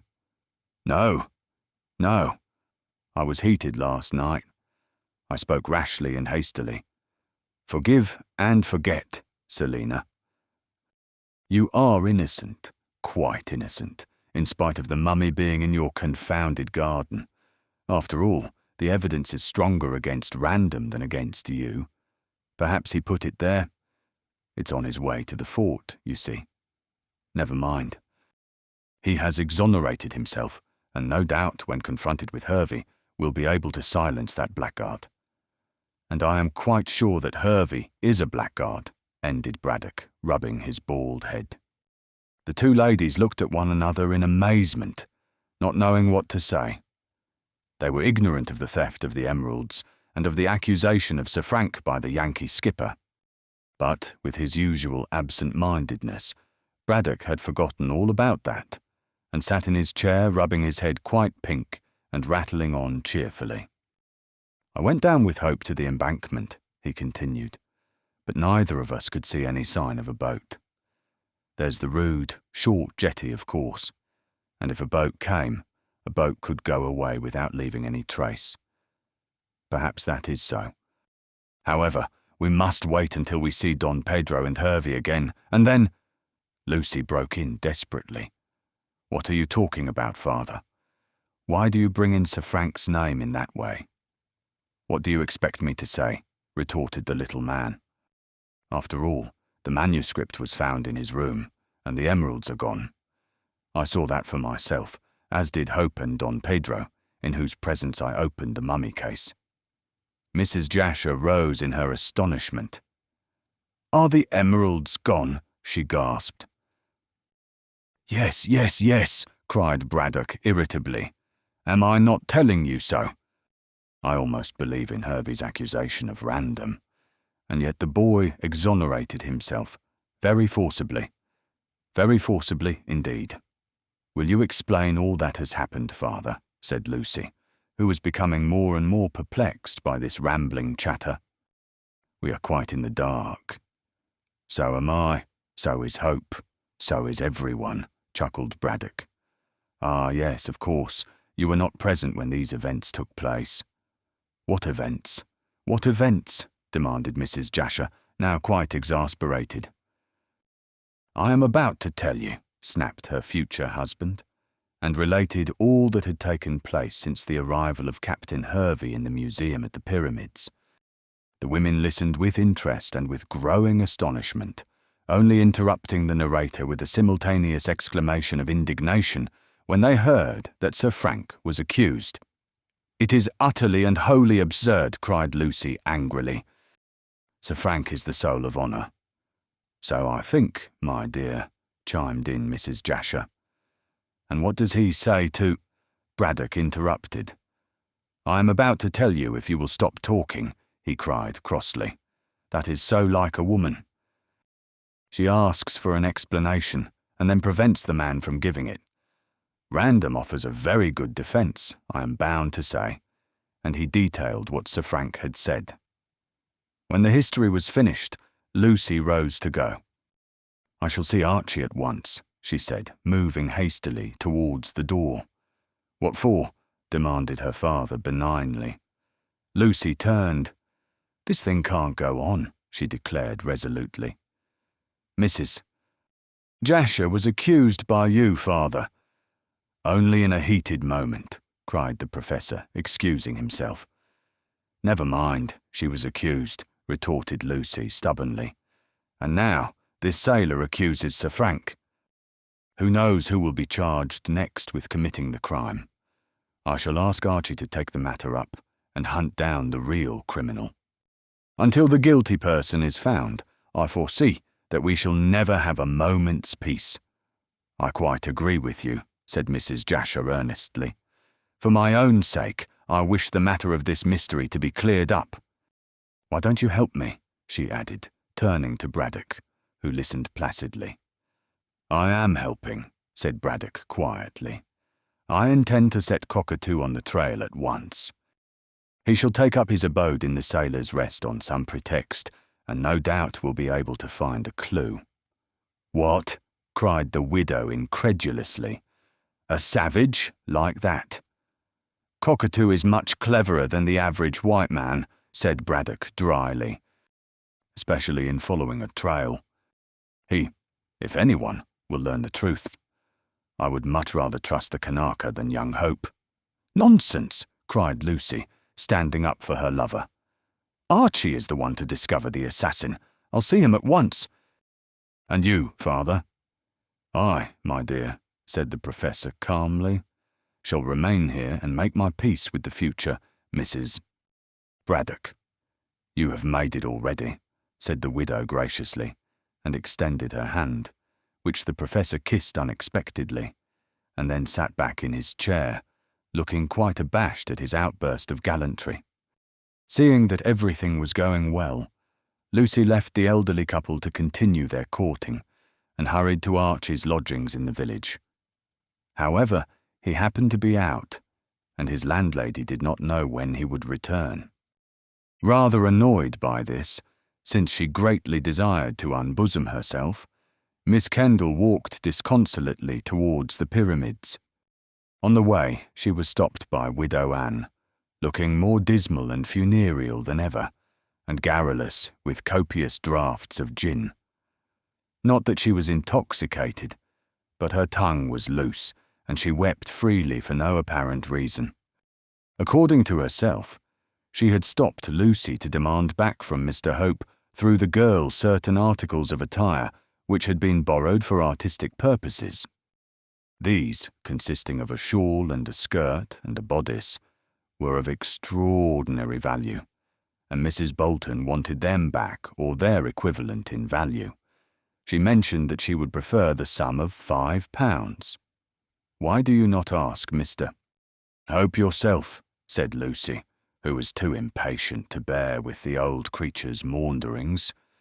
"If you gave him the things, he will no doubt return them."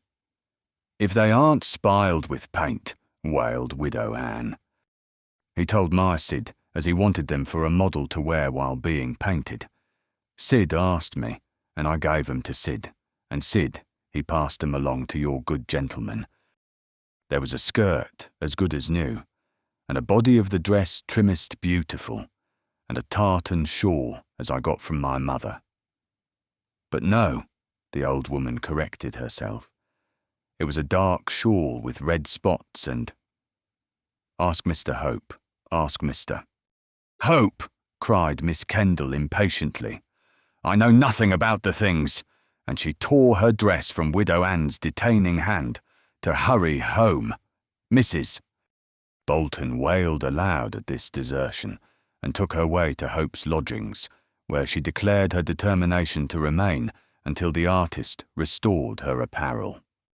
Lucy, for the moment, thought little of this interview, but on reflection, she thought it strange that Archie should borrow clothes from Mrs. Bolton through Sydney. Not that there was anything strange in Archie's procuring such garments, since he may have wanted them to clothe a model with. But he could easily have got such things from his landlady, or, if from Widow Anne, could have borrowed them direct without appealing to Sydney. Why, then, had the dead man acted as an intermediate party? This question was hard to answer, yet Lucy greatly wished for a reply, since she suddenly remembered how a woman in a dark dress and with a dark shawl over her head, had been seen by Eliza Flight, the housemaid of the Sailor's Rest, talking to Bolton. Through the window. Were the garments borrowed as a disguise? And did the person who had borrowed them desire that it should be supposed that Widow Anne was talking to her son? There was a chill hand clutching Lucy's heart as she went home, for the words of Mrs. Bolton seemed indirectly to implicate Hope in the mystery. She determined to ask him about the matter straight out when he came in that night to pay his usual visit. At dinner, the Professor was in excellent spirits, and actually became so human as to compliment Lucy on her housekeeping. He also mentioned that he hoped Mrs. Jasher would cater as excellently. Over coffee, he informed his stepdaughter that he had entirely won the widow's heart by abasing himself at her feet and withdrawing the accusation. They had arranged to be married in May, 1 or 2 weeks after Lucy became Mrs. Hope. In the autumn, they would start for Egypt, and would remain abroad for a year or more. In fact, said the Professor, setting down his cup and preparing to take his departure, everything is now settled excellently. I marry Mrs. Jasher. You, my dear, marry Hope, and Sir Frank marries Donna Inez, finished Lucy quickly. That, said Braddock stiffly, entirely depends upon what de Gallegos says to this accusation of Hervey's. Sir Frank is innocent. I hope so, and I believe so. But he will have to prove his innocence. I shall do my best, and I have sent round to Don Pedro to come here. We can then talk it over. Can Archie and I come in also? Asked Miss Kendall anxiously. Somewhat to her surprise, the Professor yielded a ready assent. By all means, my dear. The more witnesses we have, the better it will be. We must do all in our powers to bring this matter to a successful issue. So things were arranged, and when Archie came up to the drawing-room, Lucy informed him that Braddock was in the museum with Don Pedro, telling all that had happened. Hope was glad to hear that Lucy had secured the Professor's consent that they should be present, for the mystery of Bolton's terrible death was piquing him, and he dearly desired to learn the truth.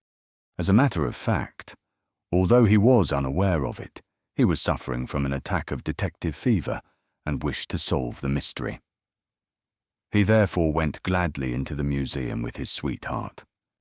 Oddly enough, as Lucy recollected when it was too late to speak, she quite forgot to relate what Widow Anne had said about the borrowed clothes. Don Pedro, looking more stiff and dignified than ever, was in the museum with Braddock. The two men were seated in comfortable chairs, and Cockatoo, some distance away, was polishing with a cloth the green mummy case of the fatal object which had brought about all the trouble. Lucy had half expected to see Donna Inez, but de Gallegos explained that he had left her writing letters to Lima in the Warrior Inn. When Miss Kendall and Hope were seated, the Peruvian expressed himself much surprised at the charge which had been brought against Sir Frank. If I can speak of such things in the presence of a lady, he remarked, bowing his head to Lucy. Oh yes, she answered eagerly.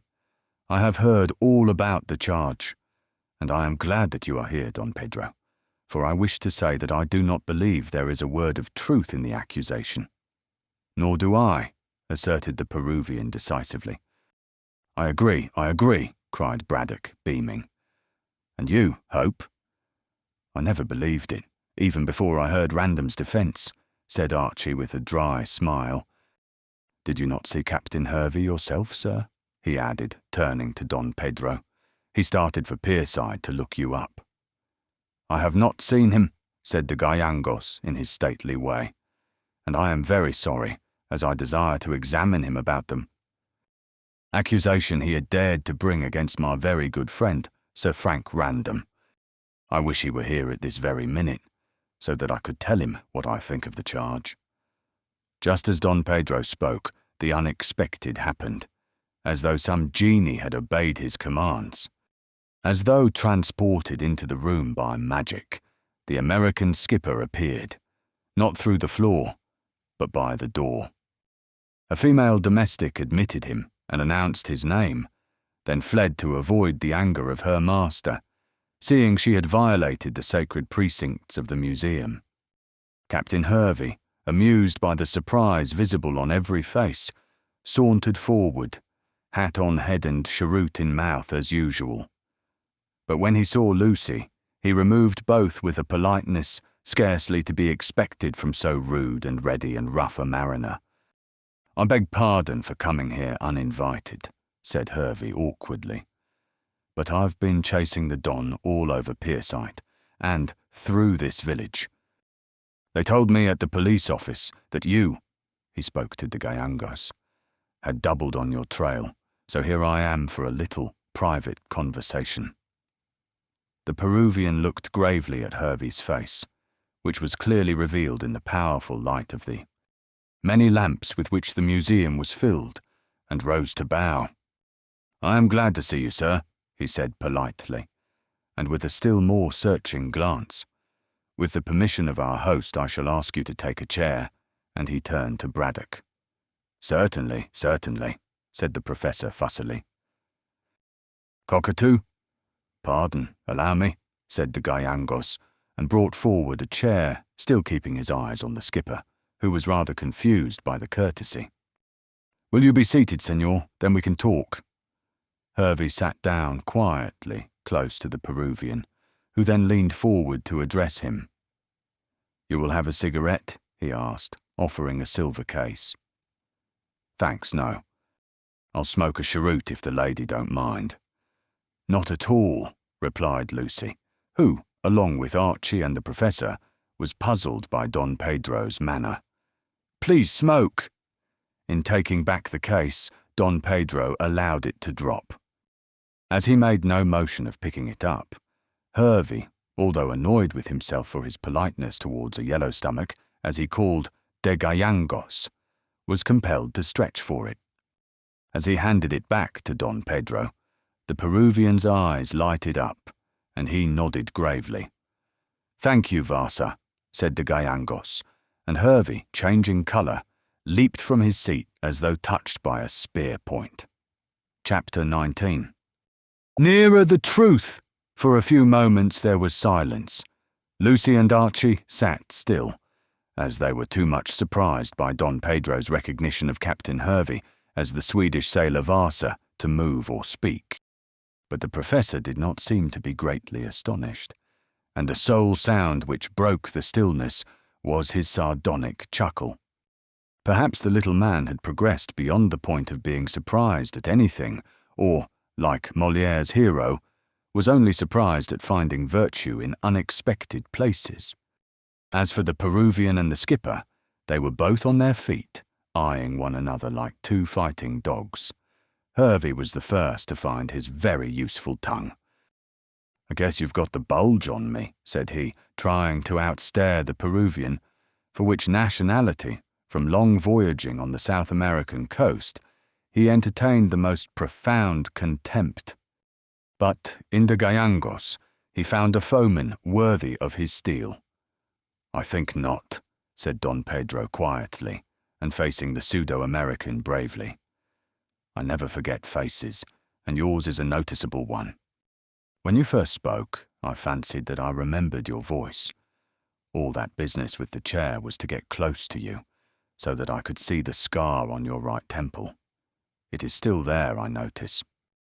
Also, I dropped my cigarette case and forced you to pick it up, so that, when you stretched your arm, I might see what mark was on your left wrist. It is a serpent encircling the sun, which Lola Farjados induced you to have tattooed when you were in Lima 30 years ago. Your eyes are blue and full of light, and as you were 20 when I knew you, the lapse of years has made you 50, your present age." "Shucks," said Hervey coolly, and sat down to smoke. Don Pedro turned to Archie and Braddock. "Mr. Hope." "Professor," he remarked, "if you remember the description I gave of Gustav Vasa, I appeal to you to see if it does not exactly fit this man." "It does," said Archie unhesitatingly, although I cannot see the tattooed left wrist to which you refer. Hervey, still smoking, made no offer to show the symbol, but Braddock unexpectedly came to the assistance of Don Pedro. "The man is Vasa right enough," he remarked abruptly. "Whether he is Swedish or American I cannot say. But he is the same man I met when I was in Lima 30 years ago, after the war." Hervey slowly turned his blue eyes on the scientist with a twinkle in their depths. "So you recognized me," he observed with his Yankee drawl. "I recognized you at the moment I hired you to take the diver to Malta to bring back that mummy," retorted Braddock. "But it didn't suit my book to let on. Didn't you recognize me?" "Wall, no," said Hervey, his drawl more pronounced than ever. "I haven't got the memory for faces that you and the Don here seem to possess. Huh?" He wheeled his chair and faced Braddock squarely. "I'd have thought you wiser not to back up the Don, sir." Braddock's little eyes sparkled. "I am not afraid of you," said he with great contempt. "I never did anything for which you could get money out of me for, Captain Hervey or Gustav Vasa, or whatever your name might be." "You were always a mighty spry man," assented the skipper coolly. "But spry men, I take it, make mistakes from being too almighty smart." Braddock shrugged his shoulders, and Don Pedro intervened. "This is all beside the point," he remarked angrily. "Captain Hervey, do you deny that you are Gustav Vasa in the face of this evidence?" Hervey drew up the left sleeve of his reefer jacket and showed on his bared wrist the symbol of the sun and the encircling serpent. "Is that enough?" he drawled. "Or do you want to look at this?" And he turned his head to reveal his scarred right temple. "Then you admit that you are Vasa?" "Well," drawled the captain again, "that's one of my names, I guess, though I haven't used it since I traded that blamed mummy in Paris 30 years ago. There's nothing like owning up." "Are you not Swedish?" asked Lucy timidly. "I am a citizen of the world, I guess," replied Hervey with great politeness for him, "and America suits me for headquarters as well as any other nation. I might be Swedish or Danish or a Dago for choice. Vasa may be my name, or Hervey, or anything you like. But I guess I'm a man all through." "And a thief," cried Don Pedro, who had resumed his seat, but was keeping quiet with difficulty. "Not of those emeralds," rejoined the skipper coolly. "Lord, to think of the chance I missed. 30 years ago I could have looted them, and again the other day. But I never knew, cried Hervey regretfully, with his vividly blue eyes on the mummy. "I could just as kick myself, gentlemen, when I think of the miss." "Then you didn't steal the manuscript along with the emeralds?" "Wall, I did," cried Hervey, turning to Archie, who had spoken. "But it was in a furrin lingo, to which I didn't catch on. If I'd known I'd have learned about those blamed emeralds." "What did you do with the copy of the manuscript you stole?" asked Don Pedro sharply. "I know there was a copy, as my father told me so. I have the original myself, but the transcript, and not a translation, as I fancied, appeared in Sir Frank Random's room today, hidden behind some books." Hervey made no move, but smoked steadily, with his eyes on the carpet. However, Archie, who was observing keenly, saw that he was more startled than he would admit. The explanation had taken him by surprise. "Explain," cried the Peruvian sharply. Hervey looked up and fixed a pair of very evil eyes on the Don. "See here," he remarked.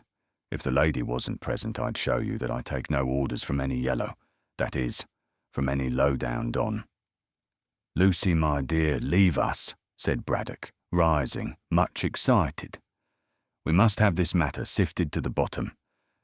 And if Hervey can explain better in your absence, I think you should go." Although Miss Kendall was very anxious to hear all that was to be heard, she saw the advisability of taking this advice, especially as Hope gave her arm a meaning nudge. "I'll go," she said meekly, and was escorted by her lover to the door. There she paused. "Tell me all that takes place," she whispered, and when Archie nodded, she vanished promptly. The young man closed the door and returned to his seat in time to hear Don Pedro reiterate his request for an explanation. "And s'pose I can't oblige," said the skipper, now more at his ease since the lady was out of the room. "Then I shall have you arrested," was the quick reply. "For what?" "For the theft of my mummy." Hervey laughed raucously. "I guess the law can't worry me about that after 30 years, and in a low-down country like Peru. Your government has shifted 50 times since I looted the corpse." This was quite true, and there was absolutely no chance of the skipper being brought to book. Don Pedro looked rather disconsolate, and his gaze dropped under the glare of Hervey's eyes, which seemed unfair, seeing that the Don was as good as the captain was evil. "You can't expect me to condone the theft," he muttered. "I reckon I don't expect anything," retorted Hervey coolly. "I looted the corpse, I don't deny, and—" "After my father had treated you like a son," said Don Pedro bitterly. "You were homeless and friendless, and my father took you in, only to find that you robbed him of his most precious possession." The skipper had the grace to blush and shifted uneasily in his chair. "You can't say truer than that," he grumbled, averting his eyes. "I guess I'm a bad lot all through. But a friend of mine wanted the corpse and offered me a heap of dollars to see the business through." "Do you mean to say that someone asked you to steal it?" "No," put in Braddock unexpectedly, "for I was the friend." "You!" Don Pedro swung round in great astonishment, but the professor faced him with all the consciousness of innocence. "Yes," he remarked quietly. "As I told you, I was in Peru 30 years ago. I was then hunting for specimens of Inca mummies. Varsa, this man now called Hervey, told me that he could obtain a splendid specimen of a mummy, and I arranged to give him £100 to procure what I wanted. But I swear to you, de Gallangos," continued the little man earnestly, "that I did not know he proposed to steal the mummy from you." "You knew it was the green mummy?" asked Don Pedro sharply. "No, I only knew that it was a mummy." "Did Varsa get it for you?" "I guess not," said the gentleman who confessed to that name. "The professor went to Cusco and got into trouble." "I was carried off to the mountains by some Indians," interpolated the professor, "and only escaped after a year's captivity. I did not mind that, as it gave me the opportunity of studying a decaying civilization. But when I returned a free man to Lima, I found that Varsa had left the country with the mummy." "That's so," assented Hervey, waving his hand. "I got a berth as second mate on a windjammer sailing to Europe, and as the country wasn't healthy for me since I'd looted the green mummy, I took it abroad and yanked it to Paris, where I sold it for a couple of £100. With that, I changed my name and had a high old time. I never heard of the blamed thing again until the professor here turned up with Mr. Bolton at Pierside, asking me to bring it in the diver from Malta. It was what you'd call a coincidence, I reckon," added Hervey lazily. "But I did cry small when I heard the professor here had paid 900 for a thing I'd let slip for 200. Had I known of those infernal emeralds, I'd have ripped open the case on board and would have recouped myself. But I knew nothing, and Bolton never told me." "How could he?" asked Braddock quietly, "when he did not know that any jewels were buried with the dead?" "I did not know either, and I have explained why I wanted the mummy. But it never struck me until I hear what you say now, that this mummy," he nodded towards the green case, "was the one which you had stolen at Lima from de Gallangos. But you must do me the justice, Captain Hervey, to tell Don Pedro that I never countenanced the theft. No, you were square enough, I guess. The sin is on my own blessed shoulders, and I don't ask it to be shifted. What did you do with the copy of the manuscript? Asked Don Pedro. Hervey ruminated. I can't think, he mused. I found a screed of Latin along with the mummy when I looted it from your Lima house, but it dropped out of my mind as to what became of it. Maybe I passed it along to the Paris man, and he sold it along with the corpse to the Maltese gent. But I tell you this copy was found in Sir Frank's room, insisted de Gallegos. How did it come to be there? Captain Hervey rose and took a turn up and down the room. When Cockatoo came in his way, he calmly kicked him aside. What do you think, mister? Hope, he asked, coming to a full stop before Archie, while Cockatoo crept away with a very dark scowl. I don't know what to think, replied that young gentleman promptly, save that Sir Frank is my very good friend, and that I take his word that he knows nothing of how the manuscript came to be hidden in his bookcase. Huh, said Hervey scornfully, and took another turn up and down the room in silence. I surmise that your friend isn't a white man. Hope leaped to his feet. That's a lie, he said distinctly. I'd have shot you for that down Chile way, snapped the skipper. Possibly, retorted the artist dryly. But I happen to be handy with my revolver also. I say again that you lie. Random is not the man to commit so foul a crime. Then how did the manuscript get into his room? Questioned Hervey. He is trying to learn, and when he does, we'll come here to let us all know, Captain Hervey. But I ask you, on what grounds you accuse him? Oh, I know all you said today, added Hope scornfully, waving his hand. But you can't prove that Random got the manuscript. If it's in his room, as you acknowledge, I can, said Hervey, speaking in a much more cultivated tone. See here. As I said before, that copy must have been passed along with the corpse to the Maltese man. Well then, the professor here bought the corpse, and with it the manuscript. No, contradicted the little man, prodigiously excited. Bolton wrote to me full particulars of the mummy, but said nothing about any manuscript. Well, he wouldn't, replied Hervey calmly, seeing that he'd know Latin. He did know Latin, admitted Braddock uneasily. I taught him myself. But do you mean to say that he got that manuscript and read it and intended to keep the fact of the emerald secret? Hervey nodded 3 times and twisted his cheroot in his mouth. How else can you figure the business out? He demanded quietly, and with his eyes fixed on the excited professor. Bolton must have got that manuscript, as I can't remember what I did with it, save pass it along with the corpse. He, as you admit, doesn't tell you about it when he writes. Well then, I reckon he calculated getting this corpse to England and intended to steal the emeralds when safely ashore. But he could have done that on the boat, said Archie quickly. I guess not, with me about, said Hervey coolly. I'd have spotted his game and would have howled for shares. You dare to say that? Demanded de Gallegos fiercely. Keep your hair on.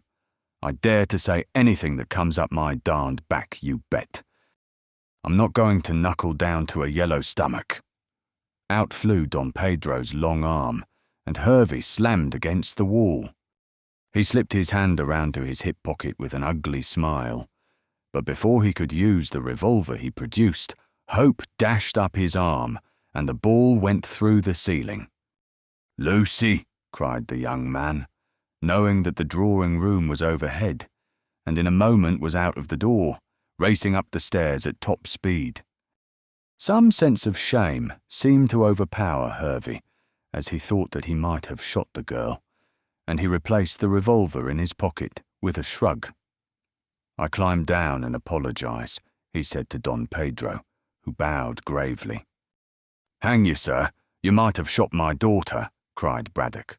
The drawing-room, where she is sitting, is right overhead, and— As he spoke, the door opened, and Lucy came in on Archie's arm, She was pale with fright, but had sustained no damage. It seemed that the revolver bullet had passed through the floor some distance away from where she was sitting. "I offer my humble apologies, miss," said the cowed Hervey. "I'll break your neck, you ruffian," growled Hope, who looked, and was, dangerous. "How dare you shoot here and—" "It's all right," interposed Lucy, not wishing for further trouble. "I am all safe. But I shall remain here for the rest of your interview, Captain Hervey, as I am sure you will not shoot again in the presence of a lady."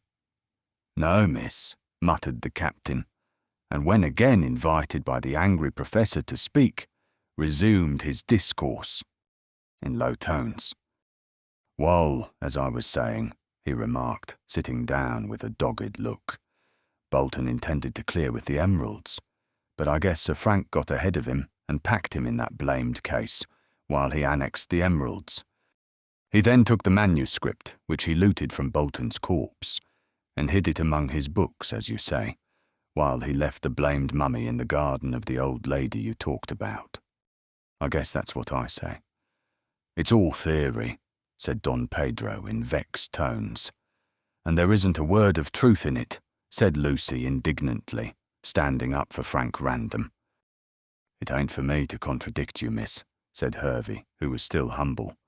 "But I ask you, if what I say ain't true, how did that copy of the manuscript come to be in that aristocrat's room?" There was no reply made to this, and although everyone present, save Hervey, believed in Random's innocence, no one could explain. The reply came after some further conversation, by the appearance of the soldier himself in mess kit. He walked unexpectedly into the room with Donna Inez on his arm, and at once apologized to de Gallegos. "I called to see you at the inn, sir," he said, "and as you were not there, I brought your daughter along with me to explain about the manuscript." "Ah, yes. We talk of that now. How did it come into your room, sir?" Random pointed to Hervey. "That rascal placed it there," he said firmly.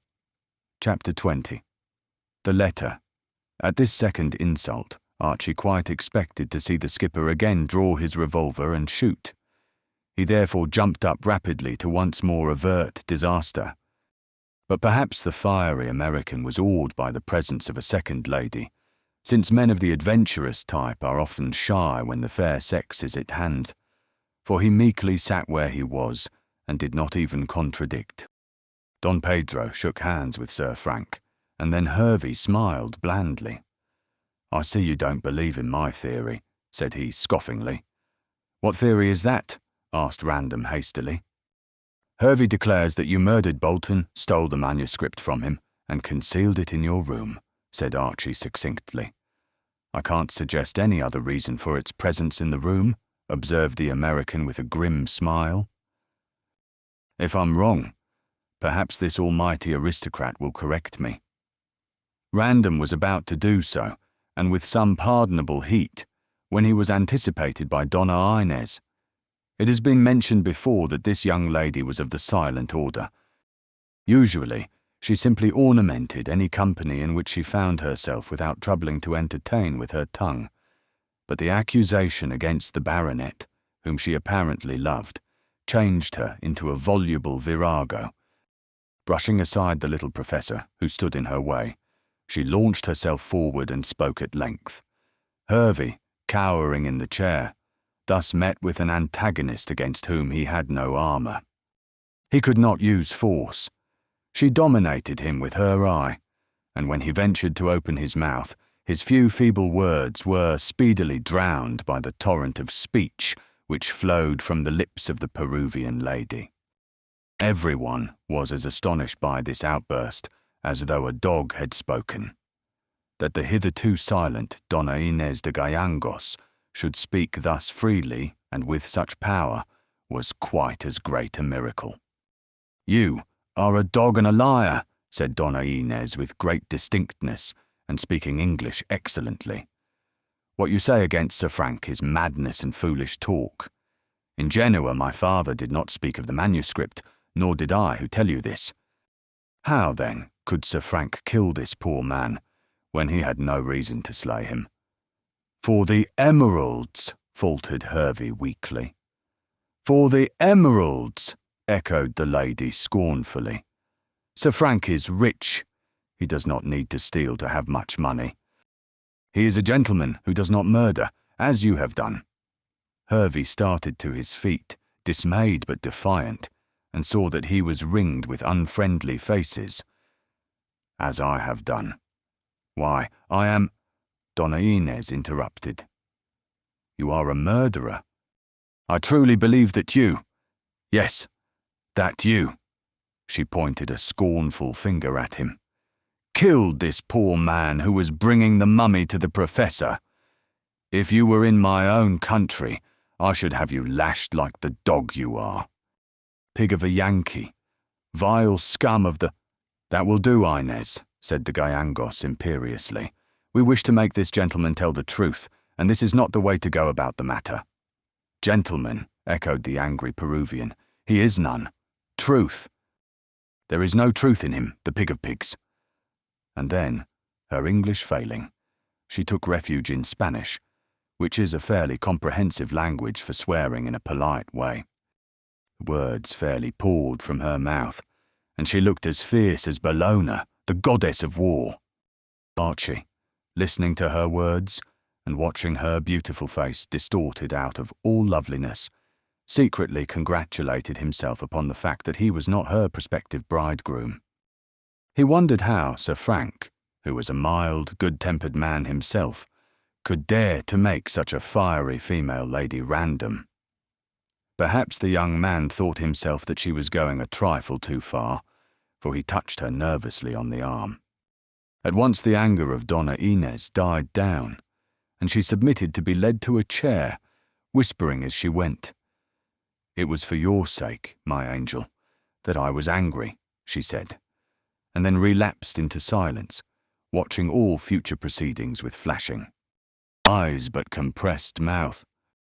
Well, muttered Hervey with his invariable drawl, now that the lady has eased her mind, I should like to know why this aristocrat says I placed that manuscript in his room. You shall know, and at once, said Random promptly. Did you not call to see me a day or so ago? I did, sir. I wished to tell you what I had discovered, so that you might pay me to shut my mouth if you felt so inclined. I asked where your room was, sir, and walked right in, since your flunky was not at the door. Quite so. You were in my room for a few minutes. Say 5, interpolated the American imperturbably, and then came down. You met my servant, who told you that I would not be back for 5 or 6 hours. That's just as you state, sir. I was sorry to miss you, but my time being valuable, I had to get back to Pierside.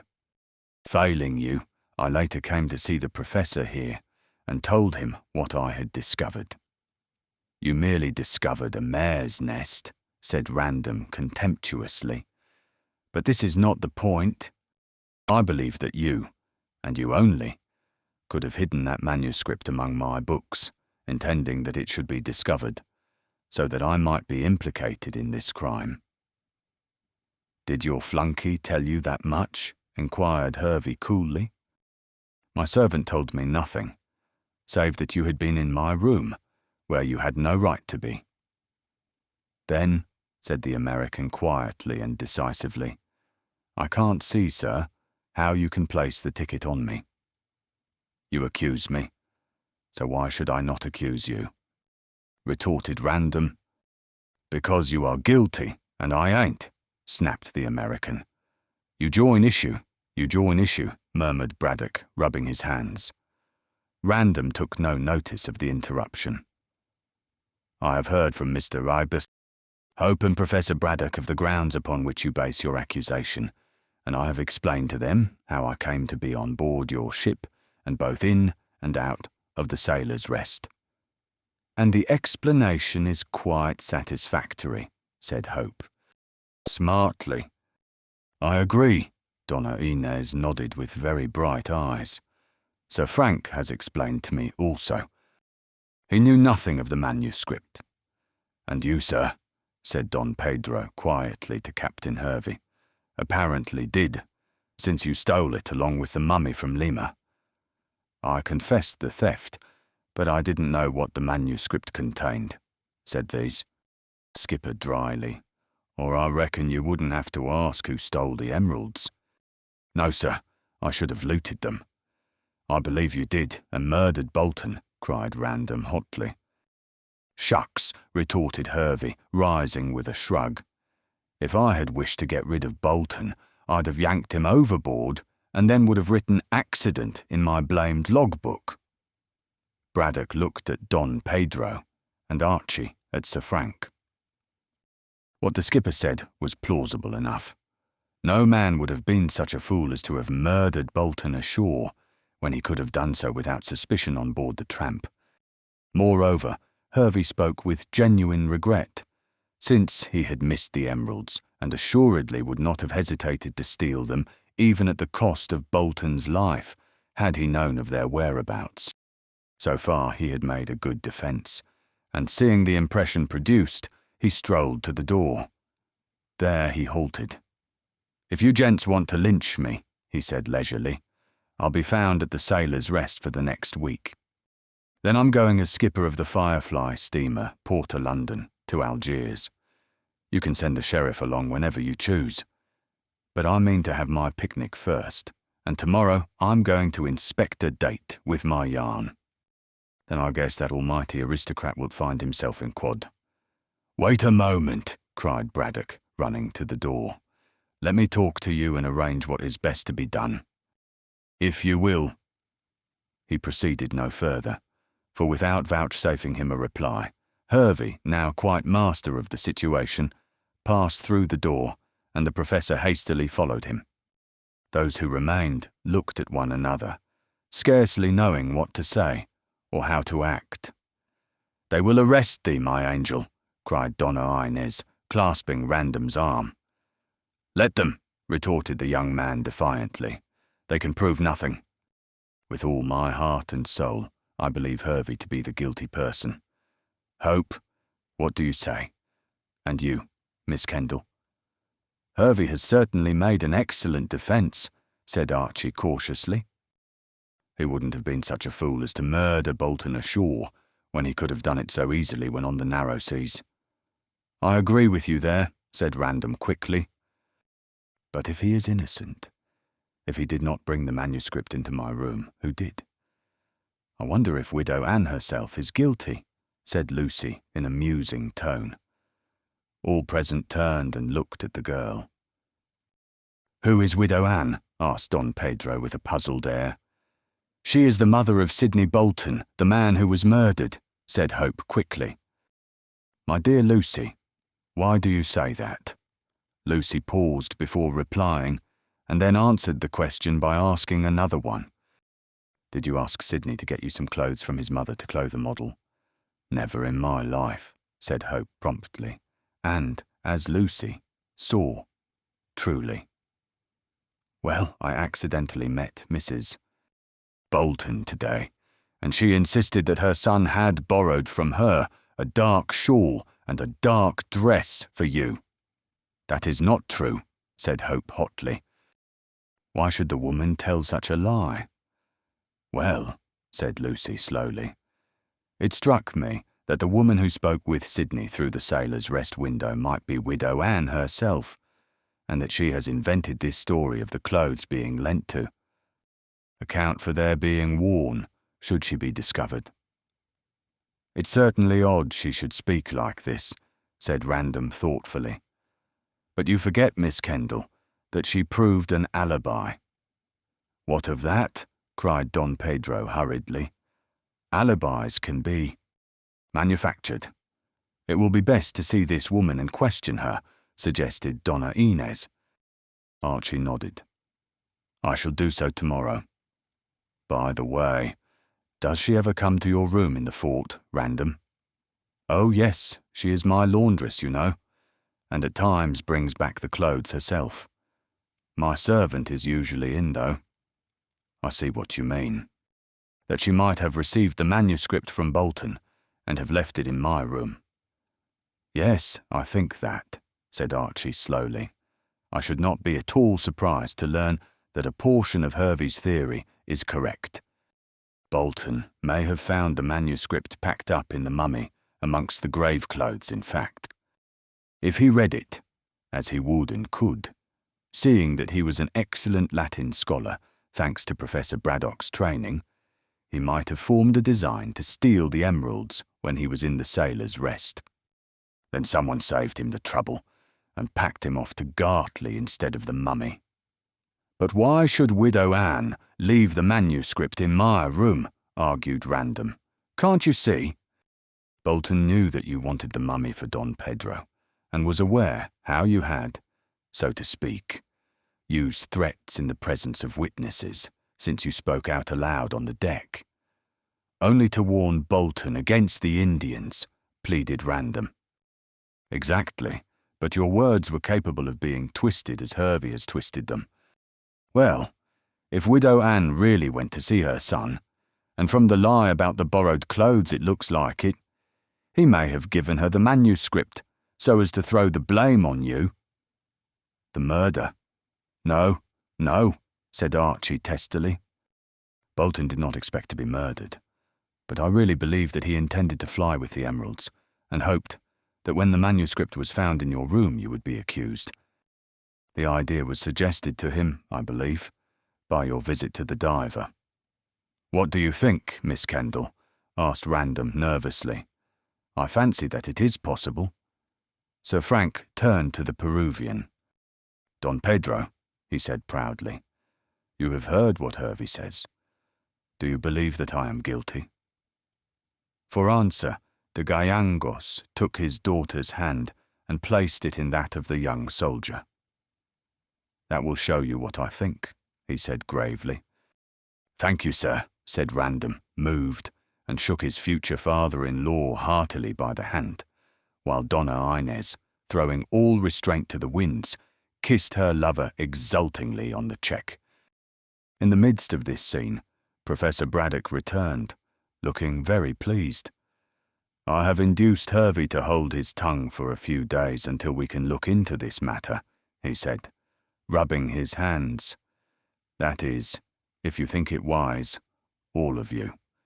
Otherwise, I am quite willing to go myself tomorrow and tell the police."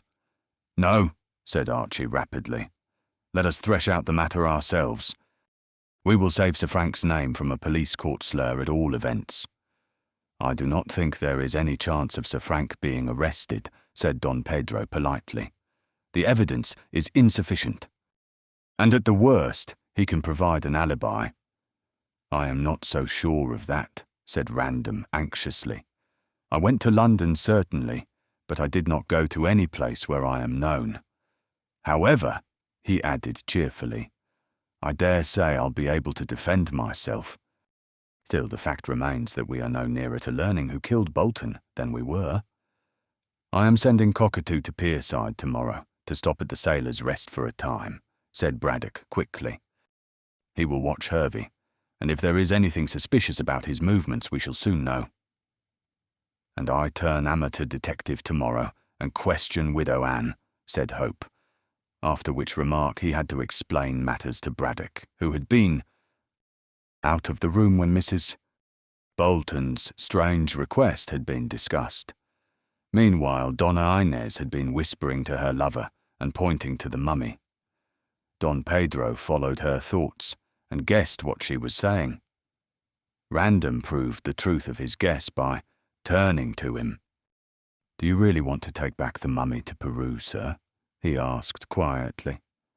"Certainly. Inca Caxus was my forefather. I do not wish to leave him in this place. His body must be restored to its tomb. All the Indians who look upon me as their present Inca expect me to bring the body back. Although," added de Gallangos gravely, "I did not come to Europe to look for the mummy, as you know." "Then I shall buy the mummy," said Random impetuously. "Professor, will you sell it to me?" "Now that I have examined it thoroughly, I shall be delighted," said the little man, say for £2,000. Not at all, interposed Don Pedro. You mean 1,000. Of course he does, said Lucy. Quickly, and the cheque must be paid to Archie, Sir Frank. To me? To me, cried Braddock indignantly. I insist. The money belongs to Archie, said Lucy obstinately. You have seen what you desired to see, father, and as Archie only lent you the money, it is only fair that he should have it again. Oh, let the Professor have it, said Hope good-naturedly. No, no, no. Random laughed. I shall make the cheque payable to you, Miss Kendall, and you can give it to whomsoever you choose, he said. And now, as everything has been settled so far, I suggest that we should retire. Come to my rooms at the inn, said Don Pedro, opening the door. I have much to say to you. Good night, Professor. Tomorrow let us go to Pierside and see if we cannot get at the truth. And tomorrow, cried Random, I shall send the cheque, sir. When the company departed, Lucy had another wrangle with her father about the cheque. As Archie had gone away, she could speak freely, and pointed out that he was enjoying her mother's income and was about to marry Mrs. Jasher, who was rich. Therefore, argued Lucy, you certainly do not want to keep poor Archie's money. He paid me that sum on condition that I consented to the wedding. He did nothing of the sort, she cried indignantly. I am not going to be bought and sold in this manner. Archie lent you the money, and it must be returned. Don't force me to think you selfish, father. The upshot of the argument was that Lucy got her own way, and the Professor rather unwillingly agreed to part with the mummy and restore the £1,000. But he regretted doing so, as he wished to get all the money he could to go towards his proposed Egyptian expedition, and Mrs. Jasher's fortune, as he assured his stepdaughter, was not so large as might be thought. However, Lucy overruled him, and retired to bed, congratulating herself that she would soon be able to marry Hope. She was beginning to grow a trifle weary of the Professor's selfish nature, and wondered how her mother had put up with it for so long.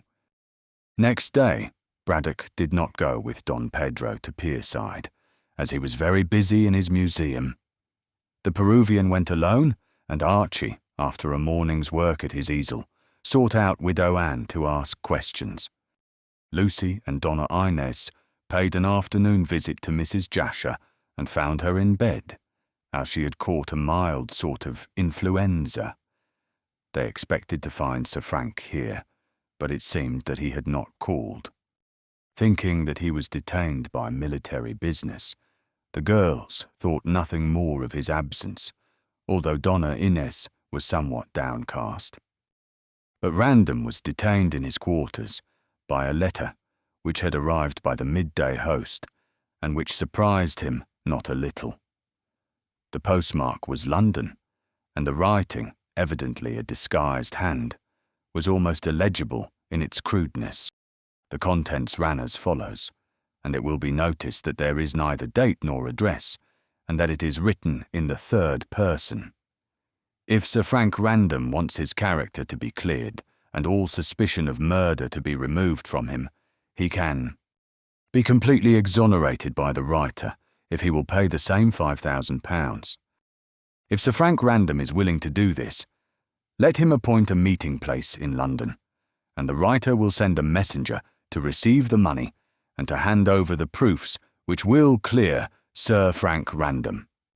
If Sir Frank Random plays the writer false or communicates with the police, proofs will be forthcoming which will prove him to be guilty of Sidney Bolton's death and which will bring him to the scaffold without any chance of escape. A couple of lines in the agony column of the Daily Telegraph, signed artillery and appointing a meeting place, will suffice. But beware of treachery. Chapter 21. A Story of the Past. Mrs. Jasher's influenza proved to be very mild indeed.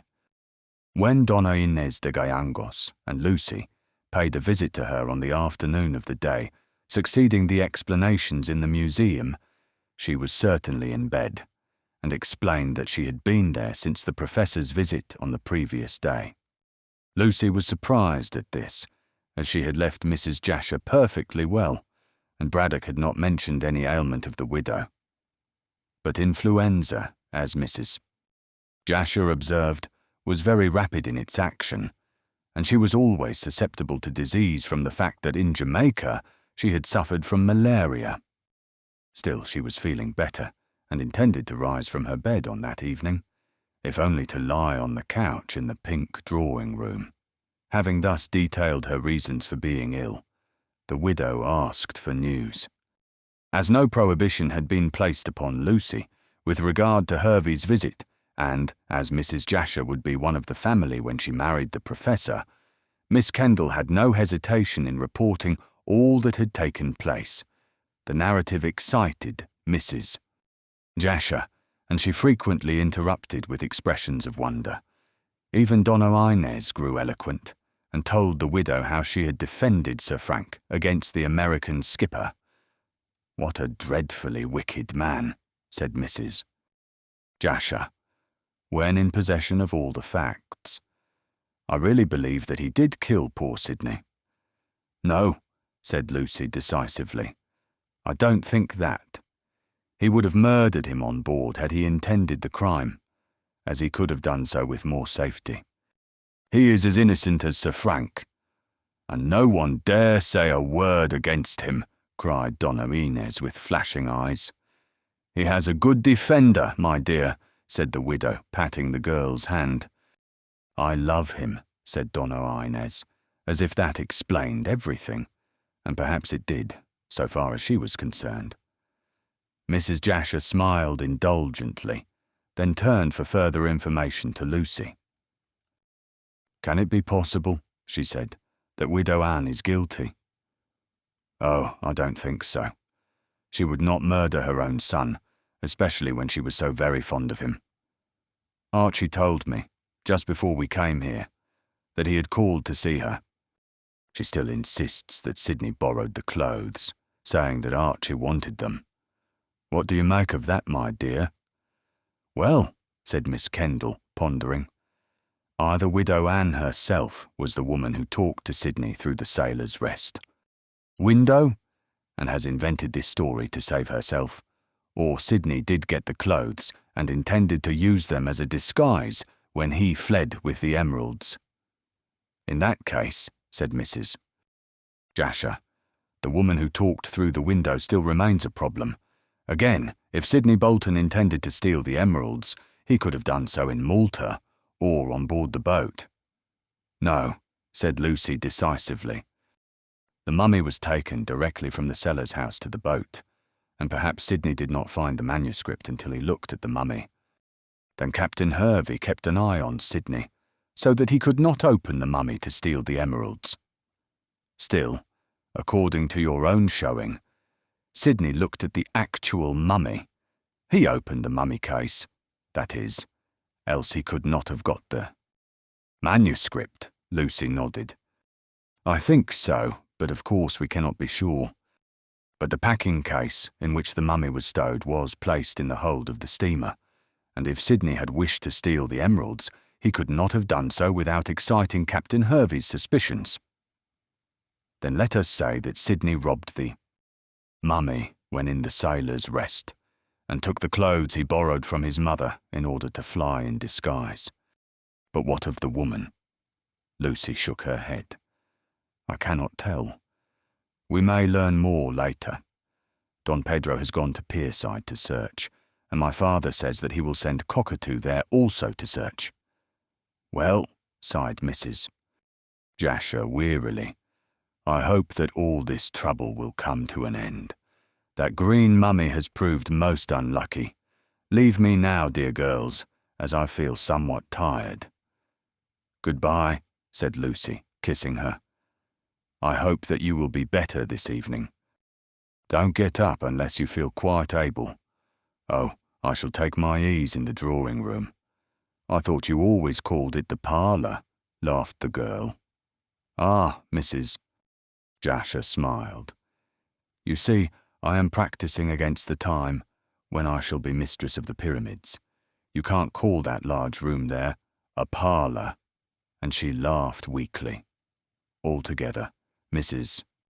Jasher impressed both Lucy and Donna Inez with the fact that she was very weak and scarcely able, as she put it, to draw one leg after the other. Both the girls would have been surprised to see what a hearty meal Mrs. Jasher made that evening, when she was up and dressed. Perhaps she felt that her strength needed keeping up, but she certainly partook largely of the delicate dinner provided by Jane, who was a most excellent cook. After dinner, Mrs. Jasher lay on a pink couch in the pink parlour by a splendid fire, for the night was cold and raw, with a promise of rain. The widow had a small table at her elbow, on which stood a cup of coffee and a glass of liquor. The rose-coloured curtains were drawn, the rose-shaded lamps were lighted, and the whole interior of the cottage looked very comfortable indeed. So, Jasher, in a crocus-yellow tea-gown trimmed with rich black lace, reclined on her couch like Cleopatra in her barge. In the pink light, she looked very well preserved, although her face wore an anxious expression.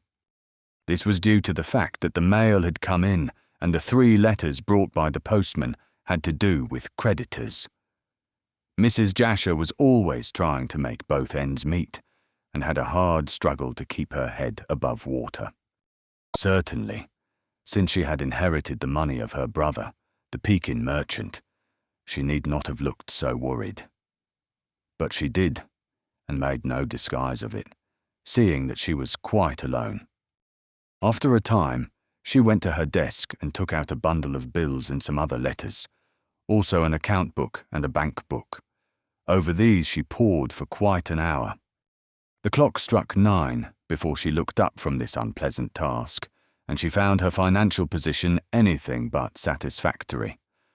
With a weary sigh, she rose and stared at herself in the mirror over the fireplace, frowning as she did so. "Unless I can marry the professor at once, I don't know what will happen to me," she mused gloomily. "I have managed very well so far, but things are coming to a crisis. These devils," she alluded to her creditors, "will not keep off much longer, and then the crash will come.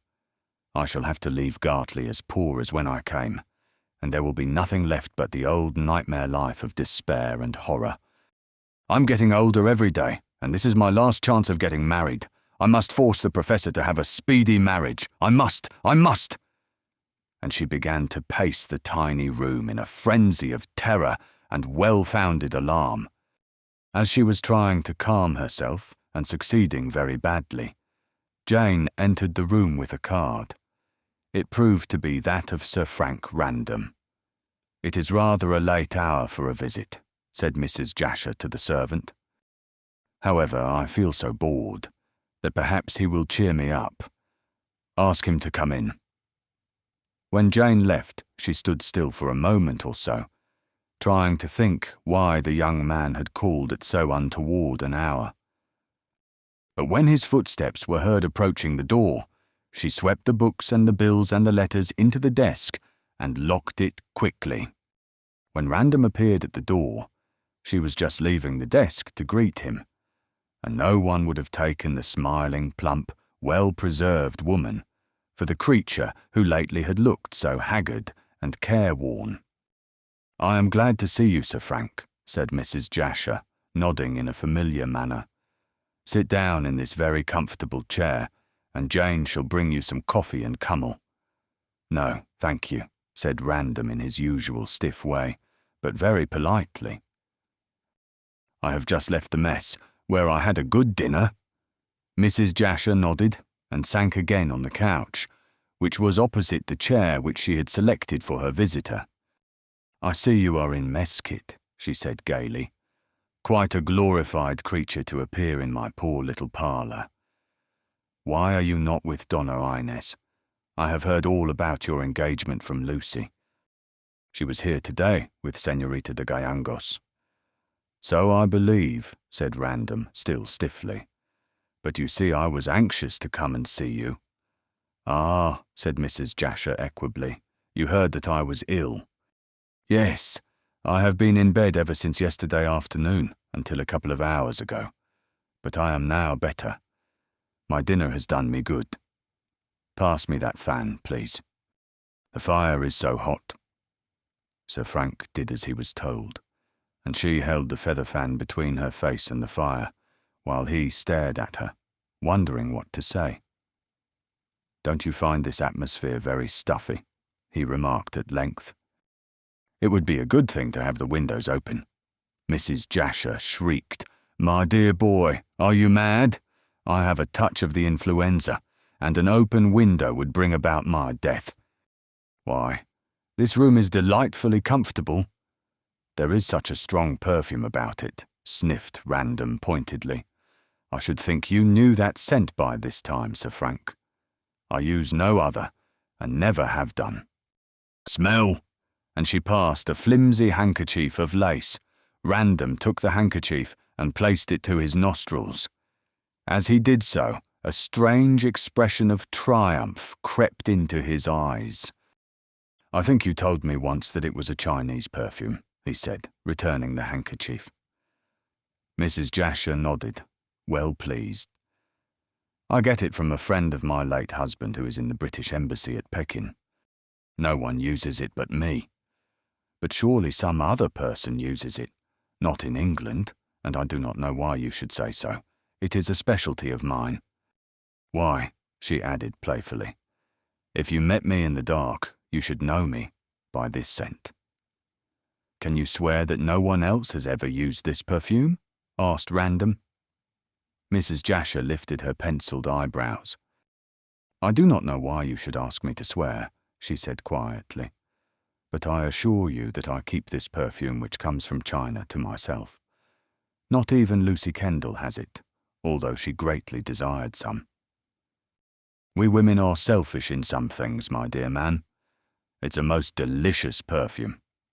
"Yes," said Sir Frank, staring at her, "and very strong." "What do you mean by that?" "Nothing. Only I should think that such a perfume would be good for the cold you contracted by going to London last night."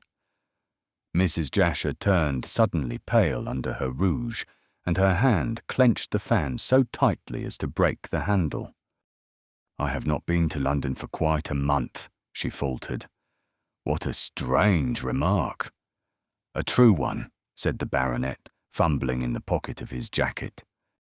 "You went to London last night by the 7 o'clock train to post this," and he held out the anonymous letter. The widow, now quite pale and looking years older, sat up on the couch with a painful effort, which suggested old age. "I don't understand," she said, trying to speak calmly. "I was not in London, and I did not post any letter. If you came here to insult me—" "There can be no insult in asking a few questions," said Random, throwing aside his stiffness and speaking decisively. "I received this letter, which bears a London postmark by the midday post. The handwriting is disguised, and there is neither address nor signature nor date. You manufactured your communication very cleverly, Mrs. Jasher, but you forgot that the Chinese perfume might betray you." "The perfume? The perfume?" Mrs. Jasher gasped, and saw in a moment how the late conversation had led her to fall into a trap.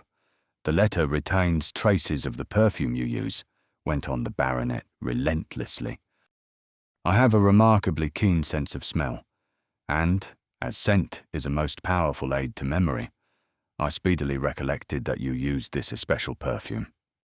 You told me a few moments ago that no one else used it, and so you have proved the truth of my statement that this letter," he tapped it, "is written by you." "It's a lie, a mistake," stuttered Mrs. Jasher, now at bay and looking dangerous. Her society veneer was stripped off, and the adventuress, pure and simple, came to the surface. Indignant at the way in which she had deceived everyone, and having much at stake, Random did not spare her. "It is not a mistake," he insisted. "Neither is it a lie. When I became aware that you must have written the letter, I drove at once to Jessam to see if you had gone to London, as you had posted it there. I learned from the station master and from a porter that you went to town by the 7 o'clock train and returned by the midnight. Mrs. Jasher leaped to her feet. They could not recognize me. I wore... Then she stopped, confused at having so plainly betrayed herself. You wore a veil. All the same, Mrs. Jasher, you are too well known hereabouts for anyone to fail to recognize you. Besides, your remark just now proves that I am right. You wrote this blackmailing letter, and I demand an explanation. I have none to give, muttered the woman fiercely and fighting every inch. If you refuse to explain to me, you shall to the police, said Sir Frank, rising and making for the door. Mrs. Jasher flung herself forward and clung to him. For God's sake, don't! Then you will explain? You will tell me? Tell you what? Who murdered Sidney Bolton? I do not know. I swear I do not know, she cried feverishly. That is ridiculous, said Random coldly. You say in this letter that you can hang me or save me. As you know that I am innocent, you must be aware who is guilty. It's all bluff. I know nothing, said Mrs. Jasher, releasing his arm and throwing herself on the couch. I only wish to get money. £5,000, eh? Rather a large order, sneered Random, replacing the letter in his pocket. You would not ask that sum for nothing. You must be aware of the truth. I suspected many people, Mrs. Jasher, but never you. The woman rose and flung out her arms. No, she said in a deep voice and fighting like a rat in a corner. I tricked you all down here. Sir Frank, I will tell you the truth. About the murder? I know nothing of that. About myself. Random shrugged his shoulders. I'll hear about yourself first, he said. I can learn details concerning the murder later. Go on. I know nothing of the murder or of the theft of the emeralds. Yet you hid the mummy in this house, and afterwards placed it in your arbour to be found by the professor, for some reason. I know nothing about that either, muttered Mrs. Jasher doggedly, and with very white lips. That letter you have traced to me is all bluff. Then you admit having written it. Yes, she said sullenly. You know too much, and it is useless for me to deny the truth in the face of the evidence you bring against me. I would fight, though, she added, raising her head like a snake its crest, if I was not sick and tired of fighting. Fighting, yes, against trouble and worry and money difficulties and creditors. Oh, she struck her breast, what do you know of life, you rich, easy-going man? I have been in the depths, and not through my own fault. I had a bad mother, a bad husband. I was dragged in the mire by those who should have helped me to rise. I have starved for days. I have wept for years. In all God's earth, there is no more miserable a creature than I am. Kindly talk without so much melodrama, said Random cruelly. Ah, Mrs. Jasher sat down and locked her hands together. You don't believe me. I dare say you don't understand. For life, real life, is a sealed book to you. It is useless for me to appeal to your sympathy, for you are so very ignorant. Let us stick to facts. What do you wish to know? Who killed Sidney Bolton? Who has the emeralds? I can't tell you. Listen. With my past life you have nothing to do. I will commence from the time I came down here. I had just lost my husband, and I managed to scrape together a few £100. Oh, quite in a respectable way, I assure you, she added scoffingly, on seeing her listener wince. I came here to try and live quietly, and if possible to secure a rich husband. I knew that the fort was here, and thought that I might marry an officer. However, the professor's position attracted me, and I decided to marry him. I am engaged. and but for your cleverness in tracing that letter, I should be Mrs. Braddock within a very short time. I have exhausted all my money. I am deeply in debt. I cannot hold out longer. But the money you inherited, that is all bluff also. I never had a brother. I inherit no money. I know nothing of Pekin, save that a friend of mine sends that cent to me as a yearly Christmas present. I am an adventuress, but perhaps not so bad as you think me. Lucy and Donna Inez have heard no wickedness from my lips. I have always been a good woman in one sense, a moral woman, that is, and I did wish to marry the professor and live a happy life. Seeing that I was at the end of my resources, and that Professor Braddock expected a legacy with me before marriage, I looked round to see how I could get the money. I heard that you were accused by Captain Hervey, and so last night I wrote that letter and posted it in London, thinking that you would yield to save yourself from arrest. Random laughed cynically. You must have thought me weak, he muttered. I did, said Mrs. Jasher frankly. To tell you the truth, I thought that you were a fool. But by tracing that letter and withstanding my demand, you have proved yourself to be more clever than I took you to be. Well, that is all. I know nothing of the murder. My letter is sheer bluff to extort from you £5,000. Had you paid, I should have passed it off to the professor as the money left to me by my brother. But now, said Random, rising to go, I shall tell what you have told me to the professor and hand me over to the police, said Mrs. Jasher, shrugging her plump shoulders. Well, I expected that.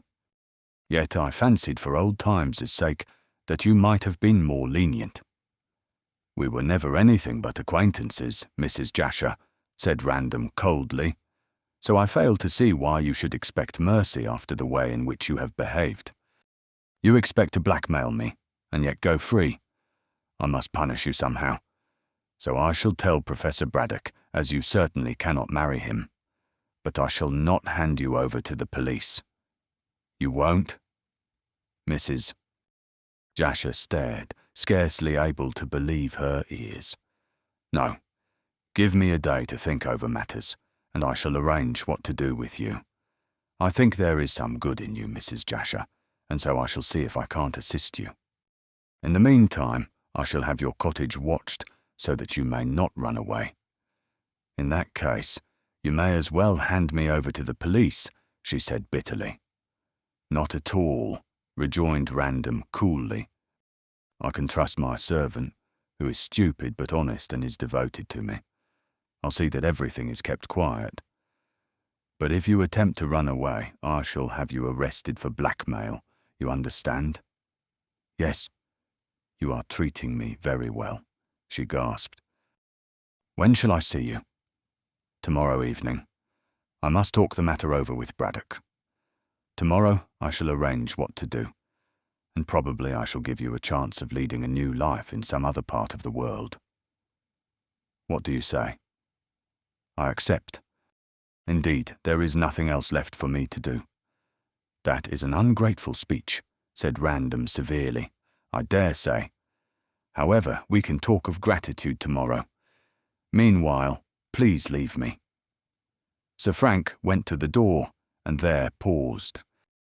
Remember, he said distinctly, that your cottage is being watched. Try to escape, and I shall have you arrested. Mrs. Jasher groaned and buried her face in the sofa cushion.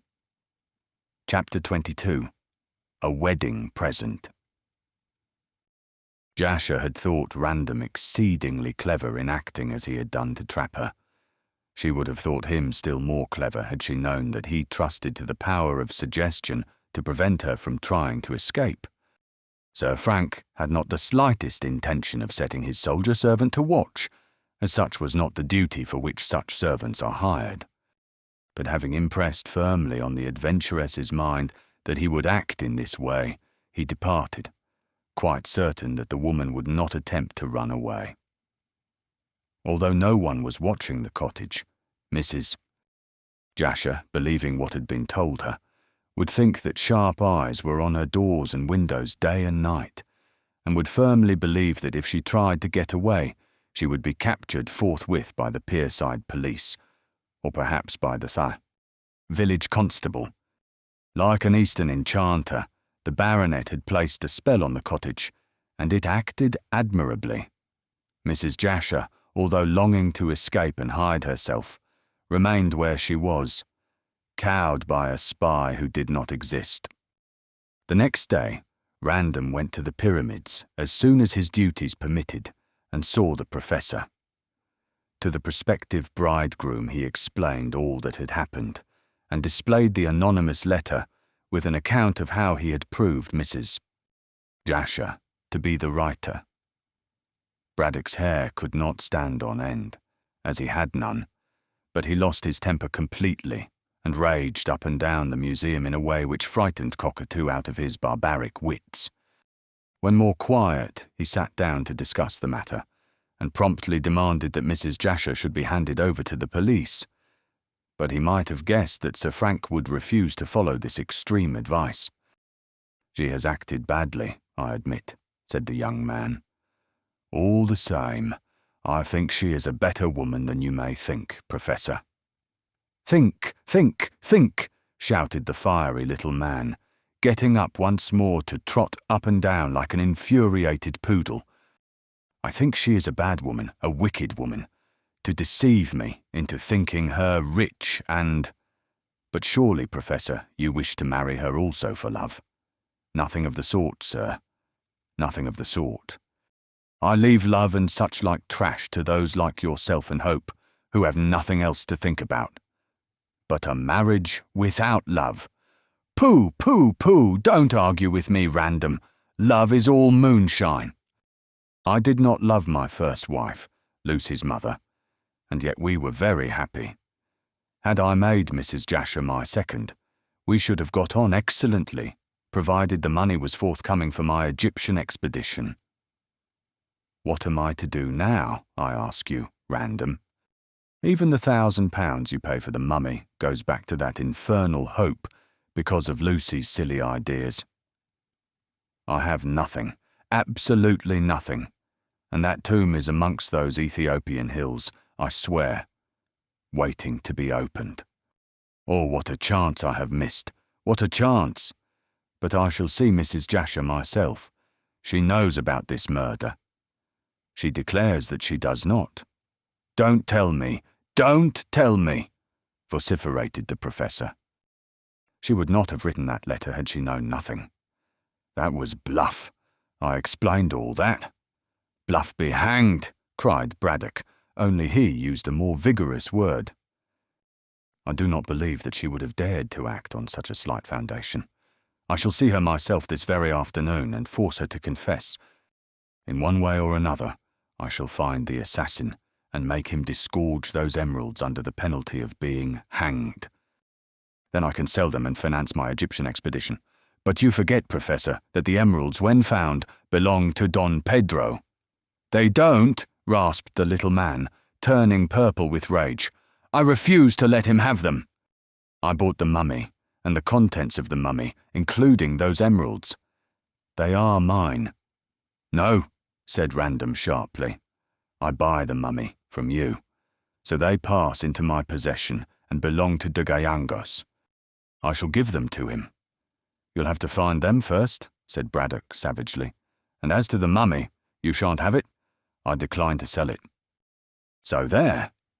If you don't, said Random very distinctly, Don Pedro will bring an action against you, and Captain Hervey will be called as a witness to prove that the mummy was stolen. Don Pedro hasn't the money, said Braddock triumphantly. He can't pay lawyers' fees. But I can, rejoined the young man very dryly. As I am going to marry Donna Inez, it is only just that I should help my future father-in-law in every way. He has a romantic feeling about this relic of poor humanity and wishes to take it back to Peru. He shall do so. And what about me? What about me? Well, said Random, speaking slowly with the intention of still further irritating the little man, whose selfishness annoyed him, If I were you, I should marry Mrs. Jasher and settle down quietly in this house to live on what income you have." Braddock turned purple again and spluttered. "How dare you make a proposition like that to me, sir?" he bellowed. "You ask me to marry this low woman, this adventuress, this... Words failed him. Of course, Random had no intention of advising such a marriage, although he did not think so badly of Mrs. Jasher as did the Professor. But the little man was so venomous that the young man took a delight in stirring him up, using the widow's name as a red rag to this particular bull. "I do not think Mrs. Jasher is a bad woman," he remarked. What?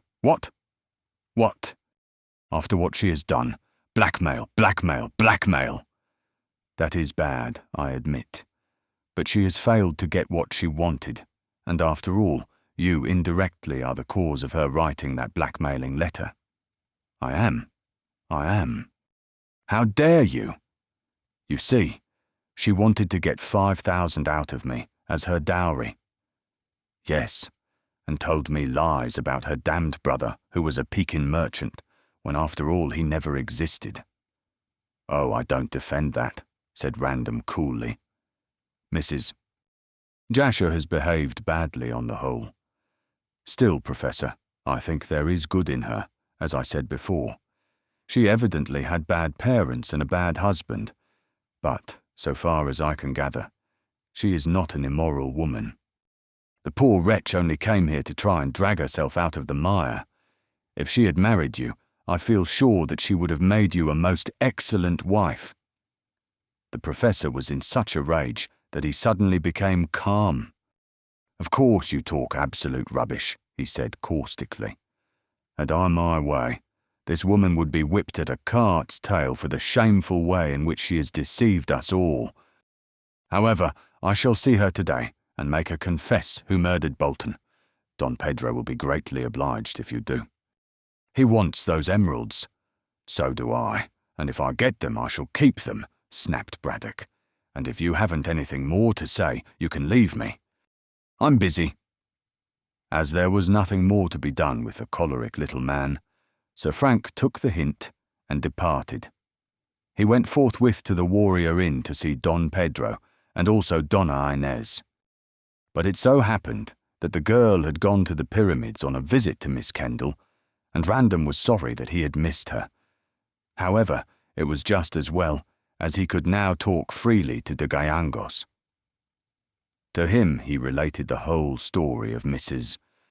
Jasher and discovered that the Peruvian also, as Braddock had done, insisted that Mrs. Jasher knew the truth. "She would not have written that letter if she did not know it," said Don Pedro. "Then you think that she should be arrested?" "No. We can deal with this matter ourselves. At present she is quite safe, as she certainly will not leave her cottage, seeing that she thinks it is being watched. Let us permit Braddock to interview her and see what he can learn. Then we can discuss the matter and come to a decision." Random nodded absently. "I wonder if Mrs. Jasher was the woman who talked to Bolton through the window," he remarked. "It is not impossible. Although that does not explain why Bolton borrowed a female disguise from this mother. Mrs. Jasher might have worn it. That would argue some understanding between Bolton and Mrs. Jasher, and a knowledge of the manuscript before Bolton left for Malta. We know that he could only have seen the manuscript for the first time at Malta. It was evidently stowed away in the swathings of the mummy by my father, who forgot all about it when he gave me the original. Hervey forgot also. I wonder if that is true." "I am certain it is," said Don Pedro emphatically.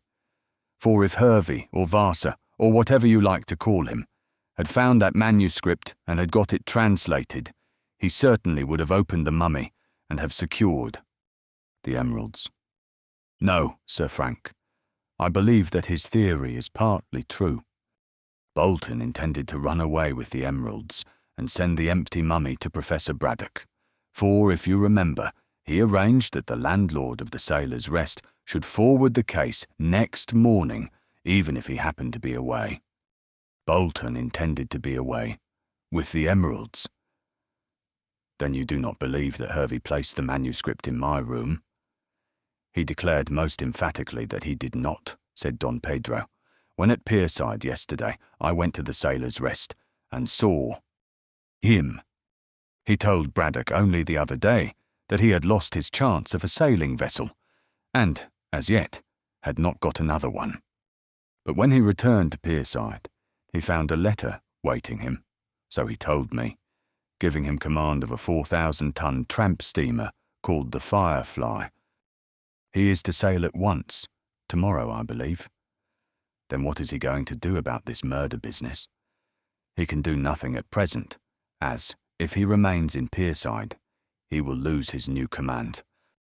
Tomorrow he drops downstream, but meantime he intends to write out the whole story of the theft of the mummy.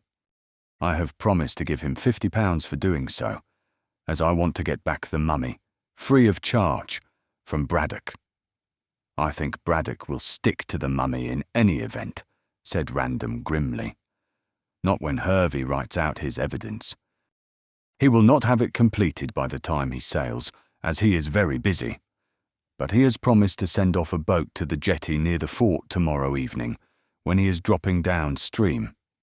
I shall be there with £50 in gold. Supposing he fails to stop or send the boat. Then he will not get his £50, retorted Don Pedro. The man is a rascal, and deserves prison rather than reward. But since the mummy was stolen by him 30 years back, he alone can prove my ownership. But why take all this trouble, argued the baronet. I can buy the mummy from Braddock. No, said Don Pedro, I have a right to my own property. Random lingered until late in the afternoon, and until darkness fell, as he was anxious to see Donna Inez. But she did not appear until late. Meanwhile, Archie Hope put in an appearance, having come to see Don Pedro with an account of his interview with Widow Anne. Before coming to the inn, he had called on Professor Braddock, and from him had heard all about the wickedness of Mrs. Jasher. His surprise was very great. I should not have believed it, he declared. Poor woman. Ah, said Random, rather pleased. You are more merciful than the Professor, Hope. He calls her a bad woman. Humph. I don't think that Braddock is so good that he can afford to throw a stone, said Archie rather sourly. Mrs. Jasher has not behaved well, but I should like to hear her complete story before judging. There must be a lot of good in her, or Lucy, who has been with her a great deal, would have found her out long ago. I go by a woman's judgment of a woman. But Mrs. Jasher must have been anxious to marry. She was, as Professor Braddock knows, said Random quickly. I am not thinking of that so much as of what Widow Anne told me. Oh, said Don Pedro, looking up from where he was seated. So you have seen that old woman? What does she say about the clothes? She sticks to her story. Sydney, she declares, borrowed the clothes to give to me for a model. Now, I never asked Bolton to do this, so I fancy the disguise must have been intended for himself or for Mrs. Jasher. But what had Mrs. Jasher to do with him? Demanded Random sharply. Well, it's odd, replied Hope slowly. But Mrs. Bolton declares that her son was in love with Mrs. Jasher, and when he returned from Malta, intended to marry her. Impossible, cried Sir Frank. She engaged herself to Braddock. But only after Bolton's death, remember. Don Pedro nodded. That is true. But what you say, Mr. Hope, proves the truth of Hervey's theory. In what way? Mrs. Jasher, as we know from what Random told us, wanted money. She would not marry a man who was poor. Bolton was poor, but of course the emeralds would make him wealthy, as they are of immense value. Probably he intended to steal them in order to marry this woman. This implicates Mrs. Jasher in the crime. Yes, assented Sir Frank, nodding. But as Bolton did not know that the emeralds existed before he bought the mummy in Malta, I do not see why he should borrow a disguise beforehand for Mrs.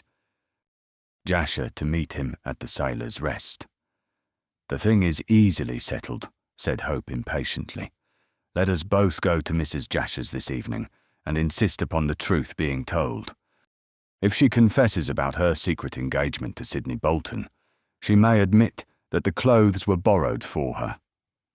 And she may admit also that she placed the manuscript in my room, said Sir Frank after a pause. Hervey did not place it there, but it is just possible that Mrs. Jasher, having got it from Bolton when she talked to him through the window, may have done so. Nonsense, said Hope, with vigorous common sense. Mrs. Jasher would be spotted in a moment if she had gone to your quarters. She had to pass the sentry, remember. Then again, we have not yet proved that she was the woman in Mrs. Bolton's clothes who spoke through the window. That can all be settled if we speak to her this evening. Very good. Random glanced at his watch. I must get back. Don Pedro, will you tell Inez that I shall come in this evening? We can then talk further about these matters. Hope? I shall stop here, as I wish to consult Don Pedro. Random nodded and took a reluctant departure. He dearly wished, as an engaged lover should, to remain on the chance that Donna Inez might return, but duty called him and he was forced to obey. The night was very dark, although it was not particularly late. But there was no rain, and Random walked rapidly through the village and down the road to the fort. He caught a glimpse of the lights of Mrs. Jasher's cottage twinkling in the distance, and smiled grimly as he thought of the invisible spell he had placed thereon. No doubt Mrs. Jasher was shivering in her Louis Quinze shoes at the idea of being watched. But then, she deserved that much punishment at least, as Random truly thought. When entering the fort, the sentry saluted as usual, and Random was about to pass, when the man stepped forward, holding out a brown paper package. Please, sir, I found this in my sentry box, he said, saluting. Sir Frank took the packet. Who placed it there, and why do you give it to me? He demanded in surprise. Please, sir, it's directed to you, sir, and I don't know who put it in my box, sir. I was on duty, sir, and I suppose someone must have dropped it on the floor of the box, sir, when I was at the other end of my beat, sir. It was as dark as this, sir, and I saw nothing and heard nothing. When I come back, sir, I stepped into the box out of the rain and felt it with my feet. I struck a light, sir, and found it was for you. Sir Frank slipped the package into his pocket and went away after a grim word or so to the sentry, advising him to be more on the alert. He was puzzled to think who had left the packet in the sentry box and curious to know what it contained. As soon as he got to his own room, he cut the string which bound loosely the brown paper. Then, in the lamplight, there rolled out from the carelessly tied parcel a glorious sea-green emerald of great size, radiating light like a sun. A scrap of white paper lay in the brown wrapping. On it was written, "A wedding gift for Sir Frank Random." Chapter 23. Just in time of all the surprises in connection with the tragedy of the Green Mummy, this was surely the greatest. Sidney Bolton had undoubtedly been murdered for the sake of the emeralds, and the assassin had escaped with the spoil, for which he had sold his soul. Yet here was one of the jewels returned anonymously to Random, who could pass on the same to its rightful owner.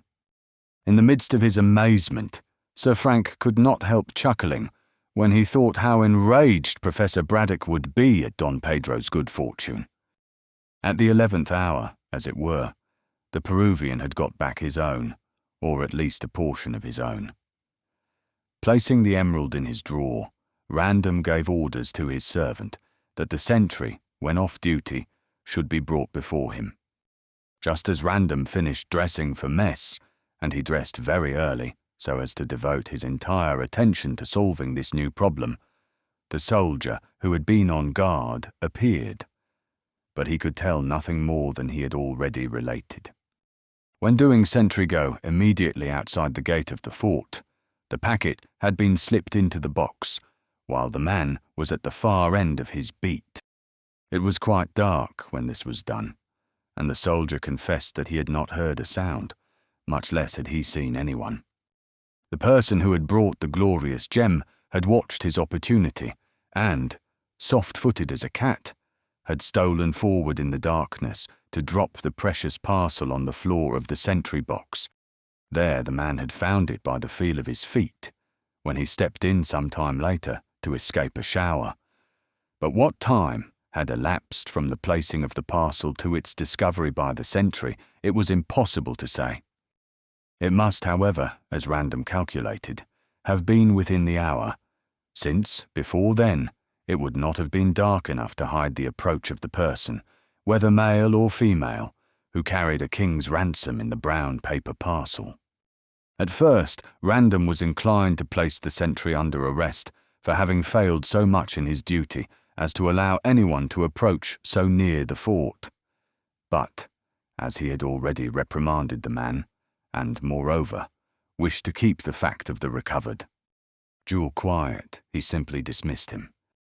When alone, he sat down before the fire, wondering who could have dared so very greatly, and for what reason the emerald had been handed to him.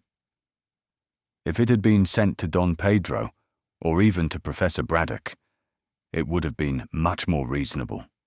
It first occurred to him that Mrs. Jasher, out of gratitude for the way in which he had treated her, had sent him the jewel. Remembering his former experience, he smelt the parcel, but could detect no sign of the famous Chinese scent which had proved a clue to the letter. Of course, the direction on the packet and the inscribed slip of paper were in feigned handwriting, so he could gather nothing from that. Still, he did not think that Mrs. Jasher had sent the emerald. She was desperately hard up, and if she had become possessed of the gem by murder, presuming her to have been the woman who talked to Bolton through the window, she assuredly would have sold it to supply her own needs. Certainly, if guilty, she would still possess the other emerald of equal value. But undoubtedly, had she risked her neck to gain a fortune, she would have kept the entire plunder which was likely to cost her so dear. No, whomsoever it was who had repented at the 11th hour, Mrs. Jasher was not the person. Perhaps Widow Anne was the woman who had talked through the window and who had restored the emerald. But that was impossible, since Mrs. Bolton habitually took more liquor than was good for her, and would not have the nerve to deliver the jewel, much less commit the crime, the more especially as the victim was her own son. Of course, she might have found out Sidney's scheme to run away with the jewels, and so would have claimed her share. But if she had been in Pierside on that evening, and her presence in Gartley had been sworn to by 3 or 4 cronies, she would have guessed who had strangled her boy. If so, not all the jewels in the world would have prevented her denouncing the criminal. With all her faults, and they were many, Mrs. Bolton was a good mother, and looked upon Sidney as the pride and joy of her somewhat dissipated life. Mrs. Bolton was certainly as innocent as Mrs. Jasher. There remained Hervey. Random laughed aloud when the name came into his puzzled head. That buccaneer was the last person to surrender his plunder or to feel compunction in committing a crime. Once the skipper got his grip on 2 jewels, worth endless money, he would never let them go, not even one of them. Arguing thus, it seemed that Hervey was out of the running, and Random could think of no one else.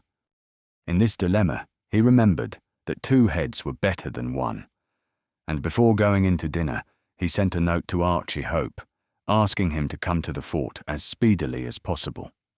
Sir Frank was somewhat dull at dinner on that evening, and scarcely responded to the joking remarks of his brother officers. These jocularly put his preoccupation down to love, for it was an open secret that the baronet admired the fair Peruvian, although no one as yet knew that Random was legally engaged with Don Pedro's consent. The young man, good-humouredly, stood all the chaff hurled at him, but seized the opportunity to slip away to his quarters as soon as coffee came on the table and the smoking began. It was 9 o'clock before he returned to his room, and here he found Hope waiting for him impatiently. "I see you have been dining at the Pyramids," said Random, seeing that Hope was in evening dress.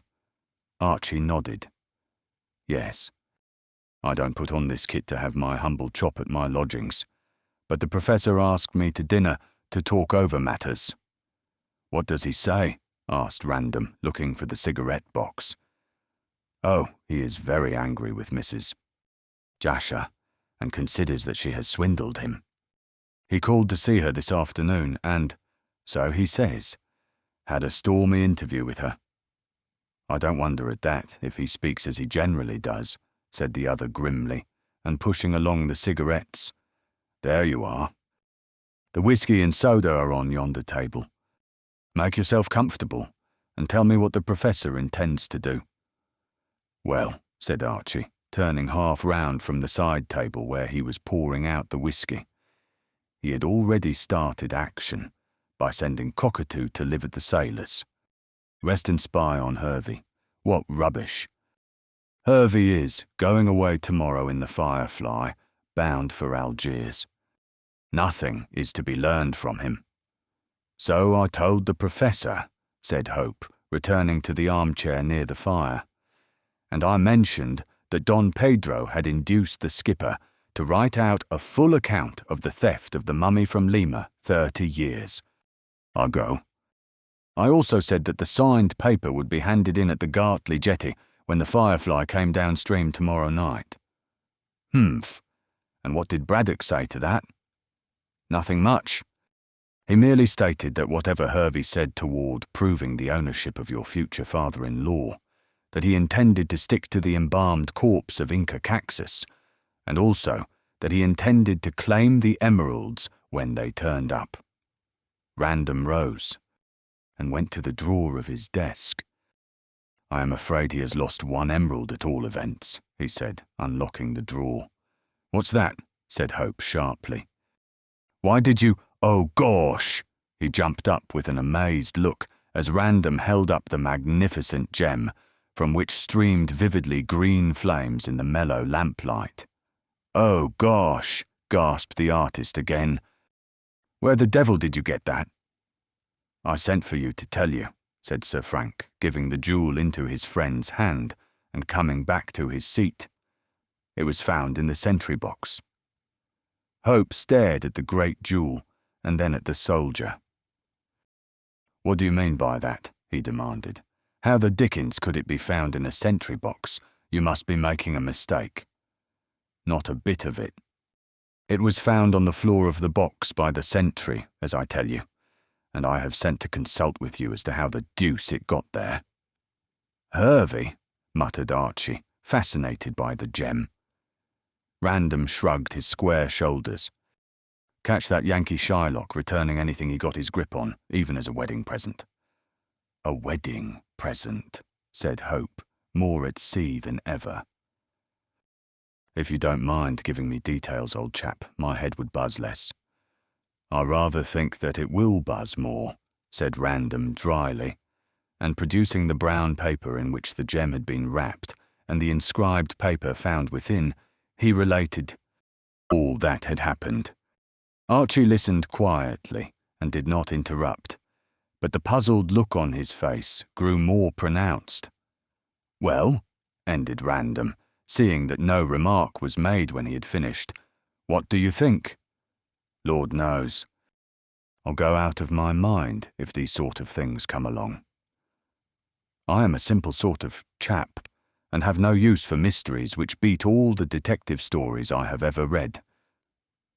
That sort of thing is all very well in fiction, but in real life, what are you going to do? Give back the emerald to Don Pedro. Of course, though, it is given to you for a wedding present. And then? Random stared into the fire. I don't know. I asked you in to assist me. Willingly. But how? Random pondered for a few moments. Who sent their emerald to me, do you think? He asked, looking squarely at the artist. Hope meditatively turned the jewel in his long fingers. Why not ask Mrs. Jasher, he suggested suddenly. No. Sir Frank shook his head. I fancied it might be her, but it cannot be. If she is guilty, as she must be, should she have sent the emerald, she would not part with her plunder when she's so hard up. I am beginning to believe, Hope, that what she said was true about the letter. How do you mean exactly? That the letter was mere bluff, and that she really knows nothing about the crime. By the way, did Braddock learn anything? Not a thing. He merely said that the two of them fought. I expect Braddock stormed and Mrs. Jasher retorted. Both of them have too much tongue music to come to any understanding.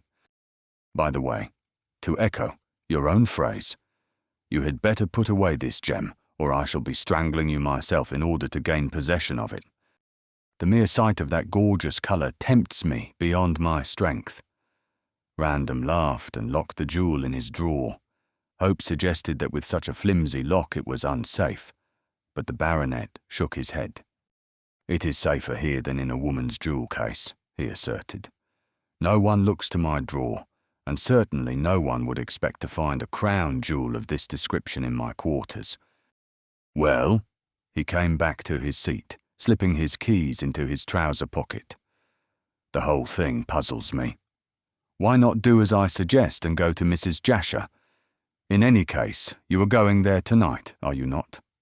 Yes. I want to decide what to do about the woman. I had intended to go alone, but as you are here, you may as well come also. I shall be delighted. What do you intend to do? Help her, said Random briefly. She doesn't deserve it, replied Hope, lighting a fresh cigarette. Does anyone ever deserve anything? Asked Sir Frank cynically. What does Miss Kendall think of the business? I suppose Braddock told her. He has too long a tongue to keep anything to himself. He told her at dinner when I was present.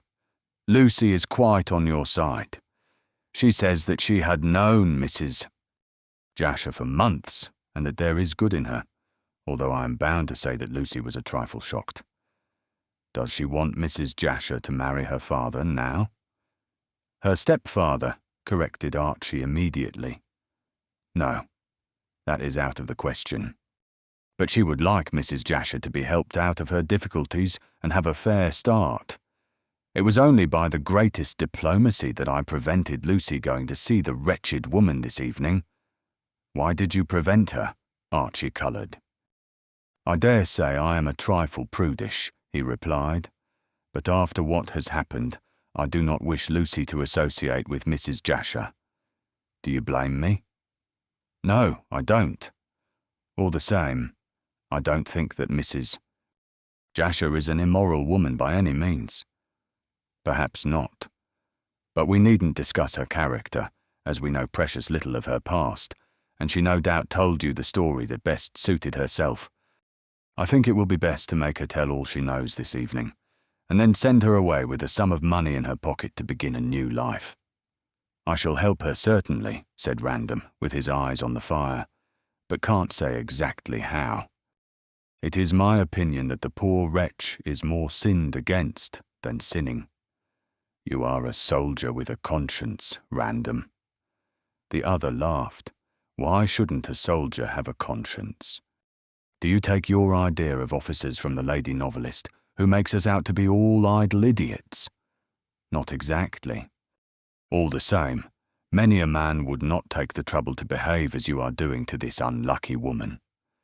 Any man who was a man, whether soldier or civilian, would help such a poor creature. And I believe, Hope, that you will help her also. The artist leaped to his feet impulsively. Of course, I'm with you right along, as Hervey would say. But first, before deciding what we shall do to set sours. Jasher on her legs again, let us hear what she has to say. She can say nothing more than she has said, remonstrated Random. I don't believe that, replied Hope, reaching for his overcoat. You may choose to believe that the letter was the outcome of bluff, but I really and truly think that Mrs. Jasher is in the know. What is more, I believe that Bolton got her those clothes, and that she was the woman who talked to him. Went there to see how the little scheme was progressing. If I thought that, said Random coldly, I would not help Mrs. Jasher. Oh yes, you would. The greater the sinner, the more need she or he has of help, you know, my dear fellow.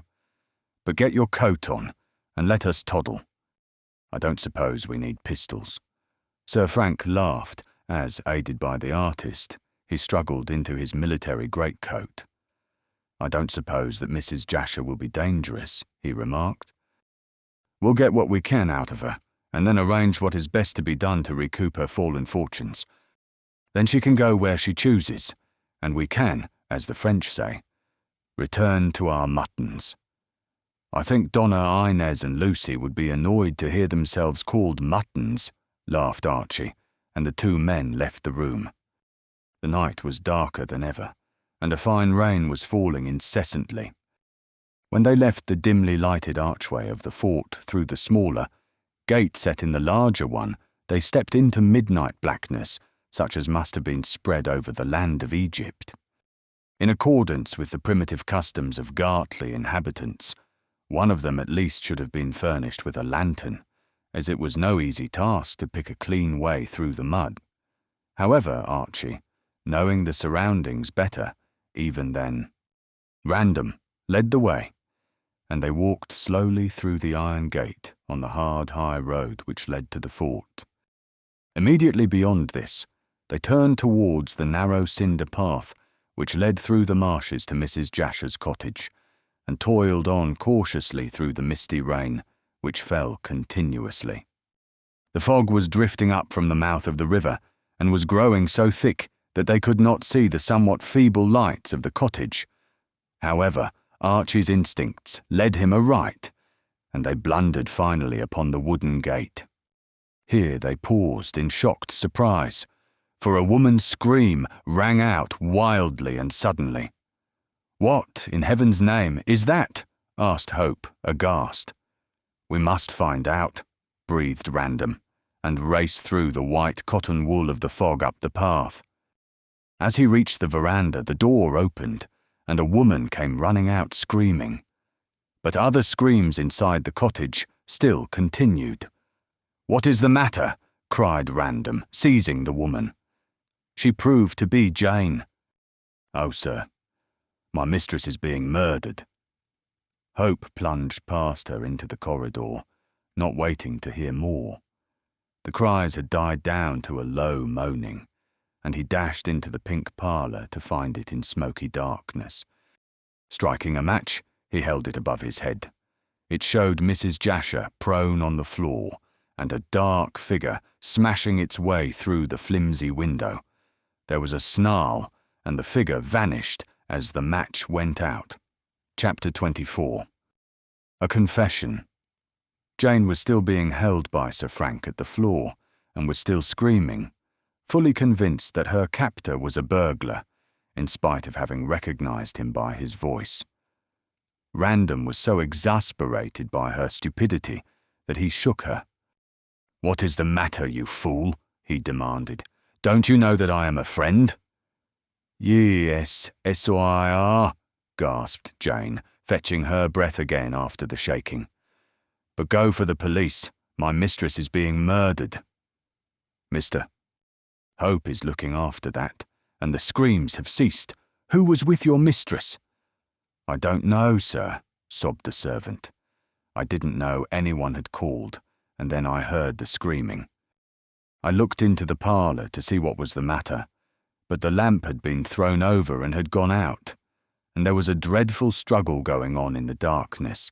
So I screamed and ran out, and then Oh. Jane showed symptoms of renewed hysteria, and clutched Random tightly, as a man came cautiously round the corner. "Are you there, Random?" asked Hope's voice. "It's so infernally dark and foggy that I have missed him." "Missed who?" "The man who was trying to murder Mrs. Jasher. He got her down when I entered and struck a match. Then he dashed through the window before I could catch him or even recognise him. He's vanished in the mist." "It's no use looking for him anyhow," said Random, peering into the dense blackness, which was thick with damp. "We had better see after Mrs. Jasher." "Whom have you got there?" "Jane, who seems to have lost her head." "It's a mercy I haven't lost my life, sir, with burglars and murderers all about the place," sobbed the girl, dropping onto the veranda. Random promptly hauled her to her feet. "Go and get a candle, and keep calm if you can," he said in an abrupt military voice. "This is no time to play the fool." His sharpness had great effect on the girl, and she became much more her usual self. Hope lighted another match, and the trio proceeded through the passage towards the kitchen, where Jane had left a lamp burning. Seizing this from its bracket, Sir Frank retraced his way along the passage to the pink parlour, followed closely by Hope and timorously by Jane. A dreadful scene presented itself. The dainty little room was literally smashed to pieces, as though a gigantic bull had been wallowing therein. The lamp lay on the floor, surrounded by several extinguished candles. It was a mercy that all the lights had been put out when overturned, else the gimcrack cottage would have been long since in a blaze. Chairs and tables and screens were also overturned, and the one window had its rose-hued curtains torn down and its glass broken, showing only too clearly the way in which the murderer had escaped, and that the man who had attacked Mrs. Jasher was a murderer could be seen from the stream of blood that ran slowly from Mrs. Jasher's breast. Apparently, she had been stabbed in the lungs, for the wound was on the right side. There she lay, poor woman, in her tawdry finery, crumpled up, battered and bruised, dead amongst the ruins of her home. Jane immediately began to scream again. "Stop her, Hope," cried Random, who was kneeling by the body and feeling the heart. "Mrs. Jasher is not dead. Hold your noise, woman, and go for a doctor." This was to Jane, who, prevented from screaming, took to whimpering. "I had better go," said Hope quickly, "and I'll go to the fort and alarm the men. Perhaps they may catch the man." "Can you describe him?" "Of course not," said Archie indignantly. "I only caught a glimpse of him by the feeble light of a lucifer match. Then he leaped through the window, and I after him. I made a grab at him, but lost him in the mist. I don't know in the least what he is like." "Then how can anyone arrest him?" snapped Random, raising Mrs. Jasher's head. "Give what alarm you like, but race for Robinson up the village. We must save this poor woman's life, if only to learn who killed her." "But she isn't dead yet, she isn't dead yet," wailed Jane, clapping her hands, while Hope, knowing the value of time, promptly ran out of the house to get further assistance. "She soon will be," said Sir Frank, whose temper was not of the best at so critical a moment in dealing with a fool. "Go and bring me brandy at once, and afterwards linen and hot water. We must do our best to staunch this wound and revive her." For the next quarter of an hour, the man and the woman laboured hard to save Mrs. Jasher's life. Random bound up the wound in a rough and ready fashion, and Jane fed the pale lips of her mistress with sips of brandy. Mrs. Jasher gradually became more alive, and a faint sigh escaped from her lips as her wounded bosom rose and fell with recovered breath. When Sir Frank was in hopes that she would speak, she suddenly relapsed again into a comatose state. Luckily, at that moment, Archie returned with young Dr. Robinson at his heels, and also was followed by Painter, the village constable, who had luckily been picked up in the fog. Robinson whistled as he looked at the insensible woman. "She's had a narrow squeak," he muttered, lifting the body with the assistance of Random. "Will she recover?" questioned Hope anxiously. "I can't tell you yet," answered the doctor, and with Sir Frank he carried the heavy body of the widow into her bedroom. "How did it happen?" "That is my business," said Painter, who had followed, and who was now filled with importance. "You look after the body, sir, and I'll question these gentlemen and the servant." "Servant yourself? Such sauce," muttered Jane, with an angry toss of her cap at the daring young policeman. "I know nothing. I left my mistress in the parlour, writing letters, and never heard anyone come in. The bell didn't sound anyhow. The first thing I knew that anything was wrong was on hearing the screams. When I looked into the parlour, the candles and the lamp were out, and there was a struggle going on in the dark. Then I cried out, very naturally, I'm sure, and ran straight into the arms of these gentlemen as soon as I could get the front door open." After delivering this address, Jane was called away to assist the doctor in the bedroom, and along with Archie, and Random the constable repaired to the pink parlour to hear what they had to say. Of course they could tell him even less than Jane had told, and Archie protested that he was quite unable to describe the man who had dashed out of the window. "Ah," said Painter sapiently, "he got out there. But how did he enter?" "No doubt by the door," said Random sharply. "We don't know that, sir. Jane says she did not hear the bell. Mrs. Jasher might have let the man in, whomsoever he was, secretly." "Why should she, sir?" "Ah, now you are asking more than I can tell you. Only Mrs. Jasher can explain, and it seems to me that she will die." Meanwhile, in some mysterious way, the news of the crime had spread through the village, and although it was growing late, for it was past 10 o'clock, a dozen or so of villagers came along.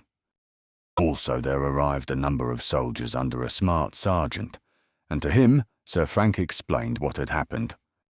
In the faint-hearted way, for the mist was now like cotton wool, the military and the civilians hunted through the marshes round the cottage, hoping to come across the assassin hiding in a ditch. Needless to say, they found no one and nothing, for it was worse than looking for a needle in a bundle of hay. The man had come out of the mist, and after executing the deed, had vanished into the mist, and there was not the very slightest chance of finding him. Gradually, as it drew towards midnight, the soldiers went back to the fort, and the villagers to their homes. But, along with the doctor and the constable, Hope and his military friend stopped on. They were determined to get at the root of the mystery, and when Mrs. Jasher became sensible, she would be able to reveal the truth.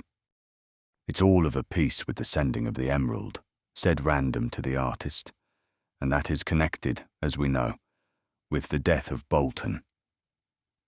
Do you think that this man who has struck down Mrs. Jasher is the same one who strangled Sidney Bolton?" "I should think so. Perhaps Mrs. Jasher sent the emerald after all, and this man killed her out of revenge. But how would he know that she had the emerald?" "God knows. She may have been his accomplice." Archie knit his brows. "Who the devil can this mysterious person be?" "I can only reply as you have done, my friend. God knows. Well, I am certain that God will not let him escape this time. This will bring Gartley once more into notoriety," went on Hope. "By the way, I saw one of the servants from the pyramids here. I hope the fool won't go home and frighten Lucy's life out of her." "Go to the pyramids and see her," suggested Sir Frank.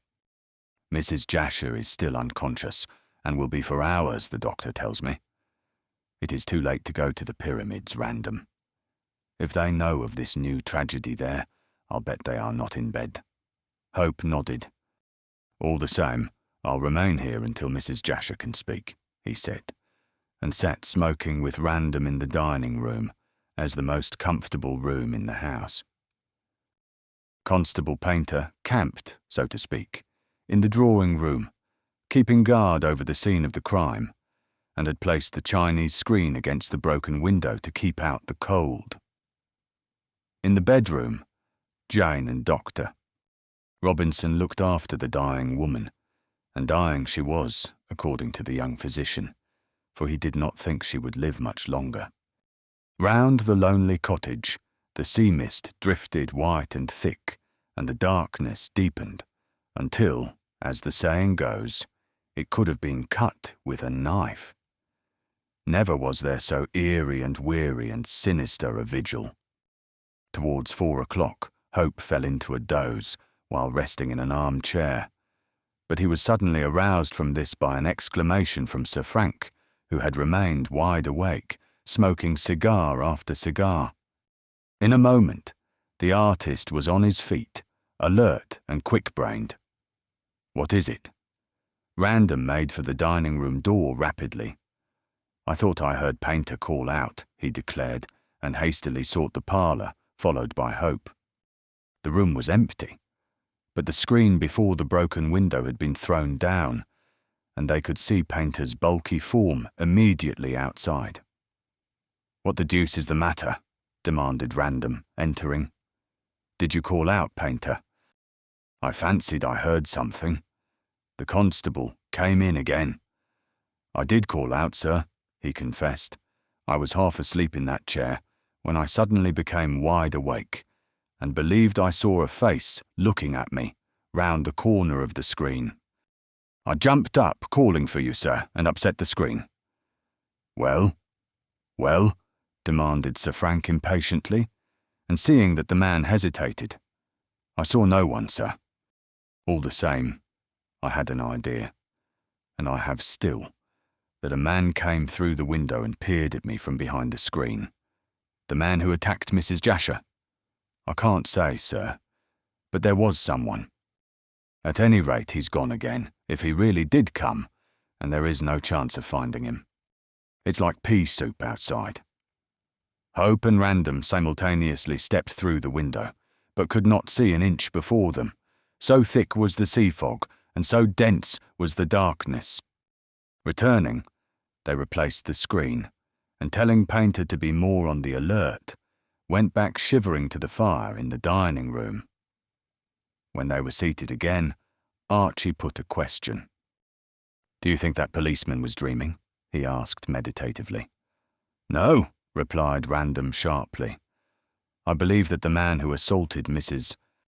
Jasher is hanging about, and ventured back into the room, relying on the fog as a means of escape, should he be spotted.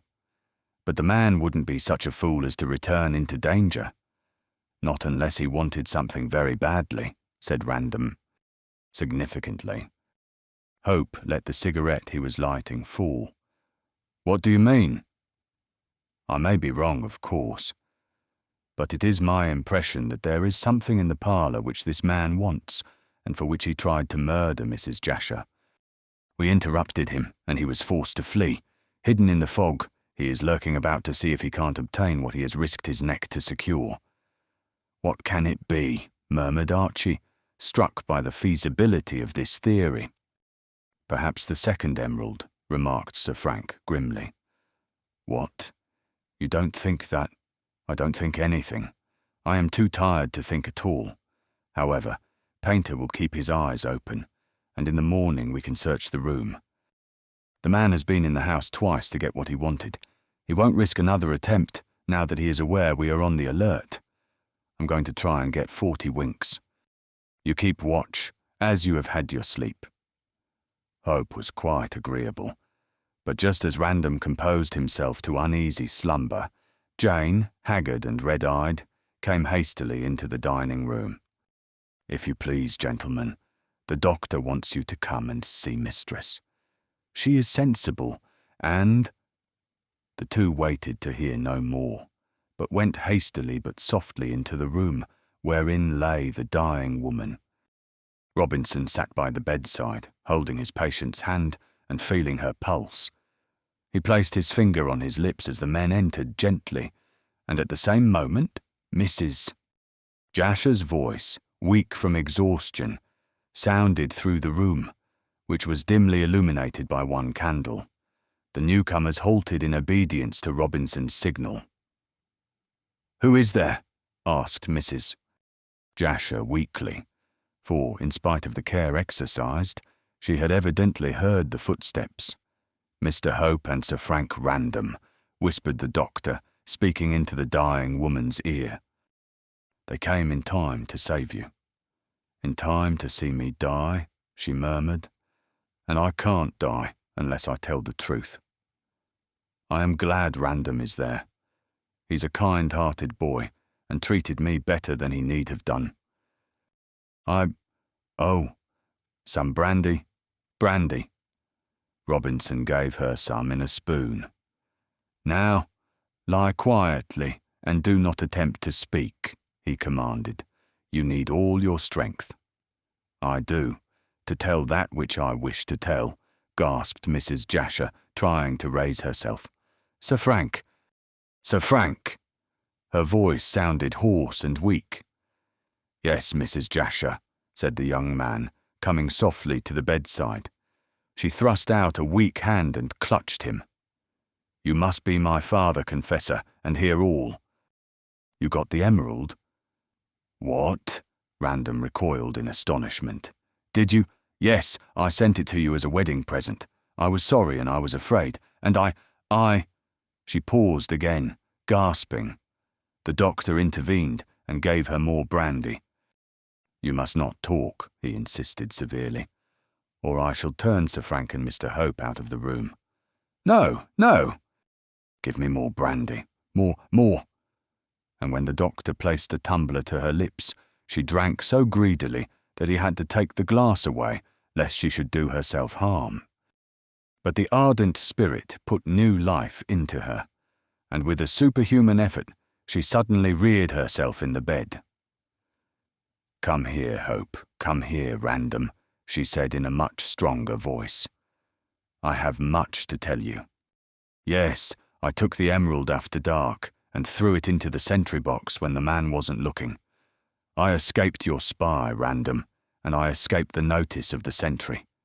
I walked like a cat, and like a cat, I can see in the dark. I am glad you have got the emerald." "Where did you get it?" asked Random quietly. "That's a long story. I don't know that I have the strength to tell it. I have written it out." "You have written it out?" said Hope quickly, and drawing near. "Yes. Jane thought that I was writing letters, but I was writing out the whole story of the murder. You were good to me, Random, you dear boy, and on the impulse of the moment I took the emerald to you. I was sorry when I got back, but it was too late then to repent, as I did not dare to go near the fort again. Your spy who watched might have discovered me the second time. I then thought that I would write out the story of the murder, so as to exonerate myself." "Then you are not guilty of Bolton's death?" asked Sir Frank, puzzled, for her confession was somewhat incoherent. "No, I did not strangle him. But I know who did. I have written it all down. I was just finishing when I heard the tapping at the window. I let him in, and he tried to get the confession, for I told him what I had done." "Who did you tell?" asked Hope, much excited. "Mrs. Jasher took no notice. The confession is lying on my desk. All the sheets of paper are loose. I had no time to bind them together, for he came in. He wanted the emerald and the confession. I told him that I had given the emerald to you, Random, and that I had confessed all in writing. Then he went mad and flew at me with a dreadful knife. He knocked over the candles and the lamp. Everything went out and all was darkness, and I lay crying for help, with that devil stabbing. Ah! Who, in heaven's name, is the man?" demanded Random, standing up in his eagerness. But Mrs. Jasher had fallen back in a faint, and Robinson was again supplying her with brandy. "You had better leave the room, you two," he said, "or I can't be answerable for her life."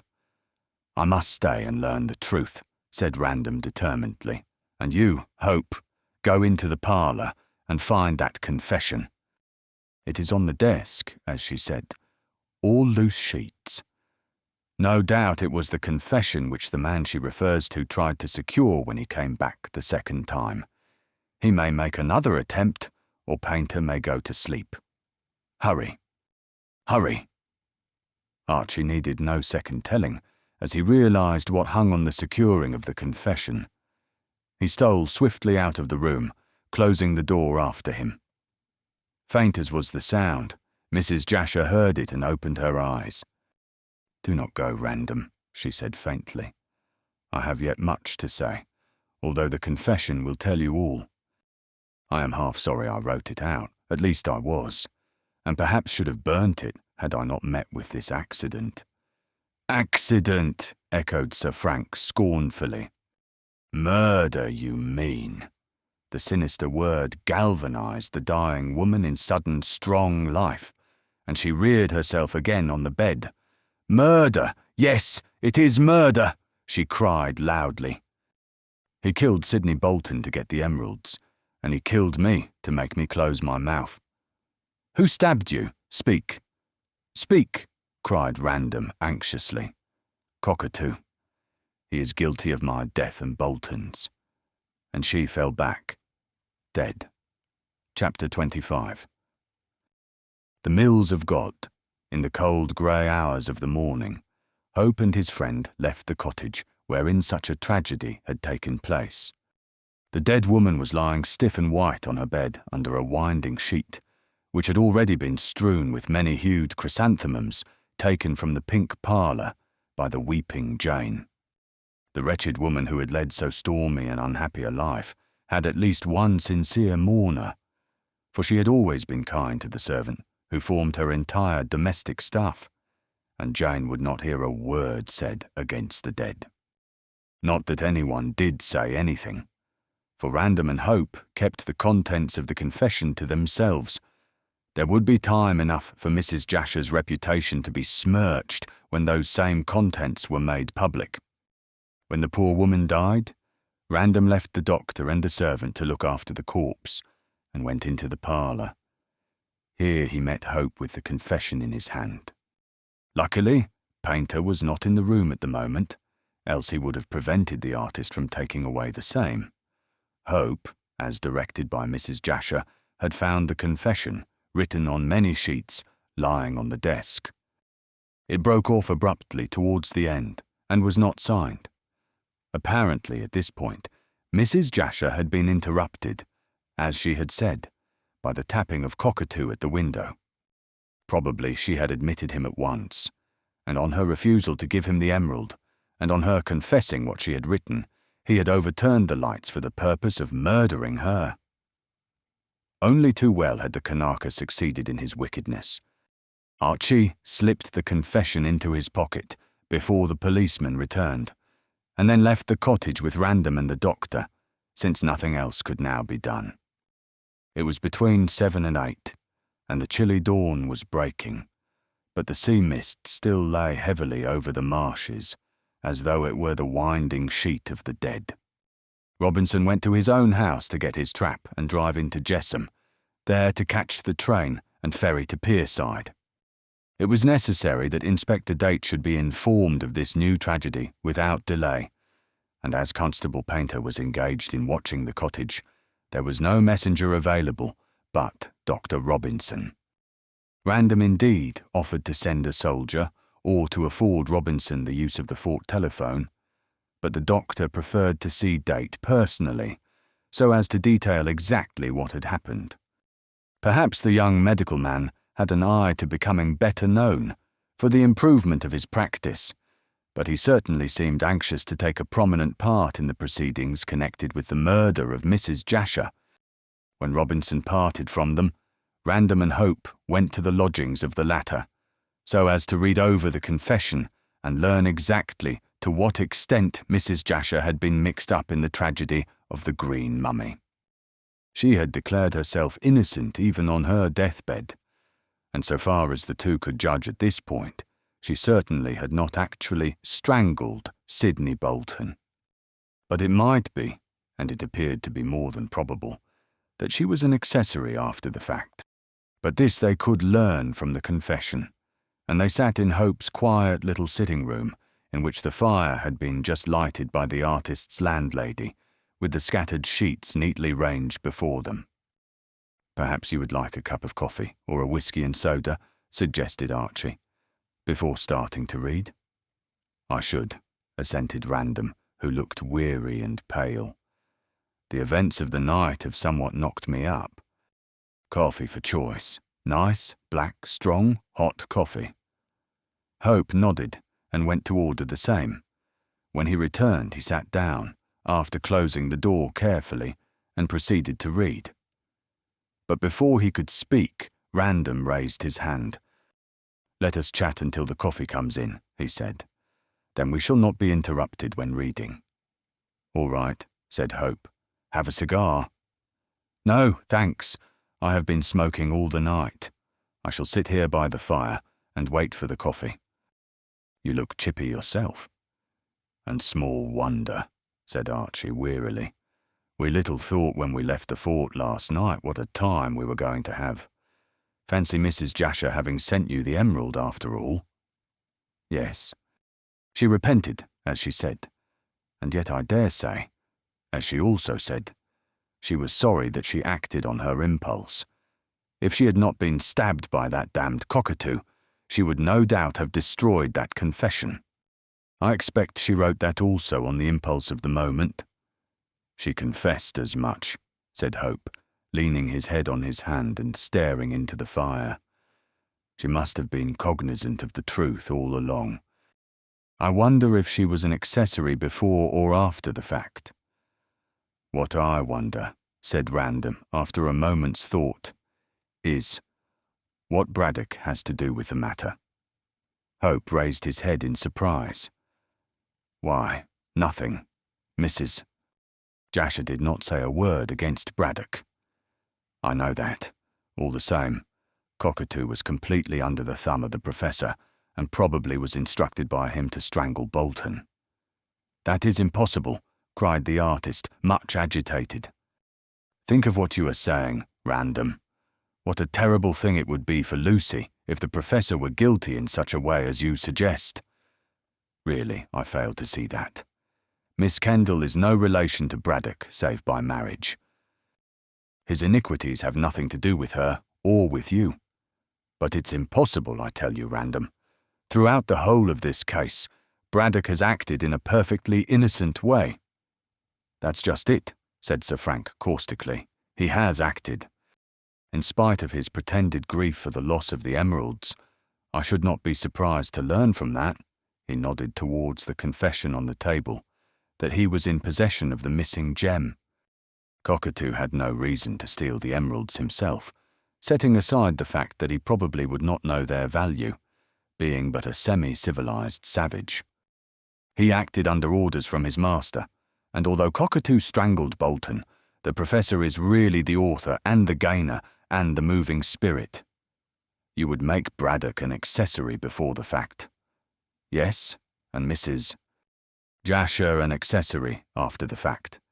Cockatoo is the link as the actual criminal, who joins the two in a guilty partnership. No wonder Braddock intended to make that woman his wife, even though he did not love her, for she knew a jolly sight too much for his peace of mind." "This is horrible," murmured Hope desperately. "But it is mere theory. We cannot be sure until we read the confession." "We'll be sure soon, then, for here comes the coffee." This last remark Random made when a timid knock came to the door, and a moment later the landlady entered with a tray bearing cups, saucers, and a jug of steaming coffee. She was a meek, reticent woman who entered and departed in dismal silence, and in a few moments the two young men were quite alone with the door closed.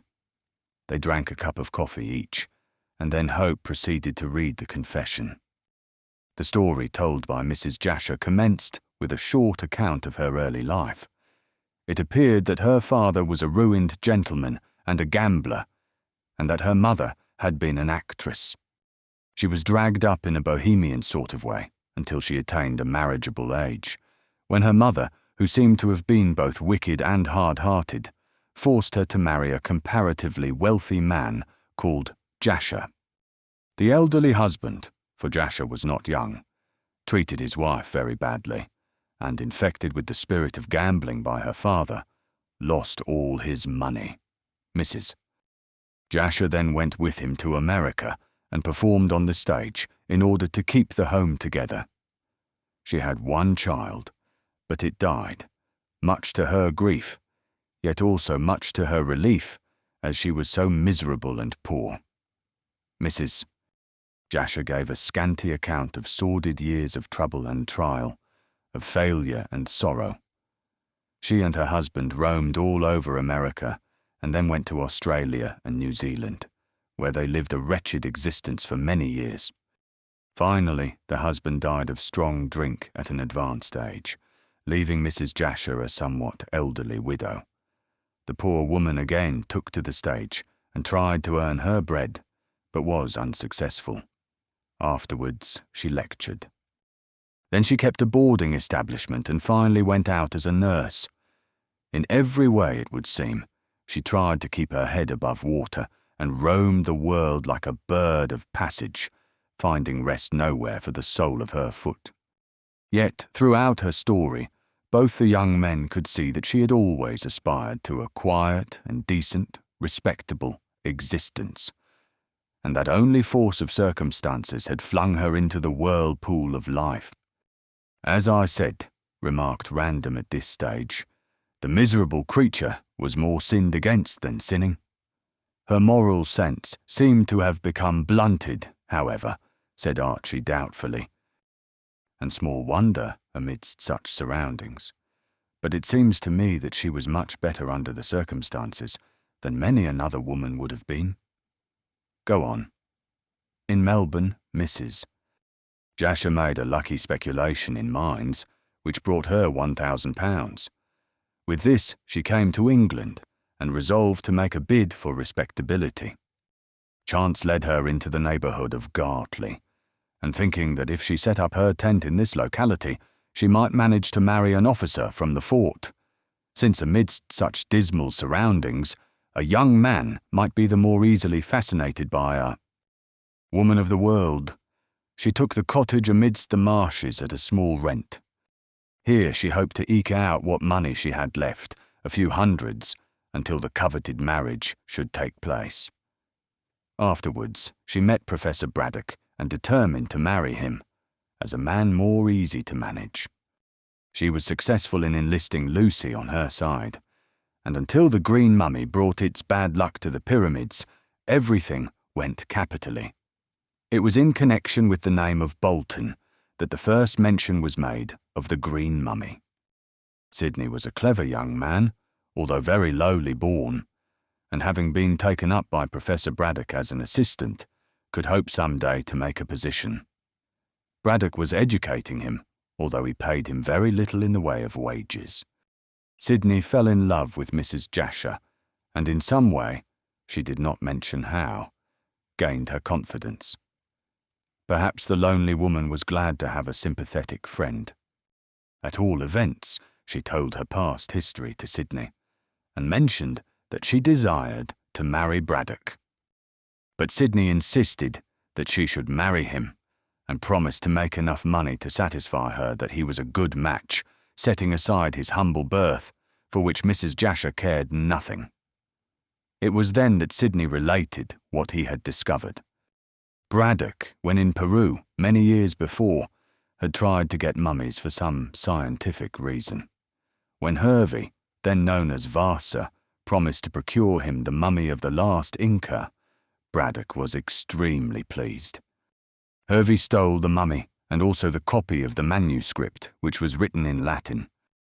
He sent this latter to Braddock, who was then at Cusco, as an earnest of his success in procuring the mummy, and when the professor returned to Lima, the mummy was to be handed to him. Unfortunately, Braddock was carried into captivity for 1 year, and when he escaped, Vasa had disappeared with the mummy. As the professor had deciphered the Latin manuscript, he knew of the emeralds, and for years had been hunting for the mummy, sure to be recognized from its peculiar green colour, in order to get the jewels, and thus secure money for his Egyptian expedition. All through, it seems, the professor was actuated by purely scientific enthusiasm, as in the abstract he cared very little for hard cash. Bolton told Mrs. Jasher that Braddock explained how much he desired to get the mummy, but he did not mention about the jewels. For a long time, Sidney was under the impression that his master merely wanted the mummy to see the difference between the Egyptian and Peruvian modes of embalming. Then one day, Sidney chanced on the Latin manuscript and learned that Braddock's real reason for getting the mummy was to procure the emeralds which were held in the grip of the dead. Sidney kept this knowledge to himself, and Braddock never guessed that his assistant knew the truth. Then, unexpectedly, Braddock stumbled across the advertisement describing the green mummy for sale in Malta. From the colour, he made sure that it was that of Inca Caxus, and so moved heaven and earth to get money to buy it. At length he did, from Archie Hope, on condition that he consented to the marriage of his stepdaughter with the young man. Thinking that Sidney was ignorant of the jewels, he sent him to bring the mummy home. Sidney told Mrs. Jasher that he would try and steal the jewels in Malta or on board the tramp steamer. Failing that, he would delay the delivery of the mummy to Braddock on some excuse and rob it at pierside. To make sure of escaping, he borrowed a disguise from his mother, alleging that Hope wanted the same to clothe a model. Sidney intended to take these clothes with him, and after stealing the jewels, to escape disguised as an old woman. As he was slender and clean-shaven and a capital actor, he could easily manage this. Then he arranged that Mrs. Jasher should join him in Paris, and they would sell the emeralds and go to America, there to marry and live happily ever afterwards, like a fairy tale. Unfortunately for the success of this plan, Mrs. Jasher thought that the professor would make a more distinguished husband, so she betrayed all that Sidney had arranged. What a beastly thing to do, interrupted Random, disgusted. It is not as if she wanted to help Braddock. I think less of Mrs. Jasher than ever I did. She might have remembered that there is honour amongst thieves. Well, she is dead, poor soul, said Hope with a sigh. God knows that if she sinned, she has paid cruelly for her sin. After which remark, as Sir Frank was silent, he resumed his reading. Braddock was furious when he learned of his assistant's projected trickery, and he determined to circumvent him. He agreed to marry Mrs. Jasher, as, if he had not done so, she could have warned Sidney, and he could have escaped with both the mummy and the jewels by conniving with Hervey. The professor could not risk that, as, remembering Hervey as Gustav Vasa, he was aware how clever and reckless he was. Whether Braddock ever intended to marry the widow in the end, it is hard to say, but he certainly pretended to consent to the engagement, which was mainly brought about by Lucy. Then came the details of the murder, so far as Mrs. Jasher knew. One evening, in fact on the evening when the crime was committed, the woman was walking in her garden, late. In the moonlight, she saw Braddock and Cockatoo go down along the cinder path to the jetty near the fort. Wondering what they were doing, she waited up, and heard and saw them, for it was still moonlight, come back long after midnight. The next day she heard of the murder, and guessed that the professor and his slave, for Cockatoo was little else, had rowed up to Pierside in a boat, and there had strangled Sidney and stolen the mummy. She saw Braddock and accused him. The professor had then opened the case, and had pretended astonishment when discovering the corpse of the man whom Cockatoo had strangled, as he knew perfectly well. Braddock at first denied having been to Pierside, but Mrs. Jasher insisted that she would tell the police, so he was forced to make a clean breast of it to the woman. "Now for it," said Random, settling himself to hear details of the crime, for he had often wondered how it had been executed. "Braddock," read Archie from the confession for Mrs. Jasher did not trouble herself with a polite prefix. Braddock explained that when he received a letter from Sydney stating that he would have to remain with the mummy for a night in Pierside, he guessed that his treacherous assistant intended to effect the robbery. It seems that Sydney by mistake had left behind the disguise in which he intended to escape. Aware of this through me, Mrs. Jasher referred to herself, he made Cockatoo assume the dress and row up the river to the Sailor's Rest.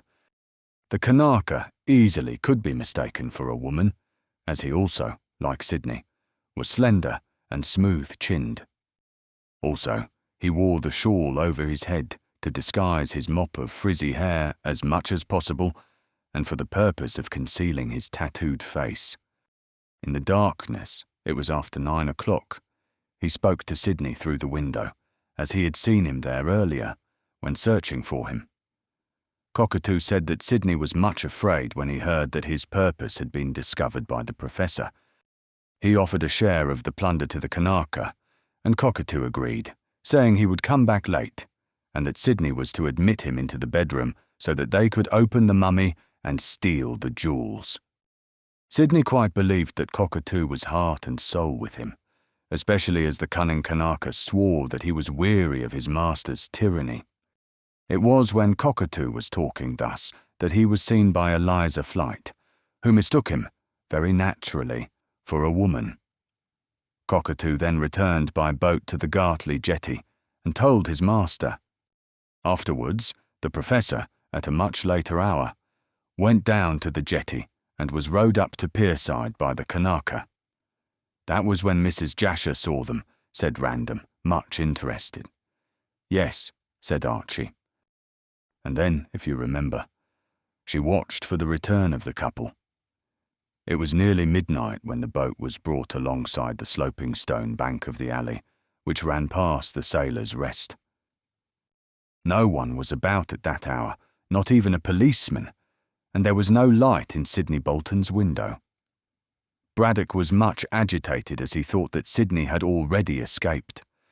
He waited in the boat and sent Cockatoo to knock at the window. Then a light appeared, and the window was silently opened. The Kanaka slipped in and remained there for some 10 minutes after closing the window. When he returned, the light was extinguished. He whispered to his master that Sydney had opened the packing case and the mummy coffin and had ripped the swathings to get the jewels. When Sydney would not hand over the jewels to the Kanaka, as the latter wanted him to, Cockatoo, already prepared with the window cord, which he had silently taken from the blind, sprang upon the unfortunate assistant and strangled him. Cockatoo told this to his horrified master and wanted him to come back to hide the corpse in the packing case. Braddock refused, and then Cockatoo told him that he would throw the jewels, which he had taken from Sydney's body, into the river. The position of master and servant was reversed, and Braddock was forced to obey. The Professor slipped silently ashore and into the room. The two men relighted the candle and pulled down the blind. They then placed the corpse of Sydney in the packing case and screwed the same down in silence. When this was completed, they were about to carry the mummy in its coffin, the lid of which they had replaced, to the boat, when they heard distant footsteps, probably those of a policeman on his beat. At once they extinguished the candle, and, as Braddock told Mrs. Jasher, he, for one, sat trembling in the dark. But the policeman, if the footsteps were those of a policeman, passed up another street, and the two were safe. Without relighting the candle, they silently slipped the mummy through the window, Cockatoo within and Braddock without. The case and its contents were not heavy, and it was not difficult for the two men to take it to the boat. When it was safely bestowed, Cockatoo, who was as cunning as the devil, according to his master, returned to the bedroom and unlocked the door. He afterwards passed a string through the joining of the upper and lower windows and managed to shut the snib. Afterwards, he came to the boat and rowed it back to Gartley. On the way, Cockatoo told his master that Sidney had left instructions that the packing case should be taken next morning to the pyramids, so there was nothing to fear. The mummy was hidden in a hole under the jetty and covered with grass. Why didn't they take it up to the house? Asked Random on hearing this. That would have been dangerous, said Hope, looking up from the manuscript, seeing that the mummy was supposed to have been stolen by the murderer. It was easier to hide it amongst the grasses under the jetty, as no one ever goes there. Well, he turned over a few pages. That is practically all. The rest is after events. I want to hear them, said Random, taking another cup of coffee. Hope ran his eyes swiftly over the remaining portion of the paper and gave further details rapidly to his friend. You know all that happened, he said. The professor's pretended surprise when he found the corpse he had himself helped to pack and… Yes. But why was the mummy placed in Mrs. Jasher's garden? That was Braddock's idea. He fancied that the mummy might be found under the jetty and that inconvenient inquiries might be made. Also, he wished if possible to implicate Mrs. Jasher so as to keep her from telling to the police what he had told her. He and Cockatoo went down to the river one night and removed the mummy to the arbour silently. Afterwards he pretended to be astonished when I found it. I must say he acted his part very well, said Hope reflectively, even to accusing Mrs. Jasher. That was a bold stroke of genius. A very dangerous one. Not at all. He swore to Mrs. Jasher that if she said anything, he would tell the police that she had taken the clothes provided by Sidney from the pyramids and had gone to speak through the window in order to fly with Sidney and the emeralds. As the fact of the mummy being found in Mrs. Jasher's garden would lend colour to the lie, she was obliged to hold her tongue. And after all, as she says, she didn't mind, since she was engaged to the professor and possessed at least one of the emeralds. Ah, the one she passed along to me. How did she get that? Hope referred again to the manuscript. She insisted that Braddock should give it to her as a pledge of good faith. He had to do it, or risk her splitting. That was why he placed the mummy in her garden, so as to bring her into the matter and render it more difficult for her to speak. What of the other emerald? Braddock took that to Amsterdam when he went to London that time, if you remember. When Don Pedro arrived. Braddock sold the emerald for £3,000, and it is now on its way to an Indian Raja. I fear Don Pedro will never set eyes on that again. Where is the money? He banked it in a feigned name in Amsterdam and intended to account for it when he married Mrs. Jasher by saying it was left to her by that mythical Pekin merchant brother of hers. Savvy? Yes. What an infernal little villain.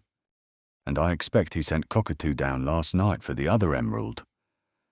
That is not related in the manuscript, said Archie, laying down the last sheet and taking up his coffee. The confession ends abruptly. At the time, Cockatoo tapped at the window, I expect.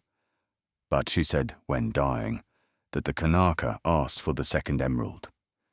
If she had not sent it to you in a fit of weakness, I expect she would have passed it along. I can't make out, added Archie musingly, why Mrs. Jasher confessed when everything was so safe. Well, said Random, nursing his chin and staring into the fire. She made a mistake in trying to blackmail me, though why she did so I can't tell, seeing she had the whip hand of Braddock. Perhaps she wanted the 5,000 to spend herself, knowing that the professor's plunder would be wasted on his confounded expedition. At any rate, she gave herself away by the blackmail, and I expect she grew frightened. If the house had been searched, and it might have been searched by the police, had I arrested her for blackmail, the emerald would have been found, and she would have been incriminated. She therefore got rid of it cleverly, by passing it along to me as a wedding gift. Then she again grew afraid and wrote out this confession to exonerate herself. But it doesn't, insisted Hope. She makes herself out plainly as an accessory after the fact. A woman doesn't understand these legal niceties. She wrote that out to clear herself in case she was arrested for the blackmail, and perhaps in case Braddock refused to help her, as he certainly did, if you remember. He was hard on her, confessed Archie slowly. Being such a villain himself, said Random grimly. However, Cockatoo arrived unluckily on the scene, and when he found she had parted with the emerald and had written out the truth, he stabbed her. If we hadn't come just in the nick of time, he would have annexed that confession, and the truth would never have become known. No one, ended Random, rising and stretching himself, would connect Braddock or Cockatoo with the death of Mrs. Jasher, or with the death of Sidney Bolton either, said Hope, also rising and putting on his cap. What an actor the man is. Where are you going? Demanded Sir Frank, yawning. To the pyramids. I want to see how Lucy is. Will you tell her about that confession? Not until later. I shall give this to Inspector Date when he arrives. The Professor has made his bed, so he must lie on it. When I marry Lucy, I'll take her away from this damned place. Marry her at once, then, advised Random, while the Professor is doing time, and while Cockatoo is being hanged. Meanwhile, I think you had better put on your overcoat, unless you want to walk through the village in crumpled evening dress, like a dissipated undergraduate. Archie laughed in spite of his weariness, and assumed his greatcoat at the same moment as Random slipped into his. The two young men walked out into the village and up to the pyramids, for Random wished to see Braddock before returning to the fort. They found the door of the great house open, and the servants in the hall. What is all this? Demanded Hope, entering. Why are you here and not at work? Where is your master? He's run away, said the cook in a shrill voice. Lord knows why, sir. Archie! Archie! Lucy came running out of the museum, pale-faced and white. My father has gone away with Cockatoo and the green mummy. What does it mean? And just when poor Mrs. Jasher is murdered too. Hush, darling. Come in, and I'll explain, said Hope gently. Chapter 26. The appointment. Poor Lucy Kendall was terribly grieved and shocked when the full account of her stepfather's iniquity was revealed to her. Archie tried to break the news as delicately as possible, but no words could soften the sordid story. Lucy, at first, could not believe it possible that a man, whom she had known for so long and to whom she was related, would behave in such a base way. To convince her, Hope was forced to let her read the account in Mrs. Jasher's handwriting. When acquainted with the contents, the poor girl's first desire was to have the matter hushed up, and she implored her lover with tears to suppress the damning document. That is impossible, said Hope firmly, and if you think again, my dear, you will not repeat such a request. It is absolutely necessary that this should be placed in the hands of the police, and that the truth should become as widely known as possible. Unless the matter is settled once and for all, someone else may be accused of this murder. But the disgrace, wept Lucy, hiding her face on her lover's shoulder. He slipped his arm round her waist. My darling, the disgrace exists whether it be public or private. After all, the Professor is no relation. No, but everyone knows that I am his stepdaughter. Everyone, echoed Archie with an assumed lightness. My dear, everyone in this instance only means the handful of people who live in this out-of-the-way village. Your name will not appear in the papers, and even if by chance it does, you will soon be changing it for mine. I think the best thing that can be done is for you to come with me to London next week and marry me. Then we can go to the south of France for the rest of the winter, until you recover. When we return and set up house in London, say in a year, the whole affair will be forgotten. But how can you bear to marry me when you know that I come of such a bad stock?" wept Lucy, a trifle more comforted. "My dear, must I remind you again that you are no relation to Professor Braddock? You have not a drop of his wicked blood in your veins, and even if you had, I should still marry you. It is you I love, and you I marry, so there is no more to be said. Come, darling, say that you will become my wife next week." "But the Professor?" Archie smiled grimly. He found it difficult to forgive Braddock for the disgrace he had brought on the girl. "I don't think we'll ever be troubled again with the Professor," he said after a pause. "He has bolted into the unknown with that infernal Kanaka." "But why did he fly, Archie?" "Because he knew that the game was up. Mrs. Jasher wrote out this confession and told Cockatoo, when he entered the room to get the emerald, that she had written it. To save his master, the Kanaka stabbed the wretched woman, and, had Random and I not arrived, he would have secured the confession. I really believe he came back again out of the mist in the small hours of the morning to steal it. But when he found that all was vain, he returned here and told the Professor that the story of the murder had been written out. Therefore there was nothing left to Braddock but to fly. Although, added Hope with an afterthought, I can't imagine why those two fugitives should drag that confounded mummy with them." "But why should the Professor fly?" asked Lucy again. "According to what Mrs. Jasher writes, he did not strangle poor Sidney. No, and I will do him the justice to say that he had no idea of having his assistant murdered. It was Cockatoo's savage blood which came out in the deed, and maybe it can be explained by the Kanaka's devotion to the Professor. It was the same way in the murder of Mrs. Jasher. By killing Bolton, the Kanaka hoped to save the emeralds for Braddock. In stabbing Mrs. Jasher, he hoped to save the Professor's life." "Oh, Archie, will they hang my father?" Hope winced. "Call him your stepfather," he said quickly. "No, dear, I do not think he will be hanged.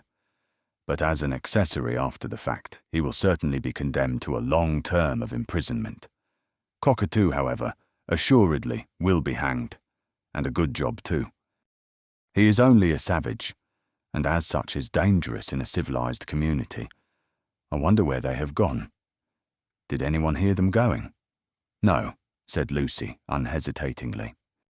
"Cook came up this morning to my room and said that my father, my stepfather, had gone away with Cockatoo and with the green mummy.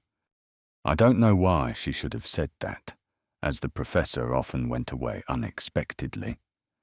Perhaps she heard rumours in the village and put two and two together. I cannot tell. Some instinct must have told her. But I dare say Braddock and his accomplice fled under cover of the mist and in the small hours of the morning. They must have known that the confession would bring the officers of the law to this house. I hope they will escape," murmured Lucy.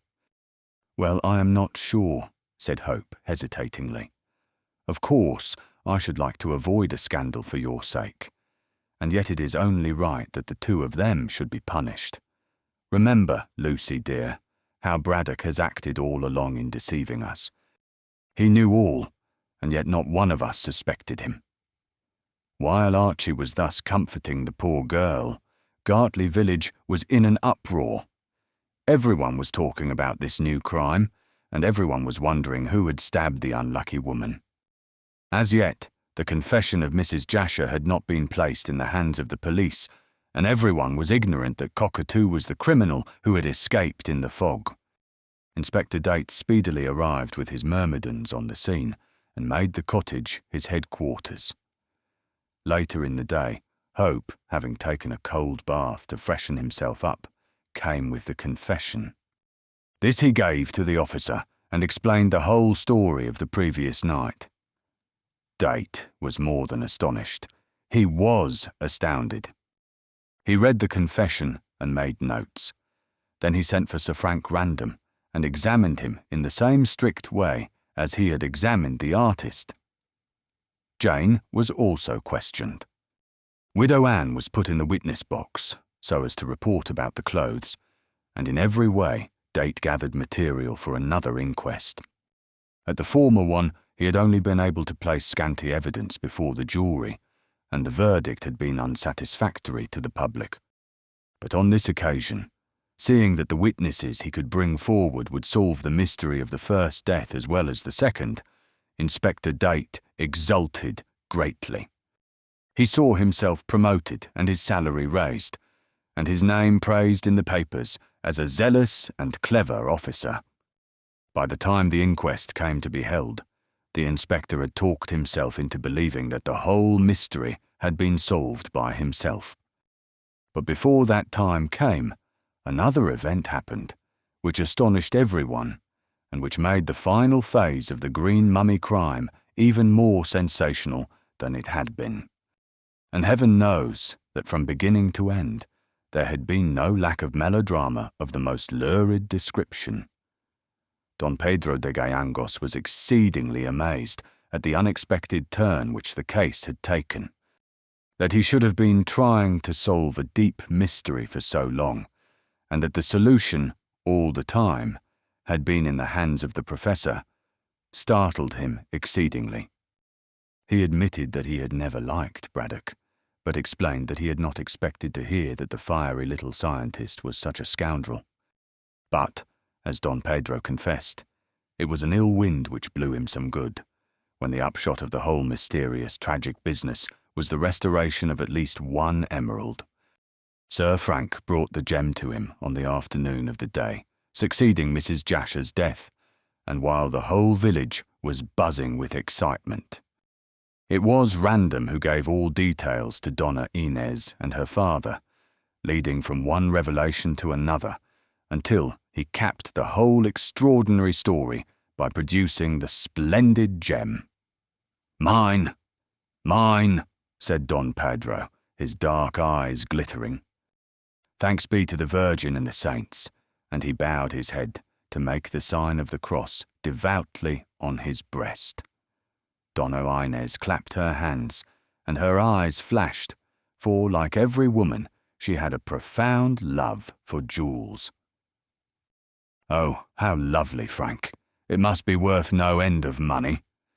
Professor Braddock sold the other to some Indian Raja in Amsterdam, through an agent, I presume, for £3,000. "I shall get more than that," said Don Pedro quickly. The professor sold his jewel in a hurry and had no time to bargain. "But sooner or later I shall get £5,000 for this." He held the gem in the sunlight, where it glowed like an emerald sun. "Why, it is worthy of a king's crown." "I fear you will never get the other gem," said Random regretfully. "I believe that it is on its way to India, if Mrs. Jasher can be trusted." "Never mind. I shall be content with this one, senor. I have simple tastes, and this will do much to restore the fortunes of my family. When I go back with this and the Green Mummy, all those Indians who know of my descent from the ancient Incas will be delighted and will pay me fresh reverence." "But you forget," said Random, frowning. "The Green Mummy has been taken away with Professor Braddock." "They cannot have gone far with it," said Donna Inez, shrugging.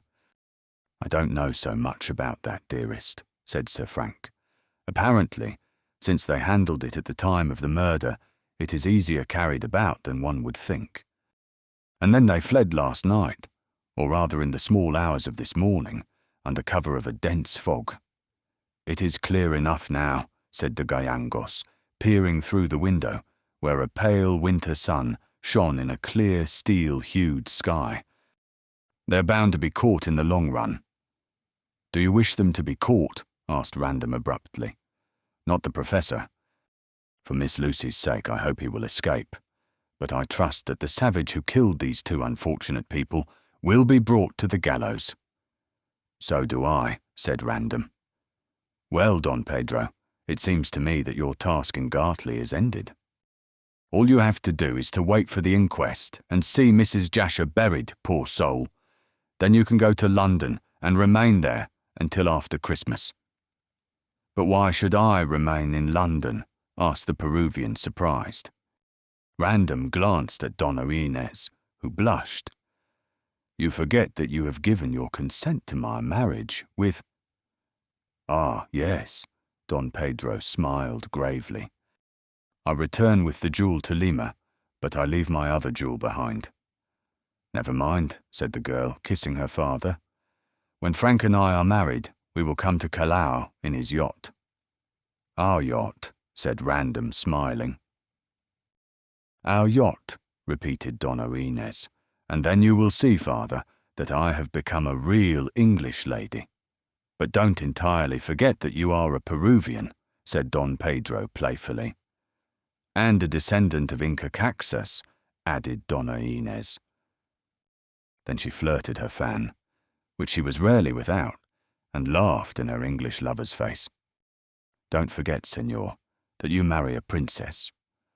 "I marry the most charming girl in the world," he replied, catching her in his arms, rather to the scandal of de Gallangos, who had stiff Spanish notions regarding the etiquette of engaged couples.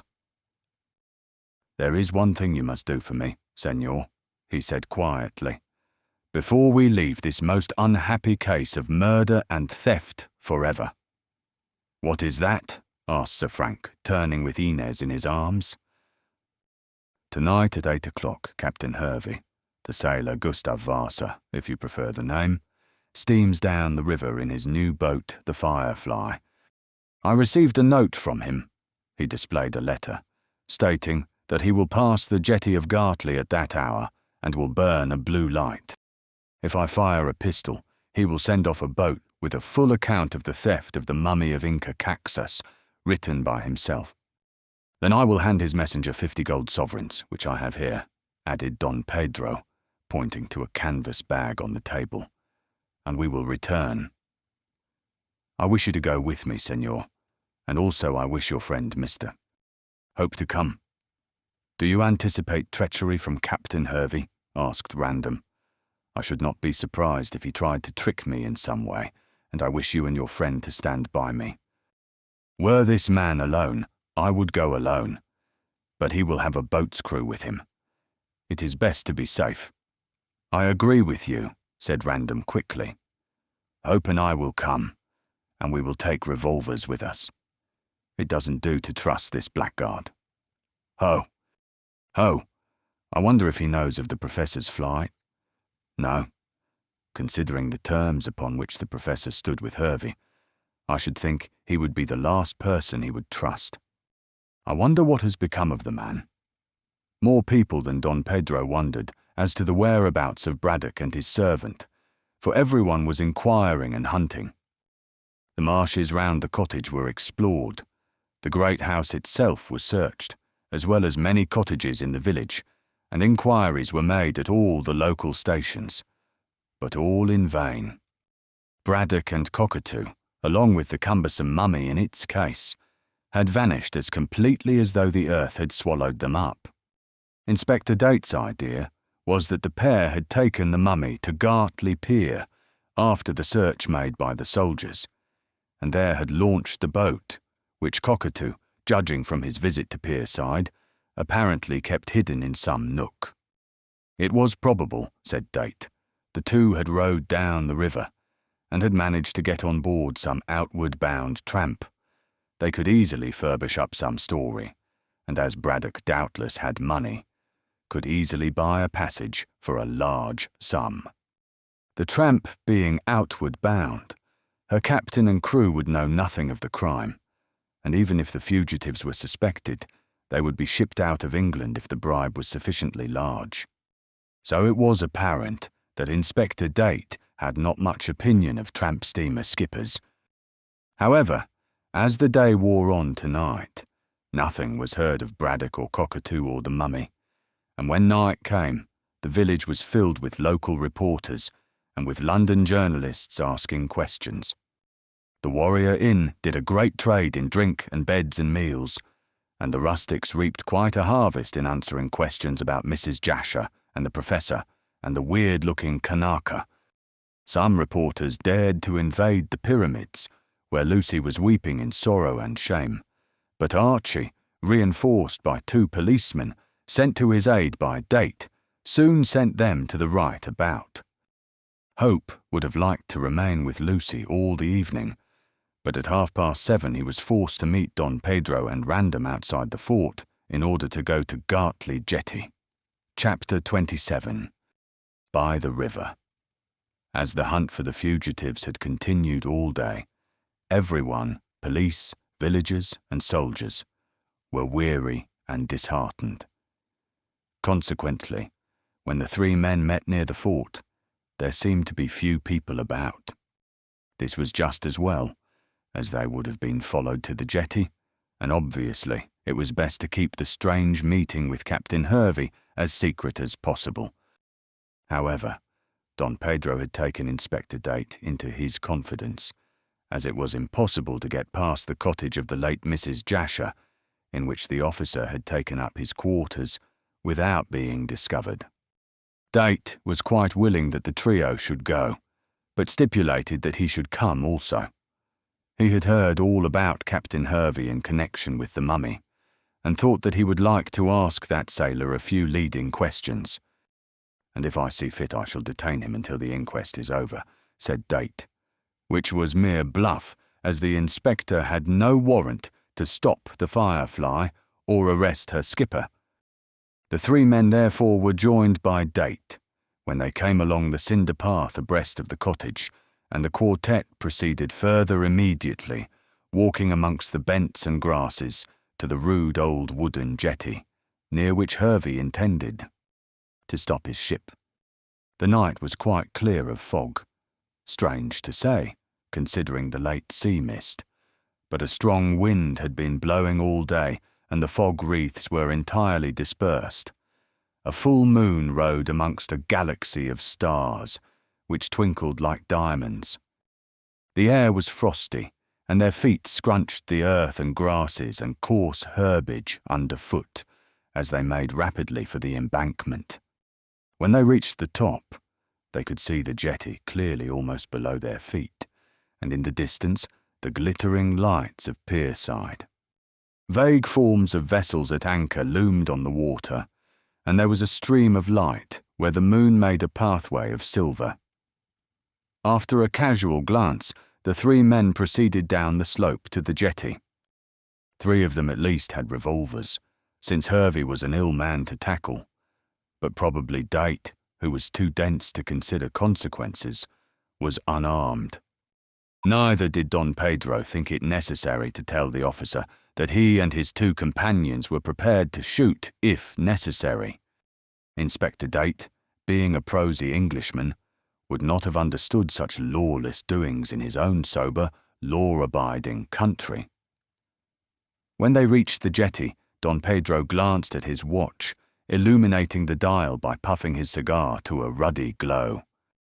It was just after 8 o'clock, and even as he looked, an exclamation from Date made him raise his head. The inspector was pointing outstream to a large vessel which had steamed inshore as far as was safe.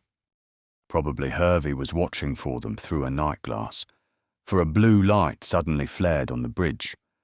Don Pedro, according to his promise, fired a pistol, and it was then that Date learned that his companions were armed. "What the devil did you do that for?" he inquired angrily. "It will bring my constables down on us." "I do not mind, since you can control them," said de Gallangos coolly. "I had to give the signal." "And we all have revolvers," said Random quickly. "Hervey is not a very safe man to tackle, Inspector." "Do you expect a fight?" said Date, while they all watched a boat being lowered. "If so, you might have told me, and I should have brought a revolver also. Not that I think it is needed. The sight of my uniform will be enough to show this man that I have the law behind me." "I don't think that will matter to Hervey," said Archie dryly.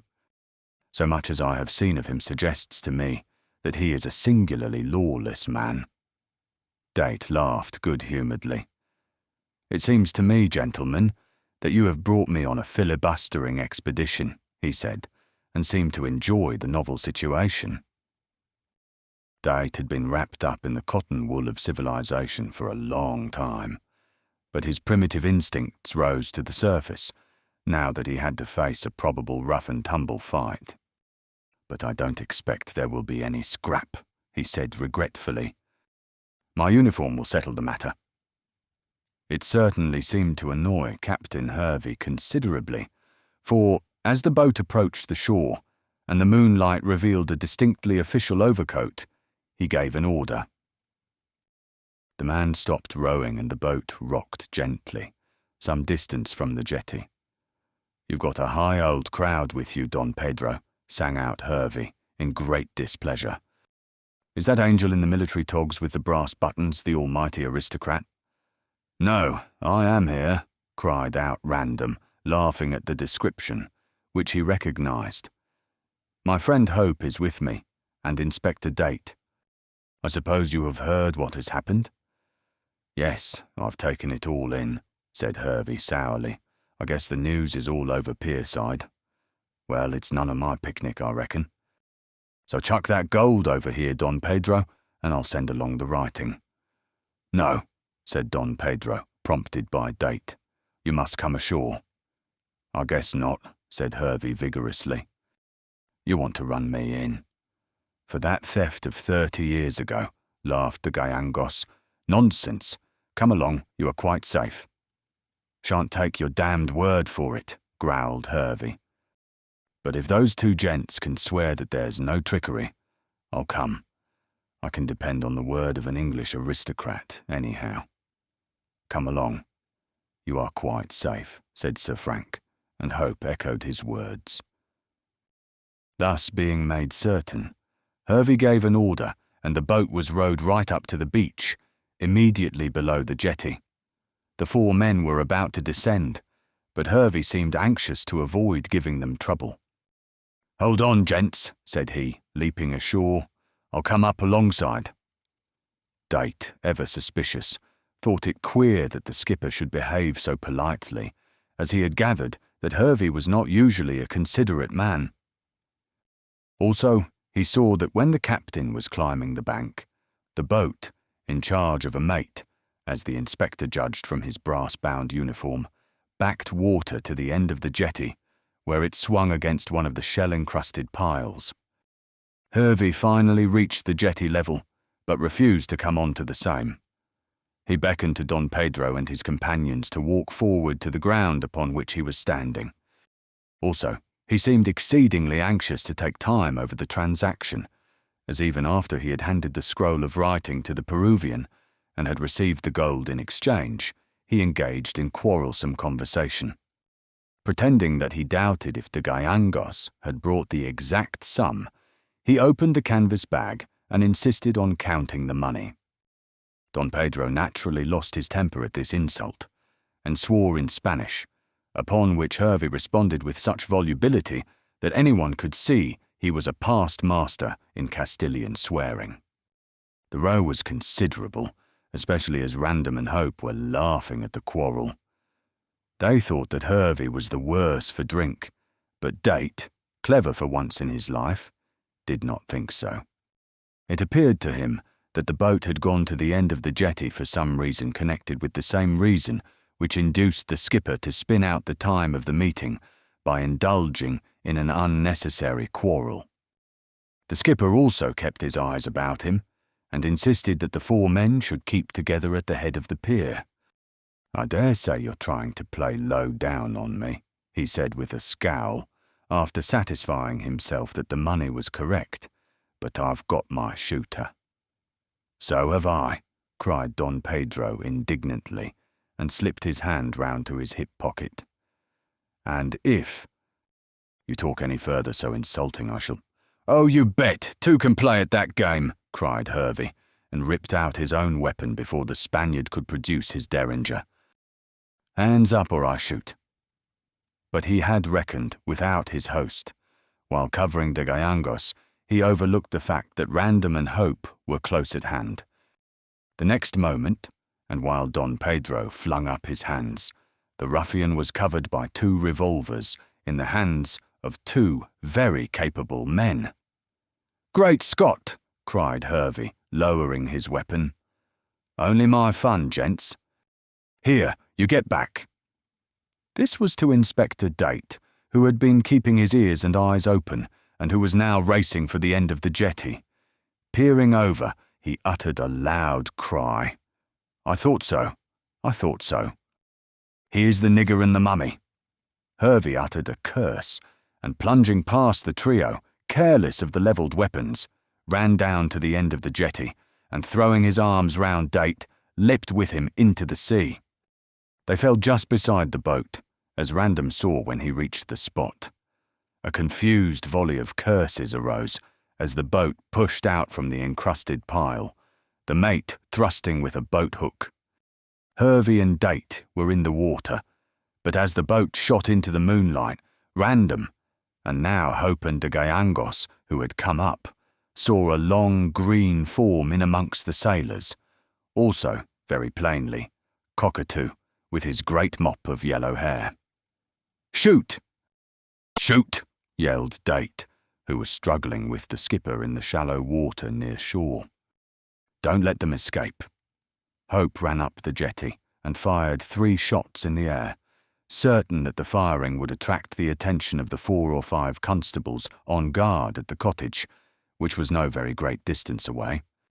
Random sent a bullet into the midst of the boatload, and immediately the mate fired also. The bullet whistled past his head, and crazy with rage, he felt inclined to jump in amongst the ruffians and have a hand-to-hand fight.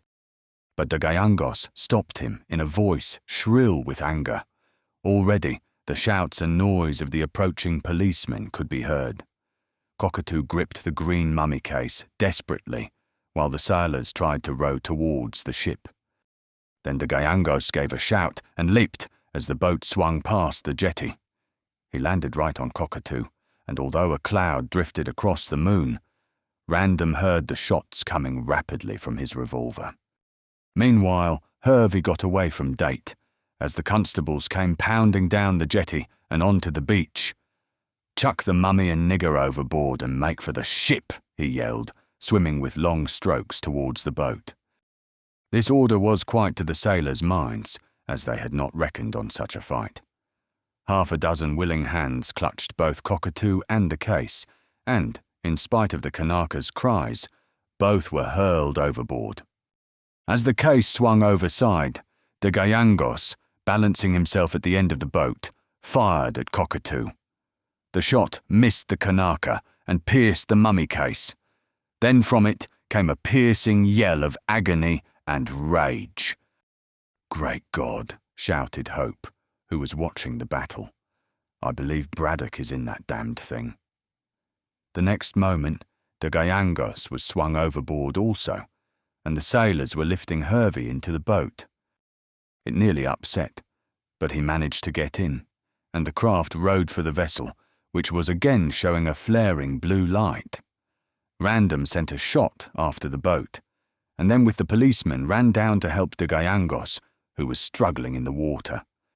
He managed to pull him out, and when he had him safe and breathless on shore, he saw that the boat was nearing the ship, and that Date, torn and wet and dishevelled, with 3 policemen, was up to his waist in water, struggling to bring ashore Cockatoo and the mummy case, to which he clung like a limpet. Hope ran down to give a hand, and in a few minutes they had the Kanaka ashore, fighting like the demon he was. Random and de Gayangos joined the breathless group, and Cockatoo was held in the grasp of 2 strong men, who required all their strength to hold him, while Date, warned by Hope's cry of what was in the case, tore at the lid. It was but lightly fastened and soon came off. Then those present saw in the moonlight the dead face of Professor Braddock, who had been shot through the heart. As they looked at the sight, Cockatoo broke from those who held him, and throwing himself on his master, howled and wept as though his heart would break. At the same moment there came a derisive whistle from the Firefly, and they saw the great tramp steamer slowly moving downstream, increasing her speed with almost every revolution of the screw. Braddock had been captured, but Hervey had escaped. At the inquest on the professor and on the body of Mrs. Jasher, it was proved that Cockatoo had warned his master that the game was up, and had suggested that Braddock should escape by hiding in the mummy case. The corpse of Inca Caxas was placed in an empty Egyptian sarcophagus, in which it was afterwards found, and Braddock, assisted by his faithful Kanaka, wheeled the case down to the old jetty. Here, in a nook where Cockatoo had formerly kept the boat, the professor concealed himself all that night and all next day. Cockatoo, having got rid of his boat long since, lest it might be used in evidence against him and his master, ran through the dense mist and the long night up to Pierside, where he saw Captain Hervey and bribed him with a promise of £1,000 to save his master. Hervey, having assured himself that the money was safe, since it was banked in a feigned name in Amsterdam, agreed, and arranged to ship the professor in the mummy case. Thus it was that Hervey kept the 4 men talking up the jetty, as he knew that Cockatoo with his own sailors was shipping the professor in the mummy case underneath, and well out of sight. Cockatoo had come downstream with the Firefly, and in this way had not been discovered. Throughout that long day, the miserable Braddock had crouched like a toad in its hole, trembling at every sound of pursuit, as he knew that the whole of the village was looking for him. But Cockatoo had hidden him well in the case, in the lid of which holes had been bored. He had brandy to drink and food to eat, and he knew that he could depend upon the Kanaka. Had Date not been suspicious, the ruse might have been successful, but to save himself, Hervey had to sacrifice the wretched professor, which he did without the slightest hesitation. Then came the unlucky shot from the revolver of De Gayangos, which had ended Braddock's wicked life. It was fate. At the inquest, a verdict of willful murder was brought against the Kanaka, but a verdict of justifiable homicide was given in favour of the Peruvian. Thus, Cockatoo was hanged for the double murder, and Don Pedro went free. He remained long enough in London to see his daughter married to the man of her choice, and then returned to Lima. Of course, the affair caused more than a 9 days' wonder, and the newspapers were filled with accounts of the murder and the projected escape. But Lucy was saved from all this publicity, as, in the first place, her name was kept out of print as much as possible, and, in the second, Archie promptly married her, and within a fortnight of her stepfather's death took her to the south of all, France, and afterwards to Italy. What with his own money and the money she inherited from her mother, in which Braddock had a life interest, the young couple had nearly 1,000 a year. 6 months later, Sir Frank came into the small San Remo, where Mr. and Mrs. Hope lived with his wife on his arm. Lady Random looked singularly charming, and was assuredly more conversational.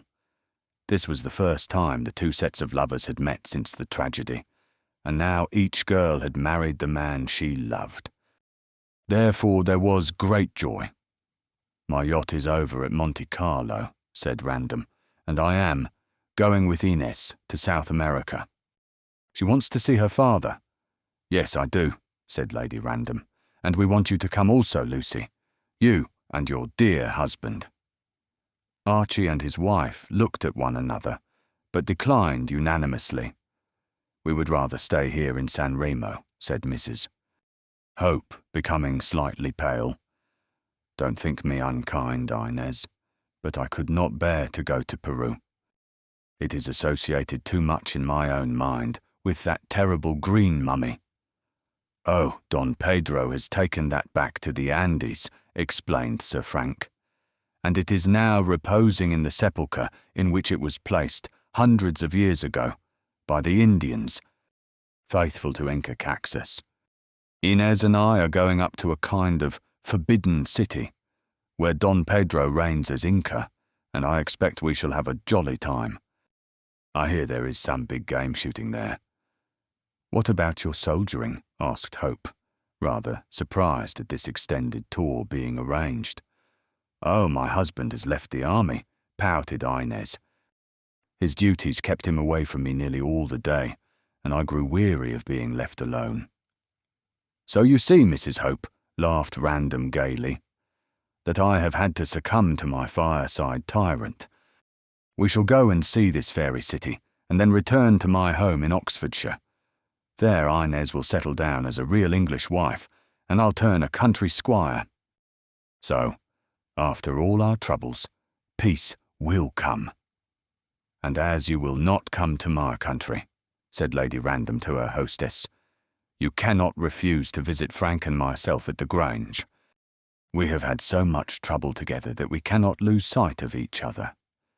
"No," said Lucy, kissing her. "We will come to Oxfordshire." So it was arranged, and the next day Mr. and Mrs. Hope went over to Monte Carlo to see the last of Sir Frank and his wife. They stood on the heights watching the pretty little steamer making for South America. Archie noticed that his wife's face was somewhat sad. "Are you sorry we did not go, sweetheart?" "No," she replied, placing her arm within his own. "I only want to be with you. That is all right." He patted her hand. "Now that we have sold all the furniture in the pyramids and have got rid of the lease, there will be nothing to remind you of the green mummy. Yet I can't help thinking of my unfortunate stepfather, and of poor Mrs. Jasher, and of Sidney Bolton. Oh, Archie, little as we can afford it, I am glad that we allow Mrs. Bolton a small sum a year. After all, it was through my stepfather that her son met with his death. I don't quite agree with you, dear. Cockatoo's innate savagery was the cause, as Professor Braddock did not intend or desire murder.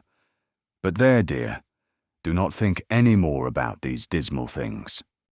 Dream of the time when I shall be the president of the Royal Academy, and you, my lady. I am your lady now. But," added Lucy, perhaps from an association of ideas of colour and the Academy, "I shall hate green for the rest of my life. That's unlucky, considering it is nature's colour. My dear, in a year or two, this tragedy, or rather the 3 tragedies, will seem like a dream. I won't listen to another word now. The green mummy has passed out of our lives and has taken its bad luck with it." "Amen, so be it," said Lucy Hope, and the happy couple went home, leaving all their sorrows behind them, while the smoke of the steamer faded on the horizon.